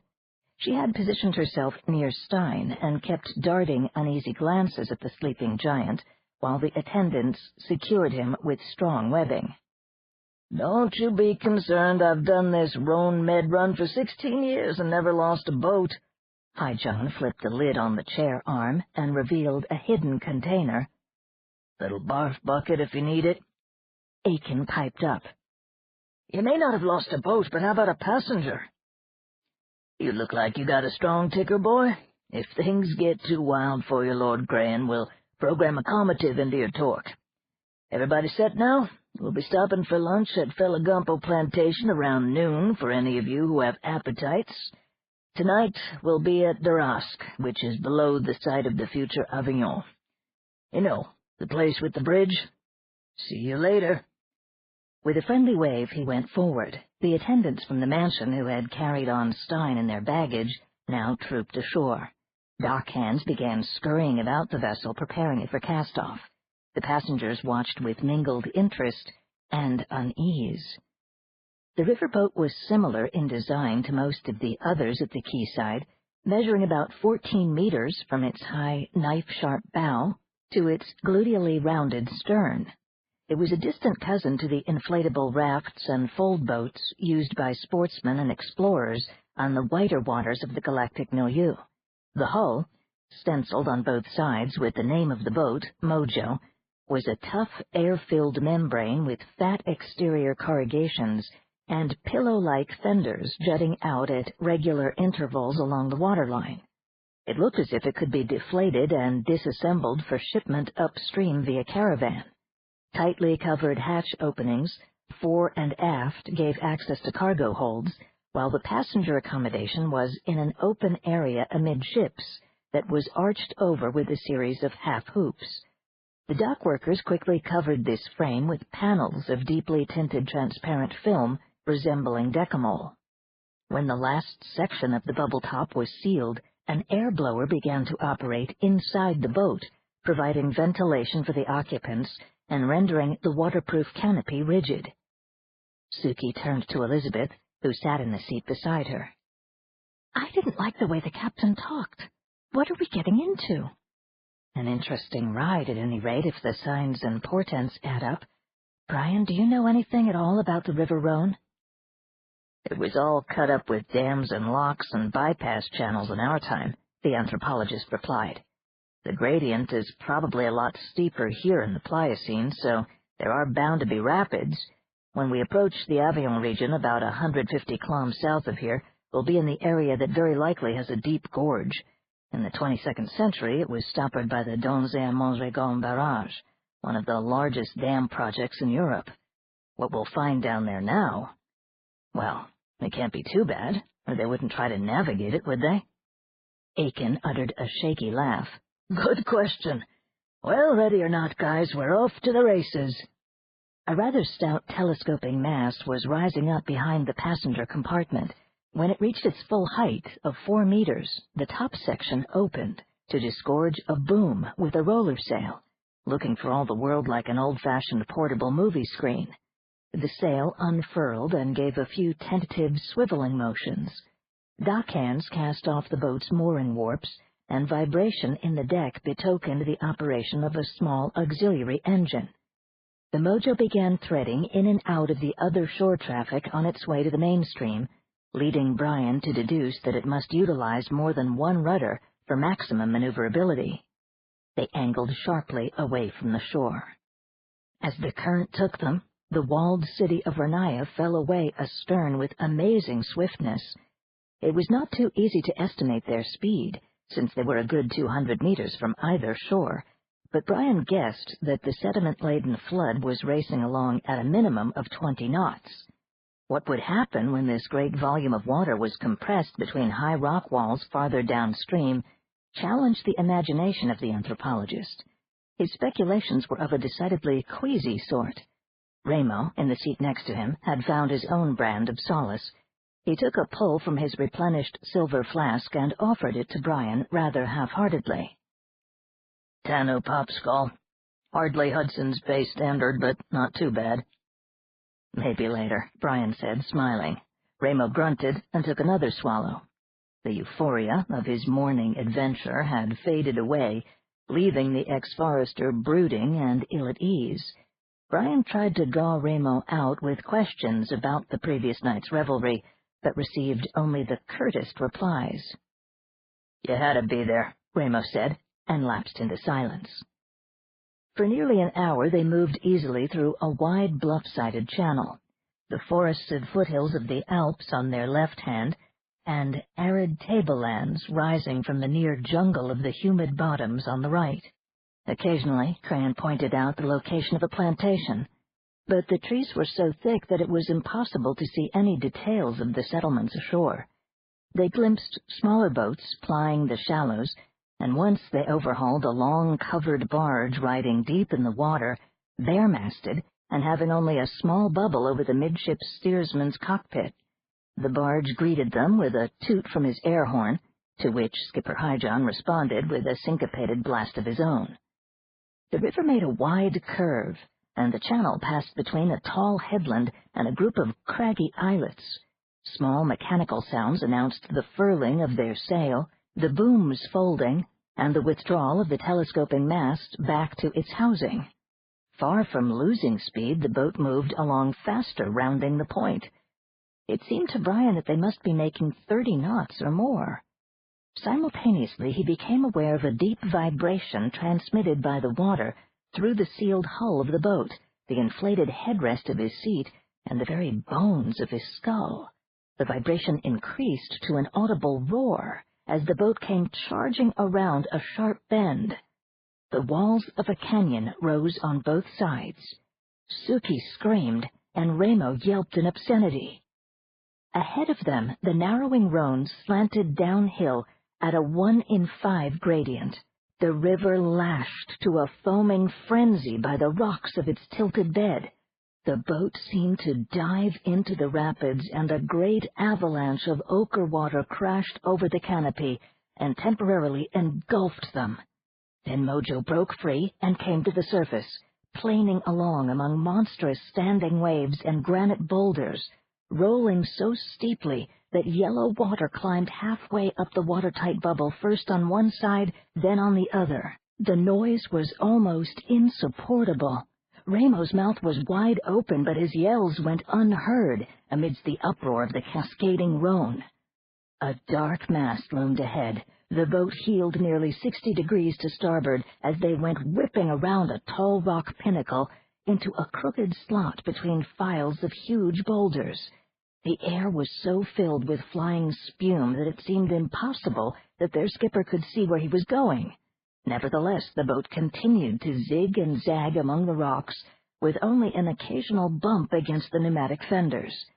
A respite came in the form of a deep cut where the river flowed free. But the voice of Hi-John called, "One last time, folks!" And Brian realized that they were rocketing through the defile toward a veritable fence of sharp crags, fang-like chunks of broken granite against which the yellow river waters crashed in overlapping curtains of spray. There seemed to be no way through. The stunned time travelers gripped the arms of their seats and braced for the inevitable impact. Mojo raced toward the tallest of the rocks, pitching violently. It crashed into the foam, but instead of hitting solid rock or sinking, it rose higher and higher on some unseen surge. There was a thrumming blow against the port side as they bounced off a rock face, completely drowned in the opaque pother. The boat seemed to roll a full 360 degrees and then wallow free to sail through the air. It landed with a bone-jarring impact, water closing again over the top of the canopy. Almost immediately, it popped to the surface, floating in complete tranquility across a broad pool that spread between low walls. Behind them was the cut they had just traversed, spewing a horsetail cataract like the outflow of a titanic drain into the basin 30 meters below. "You can unfasten your safety belts now, folks," the skipper said. "That'll be all the cheap thrills for this morning. After lunch, it really gets rough." He came back into the passenger compartment to check the canopy for possible leakage. "Didn't take in a drop." "Congratulations," whispered Brian. With one trembling hand he fumbled with the buckles of the harness. "Give you a hand?" suggested Hi-John, bending over to help. Released, Brian rose weakly to his feet. He saw that all of the others, including Crayon and Elizabeth, were motionless in their seats, eyes closed, apparently asleep. Fists on hips, the riverman surveyed the passengers with a slow shake of his head. "Every goddamn time these sensitive Tanu types just can't take Cameron's sluice, being afraid of water as they mostly are. So they zonk out, and if the torque-wearing humans show any distress, the Tanu just program a zonk for them too. Kinda disappointing, you know. Every artist likes to have an audience." "I take your point," Brian said. "I don't often get a rarey like you, no torque and all, and man enough to come through it without a case of the yammerin' fantods. This lady without the torque," he pointed to Elizabeth, "must have just fainted away." "Not likely," Brian said. "She's an operant metapsychic. I dare say she just did her own calming mental exercise and napped through the excitement just as Crayon did." "Not you, eh, sport? I suppose you've been on rough water before." Brian shrugged. "Hobby sailor, North Sea, Channel, Med, the usual thing." Hi-John clapped him on the shoulder. His eyes twinkled, and he gave Brian a comradely smile. "Tell you what, you come on forward with me, and I'll show you a thing or three about driving this tub before we reach Felagampo. If you enjoy it, who knows? There's lots worse jobs you could settle into in this exile." "I'd enjoy riding with you in the wheelhouse," Brian said, "but I won't be able to take you up on your offer of an apprenticeship." He grinned ruefully. "I believe the Tanu have other plans for me." 13. Claude awoke. A cool breeze blew through hanging strings of wooden beads that screened all four sides of the prisoner's dormitory and kept insects from flying in. 2 guards paced around and around outside the shelter, bronze helmets turning as they scanned the inmates, compound bows strung and ready, resting lightly on their shoulders where they could be drawn in an instant. The old man tested his limbs, and by God, they worked. His field adaptation system was still go after all the years. He sat up on his pallet and looked around. Almost all of the other prisoners were still lying as though drugged, but Felice was up, and Basil the Alpine climber, and the 2 Japanese ronin. Faint yapping sounds came from a closed basket next to a sleeping woman, There were snores and a few moans from the other sleepers. Claude quietly watched Felice. She was talking in low tones with the three other men. Once one of the Ronin tried to protest something she was saying. She cut him short with a fierce gesture, and the Oriental warrior subsided. It was very late in the afternoon and quite hot.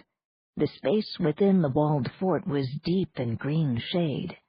A smell of cooking wafted from one of the buildings, making Claude's mouth water. Another meat stew, and something like fruit pies baking. Whatever its other flaws, the Exile Society certainly ate well. Having finished her discussion, Felice crept across the crowded floor to Claude's resting place. She looked keyed up, and her brown eyes were wide. She wore the sleeveless kilt dress that was the undergarment to her hoplite armor, but had put off the rest of the uniform, with the exception of the black shin guards.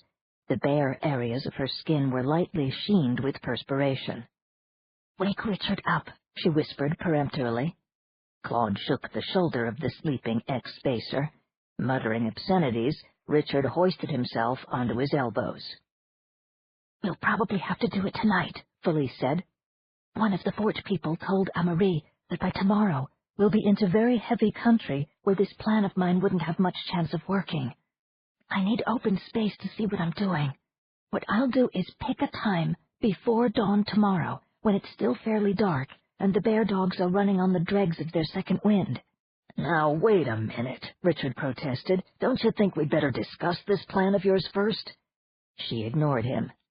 "Those others, Yosh, Pat, Basil, they'll try to help us. I asked the gypsies, but they're half crazy and won't take orders from a woman anyway, so this is what we do. After the midnight break, Richard changes places with Amarie and rides beside me." "Come on, Felice, the guards will spot the switch." "You change clothes with her in the latrine." "Not on your—" Richard blazed, but Felice caught him by the lapels and dragged him over the floor on his stomach until they were nose to nose. "You shut up and listen, Captain Asshole. None of the rest of you have a hope in hell of getting out of this. Amarie pumped one of the guards after she said mass for them this morning. These exotics have meta-functions that can zap out your brain and turn you into a lunatic or a fucking zombie. They can't even be killed with ordinary weapons. They've got some system for controlling their slave cities that's almost perfect. Once we arrive at Vanaya and they test me out and find I'm latent, they'll collar me or kill me, and the rest of you will be lucky to spend your lives shoveling shit in the Chalico barns. This is our chance, Richard, and you're going to do as I say." "Let him go, Felice," said Claude urgently. "The guards." When she dropped him, Richard whispered, "Damn you, Felice, I didn't say I wouldn't help, but you can't treat me like a friggerty baby." "What else would you call a grown-up man who craps up his bed?" she inquired. "Who changed your diaties when you drove starships, Captain?" Richard went white. Claude was furious. "Stop it, both of you. Richard, you were sick. A man can't help himself when he's sick. For God's sake, forget the matter. We were glad to help you, but you've got to pull yourself together now and join with the rest of us in this plan to escape. You can't let your personal feelings toward Felice wreck what may be our only chance to get out of this nightmare." Richard glared at the little ring hockey player, then gave her a twisted grin. "You may be the only one of us who's a match for him at that, sweetie babe. Sure, I'll go along with whatever you say." "That's fine," she told him. She reached behind the black leather of her left greave and extracted what looked like a slender golden cross. "Now the first good news is that we aren't completely weaponless." They rode away in the evening, with a crescent moon shining through the cypresses. After fording the shallow tributary, the trail climbed to the Burgundian Plateau, and once more resumed its northerly course. Fire beacons lit the way through deepening twilight. After a time they were able to look down on a vast, heaving region of mist marking extensive swamplands, where the Pliocene zone was born from the prehistoric Lac de Bresse. The lake waters stretched northward and eastward into the distance like a sheet of black glass, drowning the entire plain below the Côte d'Or. Richard entertained the old paleontologist with descriptions of the legendary wines that could be produced in this district 6 million years into the future. Later, when the stars were bright, Richard took one last sighting of Pliocene Polaris. It was the brightest star in a constellation that the two men dubbed the Big Turkey. "That's a good job you've done," Claude said. "The whole business may turn out to be academic if we end up dead or brain-burned. You think this scheme of Felice's might really work? Think about this, son. Felice would be able to escape by herself fairly easily, but she's worked out this plan to give the rest of us a chance too. You may hate the little lady's entrails, but she just might bring this thing off. I'm going to do my damnedest for her, even though I'm just an old poop one step this side of fossilization. But you're still a young man, Richard. You look like you could handle yourself in a fight. We're counting on you." "I'm scared out of my mother and mind," the pirate told him. "That little bitty gold knife of hers is nothing but a toy. How the hell am I going to do it?" The old man said, "Try Amarie's prescription. Pray a lot." In the forward part of the caravan, Basil the alpinist was saluting the sinking crescent moon by playing Au clair de la lune on his recorder. The little butterfly dancer from Paris who rode beside him sang along, and amazingly enough, Epone herself joined in a soprano voice of melting richness. The exotic woman continued to sing as Basil played several more songs, but when he began Londonderry Air, one of the soldiers galloped back on his chalico and said, "The exalted lady forbids the commonalty to sing that song." The climber shrugged and put his flute away.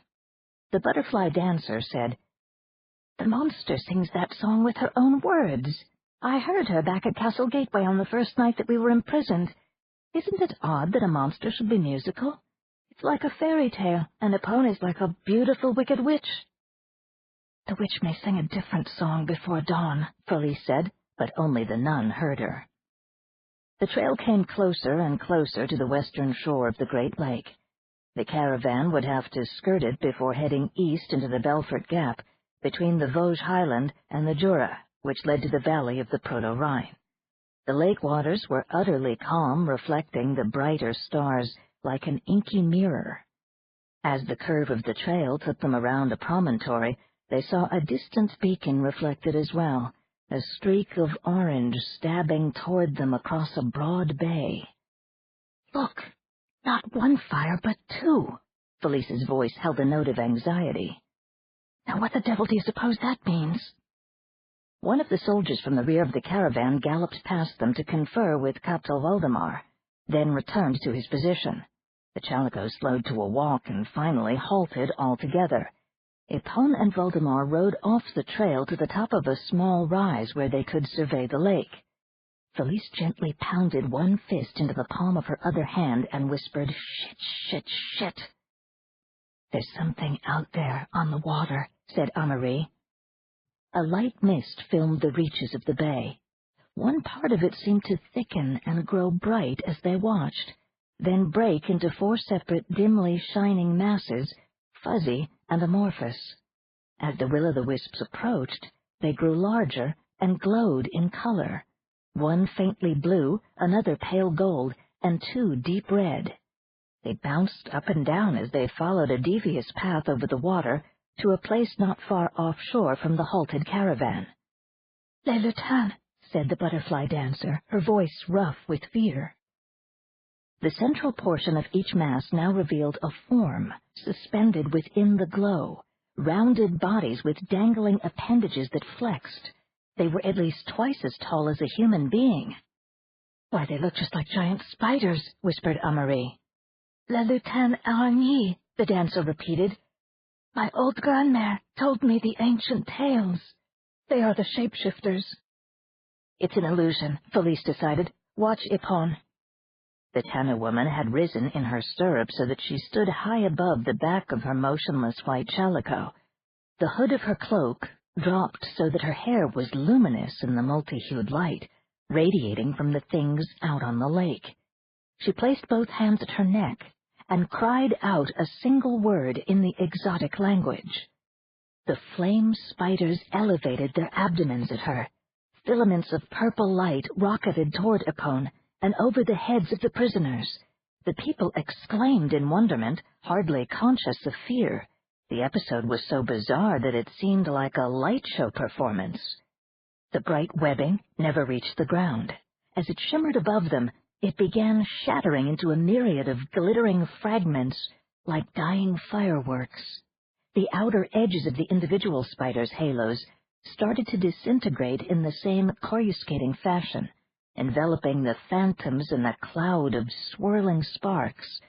The glowing spiders became krokens with writhing tentacles, then monstrous disembodied human heads with Medusa hair and fiery eyes, and finally, featureless balls that dwindled, dimmed, and winked out. Only stars and the beacon fires gleamed on the lake. Epone and the capital rode back to the trail and resumed their places at the head of the procession. The Chalicos snorted and whiffled and set out again at their usual trot. One of the soldiers said something to a prisoner at the head of the column, and the word passed slowly back. Firbolg. Those were Firbolg. It was an illusion, Felice insisted. But something sure as hell caused it. Something that doesn't like the Tanu any more than we do. That's very interesting. Does this mean you'll have to change your plan? Amory asked. Not bloody likely. It may even help. If the guards are on the lookout for ghoulies and ghosties and long-leggedy beasties, they'll pay less attention to us. The cavalcade came around the bay to the place of the double beacon, where the prisoners entered another fort for the midnight rest. Felice dismounted quickly and came to assist all three of her friends and several other riders as well. And later, when it was time to climb back into the saddle, she was there again to help the tired people fit their feet into the stirrups, just before the soldiers came around to lock on the bronze ankle chains with their enveloping leather sleeves. Sister Amory isn't feeling well, the little athlete told the guard, who locked her onto her own beast. Those strange creatures out on the lake gave her a bad turn. Don't you worry about the Firbolg, sister, the man told the veiled, drooping rider. There's no way they can get you as long as the exalted lady is with us. She's tops as a courser. You just ride easy. Bless you, came a whisper. When the soldier moved away to tend to Basil and the dancer, Felice said, You just try to go to sleep, sister. That's the best thing for nerves. In a lower tone, she added, And keep your cunnilingus and trap shut like I told you. The poor sick nun invited Felice to take an unlikely anatomical excursion. They went on, following the shore, but still trending northward. After an hour had passed, Claude said, I'm free. How about you, Amory? The rider beside him was incongruously garbed in a starship captain's coverall and a wide-brimmed black hat with dark plumes. My chains are broken. What an incredible child Felice is, but I can understand why she was ostracized by the other ring hockey players. It's too freakish, all that strength in such a doll-like body. Her physical strength is something the others could live with, Claude said, leaving it at that. Presently, Amory asked, How many people did she set free? The 2 Japanese riding behind her, Basil, the fellow in the Tyrolean hat, and that poor medievalist knight, Dougal, just ahead of Basil. Dougal doesn't know that his chains have been weakened enough to be broken. Felice didn't think he was stable enough to let in on the scheme. But when the thing starts, we might get him to break loose and help. Lord knows he's big and strong-looking, and maybe he hates Epone enough to snap out of his funk when he sees others in action. I hope Richard will be all right. Don't worry. I think he's ready to do his part, if only to show Felice that she's not the only one with balls.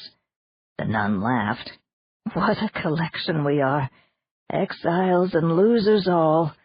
We just got what we deserved, running away from our responsibilities. Look at me. A lot of people needed my ministry, but I had to brood and maunder about my own precious spirituality instead of getting on with my job. You know, Claude, most of last night was hell for me. There's something about riding that hits me in the worst way, and while I was hurting, I found I was shrinking myself. I think I finally understand the reasons why I got into this mess. Not just coming to exile. The whole thing. The old man said nothing. I think you figured it out too, Claude. Quite a while ago. Well, yes, he admitted.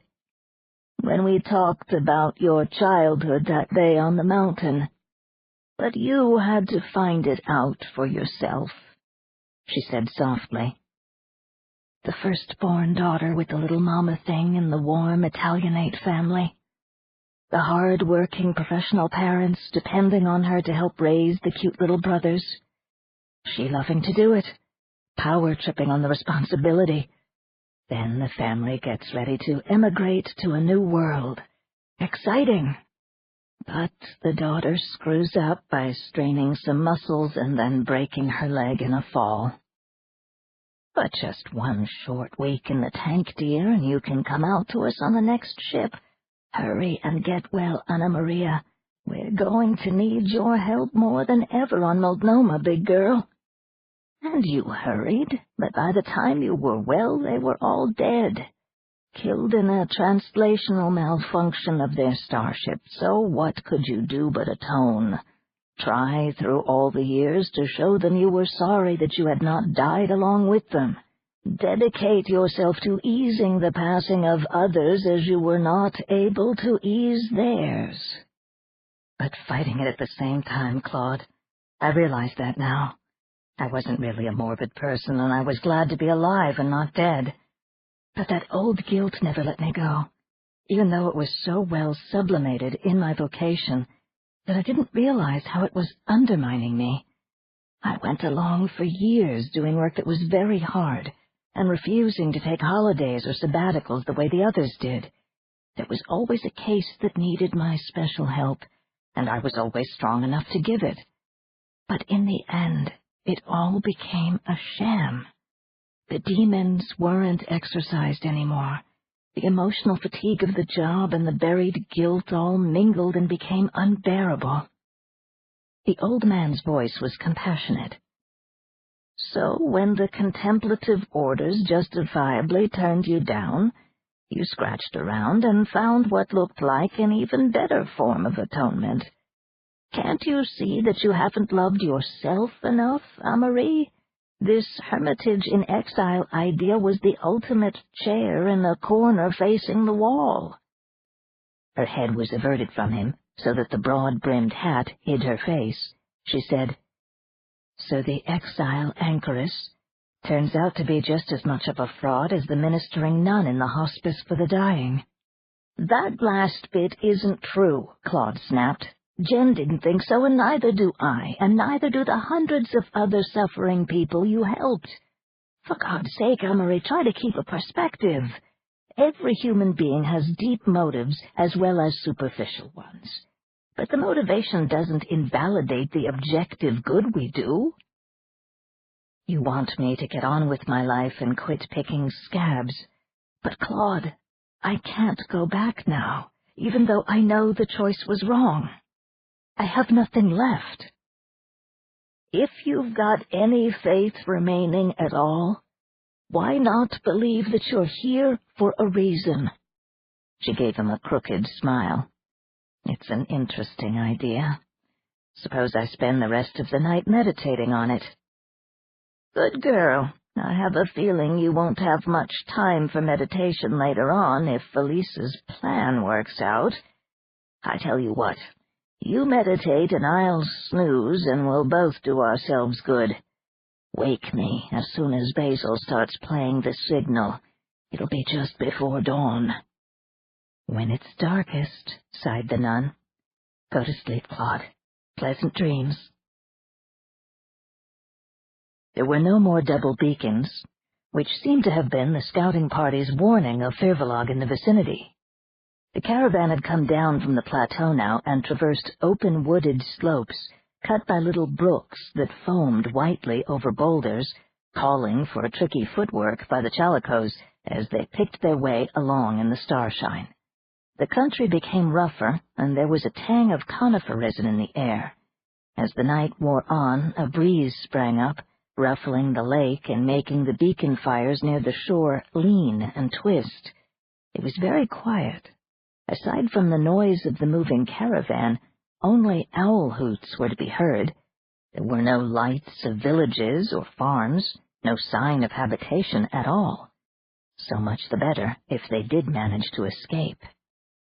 They came to a deep gorge lit on both sides by bonfires, where a lonely guard post secured a suspension bridge over a cascading stream.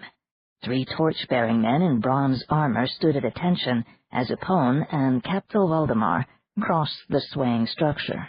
Then the soldiers led small groups of prisoners over, bracketed by amphibians. When they resumed their march, Richard told Felice, "It's after 4. We've been losing time fording the creeks." "We'll have to wait until we get far enough away from that damn guard post. I hadn't planned on that. There are more than 3 soldiers manning it, count on that. Epone will be able to send them a telepathic call for help, and we've got to be sure that they'll get to us too late. I want to wait another half hour at least." "Don't cut it too fine, Sweets. What if there's another post? And what about the scouts ahead who light the beacons?" "Oh, shut up. I'm juggling factors until I'm dizzy trying to optimize this thing. Just be sure you're ready. Did you lash it firmly to your lower arm?" "Just like you said," Felice called out. "Basil." "Righto." "Would you play some lullaby tunes for a while?" The notes of the woodwind rose softly, soothing the riders after the brief anxiety caused by the bridge crossing. The double file of Chalicos and their flanking bear dogs now moved among titanic black conifer trunks. The trail was soft with millennia of needle duff, muffling their passage and sending even the most uncomfortable riders into a doze. The track rose gradually until it was more than 100 meters above the Lac de Bresse, with occasional sheer drops to the water on the caravan's right.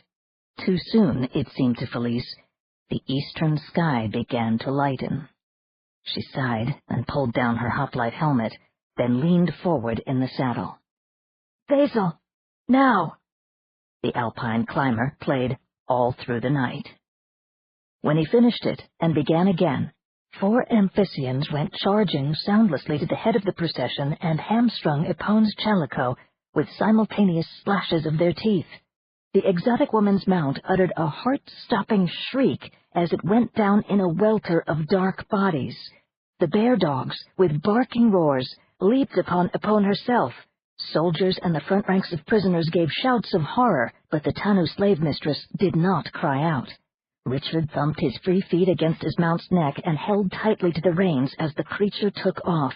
He galloped into the midst of the quartet of soldiers trying to come to the assistance of Epone. Valdemar was shouting, "Use your lances, not the bows! Lift them off her, you stupid bastards!" Richard's Chalico reared and crashed down upon the captal, knocking him from the saddle. A figure in white robes and black veil leapt down as if to help the fallen officer. In the moment that Valdemar took to gasp astonishment at seeing a mustache on a nun's face, Richard slipped Felice's little dirk from its golden scabbard and pressed the steel blade home twice below the 2 corners of Valdemar's jaw, just above the gray metal necklet. His carotid arteries severed, the captor clutched at the false nun with a bubbling cry, gave a peculiar smile, and died. 2 riderless Chalicos were thrashing together in the semi-darkness, inflicting ghastly wounds upon one another with their huge claws. Replacing the dirk in its sheath on his forearm, Richard seized the dead officer's bronze sword and backed off, cursing. There were confused shouts and a long scream of pain from the tangle of amphibians and armed men. The 2 soldiers of the rearguard came pounding up to assist their comrades. One of the men charged with lance couched, spitting a small bear dog that dashed in from the side and hoisting it high into the air. Then another hulking form came darting among the mounted guards, snapping at the heels of the enraged, screeching Chalicos. Felice sat at her beast, motionless, as though she were merely a spectator to the carnage. One of the Ronin, heels drumming the shoulders of his mount, rushed into the free-for-all and hauled back on his reins. The Chalico reared and brought its scimitar claws down onto the rump of a soldier's animal. The Japanese warrior, shouting an ancient battle cry, forced his own mount to ramp again and again with terrible driving blows that crushed the soldier and his Chalico into the tangled mass already on the ground. The second Ronin came up on foot and grasped a lance from its scabbard on the fallen man's saddle. "A bear dog! Behind you, Tat!" Richard yelled. The warrior whirled around and braced the spear on the ground as the Amphissian leaped. Transfixed through the neck, the animal body continued forward on momentum and crushed the Ronin named Tat beneath its great bulk. Richard ran forward and stabbed the struggling monster in its near eye, then tried to haul it off the warrior, but someone shouted, "Here comes another one!" And Richard looked up to see a black shape with gleaming eyes not 4 meters away. Felice gazed impassively at the fight, her face almost hidden within the T-shaped helmet opening. The charging Amphissian swerved away from Richard and ran over the edge of the steep embankment, squalling in mid-air and striking the water with a tremendous splash. Basil and the Knight Dougal rode with their mounts impotently around the edge of the bedlam of noise, hesitating before the flailing bloody claws and struggling shapes. Ripping off the impeding veil and wimple, Richard picked up another lance and tossed it to Basil. Instead of stabbing with it, the climber hoisted the thing like a javelin, threw, and hit one of the soldiers high on the armor of his upper back. The point of the weapon skidded up beneath the man's kettle helmet, penetrating the base of his skull. He fell like a bag of sand. Felice watched. No more bear dogs came from the shadowy perimeter. All that were left alive were busy worrying something lying next to the body of a dead white Chalico. A single soldier stood upright among them, hacking slowly at the snarling Amphissians like some freshly painted red automaton. "You must kill him," Felice said. They could not find any more lances. Richard ran to the mounted knight, handed up his bronze sword, and pointed. "Take him, Dougal." As if in a trance, the elegant medievalist grasped the weapon and waited for a suitable moment before riding into the mass of dead and dying animals and men. He decapitated the futile chopping figure with a single blow. There were 2 bear dogs left alive as the last soldier fell. Richard found another sword and prepared to stand his ground if they came after him, but the creature seemed seized with a kind of fit. They backed away from their prey reluctantly, giving vent to agonized howls, then turned and went leaping to their doom over the edge of the lakeside cliff. The sky was becoming rose-colored. There were gagging sounds and hysterical sobs as the stunned prisoners, who had been herded into a compact group by Claude and Amory during the embroilment, now came slowly forward to look. Noises from dying Chalicos were cut short as the surviving Ronin went about with a dispatching sword. The first morning notes of song sparrows, simple and solemn as Gregorian chant, echoed among the lofty sequoia trunks. Felice rose up in her saddle, arms wide, fingers grasping, head in its plumed helmet thrown back as she writhed, cried out, then slumped back inertly against the high cantle. The Japanese bent over the gory carcass of the white Chalico. He grunted and beckoned to Richard. Numbed now, feeling only curiosity, the former starship captain went stumbling into the fleshly wreckage, hindered by his incongruous nun's garb. On the ground, amidst the bodies, was a hideously gnawed, limbless trunk, swathed in bloody rags. The face was torn to the bone all along one side, but the other was still beautiful and untouched. An eyelid opened. A jade-green orb reached out at Richard. Ipone's mind took hold of him and began to drag him down. He screamed. His bronze sword hewed and stabbed at the thing down there, but its inexorable grip held him. The dawn light began to fade, and he was being taken to a place from which he would not return. "Iron!" the high-pitched voice of the knight called out. "Iron! Only thus may the fairy perish!" The useless sword fell, and Richard fumbled at his wrist. as he continued to sink, he clutched at the instrument of redemption and sent its steely potency deep between the heaving white scarlet ribs without breasts to the raging heart, stilling it and quenching the body's resident spirit which took flight, releasing as it was released. Basil and the Ronin hauled Richard out of there by the arms. He was wide-eyed and still screaming, but holding tight to the gold-handled knife. The three men paid no attention to the demented Dougal, who leaped from his saddle and began stomping something beneath his mailed feet. Felice shouted a warning. Ignoring her, the knight picked a blood-smeared golden hoop from the mess and scaled it far out over the lake, where it sank without a trace. 14. The riverside palace at Darask was in an uproar when the southbound travelers broke their journey there on the second evening. The mistress of the establishment had been brought to childbed with twins, and her labor was proving dangerously prolonged. Crayon went off to volunteer his medical services, leaving the prisoners in the care of a silver-torqued major domo, a black Irishman who forthrightly introduced himself as Huey B. Kennedy VII, and led them under guard to a large chamber high in one tower of the palace. "You'll have to rough it tonight, friends," Kennedy said. "Boys and girls together, here where we can keep you secure easily. We can't spare the guards tonight for single quarters, not with our poor Lady Estella Cerrone hovering on the brink, and the bugger and Firvalog gathering round, knowing what's in the wind. You'll be cool up here at any rate and above the mosquitoes. There's a good supper out on the balcony table." The escorting palace guards carried in Stein's litter and rolled the Viking onto one of the netting-draped bedsteads. Suki protested. "But he needs care. He hasn't eaten or drunk all day or anything." "Don't fret yourself over him," Kennedy said. "When they're put under with the torque," and he fingered his own, "they're like in suspended animation. Your friend is just a hibernating animal, metabolism all slowed down. He'll keep until tomorrow. By then, please Jesus, all will be well with Our Lady, and we can spare some time for him." The major domo gave Suki a shrewd look. "Likely you'll keep a good eye on your friend?" The prisoners were allowed to take a change of clothing, but nothing else from their packs, which were then removed by the guards.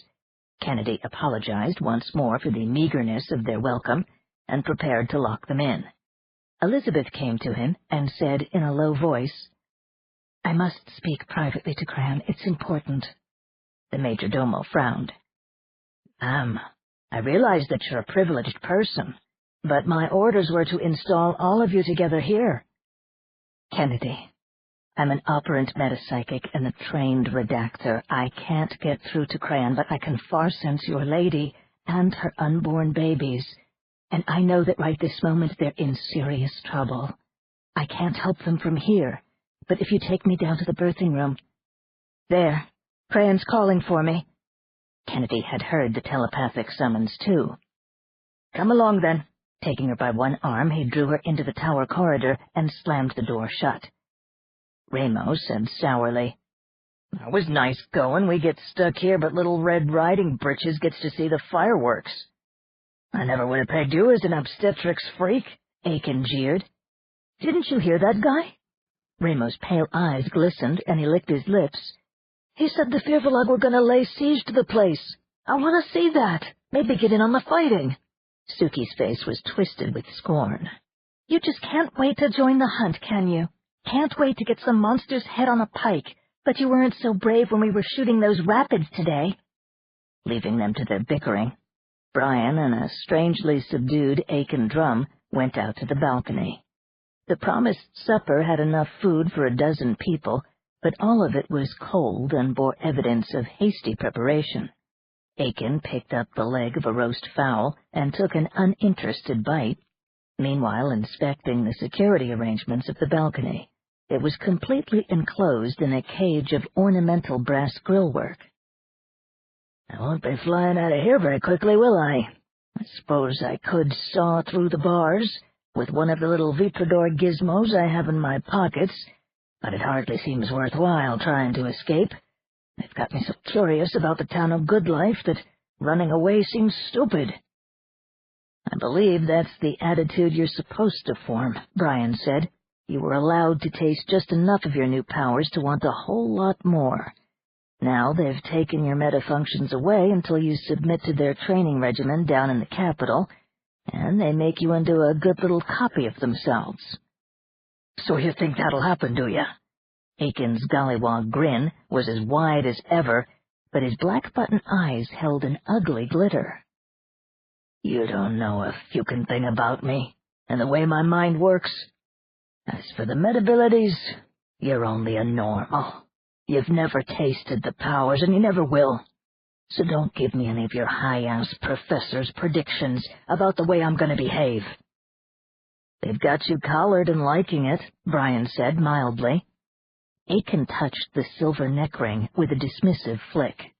"This thing, it's only put a clamp on my metafunctions. The clamp is effective now because I haven't figured out how to turn it off. But I'm working on it. You think they've got me under control? What Crayon did at the very beginning was program this inhibitory thing on us.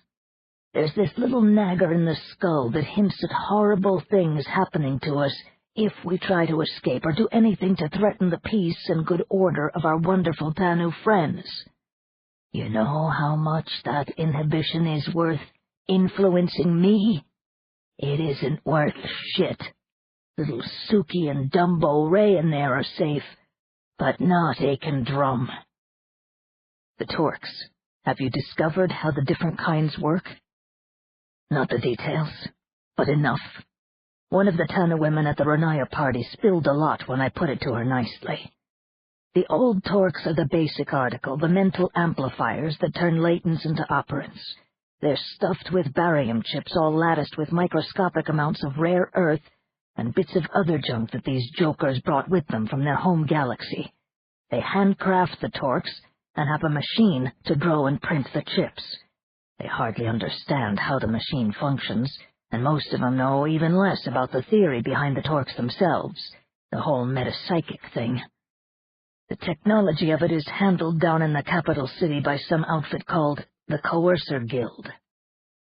"Do the Golden Torques have differing powers of magnification?"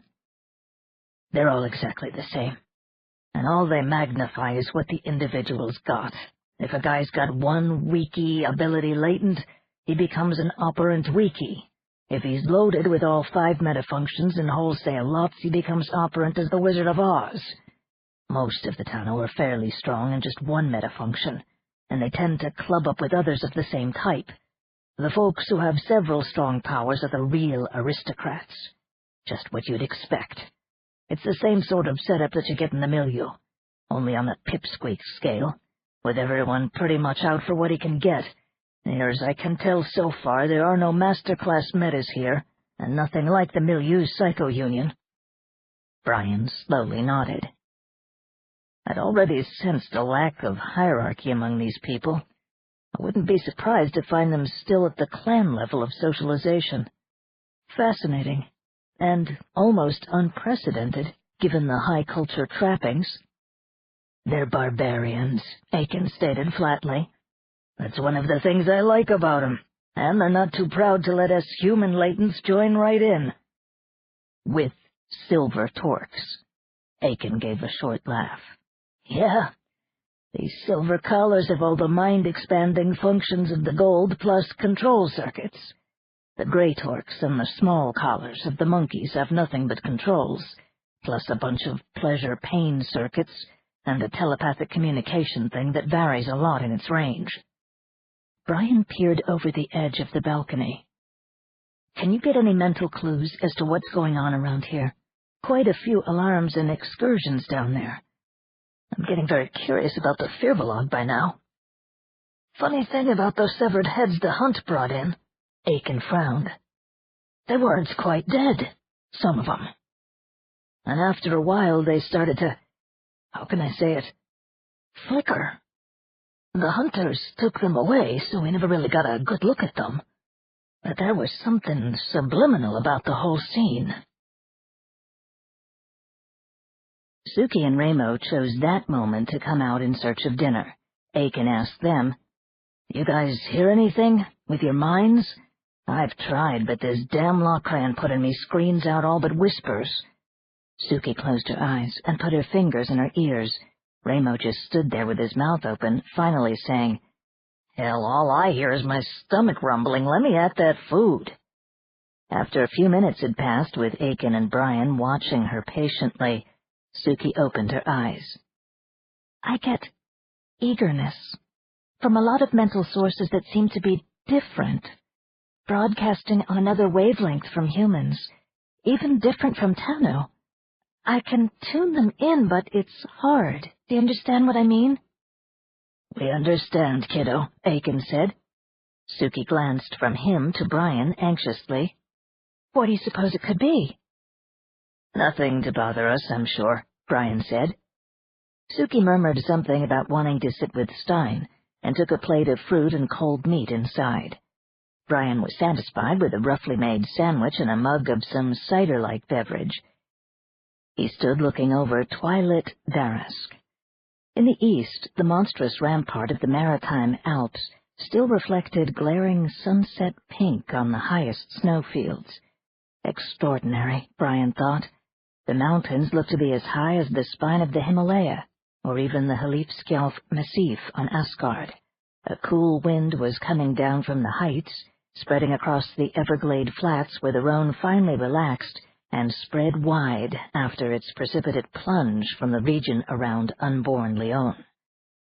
The day's journey had been something like descending a series of vast canyoned steps.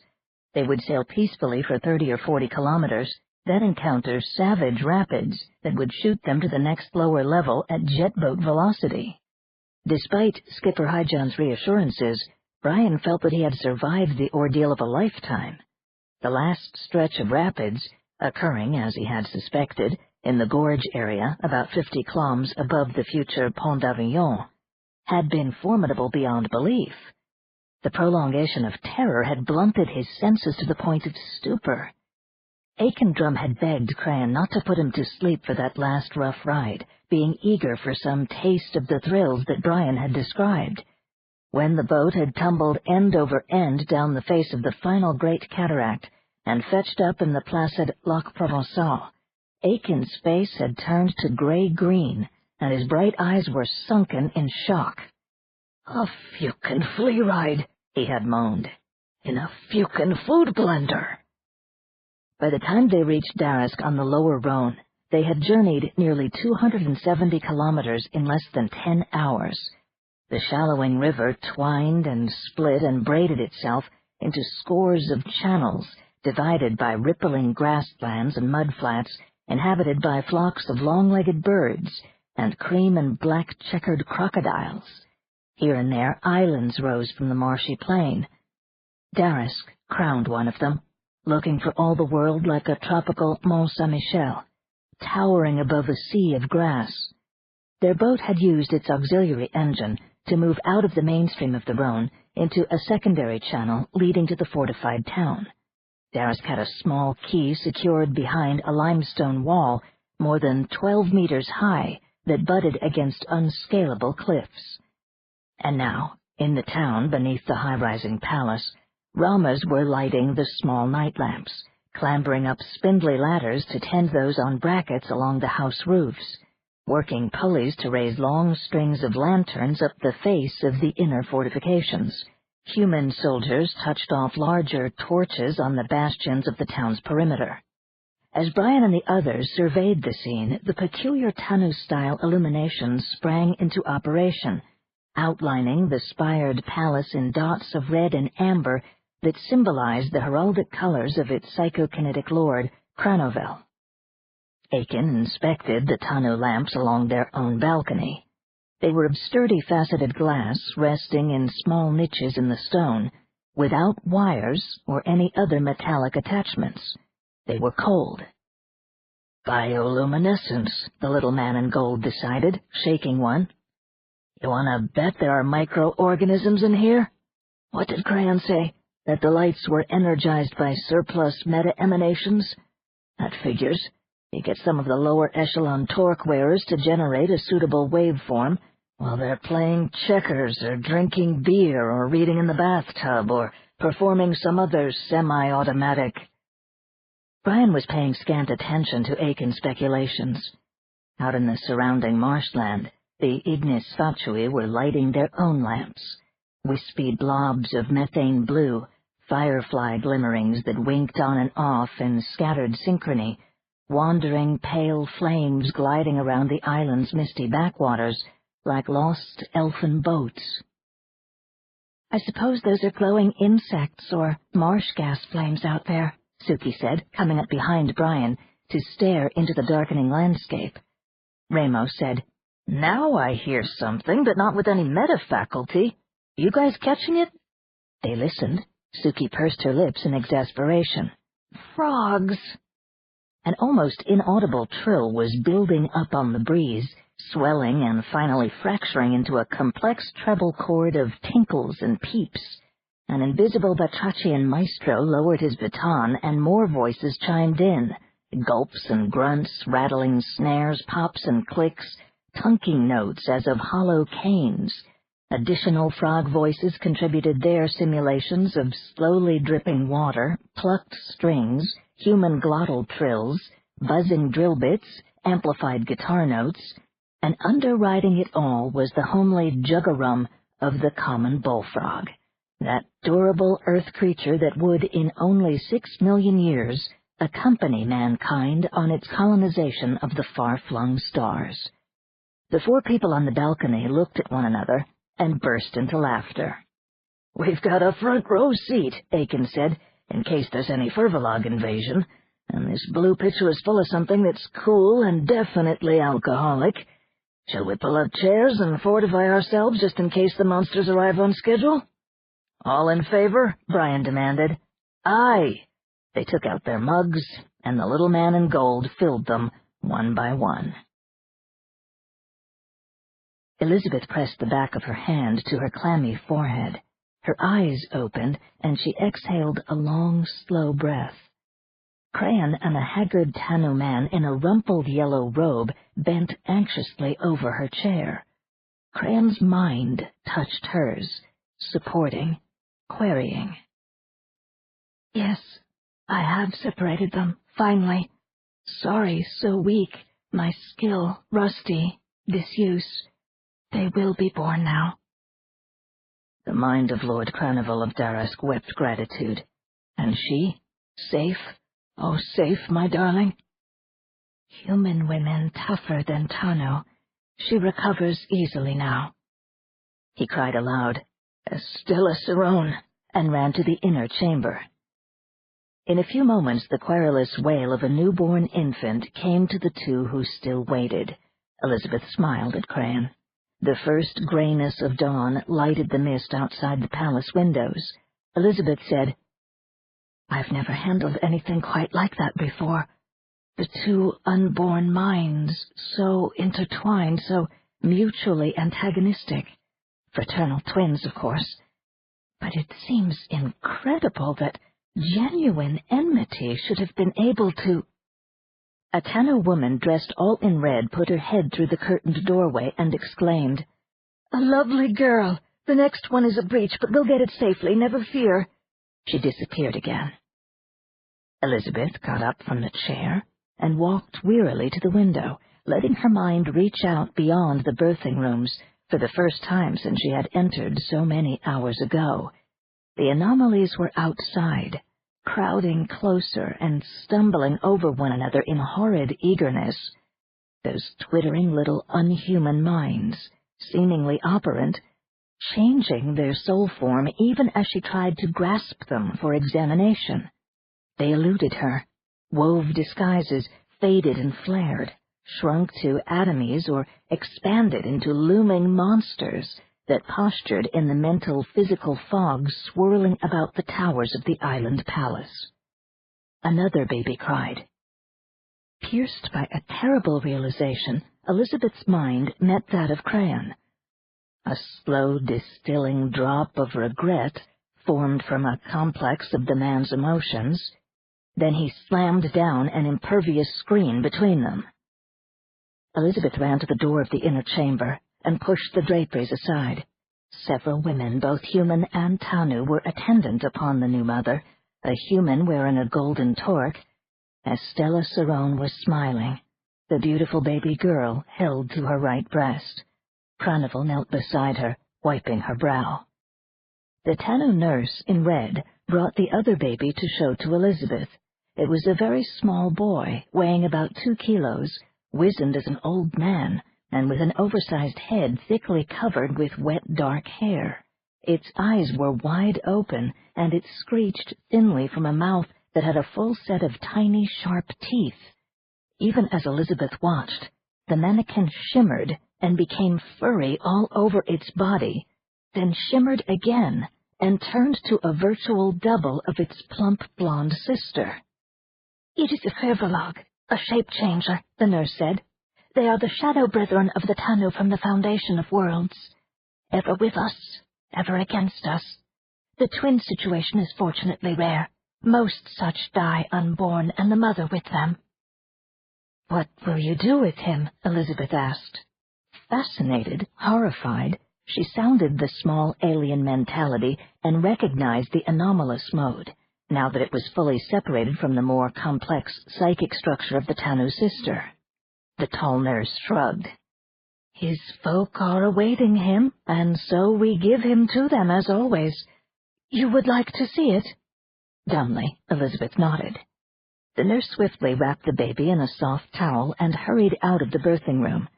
Elizabeth had all she could do to keep up as the woman raced down flight after flight of stone stairs, all empty and echoing, and lit only by the tiny ruby and amber lamps. They finally came to a cellar. A dank corridor led to the outer wall of the town, and a great locked water gate, beside which was an indoor anchorage full of deserted small boats. The gate had a wicket with a bronze bolt, which the exotic woman shot open.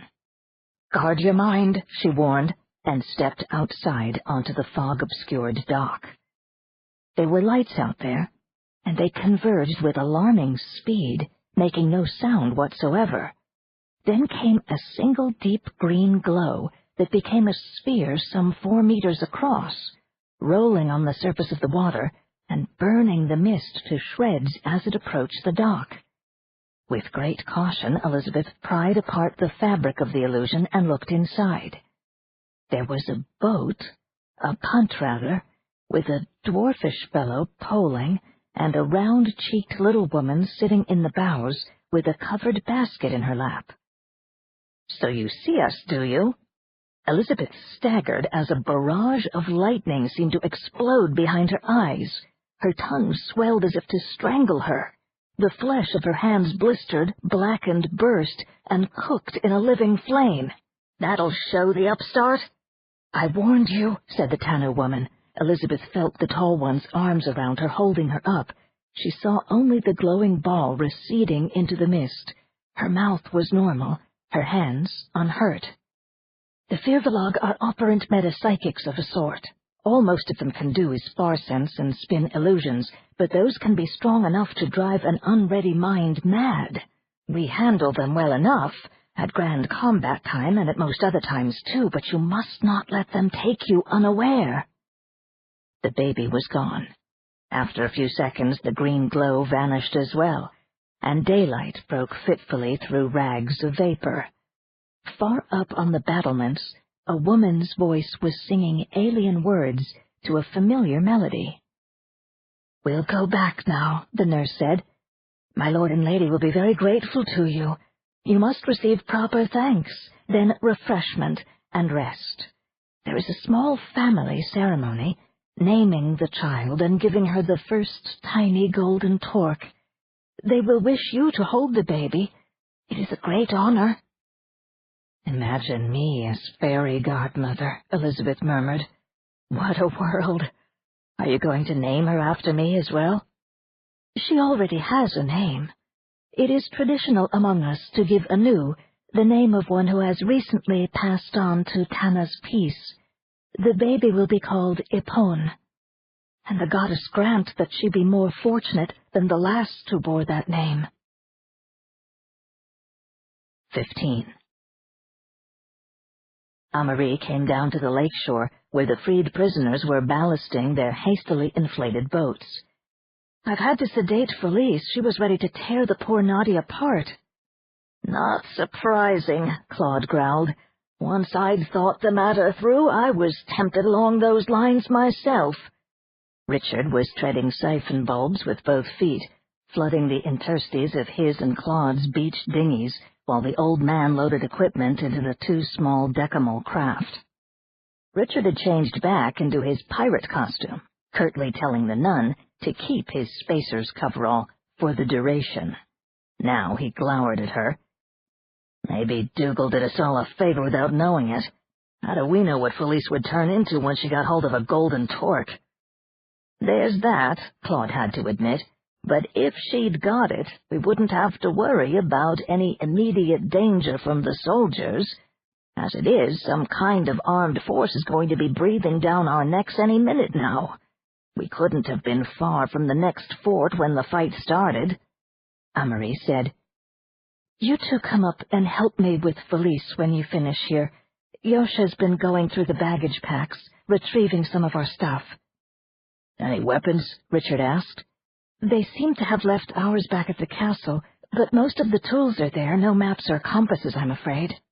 Claude and Richard shared a glance. The paleontologist said, "Then it's seat-of-the-pants navigation and devil take the hindmost.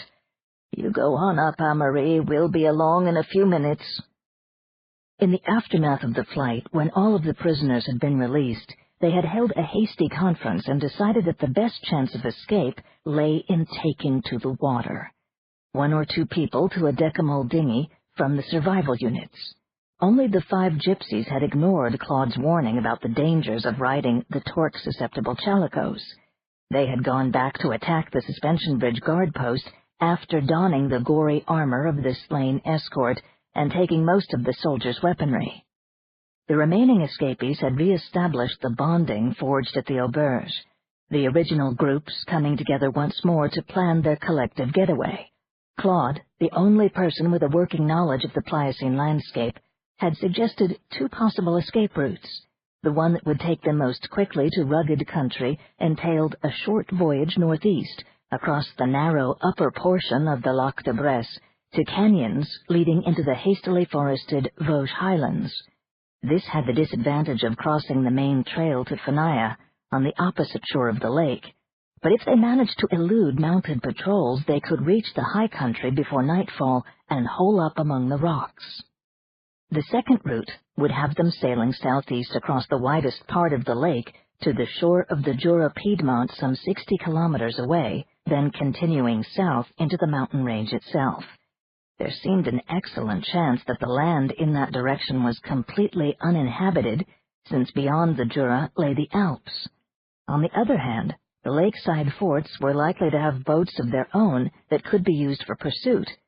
The escapees might outsail the Tanu minions, but the breeze was fitful, and the nearly cloudless sky suggested that the air might go dead calm, as it had the day before. If the boats were becalmed at nightfall, they might attract the attention of the Firvolog. Basil had confidently elected for the Jura route, while Claude's conservatism inclined him to hold out for the Vosges. But the climber was most persuasive to the majority, so in the end it was decided that all of the time travelers except the remnant of Group Green and Yosh, the surviving Ronin, would go south. The prisoners had hastily unloaded their baggage from the chalicos and followed a gully down to a tiny beach below the cliff. There boats could be launched. A few of the small craft were already spreading their sails when Richard completed ballasting the 2 green boats and scrambled back up the embankment in search of the others. He discovered Claude, Amory, and Yosh standing over Felice's unconscious body. The Japanese warrior said, "I've found Claude's woodworking tools and the knives and hatchets and saws from our survival and smallholder units." He held out a hideously stained packet to Richard. "And here are also a soldier's bow and arrows that the gypsies overlooked." "We're grateful, Yosh," said the old man. "The bow could be very important. We have very little food except for the survival rations, and the kids have only snares and fishing gear. The people going south with Basil will have time to make new weapons if they reach the Jura shore, but our group will be in much more danger of land pursuit. We will have to keep moving and do our hunting on the run." "But you should go with us, Yosh," Amory said. "Won't you change your mind?" "I have my own survival unit and task lance. I'll take the rest of the tools that I scavenged down to the people on the shore. But I won't go with them, and I won't go with you." He gestured to the sky, where dark specks were already circling in the morning gold. "I have a duty here. The Reverend Sister has given my poor friend the blessing of departure, but Tat must not be left to the scavengers. When I've finished, I plan to head due north on foot to the River Marne. It joins the Pliocene Seine, and the Seine flows into the Atlantic. I don't think the Tana will bother to track one man." "Well, don't hang around here too long," Richard said dubiously. The Ronin knelt swiftly beside Felice's limp form and kissed her brow. His grim eyes swept those of the others. "You must take good care of this mad child. We owe her our freedom, and if God wills, she may yet accomplish her purpose. The potential rests in her." "We know," said the nun. "Go blessed, Yoshimitsu-san." The warrior got to his feet, bowed, and left them. "Time for us to go too," said Claude. He and Amory picked up the pathetically light body of the girl, while Richard gathered her helmet and pack, together with the tools and weapons. "I can sail single-handed," the pirate said when they reached the waiting boats. "Put Felice in with me and you two follow." They shoved off, the last to set sail, and relaxed only when they were far out from land. The lake waters were cold and of an opaque blue, fed by rivers running out of the Jura and the Vosges forest to the northeast.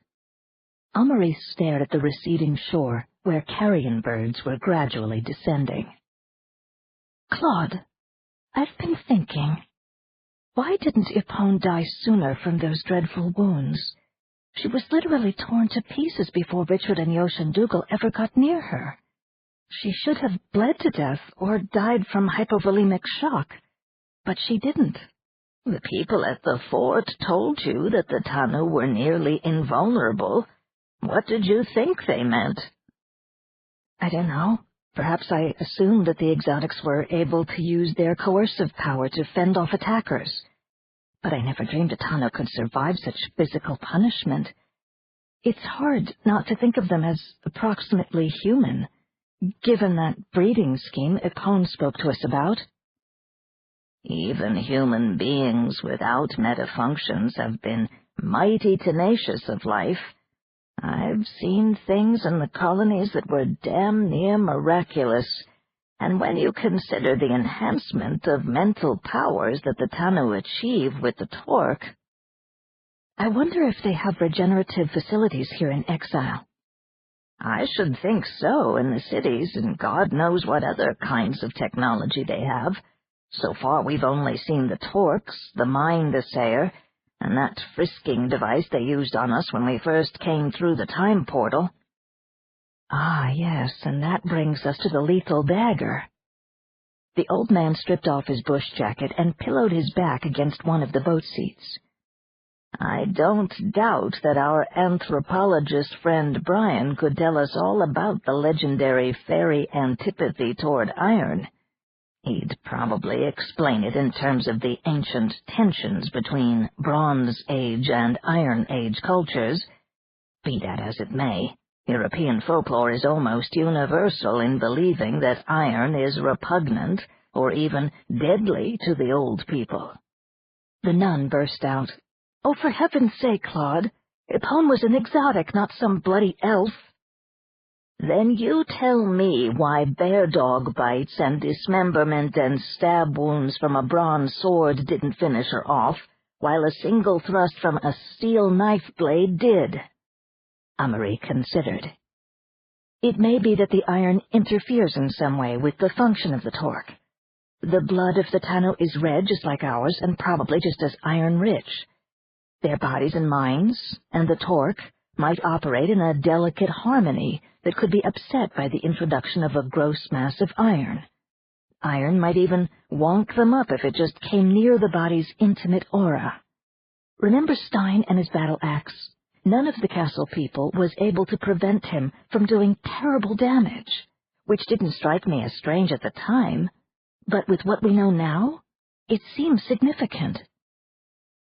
They frisked us thoroughly enough, Claude said. I can understand why the Guardians weren't able to pry Stein loose from his axe. But how did Felice's knife slip through? I can't imagine, unless they were careless and didn't sweep her leg, or perhaps the gold of the scabbard confused the detector. It suggests possibilities for counter-tactics. Claude studied her through half-closed lids. There was an intensity about her that was new and startling. Now you're beginning to sound like Felice. That child has no qualms about taking on the whole Tanu race. Never mind that they control the frigate planet. Amory flashed him an odd smile. But it's our planet. And 6 million years from now, we'll be here, and they won't. She snugged the tiller under her arm and kept the boat racing eastward, its sail taut before the freshening breeze. They came up behind a marshy island, hauled down sails and unstepped and deflated masts and centerboards. Armloads of reeds and young willows were cut to disguise the boats. They substituted rear-mounted decamol sculling oars for the sailing rudders. A person crouched low in the stern could impart a barely perceptible forward motion by wagging the oar back and forth. Richard protested. "It'll take us 2 hours to travel the half-clom to the shore at this rate." "Keep your voice down," Claude warned him. "Sound travels over water." He brought his boat close to Richard's. "Somewhere on that shore is the trail, maybe even the fort, where we were scheduled to stop for sleep this morning. We've got to be careful about showing ourselves until we're sure the coast is clear." Richard laughed nervously. "The coast is clear. So that's where the cliché came from. Probably pirates." "Shut up, son," said the old man, weariness making his low voice harsh. "Just follow me from here on in and pretend you're a collection of flotsam." Claude sculled so slowly that there was no wake. They seemed to drift from islet to islet, gradually approaching a low-lying shore where reeds and sedges grew more than 5 meters tall, and long-shanked waterbirds with plumage of pink and blue and dazzling white stalked the shallows, jabbing at frogs and fish with their beaks. The sun rose higher. It became excruciatingly hot and humid. Some kind of biting midge zeroed in on them, trapped as they were beneath the concealing greenery, and raised itching welts before they could find repellent in their awkwardly stowed packs. After a tedious interval of paddling, they scraped bottom on a jungly mudflat where many of the bamboos had trunks as thick as a man's thigh. Broadleaf evergreen trees perfumed the air with sickly sweet flowers. There was a game trail in the mud, heavily trampled by large, flat feet. It looked as though it would lead them to higher ground. "This is it," Claude said. "We deflate the dinghies and hike from here." Richard extracted himself from the mass of stalks and branches in his boat and surveyed the sight with disgust. "Jesus, Claude, did you have to land us on a fucking swamp?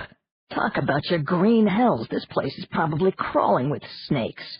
And will you look at those footprints? Some mighty ugly mother's been cruising through here." "Oh, stuff it, Richard," Amory said.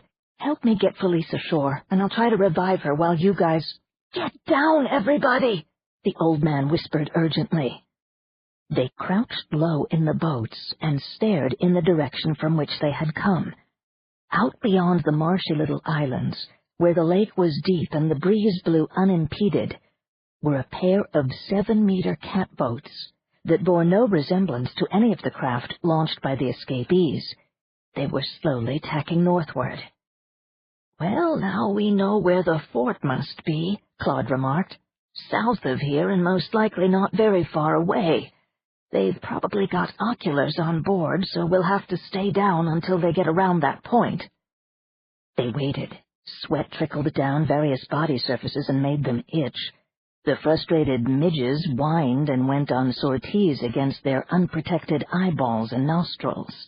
Claude's belly rumbled, reminding him that he had not eaten in nearly 12 hours. Richard discovered a sticky gash hidden in the hair above his left ear, and so did the local variety of blowfly. Amory made a desultory attempt to pray, but her memory bank refused to pay out any withdrawals, except the grace before meals and "Now I lay me down to sleep." Felice moaned. "Cover her mouth, Richard," Claude said. "Keep her quiet for just a few minutes longer." Somewhere ducks were quacking. Somewhere else an animal was snuffling and slurping and breaking the giant bamboos like twigs as it sought its lunch. And elsewhere still, the silver sound of a horn sang on the limit of audibility, to be followed seconds later by a louder response farther north. The old paleontologist sighed. "They're out of sight. Let's deflate these boats and move on." The power inflators used in reverse swiftly sucked both air and water out of the decamal membranes, reducing the boats to spheres the size of ping-pong balls. While Amory reviled Felice with a dose of stimulant, Claude rummaged in his pack for survival ration biscuits and fortified candy, which he shared with the others. Felice was listless and disoriented, but seemed well enough to walk.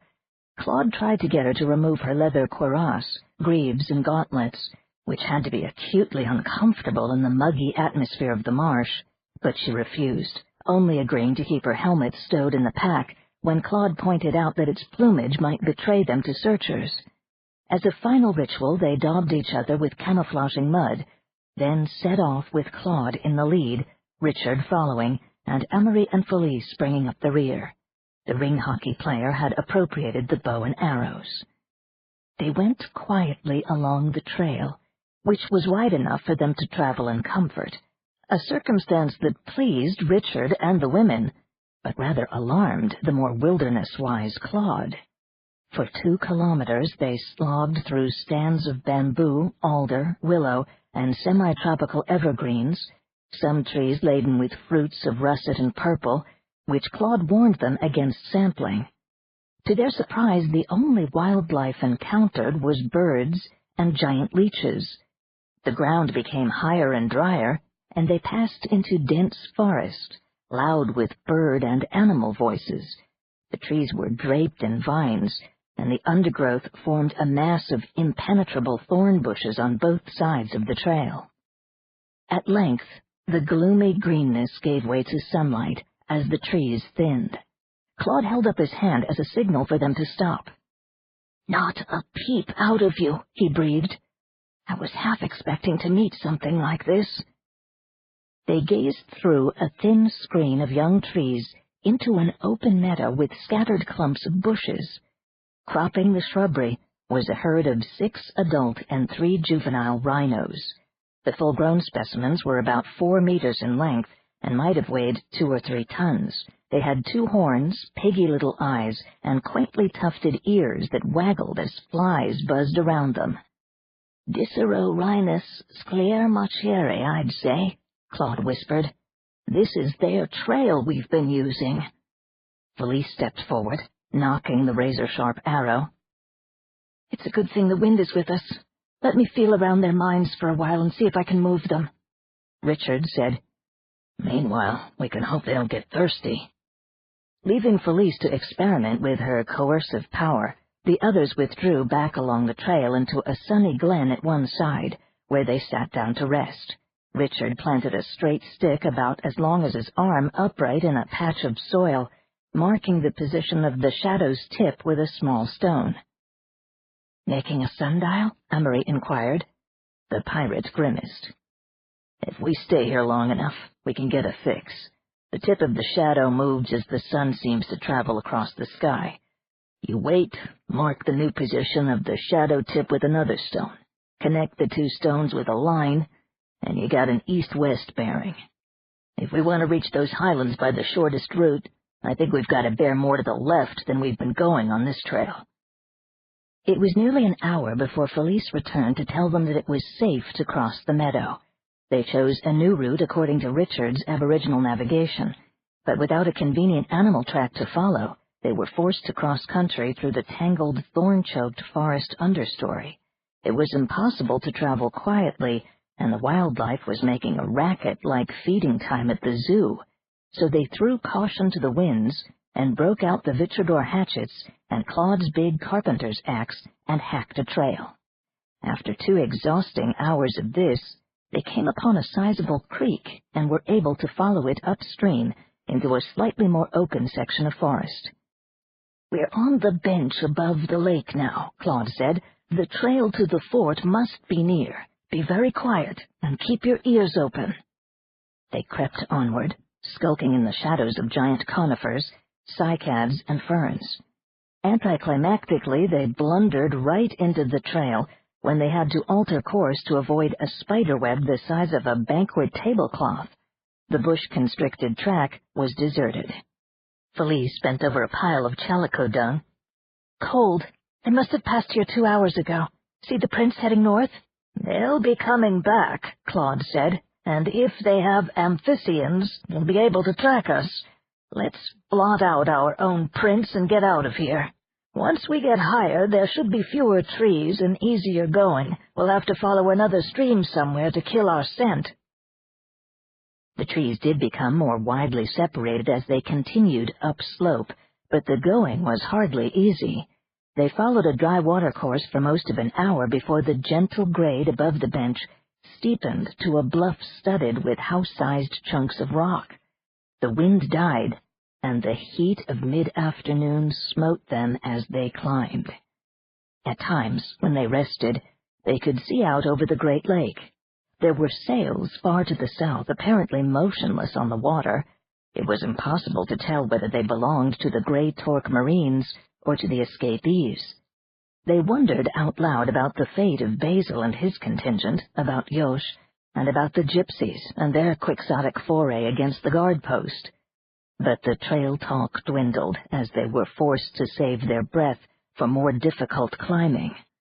Hope that they would be able to cross the first high ridge began to fade after one of Richard's Pliocene fabric running shoes was slashed by a rock, and he had to put on the more awkward sea boots of his original costume.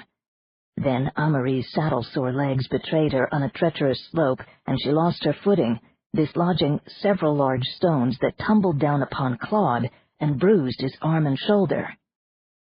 "We'll never make it to the top today," Richard groused. "My left heel is one big blister, and Amarie is ready to collapse." Felice said, "It's only a couple of 100 more meters. If you can't climb, I'll carry you up. I want to get a good view of the terrain we're heading into tomorrow. With luck, we might be able to see the bonfires from the fort, or even trail beacons below us once it gets dark." Claude declared he could manage on his own. Felice gave one hand to Richard and the other to the nun, and hauled them up after her by main strength. It was slow going, but they were finally able to reach the top shortly after the sun descended behind the hills on the other side of the lake. When they had regained their wind, Claude said, "Why don't we hole up on the eastern side of these big boulders? There's a nice dry shelter in there, and I don't think anyone below could spot a fire if we lit one after nightfall. I could gather some wood." "Good idea," said Felice. "I'll scout around a bit." She went off among the crags and gnarled savin junipers, while the others tended their wounds, inflated decimol cots, and weighted the legs with earth, because there was no water to waste, and regretfully laid out a meal of biscuits, nutrient wafers, and cheesy-tasting algeprote. By the time Claude had assembled a pile of dry branches, Felice was back, her bow resting jauntily over her shoulder, swinging 3 fat marmot-like animals by their hind legs. "Hail, Diana!" chortled the old man. "I'll even skin and clean 'em." They lit the fire after it was completely dark, and roasted the meat, devouring every gamey morsel. Then Richard and Claude collapsed onto their cots and were asleep in minutes. Amory, her brain buzzing with fatigue, still felt obliged to shake the grease and scraps off the dinnerware, sterilize them with the power source, then shrink and stow them away. There's my big helpful girl. "I can see the fort," came Felice's voice from the nearby darkness. Amory picked her way over the rocks to where the athlete was standing. The ridge fell steeply to the southwest. The young moon hung over the lake, and an incredible profusion of Pliocene stars reflected upon the water, differentiating it from the black land. Far to the south, on their side of the lake, was a cluster of orange specks. "How far away is it?" the nun asked. "At least 15 kilometers, maybe more as the vulture flies." Felice laughed, and Amory was suddenly wide awake, experiencing the same feeling of fear and fascination she had known before. The woman beside her was an indistinct silhouette in the starlight, but Amory knew that Felice was looking at her. "They didn't thank me," the athlete said in a low voice. "I set them free, but they didn't thank me. They were afraid of me still. And that fool of a Dougal, none of them, not even you, sympathized or understood why I wanted to." "But you couldn't kill Dougal. For the love of God, Felice, I had to put you out." "Killing him would have been a comfort," said the young girl, coming closer. "I was working on my plans I never told the rest of you. The Golden Ark was the key, not only to free us, but to rescue the others, Brian, Elizabeth, Aiken, Stein, to free all of the human slaves, don't you see? I really could have done it. With the golden torque, I could have tamed this thing inside me and used it." Amory heard herself babbling. "We're all grateful to you, Felice. Believe me, we were simply too stunned by it all to say anything after the fight. And Dougal, he was just too fast for Basil and Yush to stop, and too crazy to realize what he was doing when he threw the torque away. He probably believed he wouldn't be safe from Apone's power until the torque was separated from her body." Felice said nothing. After a while, the nun said, "Perhaps you could get another." There was a sigh. "They know about me now, so it will be very dangerous, but I'll have to try. Maybe waylay another caravan or even go to Fanaya. It'll be hard, and I'll need help." "We'll help?" Felice laughed softly. "I'll help. I won't be retiring to any hermitage for quite some time yet." "Ah, that's good. I need your help, Amory. I need you." "Felice, don't misunderstand." "Oh, I know all about your little vow of renunciation. But that was made 6 million years ago in a different world. Now I think you need me as much as I need you." "I need your protection. We all do." "You need more than that." Amory backed away, tripped over a rock, and fell, tearing open the scabbed cuts on her hands. "Let me help you up," said Felice, but the nun scrambled to her feet unaided and turned back toward the glowing remnants of the campfire, where the others were sleeping. She stumbled and clenched her fingers into the lacerated palms so that her nails opened the cut even more, while behind her Felice laughed in the darkness. 16. "He's ready, Suki. You must take the final discharge." "But can I? I could botch it again, Elizabeth." "You won't. You'll be able to handle this aspect of his healing. He wouldn't let me, but you can do it. Don't be afraid." "All right. Just let him come out of the torque's neural bath slowly. I'm ready." Illinois cornfields, flat as a table and stretching from horizon to horizon, with the toy farmhouse and outbuildings lonely amid the immensity.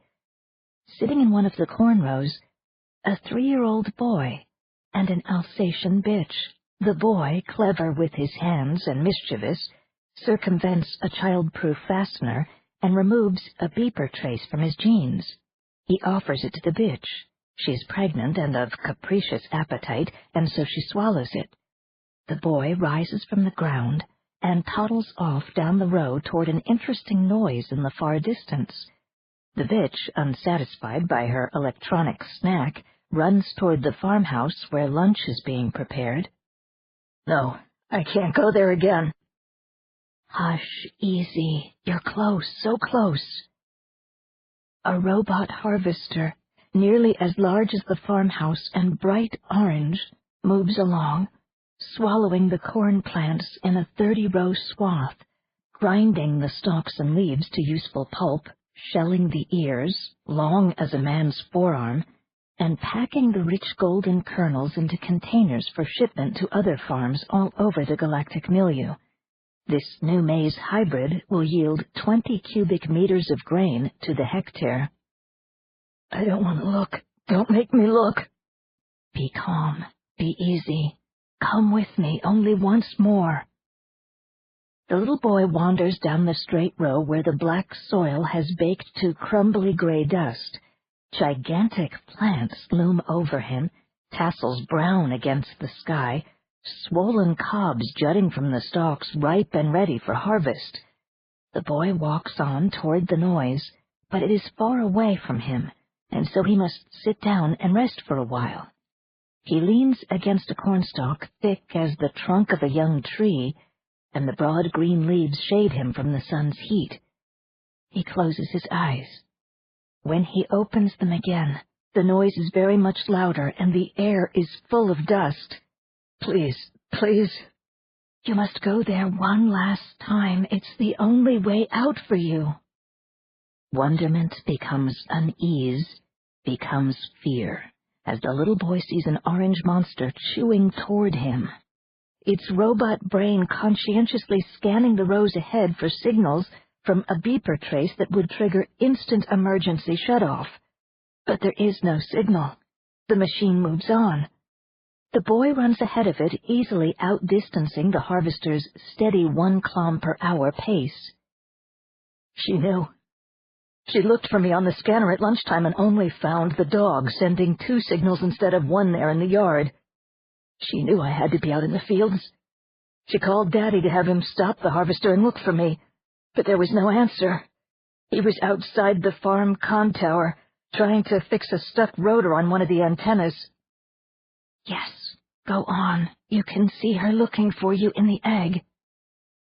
The little boy dashes on, too inexperienced to realize that he should move to the side, out of range of the machine, instead of continuing down the row immediately ahead of it. He runs faster, and a stitch comes in his side. He begins to whimper and runs more slowly. He trips, falls, gets up and staggers on with tears blinding his bright blue eyes. Up in the air, an egg flyer hovers over him. He stops and waves his arms, screaming for his mother. The harvester moves along, cutting the stalks off at ground level, hauling them into its maw on a spiked conveyor, chopping, shredding, plucking the kernels from the cobs, reducing the rows of giant plants to neat packages of grain and finely ground cellulose pulp. No, please, no more. You must, we must, once more, and then gone forever, trust me. The egg lands, and the child stands stock still, waiting for his mother to save him, weeping and holding out his arms as she runs toward him, picks him up, with the noise louder and louder and the dust swirling about them in the hot sun. She holds him close to her as she pushes obliquely through the tough, impeding stalks, while the great orange thing moves on, cutter beams and carrying spikes and whirling knives at work. But the 15 meters she must traverse are too far. She gasps and lifts the boy high and throws him, so that the green corn plants and the orange machine and the blue sky all spin very slowly around him. He falls to the earth, and the harvester rumbles past, with the busy clanking of its machinery drowning out another noise that did not last very long. Oh, Jesus, I can still hear. Please, no, the machine stops, and he comes and screams at me. You murdering little animal, Carrie, Carrie. Oh, my God, no, Daddy. Daddy, Mommy fell her. Oh, my God, Carrie. You did it to save him, and he killed you. And it's his fault, the murdering little animal. No. No. What am I saying? God, my own little boy. Steiny, I'm sorry. I didn't mean it. Oh, God. Carrie. Steiny. Daddy, please keep me. He did, Stein. I know now. You heard it all that he said. Yes. Poor Daddy. He couldn't help saying it. I know now. Angry and frightened and helpless. I understand. He shot the dog, though. But I don't have to be afraid. He couldn't help it. Poor Daddy. I understand. Thank you. Thank you. Stein opened his eyes. An unfamiliar woman's face was very near to him, sun-reddened, round cheeks, a turned-up nose, intent indigo eyes set a bit too closely together. She smiled. He said, "And I don't have to be angry at either one of us." "No," Suki said. "You'll be able to remember and feel sad, but you'll be able to forget it. No guilt or fear or anger about this part of your life ever again." Stein lay without speaking, and she let her mind merge with his in a touch that admitted a sharing of his ordeal, bespoke her care for him. "You've been helping me," he said, "healing me. And I don't even know your name." "I'm Sue Gwen Davies. My friends call me Suki. It's a silly sort of name." "Oh, no." He got up onto one elbow and studied her with an innocent curiosity. "You went through the Auberge training program, too. I saw you the first and second days I was there, and then you were gone. You must have passed through the gate ahead of our Group Green." "I was in Group Yellow. I remember you, too. That Viking costume isn't easy to miss." He grinned and shook sweat-tousled elf locks out of his eyes. "It seemed like a good idea back then, sort of reflection of my personality. What are you supposed to be?" She gave a self-conscious little laugh and toyed with the embroidered belt of her long gown. "An ancient Welsh princess. My family came from there a long time ago, and I thought it might be fun. A complete break with my old life." "What were you? A redactor?" "Oh, no, I was a policewoman. A juvenile officer on ON-15, the last Earth colonial satellite." She touched her silver torque. "I didn't become an operant redactor until I got here. I'll have to explain about that." But he broke in. "I tried metapsychic treatment before. It never helped. They said I was too strong, that it would take a special kind of practitioner, one with commitment, to ever get down inside of me and root my mess out, and you did it." She protested. "Elizabeth did all the preliminary lancing. I was trying to do it." Her eyes slipped away from his. "And I bungled the job badly. Elizabeth did a marvelous fix and drained out all the really dangerous stuff that I couldn't touch. You owe her a lot, Stein. So do I." He looked dubious. "Back at the Auberge, me and my pal Richard called her the Ice Queen. She was a very cryogenic and spooky lady. But wait, she told us that her metafunctions were lost." "They returned. The shock of passing through the time portal did it. She's a marvelous redactor, Stein. She used to be one of the top teachers and counselors in her sector. She was master class. I'll never be so good. Except, perhaps, with you." Very carefully, he folded her in his huge arms. Her hair was long and black and very straight, with a simple grassy perfume from the Tanu soap. She lay against his bare chest, hearing his heart beating slowly, afraid to look into his mind in case the thing that she had hoped for would not be found. They were alone now in the tower room. Even Elizabeth had disappeared when it became clear that the healing would be a success. Suki said, "There are things you have to know." She touched the silver torque about her rather plump neck. "These silver collars. Your friend Aiken got one, too, and so have some other people who've passed through the portal. They make latent metafunctions operant. That's how I became a redactor. And there's an exotic race living here in the Pliocene along with us. They're called Tanu, and they came here a long time ago from some galaxy light millennia away. They're latents, too, and they wear golden collars that make them almost as powerful as the metapsychics of our milieu. They look quite human, except for being very tall and having mostly blonde hair and funny eyes. The Tanu rule this place, almost like the barons of the Middle Ages ruled ancient Earth. I'm beginning to remember, Stein said slowly. A fight in a kind of castle. Are we still locked up in that place? Suki shook her head. They took us, you and me and a few others, down the River Rhone. We're on our way to the Tanu capital. This is a place called Darask, almost at the Mediterranean shore. We've been here for 2 days. Elizabeth helped the mistress of the place, who was having a hard time in childbirth, so we got to stay and fix you up and rest as a kind of reward. The river trip down here was pretty nerve-wracking. So Elizabeth is here, and Aiken. Who else? Brian from your group and another man named Raimo Hakkanen, who used to be a forester in British Columbia. I think he was in Group Orange. And there is a Tanu man in charge of bringing us to their capital city. His name is Cran, and he seems to be some kind of exotic physician when he's not acting as a prisoner escort.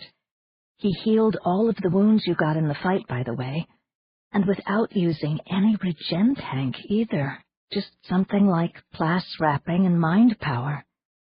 The rest of your friends and the other people who were being kept prisoner in the castle were sent to another place hundreds of kilometers north of here.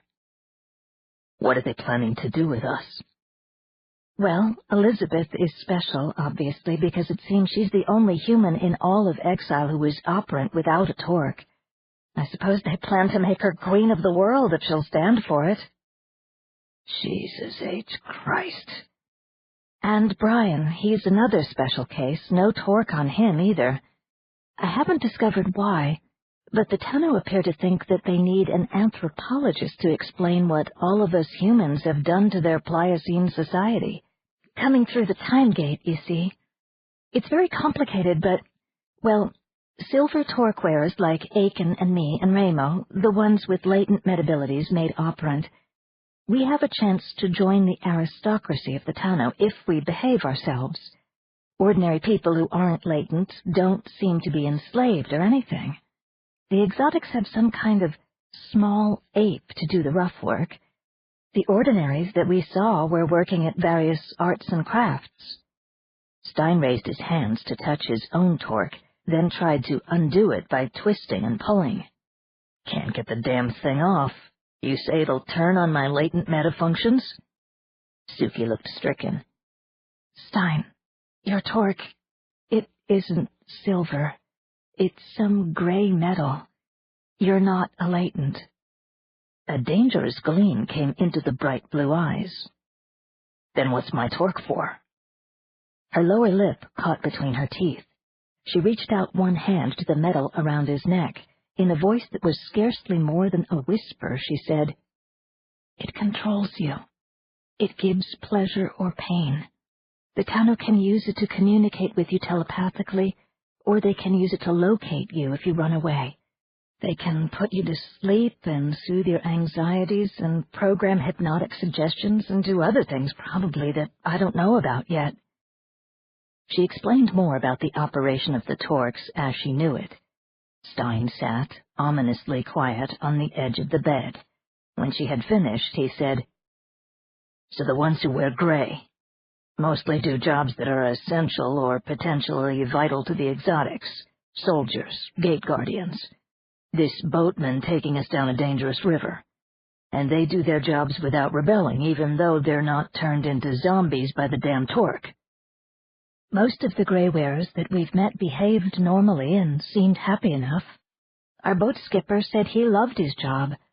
One of the palace people that I talked to here said that the Tanu are kind and generous unless you go against their orders. I expect that after a time, You simply do as they expect you to without any coercion at all. You're conditioned and loyal. It's really the same sort of socialization that takes place in any tight group, but the loyalty is guaranteed. Very quietly, Stein said, I won't be a goddamn flunky for some exotic slave master.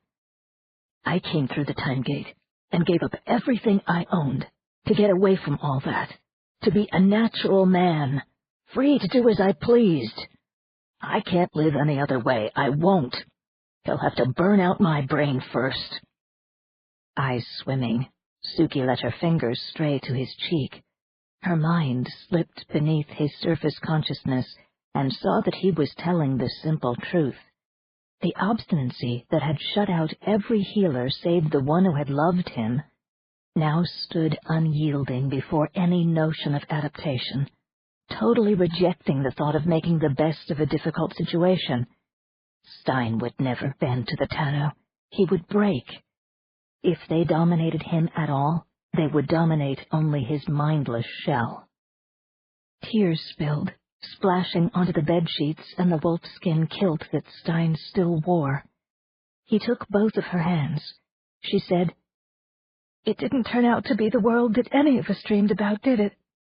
I was going to find the tunnel leading to the hollow earth paradise to Agartha. Crayon said that the legends had to refer to the paradise his people founded here. But that can't be true, can it?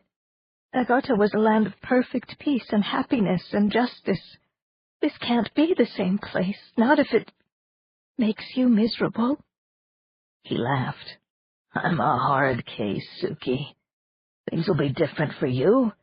You'll get to join the high life, be a Pliocene princess instead of just a Welsh one. She pulled away from him. I forgot one other important thing about this exile world. Human women. The Tanu undo our salpingzaptomy and restore our fertility. Their own women don't reproduce very well on Earth, and so they use us, too. Some human women become Tanu wives, like the lady of this palace that we're in right now. But a lot of us are just used as... Stein drew her close to him again and wiped her tears away with a corner of the bedclothes. Oh, no. Not you, Suki.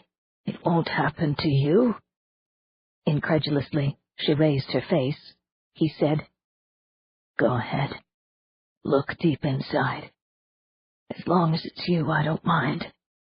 She took a shuddering breath and plunged into the new place and could not help crying out when she found that what she hoped for did exist, all new and strong.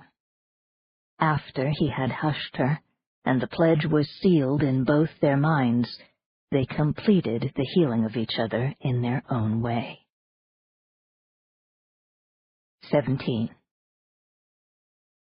Claude and Richard and Amory could have slept for days, but with the sunrise came a distant howling of amphicyons angling up the ridge from the south, and they realized that the Tano were going to do their utmost to prevent the escape of Felice, whose role in the massacre had doubtless been betrayed by some recaptured prisoner.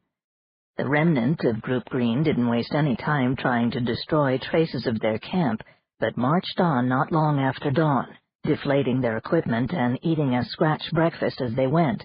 Claude had attempted to relinquish leadership to Felice, but she refused to hear of it. You've had experience in this kind of travel. I haven't. Just get us off this bridge as quickly as you can and down into the thick woodland with a good-sized river. Then I think we'll be able to shake off the trackers. They skidded and tramped and once even rappelled over a small cliff in their downhill flight, making better time when they found a dry wash that turned into a thin rivulet in the lower elevations. Trees crowded together and became taller, roofing over the widening stream and shading them from some of the sun's heat. As they splashed down the rock-clogged watercourse, they startled big brown trout and fishing weasels that resembled pale minks. They took to the stream bank, first on one side, then on the other, in an attempt to confuse pursuit. Claude had them tramp an obvious trail up a tributary creek, relieve themselves to enhance the spoor, then double back in the water and continue wading down the original stream. It was becoming dangerously deep in places, broken with short pour-offs and stretches of white water. Claude called a halt in mid-morning. He and Felice were in good shape, but Richard and the nun sagged with weary gratitude. They rested on half-submerged rocks out in backwater pool, straining their ears for sounds of pursuit. They heard nothing but an explosive splat a short distance downstream. "If I didn't know better," Amory remarked, "I'd say that was a beaver." "Quite likely," Claude said. "Might be our old friend Castor, but it's more likely steniofiber, a more primitive type that didn't go in much for dams, but just dug holes in the—" "Shh," Felice hissed. "Listen." Rushing water, bird song, the occasional screeches of what Claude had told them was an arboreal ape, a small squirrel chattering its annoyance, and something large clearing its throat. They froze on their rocks and instinctively drew up their legs, which they had been dangling in the water. The noise was a guttural cough, unlike anything they had heard before in the Pliocene. The bushes on the left bank swayed slightly as an animal passed through and came down to the stream to drink. It was a cat, massive as an African lion, but with large canine teeth protruding like daggers below its closed jaws. It muttered to itself like a dyspeptic gourmet after an overly lavish feast and took a few desultory laps. Its upper body was decorated with marbled polygons of russet, edged with tan and black. These merged into dark stripes about the animal's face and black spots on its underparts and lower limbs. It had whiskers of heroic proportions. The breeze shifted and carried the scent of the humans to the drinking saber-tooth. It raised its head, stared directly at them with yellow eyes, and snarled, exuding the studied restraint of a creature in complete command of an awkward situation. Felice met its gaze.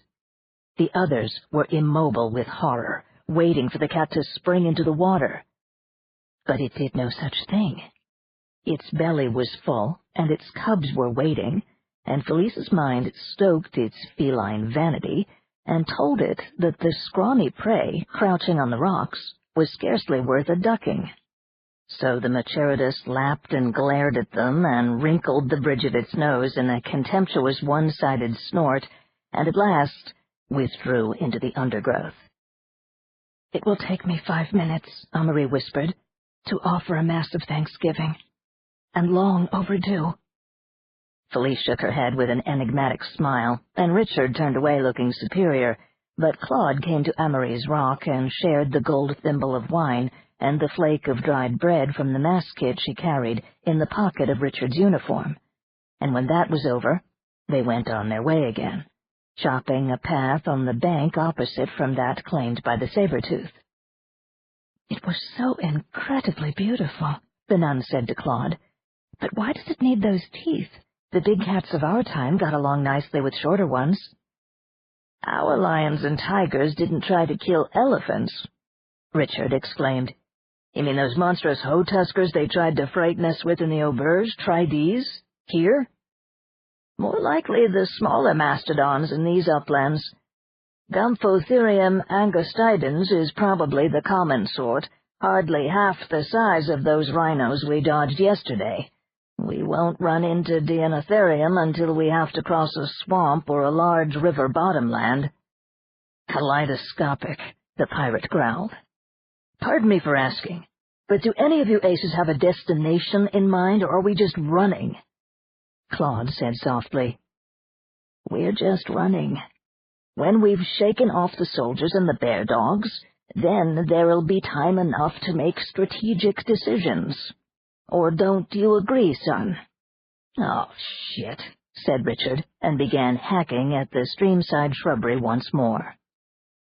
At last the brook merged with a large, turbulent river flowing in a southerly direction. Claude thought it might be the Upper Saône. "We won't follow this river," he told the rest of the group. "It probably curves around to the southwest and empties into the lake 40 or 50 kilometers downstream. We'll have to cross over, and that means the Decamol bridges." Each survival unit was equipped with 3 bridge sections that could be married to produce a narrow, self-supporting span 20 meters in length that resembled a ladder with close-set rungs. Moving up the river to a point where the torrent narrowed between 2 craggy shelves of rock, they inflated and ballasted the sections, joined them, and swung the bridge over to the opposite bank. "Looks kind of flimsy," Richard remarked uneasily. "Funny, when we practiced with it back at the auberge, it seemed a lot wider."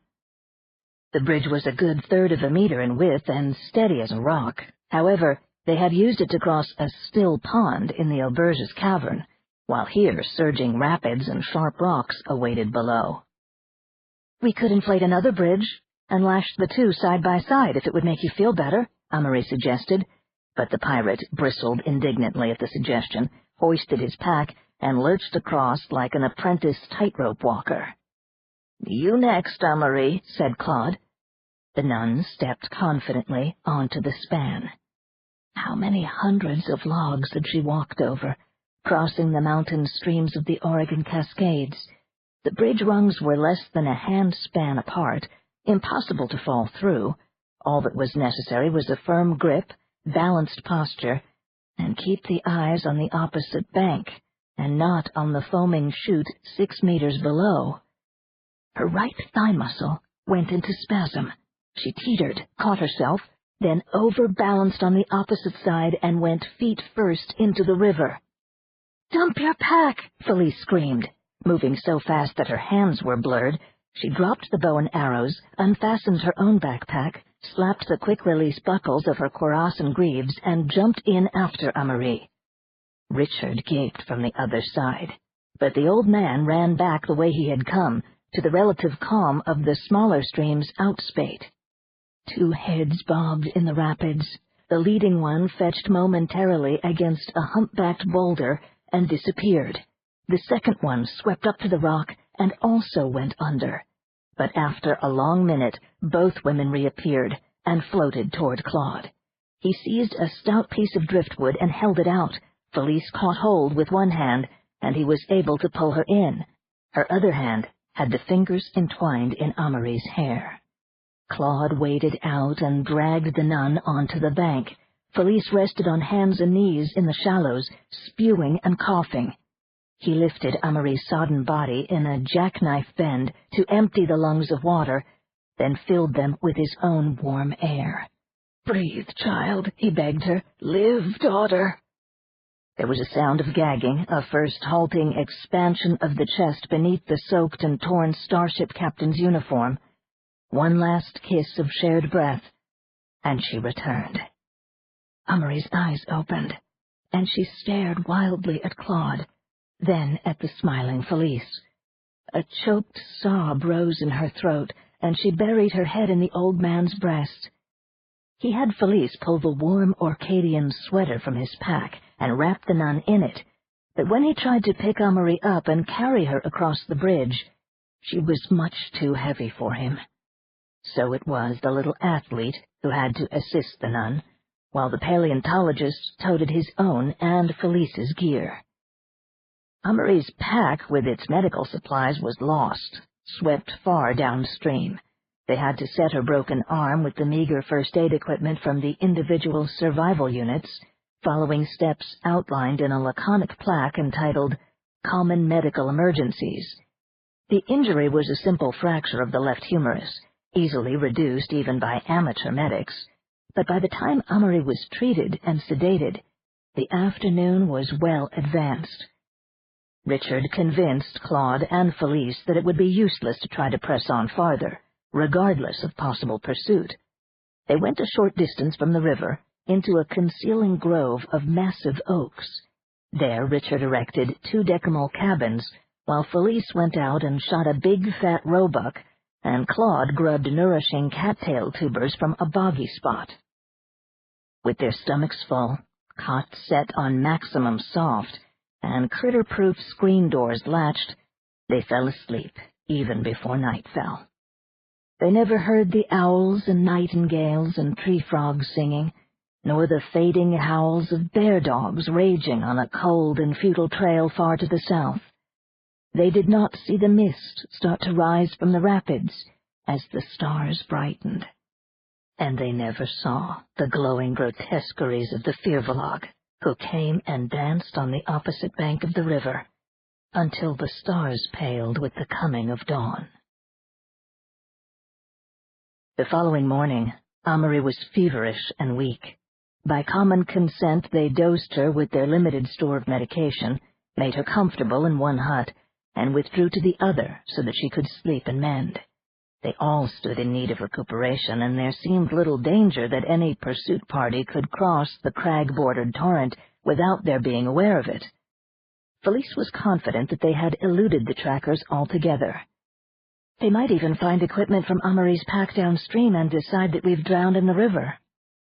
So they slept, lunched on cold venison and algeprote, and then sat in the shade of an ancient oak, sipping small cups of precious instant coffee and trying to decide what to do next. "I've been working on a new plan," said Felice. "I've considered different possibilities and decided that the best place to get another torque would be near Fanaya, where there are plenty of Tanu. They might even have a storehouse or a factory for the things. What we have to do is hide out until Amory is healed, cross the Vosges, then hole up outside the city. We can rustle supplies from caravans or outlying settlements." Richard choked on his coffee. Felice went on serenely. "And then, after we've analyzed their defenses and learned more about the actual technology of the torques, we can work out plans for the strike." Richard set his little cup down on a tree root with great care. "Kid, you've conned us and bullied us into going along with your plans so far, and I'm not saying you didn't do a damn good job getting us away from Ipone and her stooges. But there is no way you're gonna force me into a 4-man invasion of a whole city full of exotic mind-mashers." "You'd prefer to hide in the woods until they hunt you down?" she sneered. "They won't stop searching, you know. And the Tanu will be coming out themselves, instead of just sending human slavies. If we follow my plan, if I get a golden torque, I'll be a match for any of them." "That's what you say. How do we know you'll be able to get it up? And what's in it for us?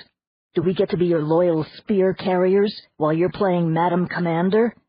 No friggerty golden torques are gonna do the rest of us poor normals any good.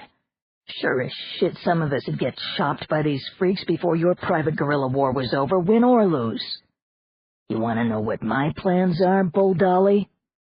She sipped her drink, eyes hooded. "I'll tell you," Richard blustered. "I'm going to rest up here for another day or two and repair my footgear, and then I'm heading north to the big rivers and the ocean, just like Yosh did. A little luck and I might even meet up with him. When I get to the Atlantic, I'm sailing southward along the coast. While you're doing your bandit princess routine, I'll be getting pissed on good wine and bouncing broads in my pirate shack in Bordeaux." "And the rest of us?" Claude kept his tone neutral. "Come with me. Why not? I'll be marching easy, not breaking my butt, climbing to hell and gone over the Vosges. Listen, Claude, you and Amory stick with me, and I'll help you find some nice peaceful place the Tanu never heard of. You're kind of old to get mixed up in this crazy kid's battles. And what life would it be for a nun, for God's sake? This one kills people for fun." Felice said, "You're wrong, Richard," and drank coffee. The old paleontologist turned from one to the other, then shook his head. "I've got to think about this. And there's something else I've been meaning to do. If you don't mind, I'll just go a little farther into this grove of oak trees and spend some time alone." He got to his feet, felt briefly in the big pocket of his bush jacket, and walked off. "Take as long as you like, Claude," Felice called.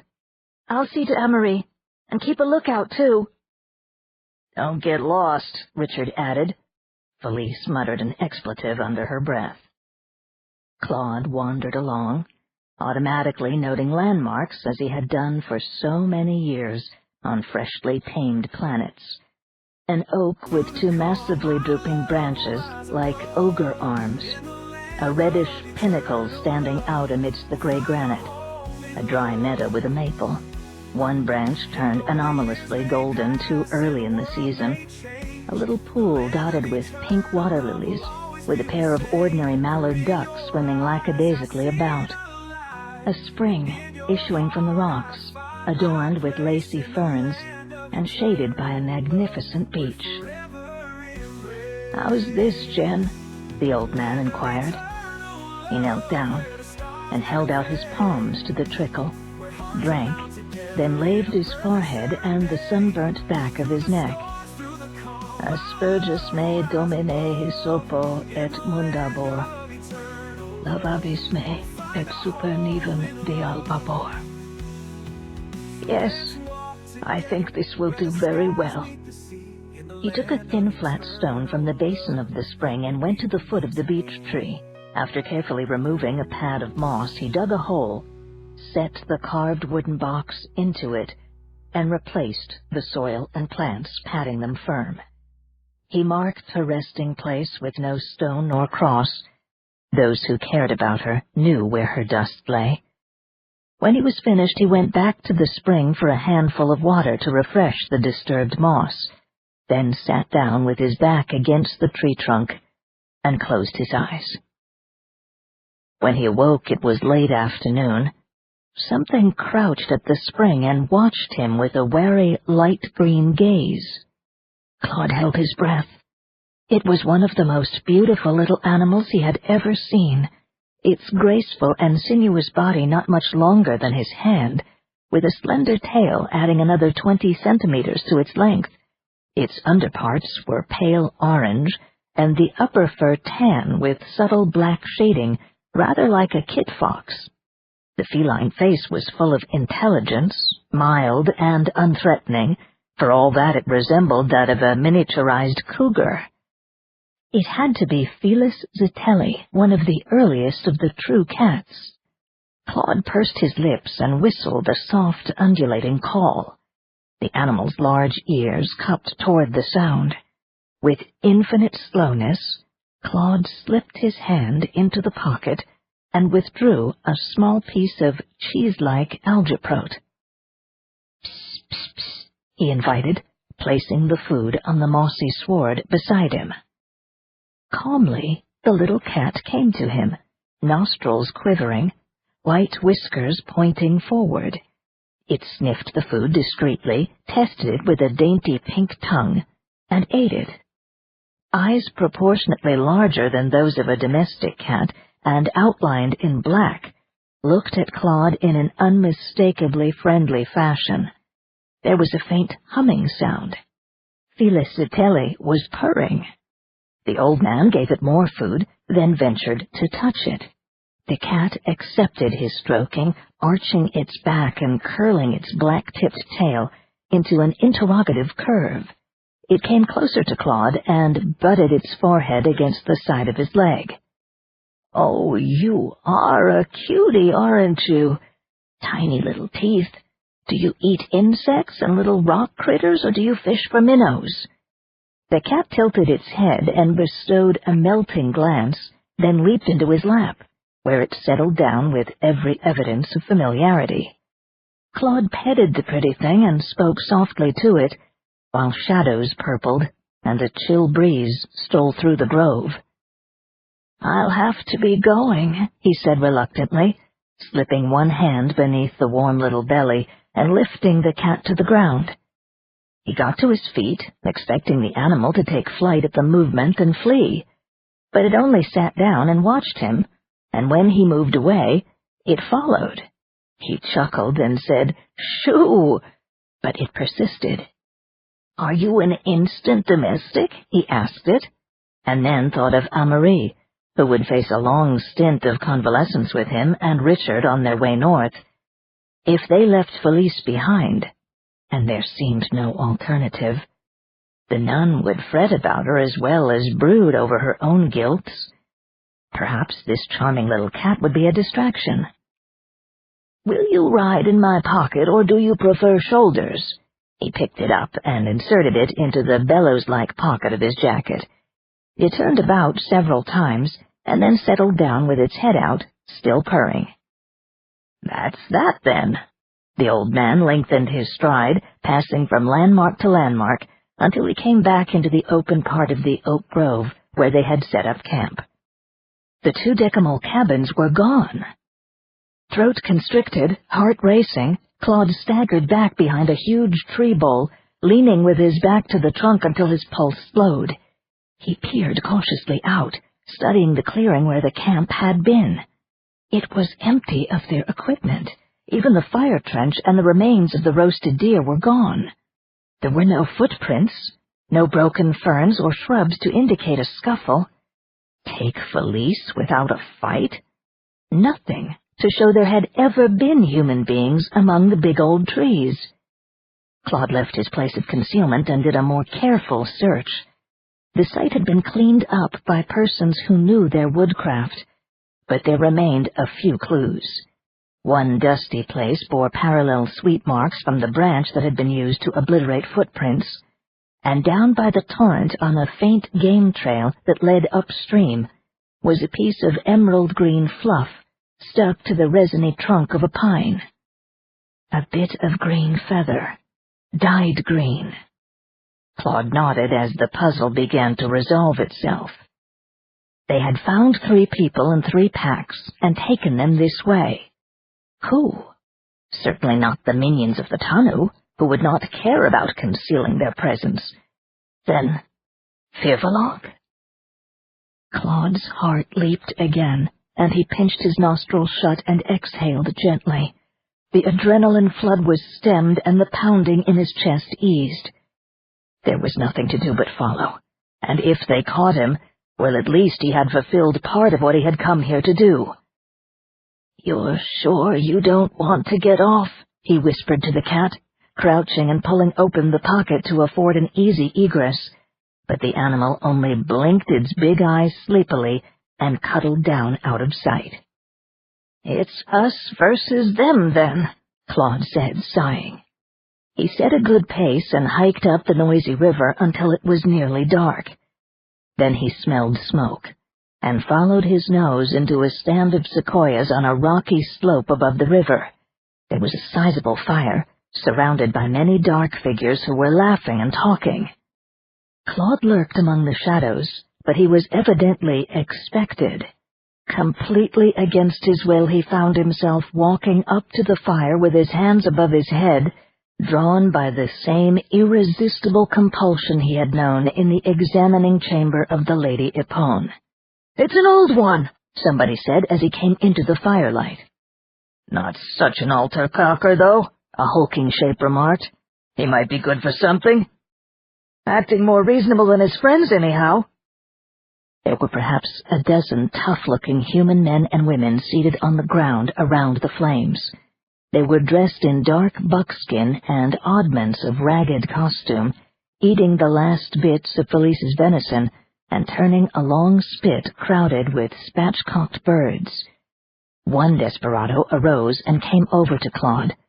It was a middle-aged woman of medium height, with dark hair graying at the temples, and eyes that displayed a fanatic sparkle in the firelight. Her thin lips tightened critically as she studied the old man. She lifted the fine beak of her nose in a proud gesture, and Claude could see a golden torque nestled beneath the collar of her doeskin cloak. "What do you call yourself?" she asked sternly. "I'm Claude Majeski. What have you done with my friends? Who are you?" The mind grip gentled, and the woman looked at him with astringent humor. "Your friends are safe enough, Claude Majeski. As for myself, I am Angelique Goudrion. You may call me Madame." 18. The River Rhone flowed slow and wide. The boat, even with its sail fully spread and its small engine working, was a long time leaving the Isle of Darisk behind. The watery plains of the Camargue shimmered with a golden haze that blurred regions a kilometer or so away into an indistinct scrim backdrop. Later, as the boat traveled farther south, the passengers caught sight of mountains on their left and the tops of occasional rock outcroppings in the swamp, but there was no sign of the sea. Handsome little orange and blue reedlings and red-headed buntings teetered on the tall papyrus growing beside the river's main channel. The bubble top was off all morning, and the passengers watched, fascinated, as crocodiles and dugongs cruised around them. Once there was a shoal of marvelous water snakes, nearly transparent and shining like undulant rainbows beneath the hazy sun. Around noon they pulled into another island where more than 20 boats were gathered. Cargo craft, small yachts conveying brightly garbed Tanu, larger vessels crowded with silent little Ramas, sitting 5 abreast on rows of benches like small unchained galley slaves who had lost their oars. The island had only a few low buildings. Skipper Highjohn explained that they would not disembark here, only stop long enough to reinstall the bubble panels. "Not another damn shoot the chutes," groaned Ramo. He pulled out his flask. "The very last," Highjohn soothed him, "and not rough, even though it's a bit steep. One of the unreconstructed Gorps who piloted Tanu barges through here back in the earliest days of the time portal named the thing La Glissade Formidable. Sounds classier than the dreadful slide, so that's what we call it today, too." Stein, sitting in the seat beside Suki, looked puzzled. "But we should be in the Rhone Delta now, bang on the Mediterranean shore. What kind of gradient can there be?" "You're in for a surprise," Brian told him. "I couldn't believe it myself when the skipper explained it to me. I used to sail the Med too, you'll remember. What it adds up to, Stein, is a slight miscalculation on the part of the boffins who drew up our Pliocene maps." The workman installing the transparent panels gave the last one a smack and said, "You're off, Captain." "Belt in, everyone," Highjohn ordered. "You come forward, Brian. You're gonna love this one." A light wind sprang up as they puttered away from the moorage, following in the wake of a 30-meter barge loaded with metal ingots. The vapors that obscured their view finally dissipated, and they looked to the south for a first glimpse of the sea. They saw a cloud. "What the hell is that?" Stein wondered. "Looks like a plast factory on fire or a big volcano vent. Friggerty cloud goes clear to the tropopause." The mast of the riverboat folded and withdrew, and the auxiliary engine cut out. They began to pick up speed. The clumps of marsh grass were more widely spaced now, and the boat followed a marked channel that treaded southeastward, close beneath a rounded headland on their left that jutted into the flats as an outlier of the Alpine foothills. They were heading directly toward the towering white cloud, picking up speed every minute. And then Elizabeth said, "Dear Lord, the Mediterranean is gone." The barge that was traveling about half a kilometer ahead of them dropped out of sight.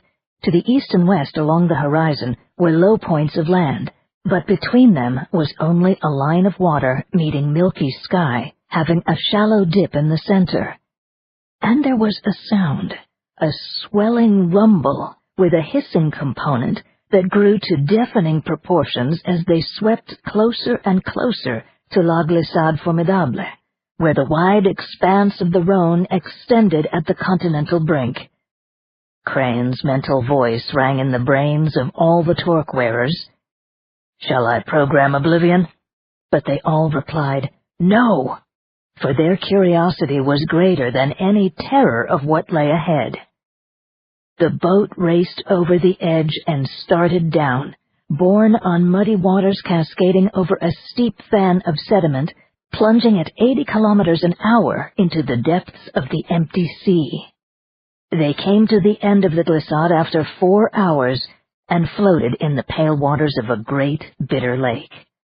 All around them were the many-colored rocks of the continental roots and glistening, fantastically eroded shapes of salt and anhydrite and gypsum.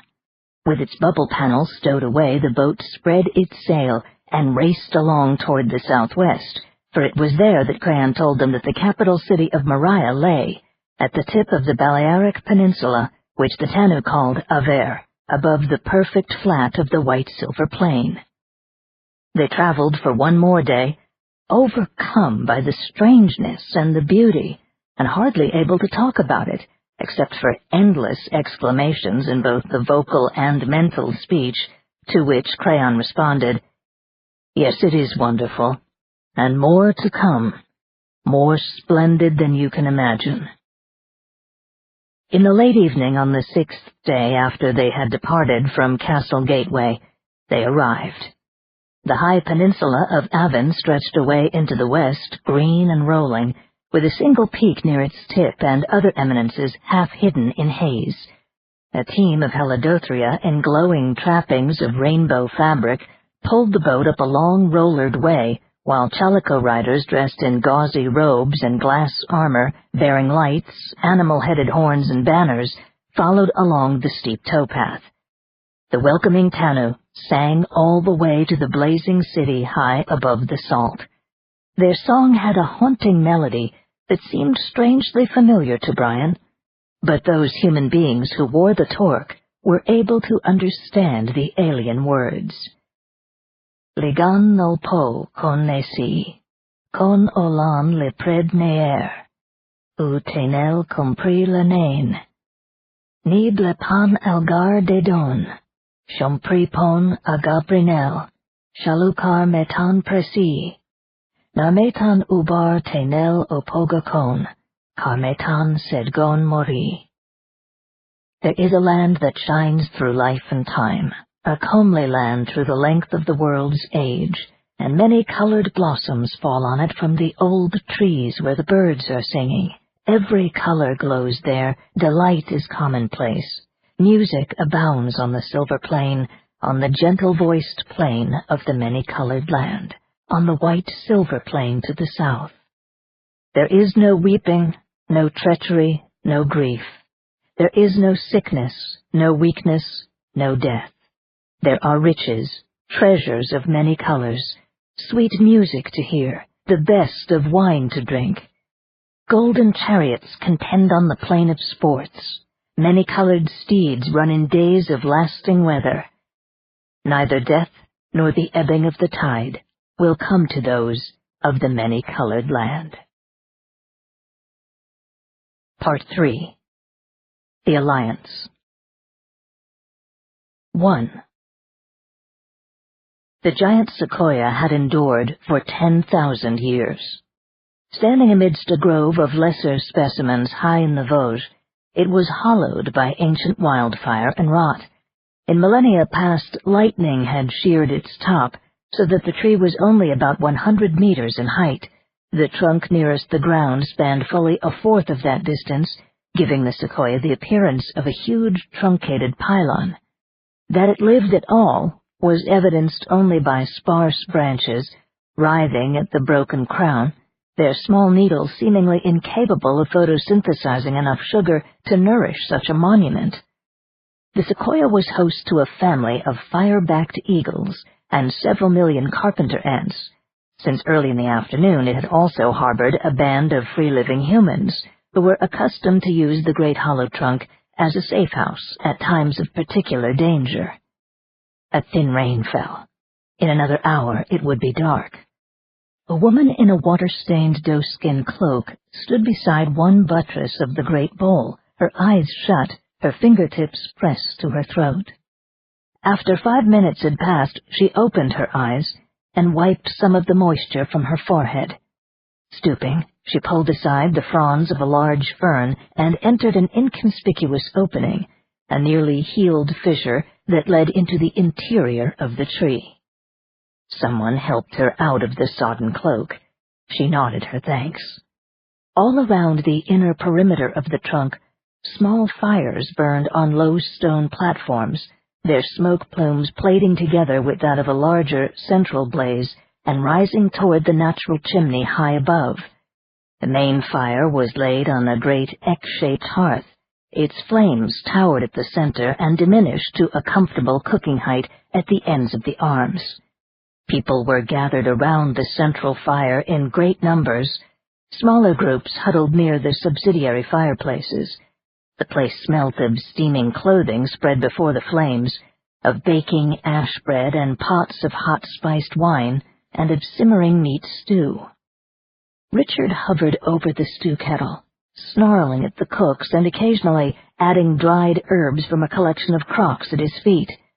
Claude and Felice sat together nearby, and Amory was using her good arm to lay out medical supplies on a clean blanket. The nun's tiny wildcat watched with keen interest, having learned quickly that the drug doses, dressings, and instruments were not playthings or prey. Angelique Goudrian came to this side of the fire and extended her hands to the warmth. She said to Amory, "It's a good thing, Master, that Fithorn and the other Firvolog were able to retrieve your pack. We are always short of medical supplies, and we will have great need of your secular skills as well as your spiritual ones. There are no professional healers among us, since all such persons are subjected to the bondage of the Grey Torque as soon as their expertise is discovered. We can only presume that your own torqueless state is the result of a Tanu error." "And there's no escape for the Grey Torques once they're collared?" "They may escape, certainly, but should a wearer of either the Grey or Silver Torque come within the sphere of influence of a coercive Tanu, the human will be compelled to serve the exotic, even to giving up his life. This is why there can be no Torque wearers among us." "Except yourself," said Felice softly. "But those who wear gold are free, aren't they?" Claude was whittling a new rosary for Amory. His vitrador knife gleaming like sapphire in the firelight, he asked, "Can't the Torques be cut off?" "Not while the person lives," Madame replied. "We have tried, of course. It is not that the metal is so durable, but rather that the Torque somehow becomes bonded to the life force of the wearer. This bonding is accomplished after the Torque has been worn for an hour or so. Once the person has adapted, to unfasten or sunder the device brings death in convulsions. The mortal agony is similar to that inflicted by certain perverted redactors among the Tanu." Felice leaned closer to the fire. She had finally taken off her armor after the 36-hour forced march to the tree, and the wet cloth of her green dress clung to her slight body. Her legs and upper arms, where they had not been protected by gauntlets and greaves, were a mass of scratches and deep bruises. News that the Tanu hunt had invaded the Vosges sent Madame and her scouting party, together with the remnant of Group Green, fleeing toward the tree refuge, where they had been met by other human renegades. Felice tried hard to be casual. "So there is no way that you can remove your own Torque, Madame?" The old woman gazed at the girl athlete for a long moment. At last she said, "You must not allow yourself to fall into temptation, my child. This golden Torque remains a part of me until my death." Felice gave a light laugh. "There's no need for you to be afraid of me. Just look into my mind and see." "I cannot read your mind, Felice, you know that.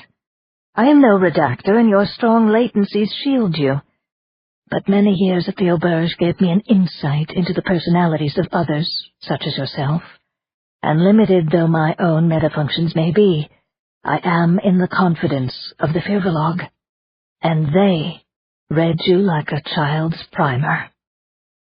"So that's it," Felice remarked obscurely. "I felt something."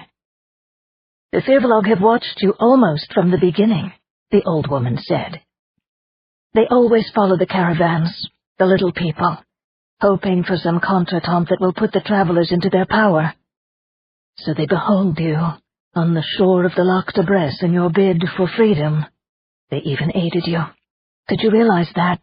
By adding images of confusion to the minds of the Chalicos and the soldiers, so that you and your friends were able to triumph. Ah, the Firvolog were impressed by you, Felice. They saw your potential, but they also feared you, and quite rightly. And so Fithorn, wisest among those who were following, caused a vivid illusion to seize the mind of one of your confrères." "Dougal!" Felice cried, springing to her feet. "C'est so." Richard gave an ironic cackle. "Crafty spooks! I bet they could get that golden Torque back out of the lake if they wanted to." A chaotic mix of emotions played over the girl's face. She began to speak, but Madame held up her hand. The Firbolg bestow their gifts only as they choose, not as we demand. You will have to be patient. Claude said. So the Firbolg followed us all the way. Don't tell me that they clouded the minds of our pursuers as well. Certainly, Madame Gudrian replied. Would not the boatful of Grey Torque Marines have seen some trace of your own wake? Would not the tracking soldiers have found you in the forest in spite of your pathetic attempts to throw them off the scent? But of course the Firbolg helped, and Fithon also notified us of your presence in our Vosges forest, and so we came for you. His people also warned us of the hunt, which does not usually penetrate deeply into the mountains. Richard tasted the stew again and grimaced. Now that we're here in a safe place, what happens? I'll be damned if I'm going to spend the rest of my life hiding out. We do not enjoy it either. You have caused us a good deal of trouble by escaping into the Vosges. Ordinarily, the Tanu are inclined to let us be, and our free people reside in small homesteads or in secret villages. I myself live in Hidden Springs, which is near the future site of Plombières-les-Bains. But now, Lord Veltin of Fenaya is wild over the killing of Ipon. You must understand that no Tanu has ever before been killed by a mere bare-neck human. Veltain's flying hunt will now search out even the most remote of our settlements, hoping to find Felice. There will be Grey Torque patrols everywhere, at least until the Tanu become distracted by the preparations for the grand combat. As to what shall be done with you, we will discuss that when Pio and his warriors return. I have already perceived their approach. Claude rolled one of the large rosary beads toward the little cat. The animal patted it toward Amarie, then arched its back in appreciation of its own cleverness. The nun picked up the cat and stroked it as it tried to nestle into her sling. Do you have any news of the other escapees, the people in the boats, our friend Yosh, the gypsies?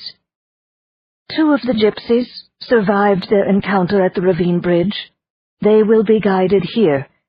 There has been no word at all about the Japanese. The Firbolg in the northern regions are savage and not inclined to respect the alliance that their High King has formed with us. Your friend's chance of survival is not good. As to those in the boats, most were recaptured by Grey Torque Marines from the lake forts. They are now imprisoned in Fenaya. 6 escapees who reached the Jura shore are presently in the care of friendly Firbolg and will be taken to a free human refuge in the high mountains. 7 more? Madame shook her head. Were taken by Les Créades, the malign Firbolg, known as Howlers. What will happen to them? Amarie asked. Madame lifted her shoulders, and the golden torque reflected the flames. These exotics. Ah, Master, they are barbaric, even the best of them, and the worst. Who shall even speak of their enormities? Firbolg and the Tanu are members of the same species. En vérité, they actually constitute a dimorphic race with a most peculiar genetic pattern. On their home planet, this led to an ancient antagonism between the 2 forms, the one tall and metaphysically latent, the other mostly short in stature and with limited operancy. You must understand that the exotics came to Earth in order to be free to pursue certain barbarous customs, holdovers from their archaic culture, that were justly proscribed by the civilized ones of their galactic confederation. Some of their cruel games are physical. The hunt, the grand combat, of which you will learn more later. But others are jeux d'esprit, games of the mind. The Tanu, with their wide-ranging, latent metafunctions, do not favor this subtle jousting so much. It is more commonly the province of the torqueless Firbolg. The little people possess some far-sensing power, plus one highly developed operant metafunction, that of creativity. They are masters of illusion. But what illusions they make! They are capable of driving humans, even the weaker among the Tanu, insane with terror or anguish. Sensitive persons may even be killed outright from psychic shock. Firbolg can take the shape of monsters, devils, whirlwinds, conflagrations. They insinuate their delusions into more helpless minds and trigger suicide or self-mutilation. The latter is of great amusement to the worst of them, the so-called howling ones, since they are themselves deformed mutants. The weapons of the Firbolg are our own nightmares and fever dreams and fears and phantoms that assault one's imagination in dark places. They take a sadistic delight in destroying. "But they haven't destroyed you," Felice said. "They gave you a golden torque. Why?" "Because they hope to use me, of course. I am to be a tool, a weapon, c'est-à-dire, against their most deadly foe, the Tanu, their brothers." Amarie said, "And now you hope to use us." Madame's thin lips lifted in a small smile. "It is obvious, is it not, monsieur? You do not know how poor we are, what odds we have faced. The Tanu call us lowlives, and we have assumed the name proudly. Over many years our people have managed to escape from captivity, and were hardly thought to be worth pursuing. Most of us have no special talents that can be used against the exotics. But you, in your group, are different. The Tanu would take revenge upon you. But we lowlives see you as invaluable allies. You must join us. Felice, even without a torque, can control animals, even influence certain humans. She is physically strong and an experienced game-playing tactician. You, Amarie, are a doctor and a priest. My people have struggled for years without either. Richard is a navigator, a former commander of starships. For him there may be a key role in the liberation of humanity." "Now just a damn minute," bellowed the pirate, waving his soup ladle. Claude flipped bits of wood into the fire. "Don't forget me. As an old fossil hunter, I can tell you exactly what Pliocene beast will be cracking your bones for the marrow after the Tanu and Firbolg get finished with you." "You are quick with a jest, monsieur le professeur," said Madame tartly. "Perhaps the old fossil hunter will tell us his age?" 133. "Then you are 2 years my senior," she retorted. "And I will expect you to render good advice to our company as a result of your vast experience. As I lay before you my grand design, the plan for the liberation of humanity, give us your invaluable counsel, correct any youthful impulsiveness that I may show." "Gotcha, Claude," Richard said, snickering. "Say, if anybody cares, this vat of slumgullion is as ready as it will ever be." "Then we will eat," said Madame. "And shortly Pio and the fighters will join us." She raised her voice. "Mes enfants, you will all come to supper." Slowly, all of the people from the smaller fires approached, carrying bowls and drinking vessels. The total number of lowlives included perhaps 200, far more men than women, with a handful of children as quiet and alert as the adults. Most of the people were dressed in buckskin or homespun peasant garb. They did not seem to be outstanding physical specimens, nor were any of them decked out in the wildly eccentric fashion of certain time-farers in the Fanaya caravan. The lowlives did not look beaten or desperate or fanatical. In spite of the fact that they had just fled for their lives at Madame's mental alarm, they did not seem afraid. They saluted the old woman gravely or cheerfully, and many of them had a smile or even a joke for Richard and the other cooks dishing out the hastily prepared fare. If one word could be used to describe the guerrilla contingent, it might be ordinary. Amarie searched the faces of these free people, wondering what had inspired this relative handful to defy the exotics. Here were exiles whose dream had never come alive again.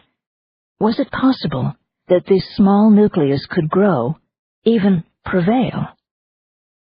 "Good friends," Madame was saying, "we have among us newcomers, whom all of you have seen, but few as yet have met.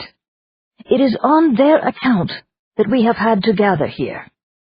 But we may hope, with their help, to reach our precious goal that much sooner."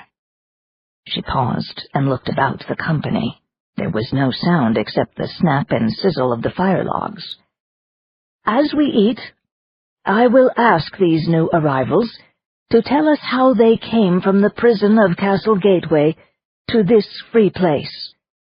Turning to the remnant of Group Green, she asked, "Who will be your speaker?" "Who else?" Richard said, pointing the ladle at Claude. The old man rose to his feet. He spoke for nearly a quarter of an hour without interruption, until his narrative reached the point where Felice was about to initiate the attack upon Ipon. Then there was a loud hiss. Amory's little cat sprang from her arms and struck a stiff pose, facing the door of the tree like a miniature puma at bay. "It is Pio," said Madame. 10 people, all heavily armed with bows and blades, came stamping and dripping into the shelter. They were led by a gigantic middle-aged man, nearly as massive as Stein, who wore the shell ornaments and fringed deerskin clothing of a Native American. Claude held off continuing his tale until these people were served with food and given a place close to the big fire. Then the paleontologist resumed and told the story to the end. He sat down, and Madame handed him a cup of hot wine. Nobody spoke until the gray-haired Native American said, "And it was iron that killed the Lady Ipon." "Nothing but," Richard declared. "She was chewed to pieces, and I let her have a couple of good ones with the bronze sword, but she still just about nailed me. Then something made me try Felice's little dagger." The red man turned to the girl and demanded, "Give it to me." "And who the hell do you think you are?" she said coolly. He roared with laughter, and the sound of it boomed in the hollow trunk of the tree as in an empty cathedral. "I'm Pio Pio Mox Mox Burke, last chief of the Walla Walla tribe, and former justice of the Washington State Supreme Court. I'm also the one-time leader of this gang of Paskudniaks and its present sergeant-at-arms and warlord-in-chief. Now may I please examine your dagger?" He smiled at Felice and held out a great hand. She smacked the golden scabbard into it smartly. Burke drew out the leaf-shaped little blade and held it up in the firelight. "Stainless steel alloy with an ever-sharp edge," the girl said, "a common toy on Acadie. Useful for picking teeth, cutting sandwiches, pricking out transponders from rustled cattle, and putting out the lights of casual assaulters." "It seems quite ordinary, except for the gold of the hilt," Burke said. "Amory has a theory about it," Claude said. "Tell him, child." Burke listened thoughtfully as the nun set forth her hypothesis on the possible deadly effect of iron on torque-bearing exotics, then murmured, "It could be the iron disrupting the life force almost like a neural poison." "I wonder," Felice began, staring at Madame with an innocent expression. The old woman went to Chief Burke and took the knife from him. As the assembled crowd gasped, she held it to her own throat below the golden neck ring and pricked the skin. A pearl-sized drop of dark blood appeared. She handed the dagger back to Burke. "It seems," Felice said gently, "that Madame is made of sterner stuff than the Tanu." "Sans doute," was the old woman's dry reply. Burke mused over the small table. "It's incredible that we never thought to try iron against them, but Vitredur and bronze weapons were so easily available, and we never tumbled to the reasons why they confiscated steel items back at the castle. Khalid Khan." One of the crowd, a gaunt man with burning eyes, a scraggly beard, and an immaculate white turban, got to his feet. "I can smelt iron as readily as copper, Peo. All you have to do is furnish the ore. The religious prohibition that the Tanu put on ironwork among their human subjects simply led us to carry on with copper and bronze out of sheer inertia." "Who knows where iron ore might be found?" Madame asked the company. There was a silence until Claude said, "I might help you there. We old fossil hunters know a little geology, too. About 100 kilometers northwest of here, down the Moselle River, should be an accessible deposit. Even primitive men worked it. It'll be near the site of the future city of Nancy." Khalid Khan said, "We'd have to do the refining work up there. Arrowheads would be best to begin with, some lance tips, a few smaller blades." "There's another experiment you might try," Amory said, "once you have a strong iron chisel." "What's that, sister?" asked the turbaned metalsmith. "Try removing gray torques with it." "By damn!" exclaimed Pio Pio Mox Mox Burke. "Iron might short out the linkage between the brains of the torque wearers and the slave circuitry," the nun went on. "We must find some way of freeing those people." One of Burke's fighters, a hefty fellow puffing a meerschaum, said, "To be sure. But what about those who don't wish to be freed? Perhaps you don't realize, sister, that a good many humans are quite content in their filthy symbiosis with the exotics. The soldiers especially. How many of them are sadistic misfits, delighting in the roles given them by the Tanu?" Madame Guderian said, "It is true what Uwe Guldenzopf says, and even among those of goodwill, even among the Bernecks, there are many who are happy in bondage.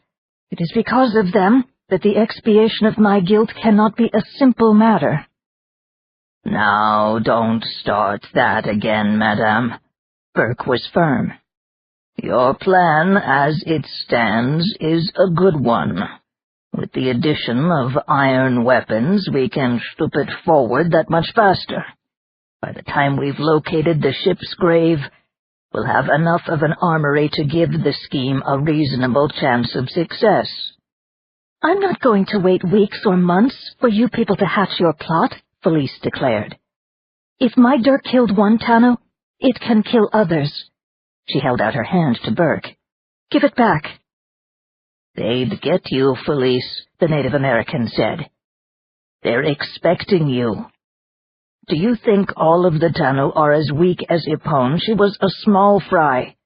Fairly powerful as coercers go, but her redact function wasn't worth much, or she'd have smelled you out back at the castle even without using the mind-assay machine. The leaders among the Tanu can detect people like you in the same way that they detect Firvalog. You're going to have to keep out of the way until you get your golden torque." She exploded. "And when will that be, damn it?" Madame said, "When we manage to obtain one for you, or when the Firvalog choose to give you one." The girl replied with a volley of obscenities. Claude went up to her, took her by the shoulders, and sat her down on the soft wood dust of the floor. "Now that's enough of that." Turning to Burke and Madame Guderian, he said, "Both of you have referred to a plan of action that you seem to expect us to participate in. Let's hear it." Madame uttered a deep sigh. "Very well. First you must know what we are up against. The Tanu seem to be invulnerable, immortal, but they are not. They can be killed by Firvalog brainstorms, the weaker ones, and even a powerful coercer redactor may be overwhelmed if many Firvalog all project together, or if one of their great heroes, such as Palal or Sean Mess, chooses to fight." "What is this bad vibes thing?" Richard asked her. "Can you do it?" She shook her head. "My latent abilities include the far-sensing function in moderation, a somewhat less powerful coercive ability, and an aspect of creativity that may spin certain illusions. I can coerce ordinary humans, and greys who are not under direct compulsion from a Tanu. I cannot coerce the exotics or humans wearing gold or silver torques, except with subliminal suggestions, which they may or may not follow. My far sense permits me to eavesdrop upon the so-called declamatory or command mode of the mental speech. I can hear the golds, silvers, and greys when they call out to one another over moderate distances, but I cannot detect more subtle, narrow-focus communication, unless it is directed at me. On rare occasions I have perceived messages coming from far away. "And can you far speak back?" Claude asked, in an excited tone. "To whom would I speak?" the old woman inquired. "All around us are enemies." Amory exclaimed. "Elizabeth!" Claude explained. "One of our companions, an operant far speaker, she was taken south to the capital." He told what he knew of Elizabeth's former life and her regained metafunctions. Madame frowned in preoccupation.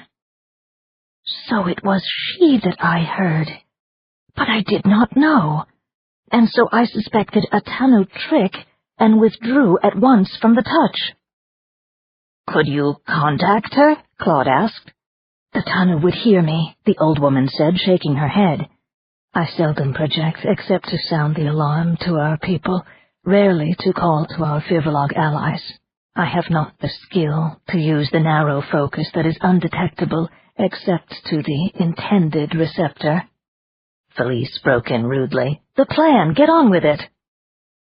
Madame pursed her lips and lifted her chin. "Eh bien. Let us continue to speak of the potential vulnerability of the Tanu. They kill one another by decapitation during their ritual combats. In theory, a human could accomplish this too, if it were possible to get close enough. However, the Tanu with coercive or redactive functions defend themselves mentally, while the creators and the psychokinetics are capable of physical assault. The weaker among them remain within the protective sphere of their more powerful fellows, or else have bodyguards of armed silvers or greys. There are two other ways in which a Tanu may meet death, both very rare. The Firbolg told me of a very young Tanu who died by fire.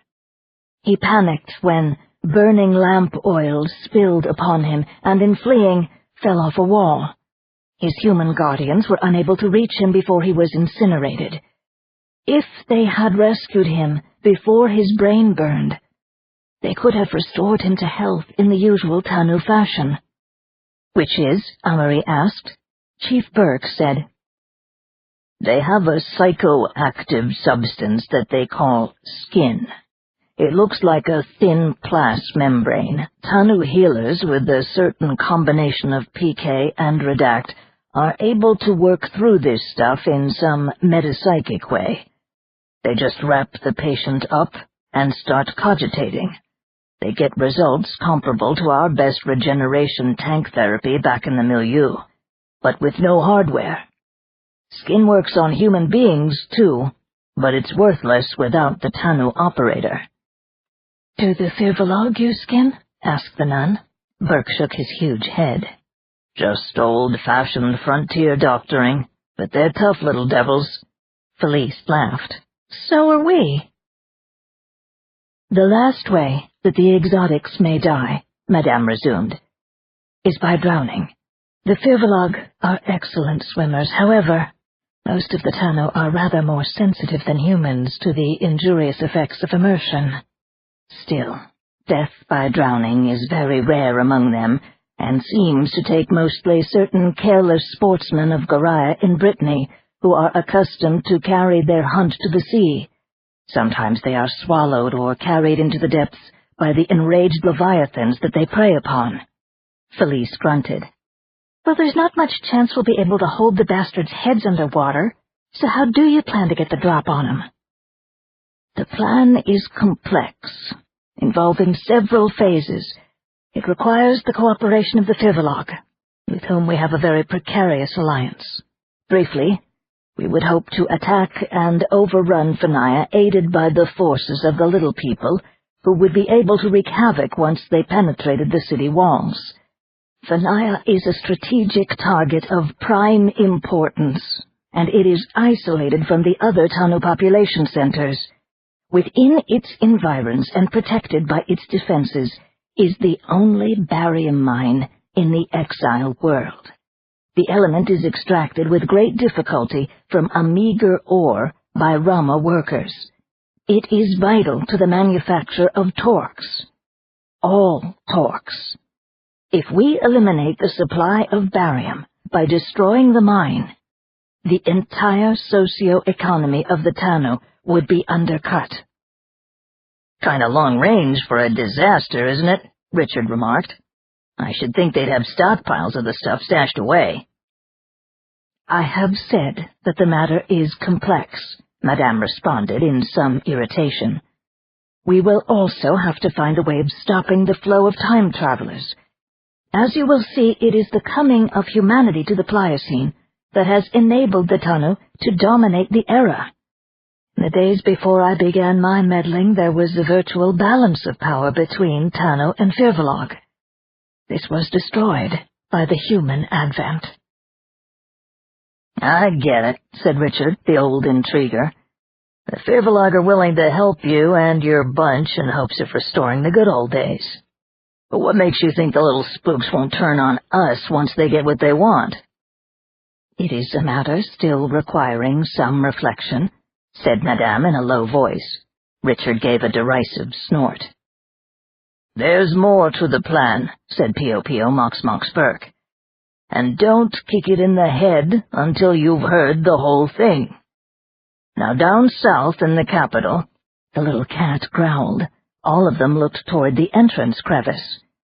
There stood a short, broad-shouldered figure in a dripping, mucky cloak. His high-crowned hat leaned lugubriously over one ear from an accumulation of moisture. He grinned at the company through a mask of mud in which eyes and teeth were the only bright points. "Pegleg!" exclaimed Burke. "For God's sake, Bubby, what have you been up to?"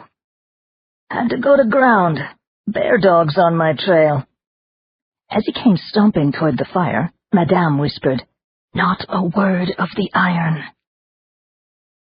The new arrival was something under 1.5 meters in height, with a barrel chest and a visage that was rosy-cheeked and long-nosed, once the filth had been wiped away. He had lost one leg below the knee, but walked about agilely enough with the aid of a singular prosthesis fashioned of wood.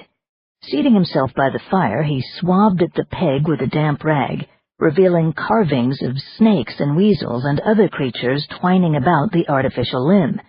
They had inset jewels for eyes. "What news?" Burke inquired. "Oh, they're out there, all right," Pegleg replied. Somebody passed food and drink, which the little man attacked with gusto, simultaneously talking with his mouth full. "Some of the lads drew off a large patrol coming up the Onion River. Finished a good half-dozen and sent the rest off with their tails between their legs, screeching for Daddy Beltane. No sign of the exalted coxman himself yet, Tay be thanked. Probably doesn't want to get his lovely glass armor all wet in the rain. I had a bad moment when some bear dogs from the squad that we finished began tracking me unawares. Could have nailed me, the sneaky tudlings, but I happened on a nice stinking bog and hid in it until they tired of waiting." The little man held out his mug to the nun for a refill of wine. Amarie's cat had not returned to her, even though she snapped her fingers in a way that usually brought the animal running. Two baleful, glowing eyes watched Pegleg from a dark pile of baggage far from the central fire. The cat continued to utter high-pitched, quavering growls. "We must introduce our new companions to you," Madame said graciously. "You have seen them, of course. The Reverend Sister Amarie, Professor Claude, Captain Richard, and Felice." "May the good goddess smile on you," the little man said. "I'm Fitharn, but you can call me Pegleg." Richard goggled. "Christ, you're a Firvolog?" The one-legged man laughed and climbed to his feet. There beside the fire stood a tall, dead-black apparition with coiling tentacles for arms, slitted red eyes, and a mouth full of shark's teeth that slavered foul saliva. Amarie's little cat let out a spitting screech. The monster vanished, and Pegleg resumed his seat by the fire, nonchalantly drinking his wine. "Impressive," said Felice. "Can you do others?" The Firvolog's eyes twinkled. "We have our favorites, little one. The visions of the eye are the least of it, you understand. "I do," said Felice. "Since you had to flee the Amphicians, I conclude that they're not affected by your powers." The exotic sighed. "A perverse species. We have to watch out for the hyenids, too, but at least they can't be tamed by the foe." "I can control bear dogs," Felice said in soft persuasion. "If I had a golden torque, I could help win this war of yours. Why won't you give me what you've already given Madame Gudrian?" "Earn it," said the Firbolg, licking his lips. Felice clenched her fists. She forced a smile. "You're afraid, but I wouldn't use my metafunctions against any of you, I swear it." "Prove it." "Damn you!" She started toward the little man, her doll-like face twisted with rage. How? How?" Madame intervened. "Felice, compose yourself. Be seated." Fitharn stretched out his peg and groaned. "More wood for the fire. I'm chilled to the bone, and my leg long gone torments me with phantom pain." Amarise said, "I have the medication, if you're certain that your protoplasm is near humanoid." He gave her a broad grin and nodded, extending the stump. As she applied a mini-doser, he cried, "Ah, better, better. Tay's blessing, if you can use such a thing, sister." "Masculine, feminine, only aspects of the one. Our races are closer than you think, Fitharn of the Firbolg." "Perhaps." The little man stared morosely into his wine cup. Madame said, "When you arrived, Fitharn, I was explaining to the newcomers my plan. Perhaps you will be good enough to assist me. Tell them, if you will, the story of the ship's grave." Once again, the exotic's cup was filled with wine. "Very well. Come close and listen. This is Breed's tale, which was told to me by my own grandfather, gone these 500 years to Tay's dark womb, until the great rebirth, when Tay and Tana shall be sisters no more, but one, and Firbolg and Tanu cease at last their contention in the truce that shall have no end." He was silent for a long while, holding the cup to his lips and closing his eyes against the hot wine's rich fumes. Finally, he set the vessel beside him, folded his hands in his lap, and told the tale in an oddly cadenced sing-song. "When Breed's ship, through Tay's compassion, brought us here, its mighty striving drained its heart and strength and mind, and so it died, that we might live. When we left the ship, our flyers spread their curving wings, and people sang the song together, friend and foe. We made our weeping way to where the grave would be. We saw the ship come burning from the east. We saw it coming through the high air and the low. It howled its agony. As the rising of a planet's sun dismisses night, so did the flaming of our ship transform the very day and make the earth's star dim. The passing of the ship devoured the air. The forests and the eastern mountains fell, and thunder rolled around the world. The waters steamed within the brackish eastern seas. No living thing survived along the westward trending path of death, but we watched, sorrowing, until the end. The ship cried out loud, it burst, it yielded up its soul.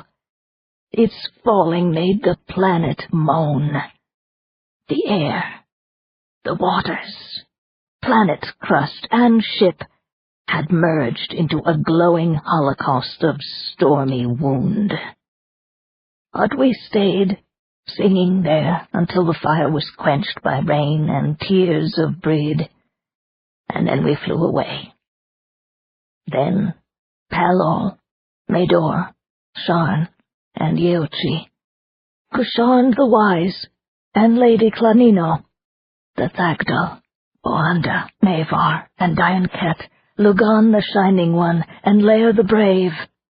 the best of Tano and of Firvalog, went forth into the setting sun to find a living place, while still the truce prevailed, and none should fight. The Tano chose Fanaya on the riverside, but we, far wiser, took high Brazel on the fog-bound mountain crag. This being done, one task alone remained, to consecrate the grave. In final flight the aircraft took to air. We rode within them to the place, and all embarked to stand upon a rim of land, above a cup of liquid sky too wide to see across, while all around the land lay scorched and still. We watched a great ordeal, the first upon this world, with Sean contending for the Firvalog and for the Tano, bright Lugan.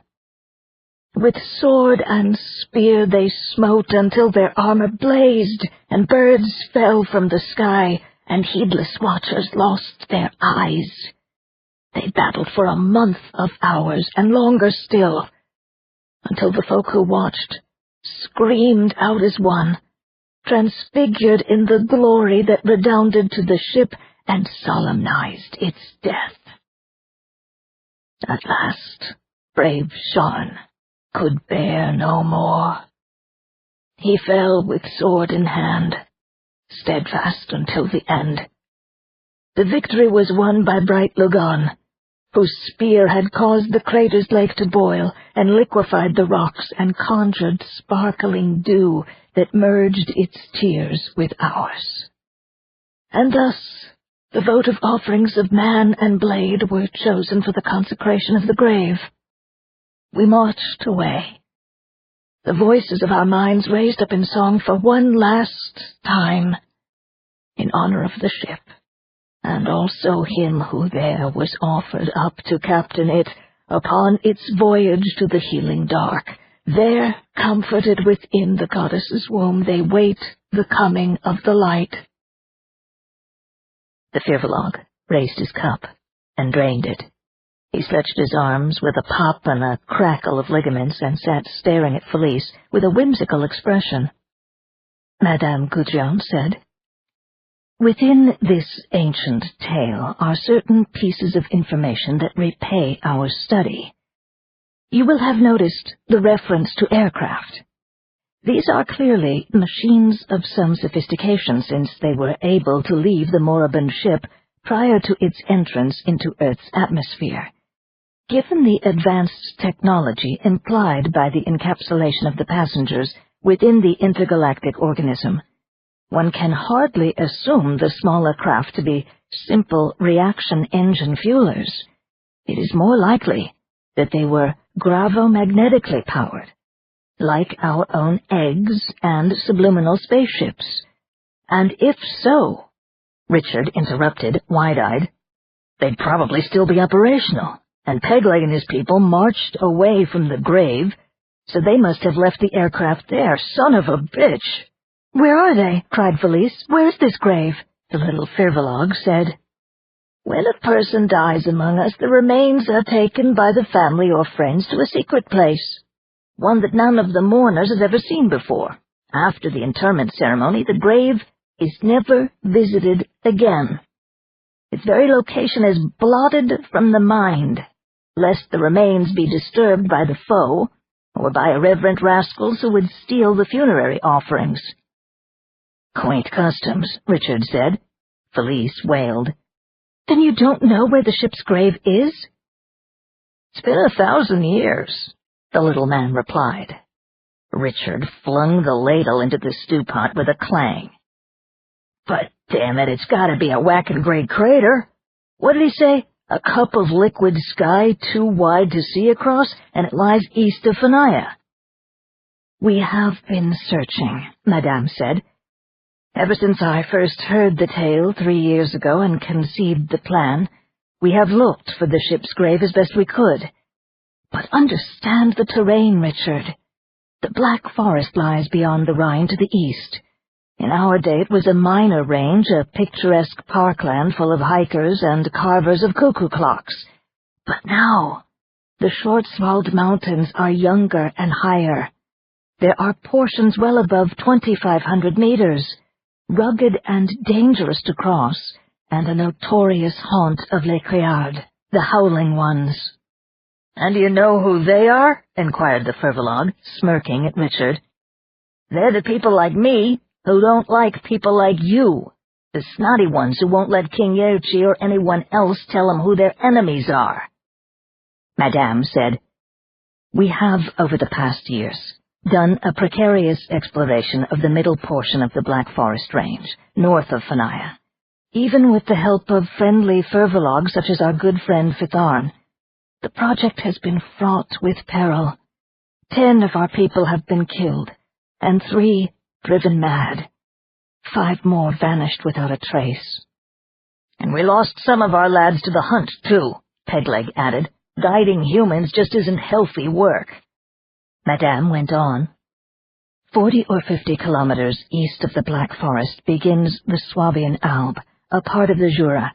It is said to be full of caves inhabited by monstrous hyenas. Not even the malign Fervilog care to dwell in this territory, although it is rumored that a handful of grotesque mutants eke out a pathetic livelihood in sheltered valleys. Yet it is in this inhospitable country that the ship's grave is most likely to be found, and with it, not only workable flying machines, but perhaps other ancient treasures as well. "Would there be weapons in the aircraft?" Felice asked. "Only one," said the Fervilog Fitharn, staring into the fire. "The spear. But it would be enough, if you could get your hands on it." Scowling, Richard said, "But I thought the spear belonged to the guy named Lagon, and he was the winner of the fight." "The winner received the privilege of sacrificing himself," Madame explained. "Lagon, shining hero of the Tanu, raised the visor of his golden glass helmet and accepted the thrust of his own spear through his eyes. His body was left at the crater, together with the weapon." "But what the hell good would this spear do us?" Richard asked. Fitharn spoke softly. "It isn't the kind of weapon you might think.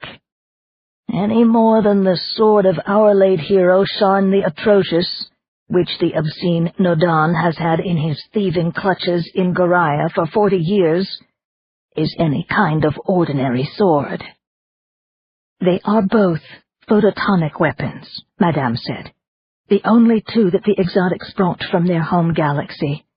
They were to be used only by the great heroes to defend the ship in case of pursuit, or, later, in the most exalted forms of ritual fighting."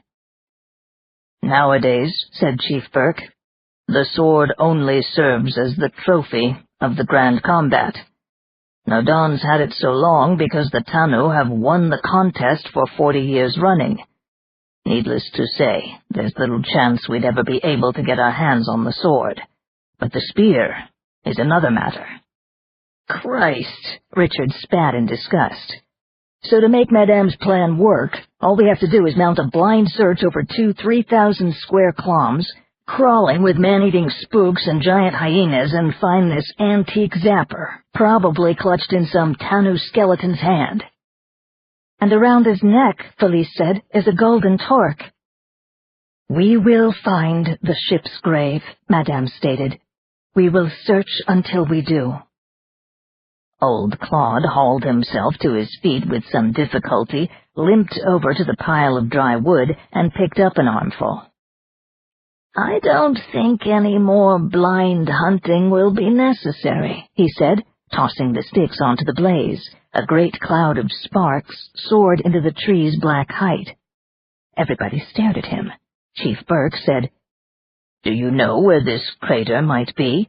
"I know where it has to be. Only one astrobleem in Europe fits the bill, the Reese." The stout fighter with the pipe smacked his own forehead and exclaimed, "Das Rieskesil bei Nordligen! Natürlich! What a bunch of stupid pricks we've been! Hansi, Gert, we read about it in kindergarten."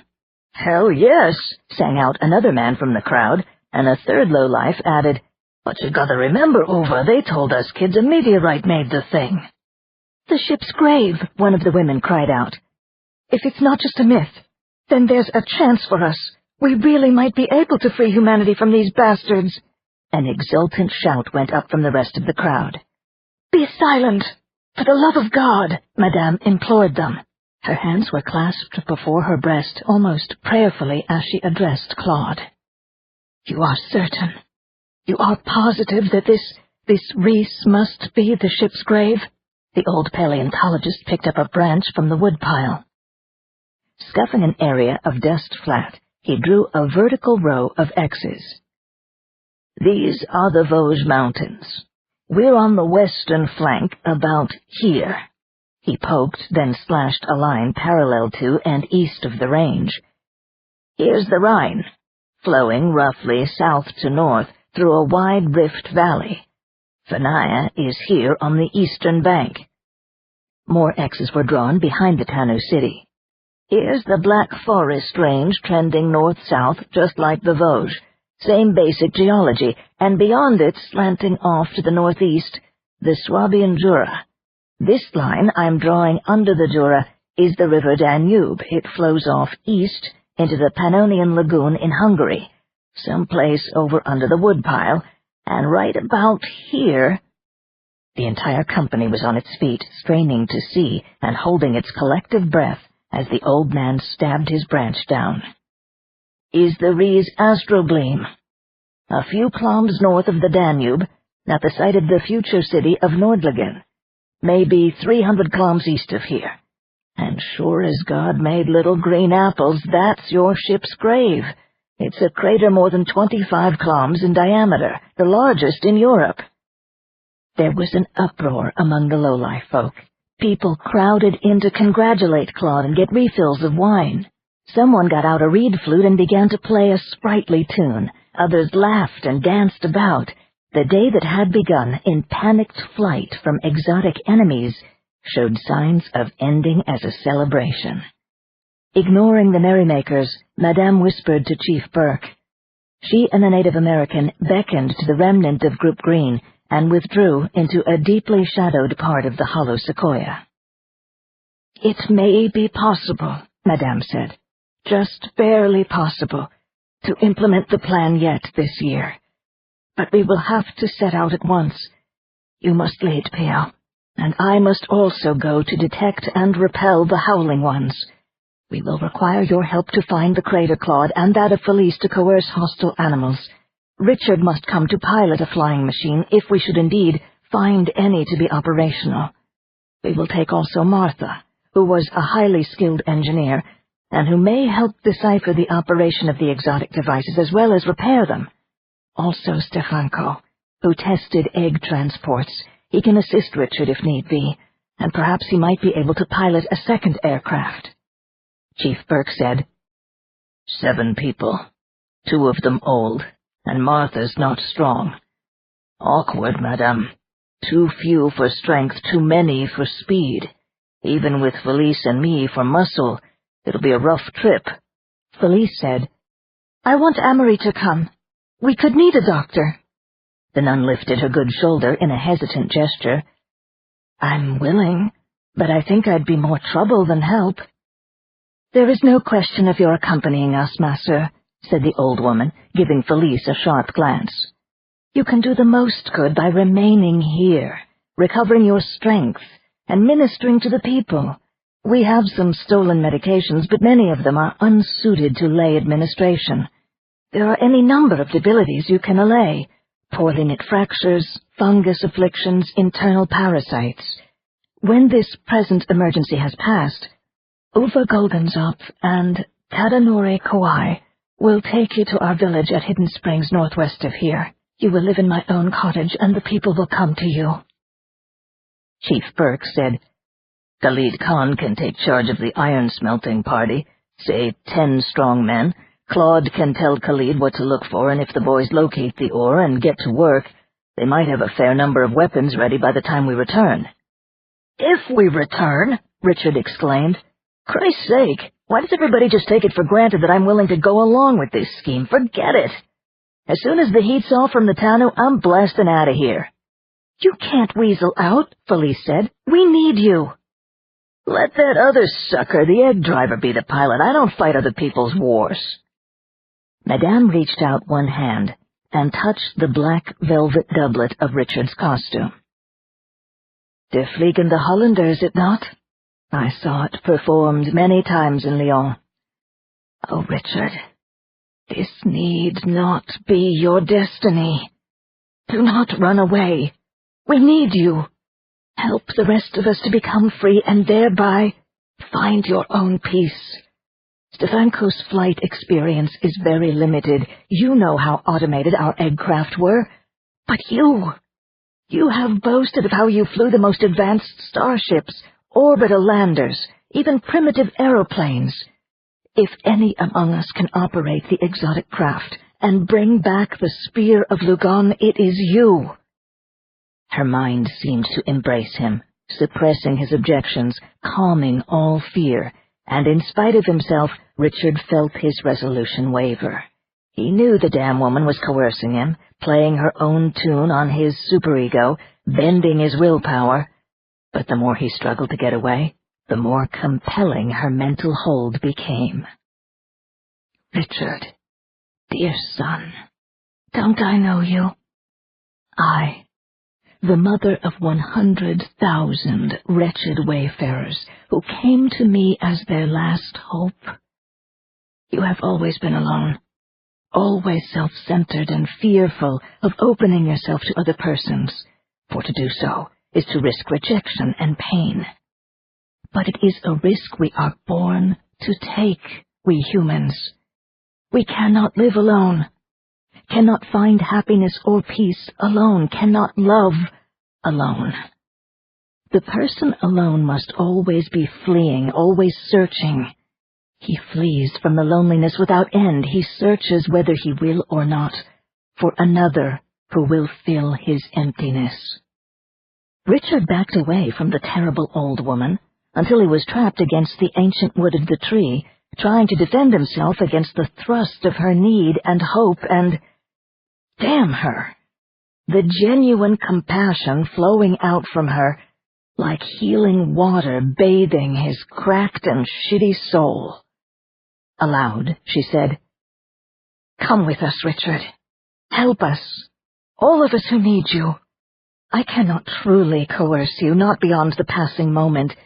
You must choose freely to help us, and in the giving you will receive what you have hungered for." "Damn you," he whispered. "My poor, flawed little one. You have been mortally selfish and paid for your folly. The milieu forced you to pay. But the sin remains, as does my own, and its true expiation must be in the same coin as that unjustly used. The loss of your starship, of your livelihood, was not enough, and you know it. You must give of yourself, and then you will no longer despise yourself. Help us. Help your friends who need you." Damn. He blinked away the mist that had risen in his eyes. "Save." His words were barely audible. "All right." The others were all looking at him, but he could not see their eyes. "I'll go with you. I'll fly the aircraft back here if I can, but that's all I can promise." "It is enough," Madame said. Back at the central fire, the singing and laughing were more subdued. People drifted away to the smaller hearths to prepare for sleep. A small figure hobbled toward Madame, silhouetted against the dying bonfire. "I've been thinking on your expedition to the ship's grave," said Fitharn. "You're going to need the help of our people." "To find the Danube quickly," Claude agreed. "Do you have any idea of the best way to reach it? In our time, its headwaters were in the Black Forest. God knows where the river begins nowadays. The Alps, even some super version of Lake Constance." "There's only one person with the authority to help you," the Firbolg said. "You're going to have to visit the king." 2. Yerchi IV, High King of the Firbolg, came tiptoeing into the main audience hall of his mountain fortress, his seeker sense probing the dim recesses of the great cavern. "Lulu, my little pomegranate, where are you hiding?" There was a sound like the jingling of tiny bells mixed with laughter. A shadow fluttered among the red and cream stalactites, the hanging tapestries, the tatty-fringed trophy banners from grand combats 40 years gone. Leaving a musky scent in its wake, something glided like a huge moth into a cul-de-sac chamber at one side of the hall. Irchi rushed in pursuit.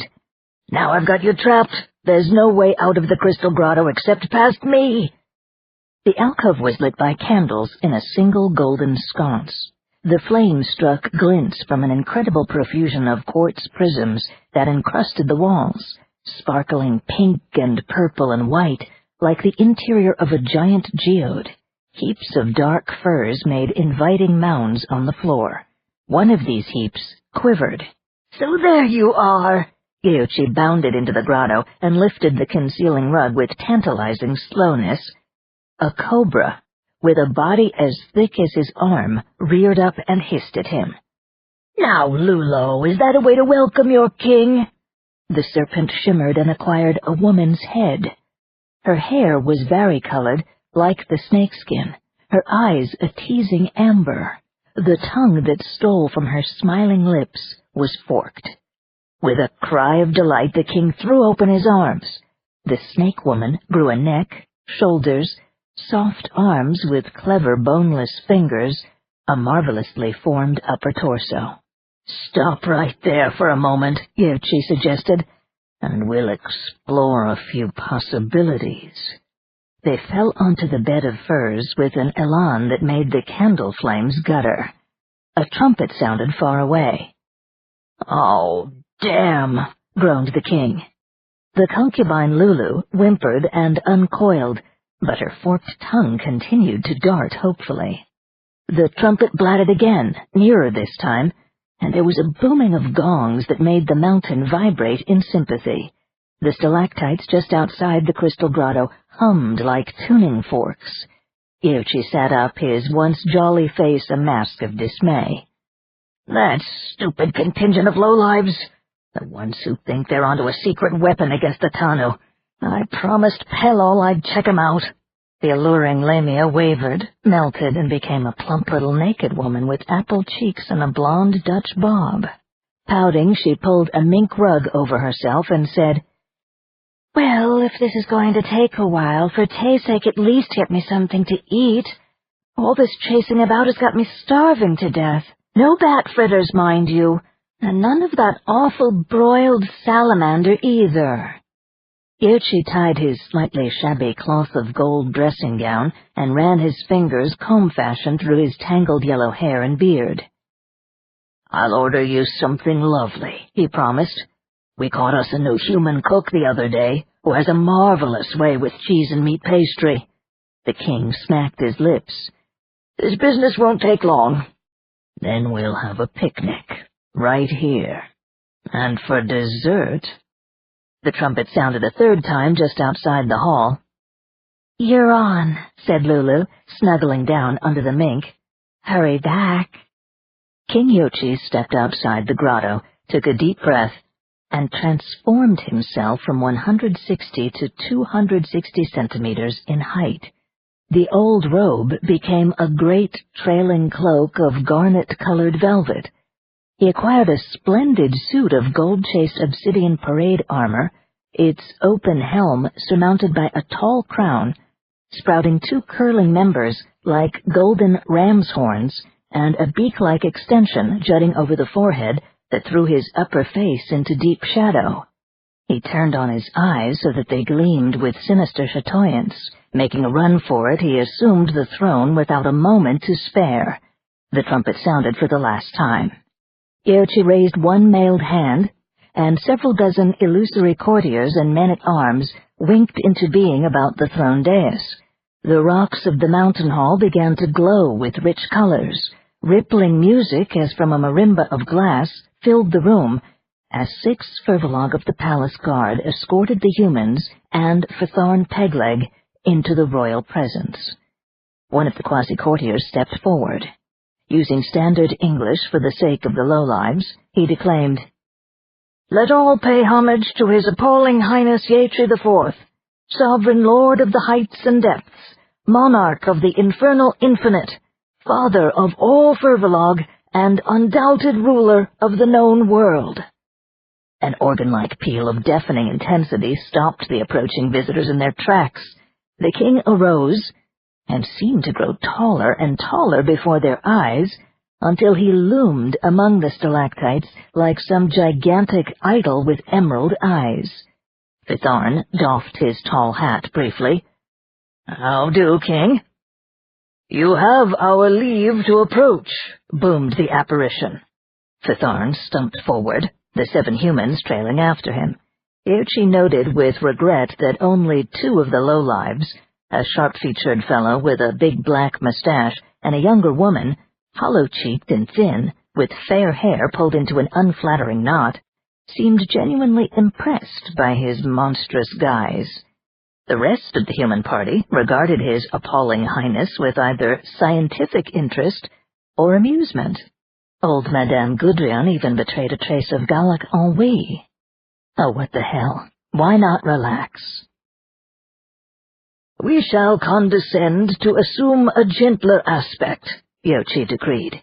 He shrank down to his ordinary self, gold dressing gown, bare feet and all, and his coronet set askew as usual.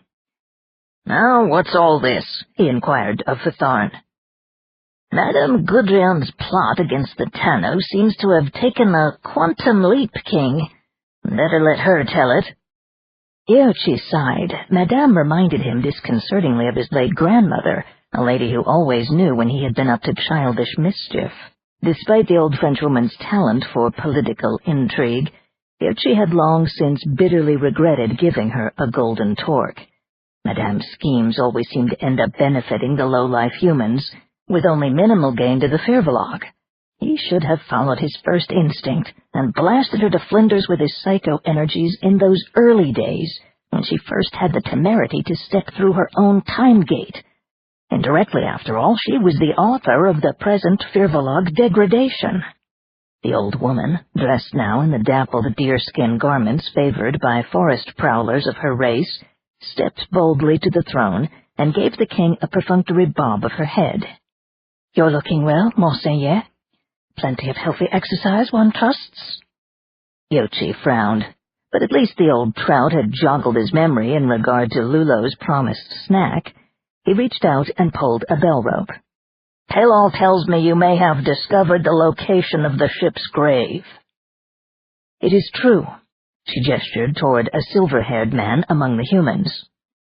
"One of our new compatriots, Professor Claude, believes he has identified the locale. It was known to him through his scientific studies in the world of the future." "Still known 6 million years from now?" The king beckoned to the paleontologist who came closer. "You there, Claude, tell me, in the future, did your people have any recollections of us?" Claude smiled at the little exotic and let his gaze wander about the fantastic hall that lay within the heart of the Vosges' highest mountain. "Your Majesty, right this minute, humanity's direct ancestors are small apes cowering in the forest. They have no language, and so there is no way they can pass on to their descendants any memories whatsoever. Primitive human beings, having the power of speech, won't evolve for another 2 or 3 million years or so, and they won't develop reliable oral traditions until, say 8 or 9,000 years before my time. Wouldn't you agree that it was highly unlikely for future humanity to have retained any recollections of a race of small, shape-changing exotic people who live in underground dwellings?" The king shrugged. "It was only a thought. So, you know where the ship's grave is, eh?" Claude said, "I believe so. And you have no moral objections to our plundering it to our mutual benefit?" Yochi's beady green eyes flashed dangerously. "Be careful, old Claude. You won't be robbing the ship of anything that can't be returned in good time, with interest. when the unfair advantage that the despicable foe has seized is equalized." Madame said, "We will help you to accomplish this end, Monseigneur. I have sworn it as part of my expiation. When humans can no longer be enslaved by the Tanu, the status quo between your two races will be restored, and our first strike will be against Fanaya, using an aircraft and the spear from the ship's grave." The king twisted his beard in golden ropes. "The time factor. It's only 3 weeks to the equinox, then another week and a half, and we're into the truce for the grand combat ingathering. Our forces would need at least a week to prepare for an attack against the Tanu. Is there a chance that you can get back here with the flyer and the spear before the truce begins? We'd be willing to join you in an attack if there was a real hope of knocking off Beltane and his flying circus. If we were successful against Fanaya, the morale of our lads and lasses would be at zenith going into the games this year." The old woman turned to Claude. "Is it possible for us to get to the Rees and back inside of a month?" "We might barely manage it, but only if we obtain a guide who can take us by the shortest route to the head of small boat navigation on the Danube. This would be someplace beyond the Black Forest in a kind of sediment-filled basin, the Molassic four-deep between the Swabian Jura and the Alps. The river would likely flow as gently through the morass as the Sweet Afton. We could sail to the Rees easily and fly back." "Within the month?" the king persisted. "If you use your good offices to get us a guide, it's feasible." Fithorn stepped forward. "The mighty Shanmes suggested that one Sugal might be made to assist the expedition. A bad-tempered joker even for a howler, and not any too loyal, but he claims to rule the Feldberg country, even the water caves beyond the Paradise Gorge. Shanmes thought that if anyone knew of this river, Sugal would. I can take these people to his lair if you'll authorize Madame to impress his service." "Oh, very well," grumbled the king. He crouched down and began groping under the throne, presently hauling out a smaller coffer that looked as if it was carved from black onyx. After fumbling with its golden catch, he flung it open, rummaged around, and came up with a Parker pen of 22nd century vintage and a much-creased, stained piece of vellum. Still kneeling on the floor, he scrawled several emphatic ideographs and appended the royal signature. "That should do it." He replaced the writing materials on the chest and handed the missive to Madame. "It's the best I can do. Freely translated, it says, 'Help these people or it's your ass.' You have our royal leave to coerce this Sugal into slime mold if he gives you a hard time." Madame gave a gracious nod and tucked the note away. A bow-legged little fellow in a belted red smock came trotting into the audience hall and saluted the king. "You rang, appalling one?" "We hunger and thirst," said the monarch of the infernal infinite. He turned abruptly from the steward and shot a question at Madame. "You really think this expedition has a chance of success?" "It does," she affirmed solemnly. "Captain Richard here was a master of starships. He will be able to pilot one of the flyers spoken of in your legends, if they have not been destroyed by the elements. Martha and Stefanko possess technical knowledge that will enable us to make both the aircraft and the spear operational. Chief Burke and Felice will defend us against natural perils en route. I myself will use my metafunctions to confound inimical members of your own race, as well as such Tanu that may venture to pursue us. Professor Claude will lead us to the crater once we are safely on the river. As to success," she ventured a wintry smile, "that remains in the hands of le bon Dieu, n'est-ce pas?" Yuchi glowered at her. "Why can't you speak English like a regular human being? Don't I have enough trouble with you?" "Oh, I admit the plan sounds good, but so did this scheme for tunneling under the Fanaya wall and setting off that damned guano explosive your people cooked up. And at the last minute Voltaine let the Rhine into the diggings, 183 Firvolog stalwarts swimming for their lives in a soup of bird shit. This time it will be different, Monseigneur. Yuchi beckoned to the steward. Bring me some of the best ale, and have that new human cook, Mariposa, the one with the nose, bake up one of those big flat open-faced tarts with the melted chamois cheese and tomato sauce and the new sausage. The steward bowed low and ran off. We have your leave, then, to pursue the expedition immediately? Madame asked. Oh, yes, yes. The king's growl was petulant. He drew his golden bathrobe around himself. We commanded, in fact. And now you are dismissed. Fithorn, you stay here. I've got something to talk over with you. The palace guards, who had stood immobile in their black glass armor during the interview, now thumped short lances on the floor and prepared to escort the human visitors out. But the smallest female, the one with the cloud of pale hair, who was scarcely as tall as a Firvolog woman, had the boldness to call out, "Your Majesty, one more word." Oh, very well, sighed the king. I know who you are. I suppose you still think we ought to give you a golden torque. Don't make me wait. Felice fixed him with a gaze even more penetrating than Madame's. With a golden torque, I could ensure that the expedition would be a success. The king vouchsafed what he hoped was a suave smile. I know all about your extraordinary abilities. You'll be rewarded with your heart's desire in good time, but not yet. First, help your friends get the spear and the flyer. If you should happen to find Lagon's torque there at the crater, take it. If not, we'll see what can be done when you return. Deliver the goods, and then we'll talk about presents. He waved his hand in dismissal, and the guards ushered the humans out. Are they gone? Yuchi whispered, jumping down off the dais to peer into the gloom. Gone, King, Fithorn confirmed. He sat on the edge of the regal platform, pulled off one boot, and tipped a pebble from it. Ah, you little bastard. Show some respect, growled Yuchi. Speaking to the stone in my shoe, appalling one. Well, what do you think? Risky, risky. The king paced up and down, hands clasped behind his back. If only we could do without these damned middlemen.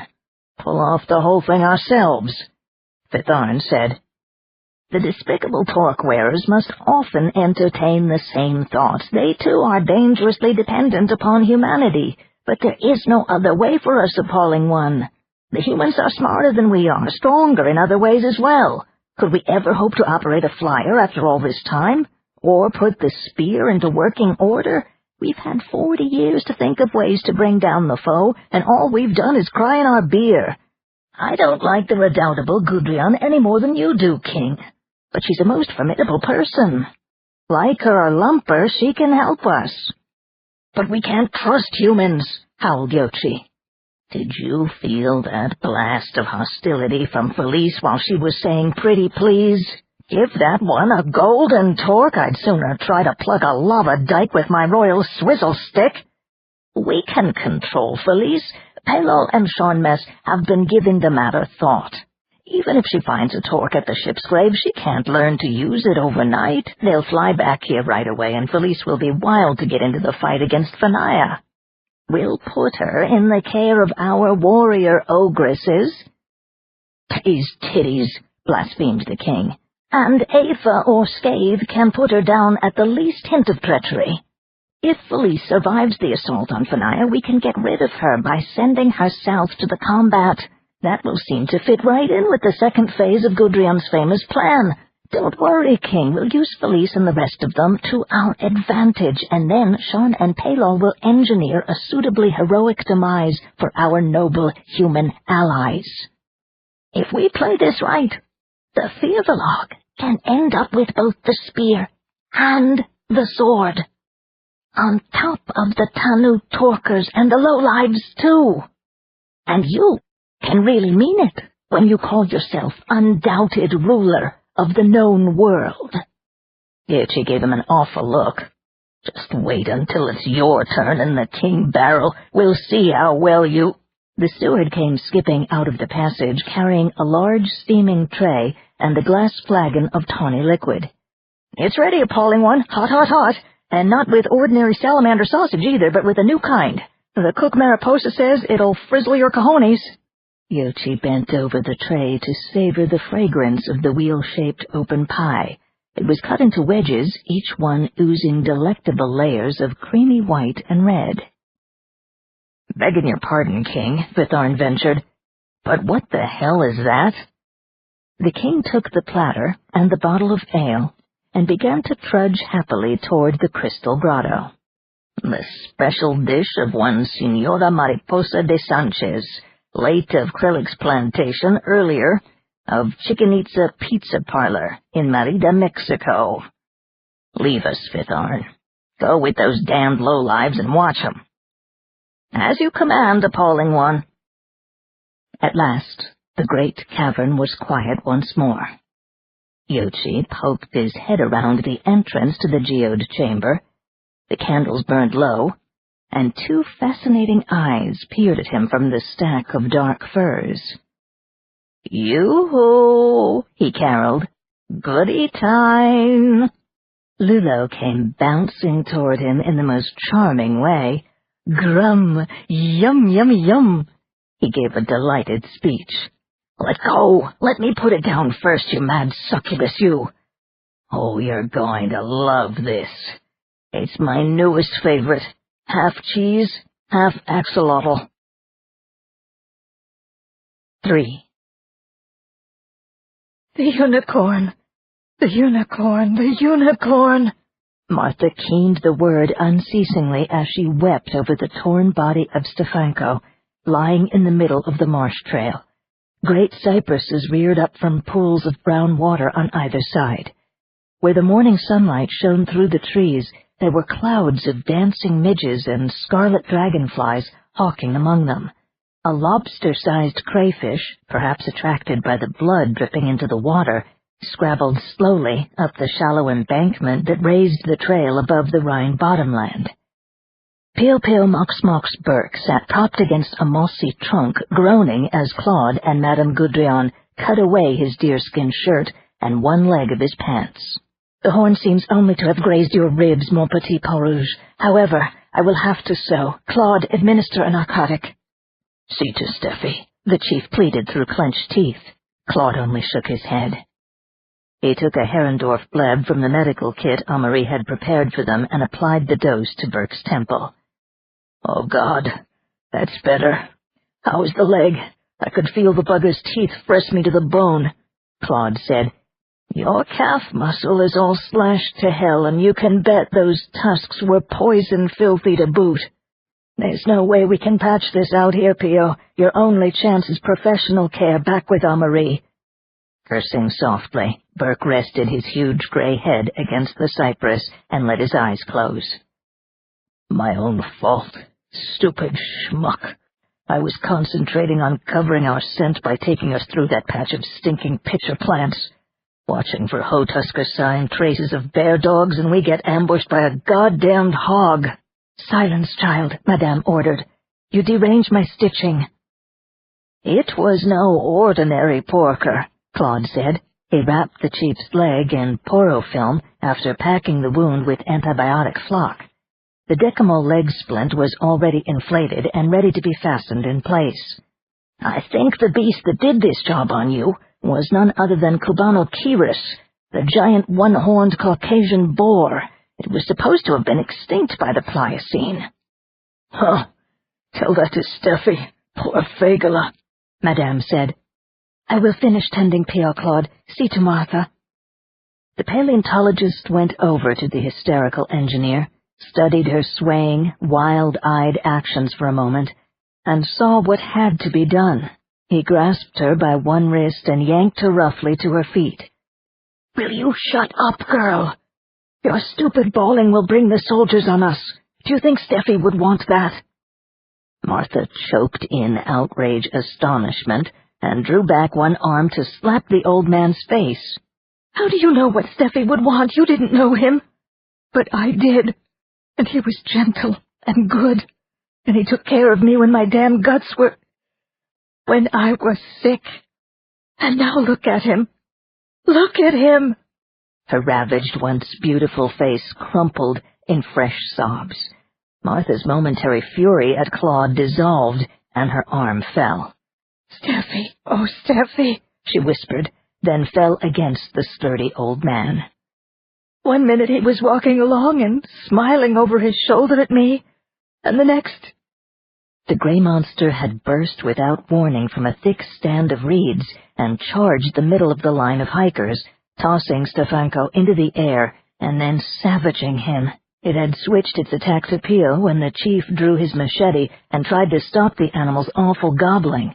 Fitharn had burst into illusory flame, driving the boar off the natural causeway into the swamp shallows. Felice and Richard followed the fireball with drawn bows, leaving the others to help the wounded. But there was no helping Stefanko. Claude held the shuddering Martha in his arms, then pulled out the tail of his bush shirt and used it to wipe her streaming eyes. He led her to the mossy hollow where Madame was working on Burke and made her sit down. The knees of the engineer's buckskin trousers were stained with dark blood and muck, but there were also bright scarlet patches down around both ankles. "You'd better have a look at her, Madame," Claude said. "I'll take care of Steffi." He got a mylar blanket from his own pack and went to the body, fighting to control his own rage and revulsion. He had known Stefanko only 4 days, but the ready competence of the man and the warmth of his personality had made him a congenial trailmate on the trek from High Vrazel to the Rhine bottomland. Now Claude could only do his best to smooth the contorted face back into its accustomed, smooth lineaments. No need to look so surprised any more, Steffi boy. Just relax and rest. Rest in peace. A horde of flies had descended upon the ripped mass of intestines and moved only with sluggish reluctance as Claude rolled Stefanko's body onto the metallic sheet. Using the heat beam of his power pack, the old man welded the edges of the mylar into a bag. The job was nearly finished when Fitharn, Richard, and Felice came squelching back out of the jungle. Felice held up a rigid yellowish object like an ivory marlin spike. "We got the fucker for what good it does." Richard shook his head in awe. "A pig the size of a goddamn ox. Must have weighed 800 kilos, took 5 arrows to finish it off after Pegleg trapped it in a thicket. I still can't figure how anything that big could have snuck up on us unawares." "They're intelligent devils," Fitharn growled. "It must have followed us downwind. If I'd had my wits about me, I'd have sensed it, but I was thinking about how we'd have to hurry to cross the river before the morning